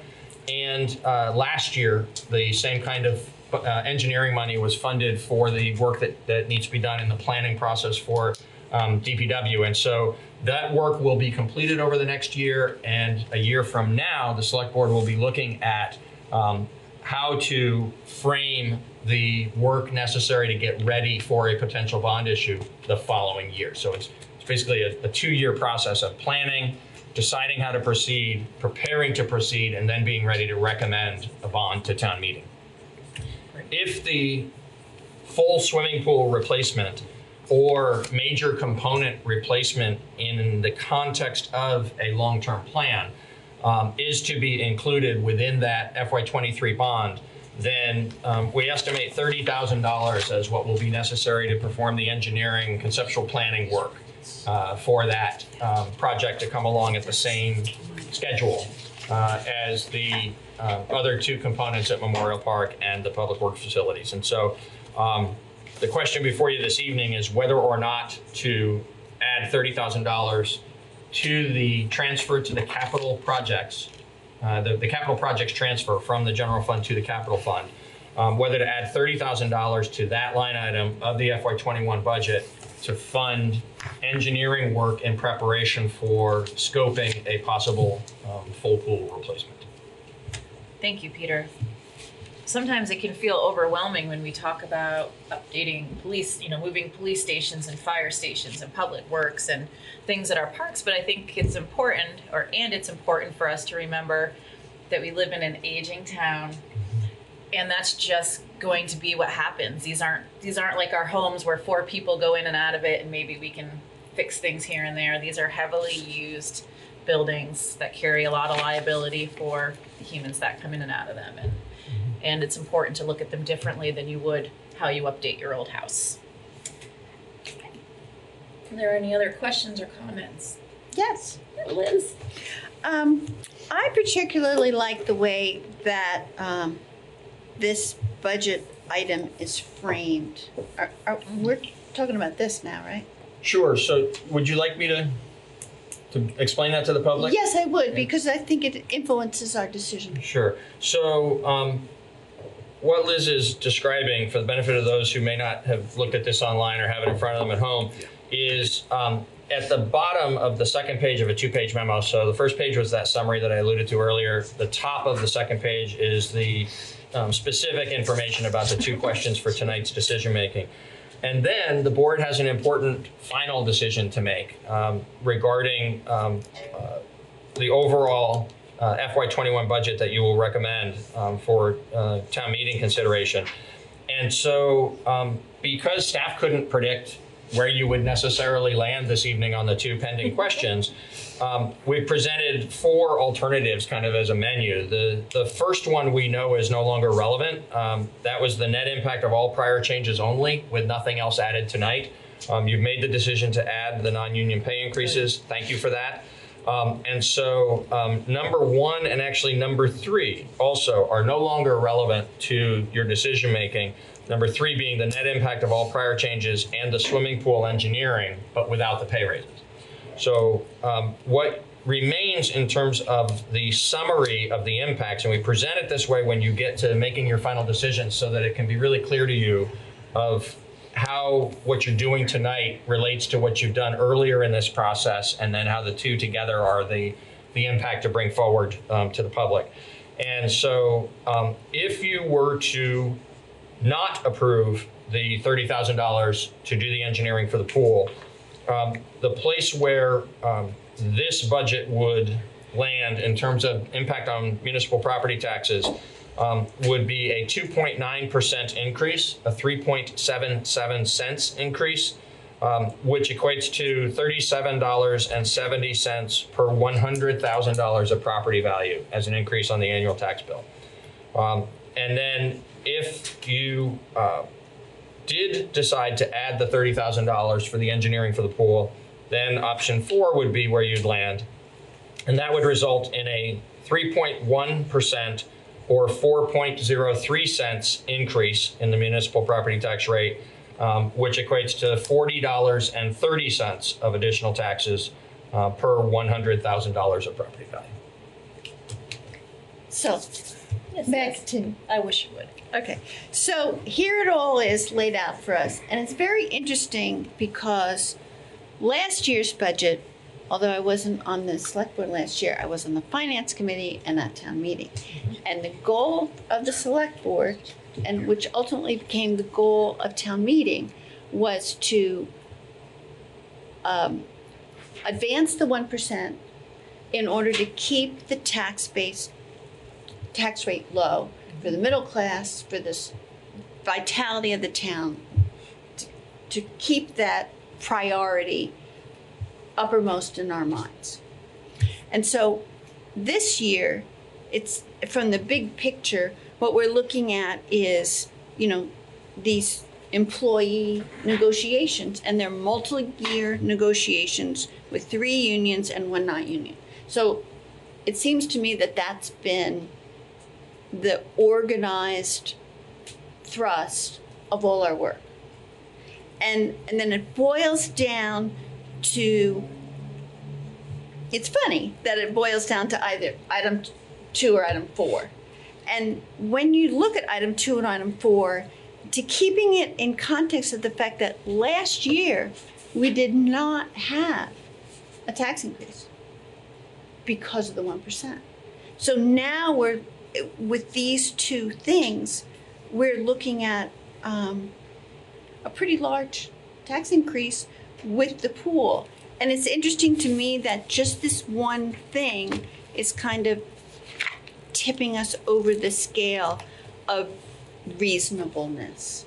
And so I'm voting to support the pool design next year so that we can maintain our goal of having a reasonable tax rate, and understand that the organization of this year's budget was for employee salaries, and next year we can be moving on to more capital planning for our recreation and infrastructure.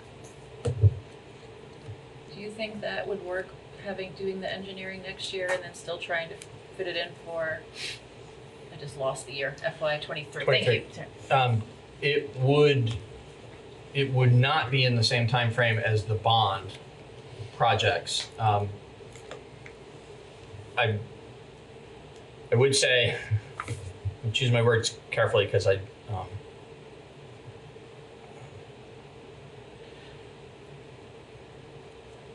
the pool is a very worthy project. You had a lot of conversation about it last week. You heard from Carol eloquently speaking about what the pool represents to some folks in our community who don't have the resources necessarily for other forms of recreation or vacations. And so we all recognize that.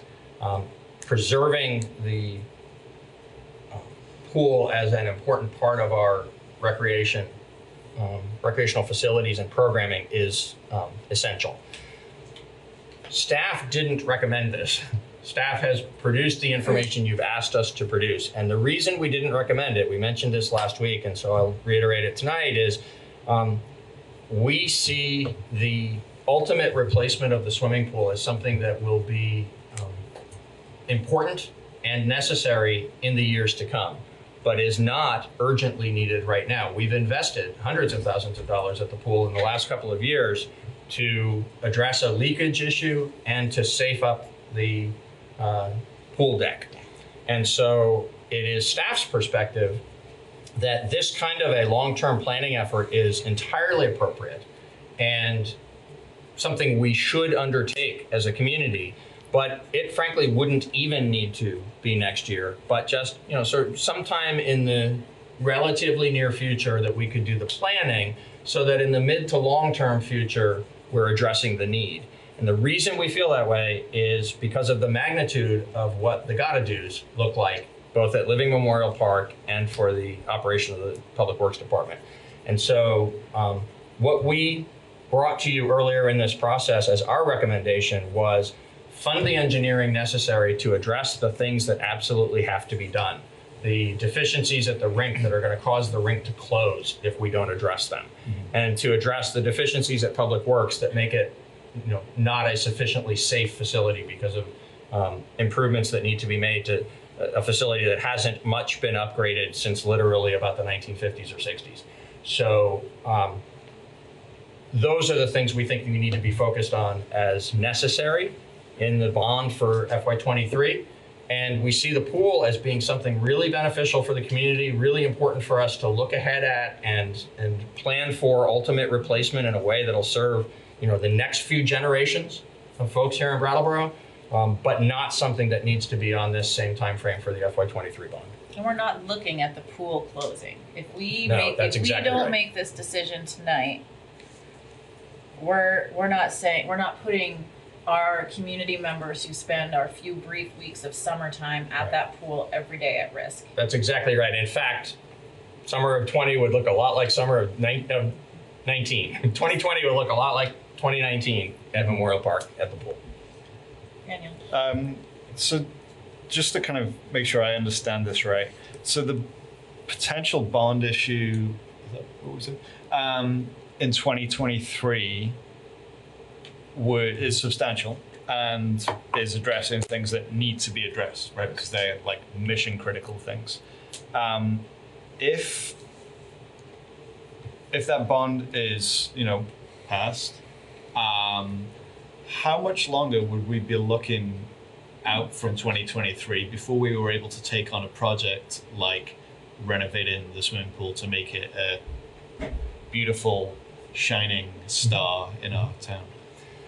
So the timing of the 2023, the reason we're targeting 2023 as the timing for that bond is it coincides with when some prior debt is falling off the budget. It's a particularly advantageous time to add new debt because the full impact of that new debt will not be felt by the taxpayers. It'll be a while before that happens again, but the swimming pool is also a candidate, we think, for, with enough advance notice for some grant funds, for some community fundraising. There's ways in which we could go about that project over a period of years to be ready then to construct it, when it needs to be constructed. And so it's a bit of a wishy-washy answer because frankly, I think the fair answer in terms of creating reasonable expectations is we're not talking about just a year or two after FY23, right, which means we're talking sort of a decade out from now, but where the planning could be going on over the next few years in a way that positions us to then have several years of getting ready to do it, and then we'd be in a position to do it somewhere in the time frame that's kind of a decade or so out. Yeah. that's kind of an exciting idea for me, that we could potentially, a decade from now, have a facility that is for everybody and maybe could include year-round use. You know, we're not very well served for indoor pools for people without a whole bunch of money. You know, I know community members that go all the way to the Y in Keene, and instead of that money leaving our town, we could keep it here. But I don't think that now is the right time to be planning for something of that scale. So, yeah. If I might, Carol's here, and I want to make sure, as I answer boldly and specifically, that you know, I know that we're generally on the same page. If there's something specific that you think needs to be added, please speak up. Yeah. So for the most part, I think we're right on target. There are, you know, are a couple little items that we may have to invest in along the way, per se.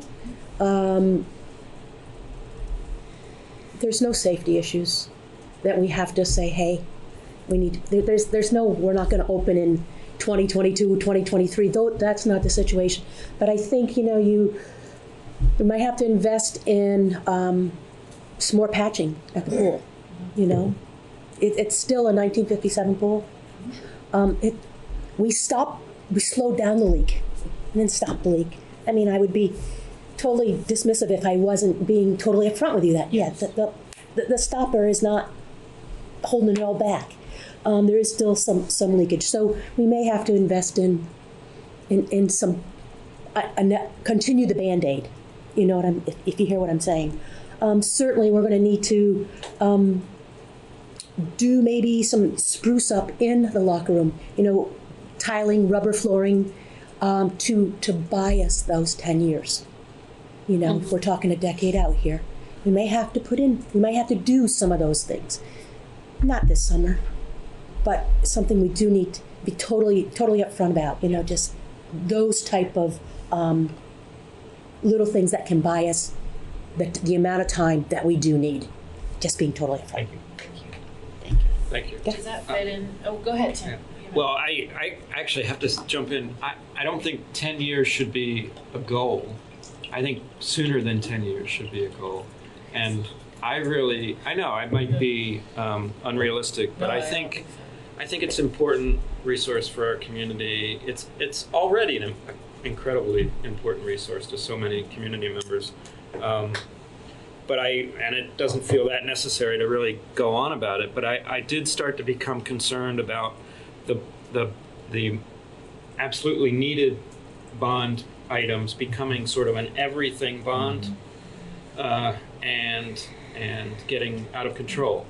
And the 30K expenditure sounds easy and makes sense until I started to think about it a little more, and I started to realize that I still, as I mentioned last meeting, I don't have a really good read on what our community wants, you know, and I don't think we should even spend $30,000 on, you know, conceptual plans before we know that we all want this and we're willing to take that leap, and with the added plan of maybe bringing in some partners and some donations and making it more of a community push outside of the taxpayer expenditure. So, but I just wanted to stick that in there, that I'm not sure it should be like, we're definitely going to do this in 10 years, because that feels too far away from me. But what I do want to commit to is this board, or whatever future board makeup we have when it gets warmer. Someday it will get warmer, right, Carol? It will. It always does. It's hard to remember sometimes in January, to go out for a site visit and to really start that conversation about, hey, why are they out here? Well, it's because we want to start a community conversation about how to go about this in a sensible way. So. Brandy, one more thing. I wouldn't want to gloss over a little item that Peter said, which is fundraising, and I happen to know that Carol's very good at that. So to be planning that at the same time would be great. When you hear Carol say things like, we're gonna need patches and this and that along the way, does that feel like something that you're confident bringing to future boards, whatever makeup those are, and standing behind those? Absolutely. And I'm still laser focused on the skateboard park, so I think we all. Oh yeah, that topic's been opened back up. Sure. Uh-huh. Good, let's keep it open and keep hammering away. Right? I'm hoping that we'll be going out very soon out to bid. I've got a pretty good sized meeting later this week that will be tightening some things up to, I'll get that RFP out. I know you've been, a lot of people have been working hard on it, so thank you very much. All right. Thanks, Carol. Everybody feel like they know what they need to know at this moment? Yeah. Yep. Okay. Is there anybody in the room that is not sitting at this table that would like to make any comments before we formalize our motion for the Live-In Memorial Park swim pool renovation or replacement item? Okay. May I? Yeah. In the absence of direction to add this item, Yeah. it simply won't get added. Oh, okay. We don't have to I think formalize. that's where Doesn't you're need a landing, motion. and if Yeah, it is all where right, you're Carol. landing, we can move along to just, I should summarize, I think, one more time where this leaves Okay. the overall budget. Okay. And see if you're comfortable that we're ready for us to finalize everything and bring it to you next week so you can look at the 18 pages of it and say, yep, that's our budget. Sounds Okay. perfect. So of the four options at the bottom of the second page of the cover memorandum for today, you have the decisions you've made land you at option 2.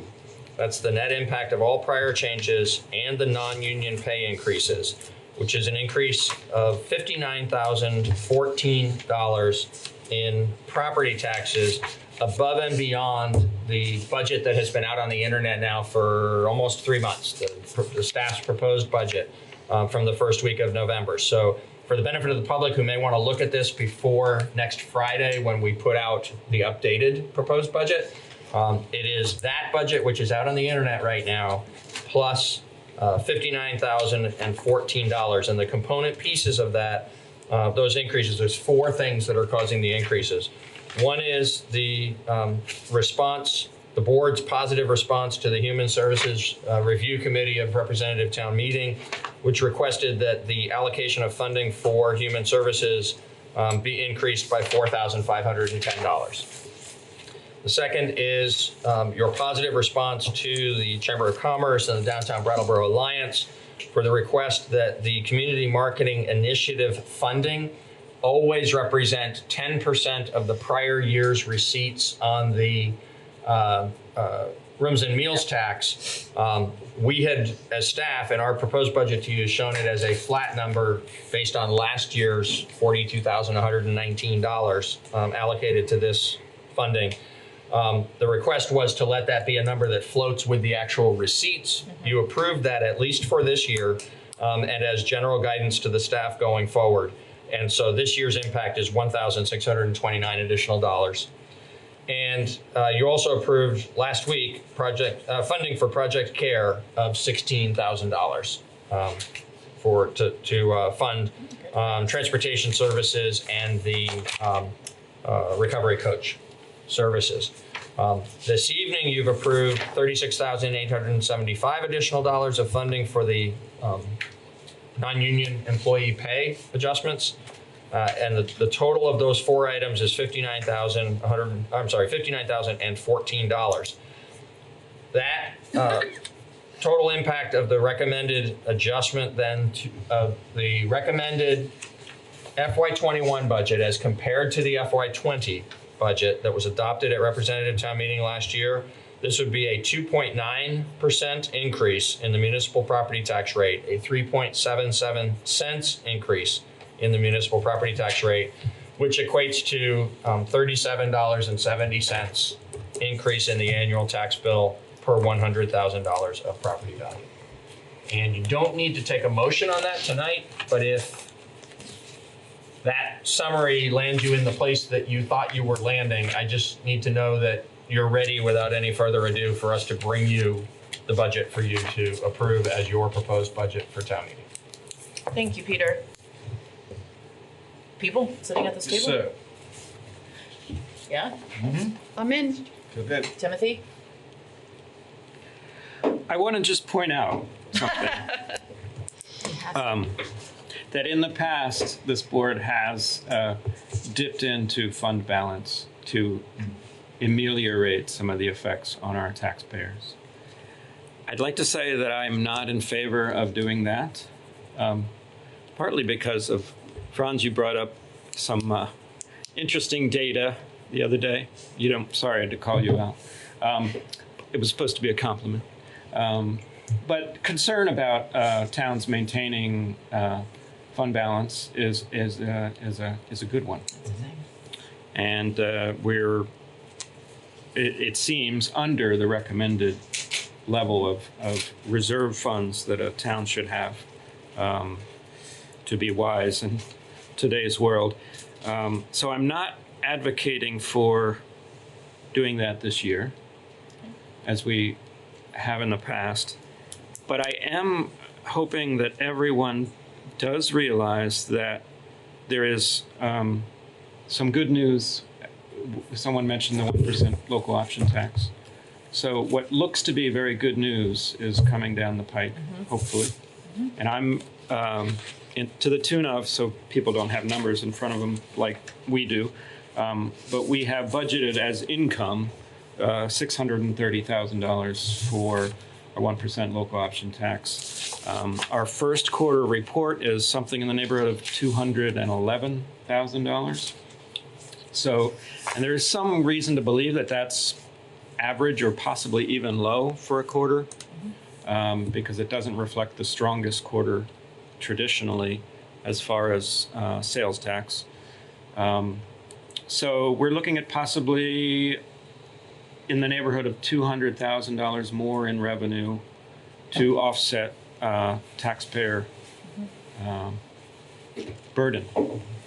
So I think this is a good thing. I'm not sure, I'm not proposing anything here, but I want what Liz said earlier about the mission of the 1% local option tax to be held close to our hearts as we go forward into town meeting, because I really hope that people will hang on to that, not feel super rich, and use it to, to think that our increase is hopefully not as bad as it looks on paper currently. So I'm not making a proposal, but I just wanted to throw that out there, that that's a positive thing.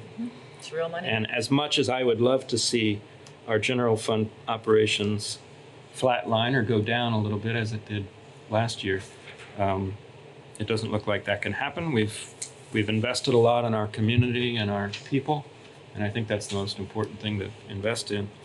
But it certainly played into my thoughts on pool houses and studies and things like that. So.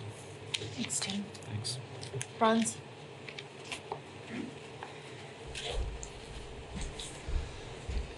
Franz Reichsman, Finance Committee. Based on Selectwoman McLaughlin's remarks last week, in which she seemed to think at times perhaps I get a little bit verbose, I'm going to refrain from relating the story that I can't imagine that I would say otherwise have told. However, I will bring up a substantive point, and I just want to make sure that the additional separate articles that'll be warned have budgetary implications. And it seems like most of them, but I want to know if all of them are included in the budget estimates that you just gave. Yes, Thank you. They are, with one exception, which is the SEVEDS funding that doesn't appear in the general fund budget. That would be, if it's approved, if that article is approved, that funding would come from program income. But each of the others is a general fund expense and is reflected already in the general fund budget. Thank you. Thank you. Good question, Franz. All right, Peter, what do you need from us? Something formal or general nods? No, this is, again, a moment where if you don't direct any further changes, what we're going to bring to you for next Tuesday night is the budget with the changes that I itemized earlier that you've previously directed. It'll all be in there so that you can look at it and, as I said, sort of say, yes, this is our budget. We're ready to send it to representative town meeting. We'll have that, and then in the follow-up to the discussion you're going to have later this evening about the warnings, the same thing will be true of next week's meeting. We'll have the warnings in front of you in a form where we expect that it'll be just looking at it and saying, yes, that's our warning. We're ready to issue it. Well, great. So it looks like for the budget item, we are doing that. Thank you. Thank you. Okay, so we are now moving into new business. Yes. And our first item of new business is the monthly financial report for December. Peter? I'm happy to report that things are in solid shape. We are halfway through the fiscal year. This is the report through December 31st. So the first 6 months of the fiscal year. And the prorated total expenditures, and when I say prorated is because there's those couple of very large expenses that are incurred early in the year, and then those get prorated out over the 12 months so that we can see actually what our spending rate looks like. The prorated general fund expenditures are at 48.6%, and then the same with the utilities fund. The prorated utilities fund expenditures are at 49.3%. Through the first 6 months of the year. Revenues also are in good shape in both areas, and the parking fund expenditures are at 48.4%. So solid all the way around. We have the information as usual about the solid waste disposal fund. Those revenues and expenditures lag, so we're always a little behind. But we're in good shape where the revenues are exceeding the expenditures at 45.4 and 44.2. And the loan report shows that we have $4,193,297 of outstanding loans. All of them are current except for one loan that is in default and fully reserved. And then there's the continuing note about the cultural intrigue balance that will not be recovered that we've been just carrying as a book entry. The program income report shows that we have $499,025 available funds for additional grants and loans as of December 31st. You have recently approved one additional loan and the recommendation that you're making to representative town meeting for the SEVEDS funding. So in the next few months, this number will come down, but 499 is a above average figure. We often run in the $200,000 to $300,000 range. We like it when there's a bit more in there because it gives us some flexibility for additional grants and loans. So, drawing down off of this from 499 down to something closer to $400,000 is still solid position for that fund. We have 41 active grants that we're administering and 4 grants where we are in the application cycle to potentially receive some more of other people's money. Thank you, Peter, and thanks to John Connor for putting this together. You're going to ask if we have any questions? I was just getting to that. Oh, okay. I thought you were going right. This was me. Quit, and then I thought Daniel might not have an opportunity to ask a question. I just turned the page. Does anybody have any questions? Do you have a question? I do. It's probably easy, but it's top of mind. Yeah. I noticed that Public Works traffic light is a little high in the expenditures for contractual repairs and parts. Yeah. Would you like to take this opportunity to say anything about our traffic? About that light? So yes, the lights on Flash at High Street and Main Street are the result of someone hitting the pole there and knocking out the controller.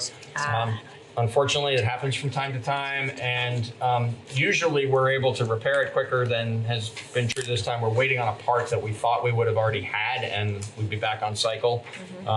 So I don't have an up-to-the-minute update of how many more days we think we're going to be on Flash, but I know that we had expected to actually get it restored before the weekend. We're still waiting on the part. As soon as the part comes in, it'll be a high priority to get that repaired. Forgive me for being semi-flippant here, but is there any way to buy 2 of everything that thing has? Let me check on that. But Tim wouldn't like it when the budget comes. I know, but that's actually. But really, it's. I hear a lot that people, it really impacts people's. I crossed the street there quality last of life. night, and it was. We have I ran the gauntlet. It's a good question. It's a good exercise in cooperation and community spirit. It certainly is. But not everyone is on the same page with that. Right. No, it creates a difficult situation, particularly for pedestrians, but also for people entering into Main Street from the side streets. And It's awful. It's a really good question as to, what would it take for us to actually store some spare parts? I think it's a more complicated question than just, hey, I'm sure. Can we get 2 of that thing next time? Because it's not always the same thing that gets damaged. But it's a question that we'll pursue to see whether or not we can be a little more resilient about these situations. That's why I said semi. Thank you. Yeah, no Running problem. across that street Thank you. after dark last night was super exciting for me. Okay, are there other questions or comments regarding the financial report prepared by John O'Connor and delivered by Peter Elwell this evening? Okay. Do I need a motion for this?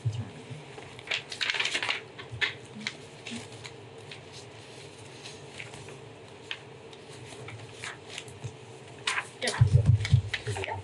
Perfect. Just letting you finish writing. Okay. So our second item is a visit, presentation, discussion with Southeast Vermont Transit, also known as SEVT. If you would like to come up and join us at our side table and give yourself and your company you represent a good introduction. Welcome back. Thank you. Thank you very much. My name is Randy Shoemaker. I'm the CEO of Southeast Vermont Transit, and Southeast Vermont Transit is made up of the mover in Wilmington and the current based in Rockingham.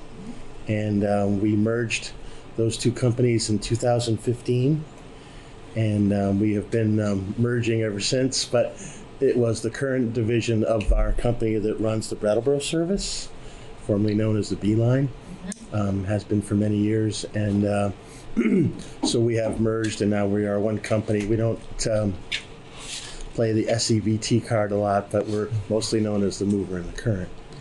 And so I've been lucky enough to come in front of the Brattleboro board most every year. I think I've skipped maybe 1 year in the past 5 or 6 to brief you on where we're at and what's going on in your town's transit system.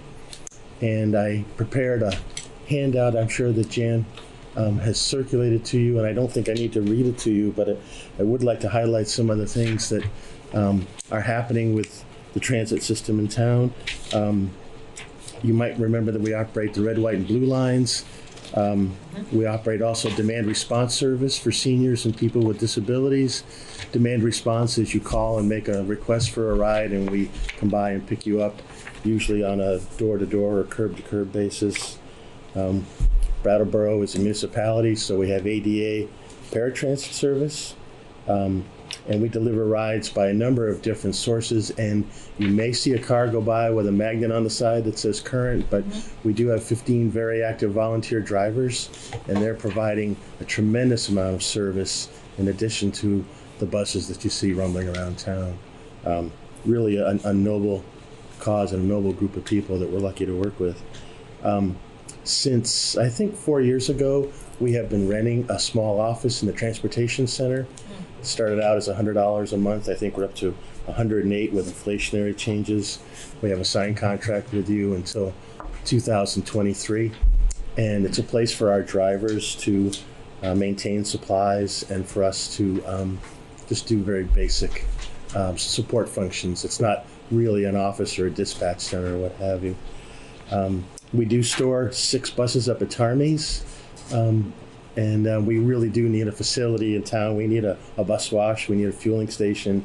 We need to see if we can get our buses indoors at some point.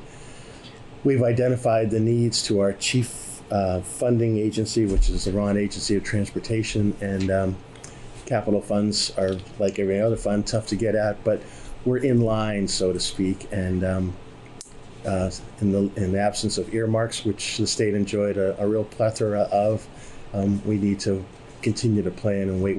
We did meet with DPW a few months ago about any possible shared facilities we could have if that project ever moves forward, and we would revisit that again before we did any land purchase or lease or anything of that nature. So needs to be done. But what is exciting is what we did the past 18 months. I'm jumping down to the new schedule. In the middle of the handout, you can see the hours, rides, and miles, which are the benchmarks for transit that we do in Brattleboro by red line, white line, and blue line. For our last fiscal year, we gave 57,000 rides in Brattleboro, and at a cost of about $670,000. You can see our local funding. And basically what happens in transit is the goal is to have 80% federal and 20% local.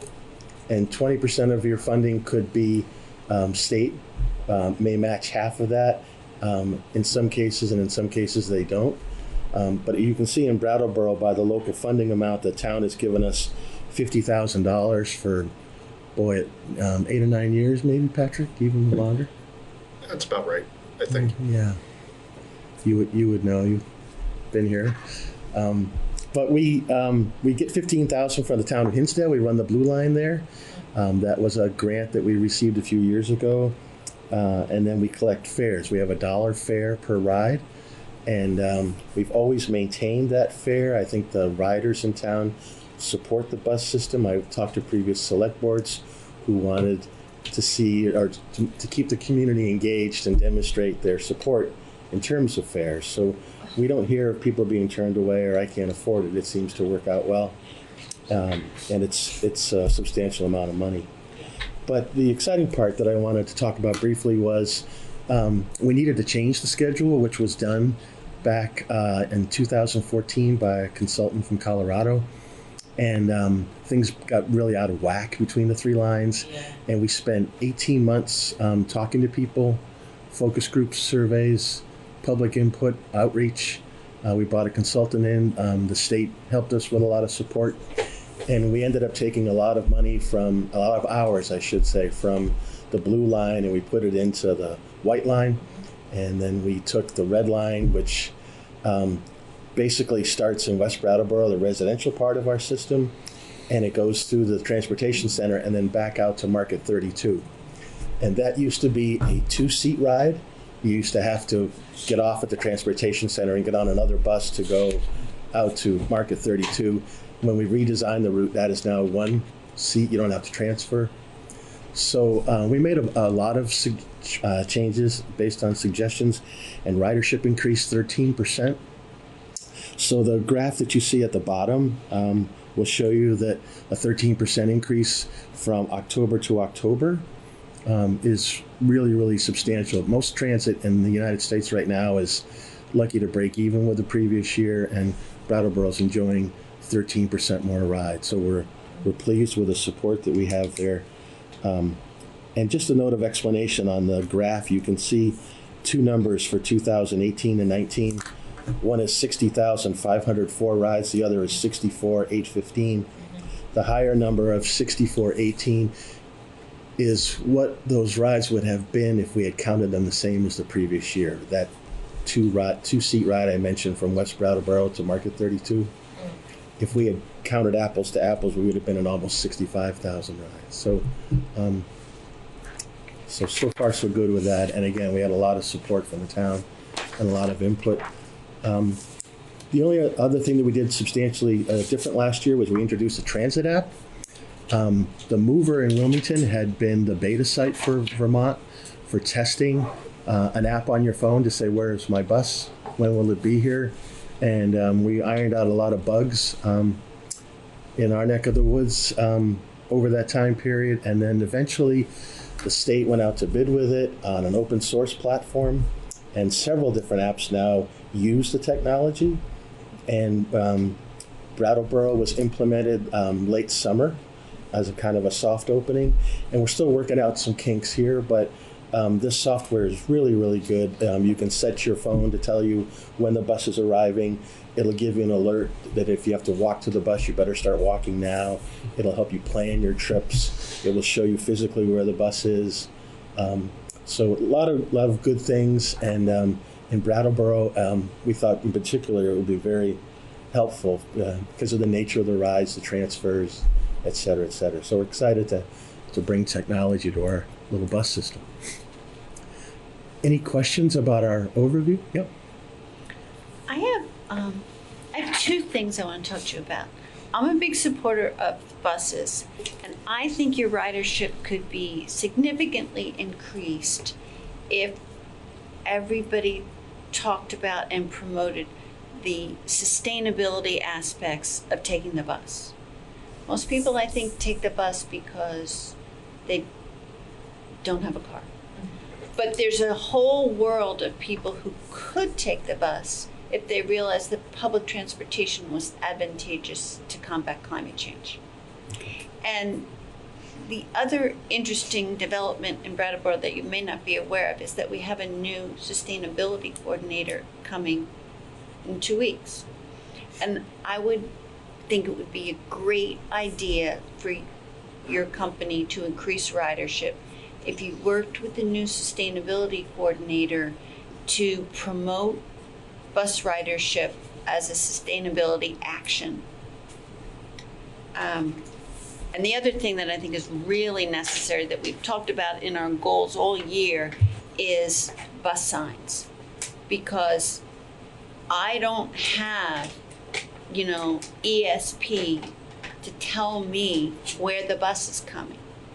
Occasionally I see people standing on the street corner and wonder, oh, they're taking the bus, but there's no sign. And if there were signs, and if those signs talked about your app, that sounds like a wonderful idea, then people could take the bus and they'd know where to get it, and it would be Shangri-La. We put bus signs up at every stop, a sign that said current, and then a schedule holder with a schedule, and those were removed by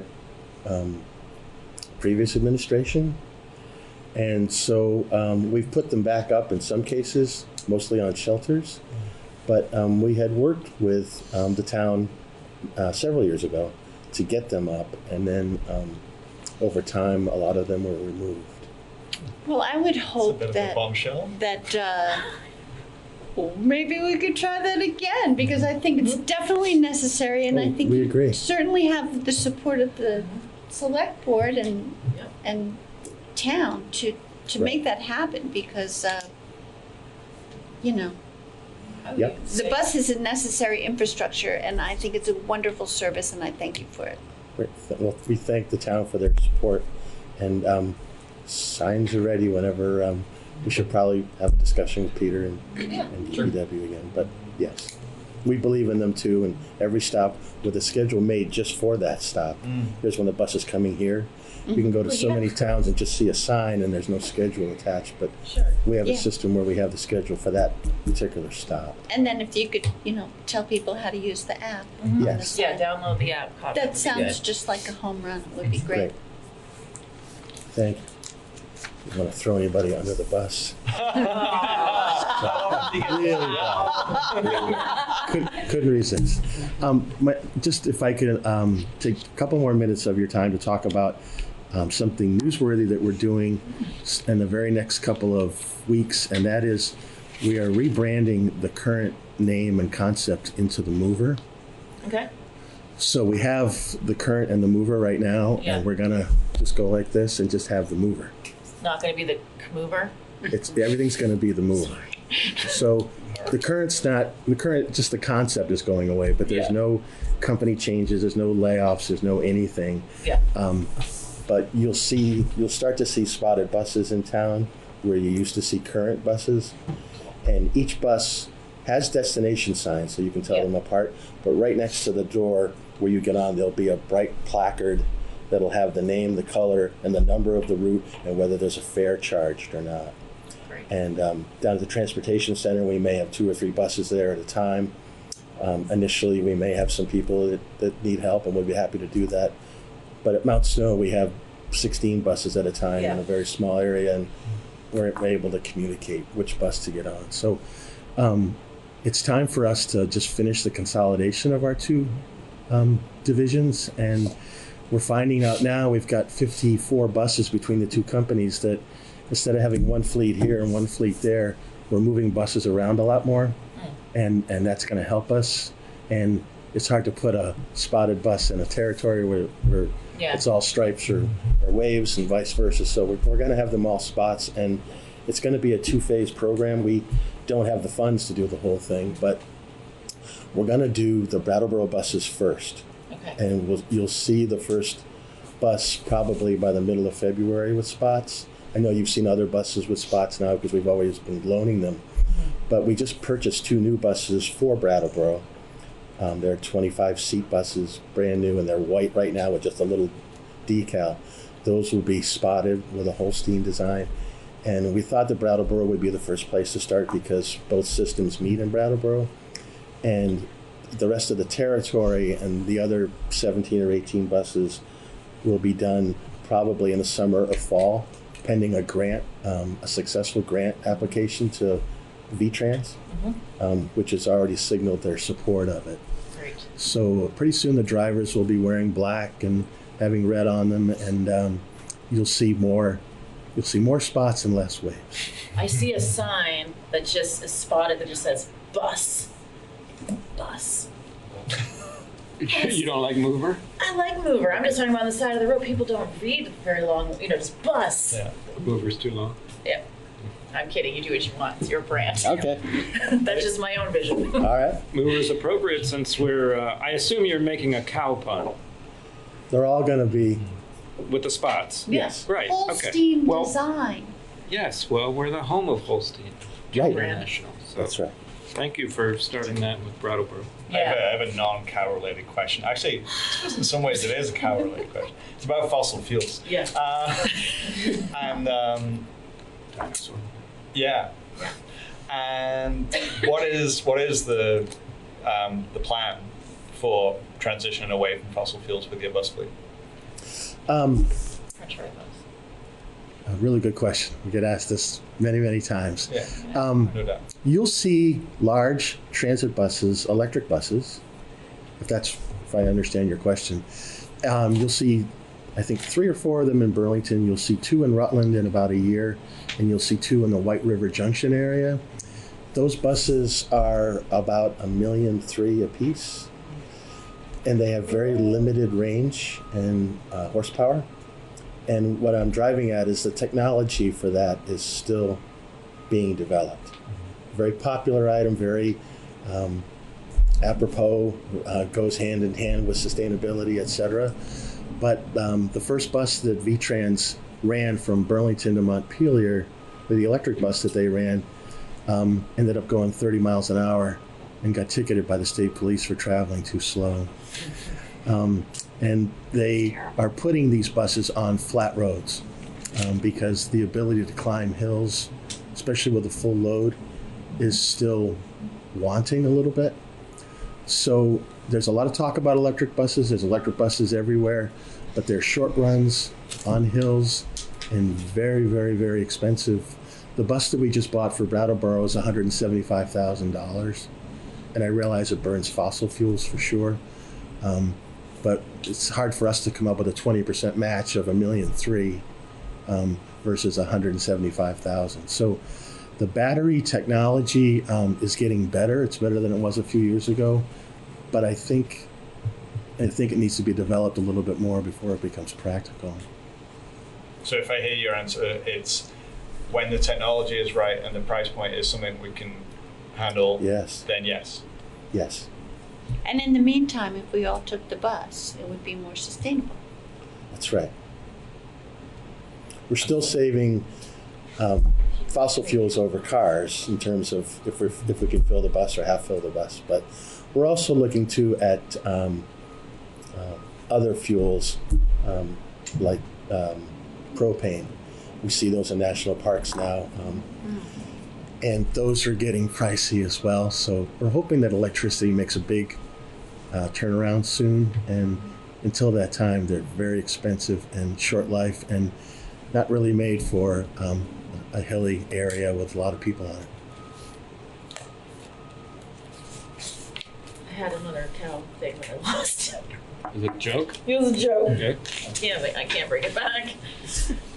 I really appreciate how much time you took to speak to riders to develop this line, and I worked recently with a lot of people that took the bus, and the bus routes are far surpassed where they were. So thank you very much, you. and it is noticed. Great.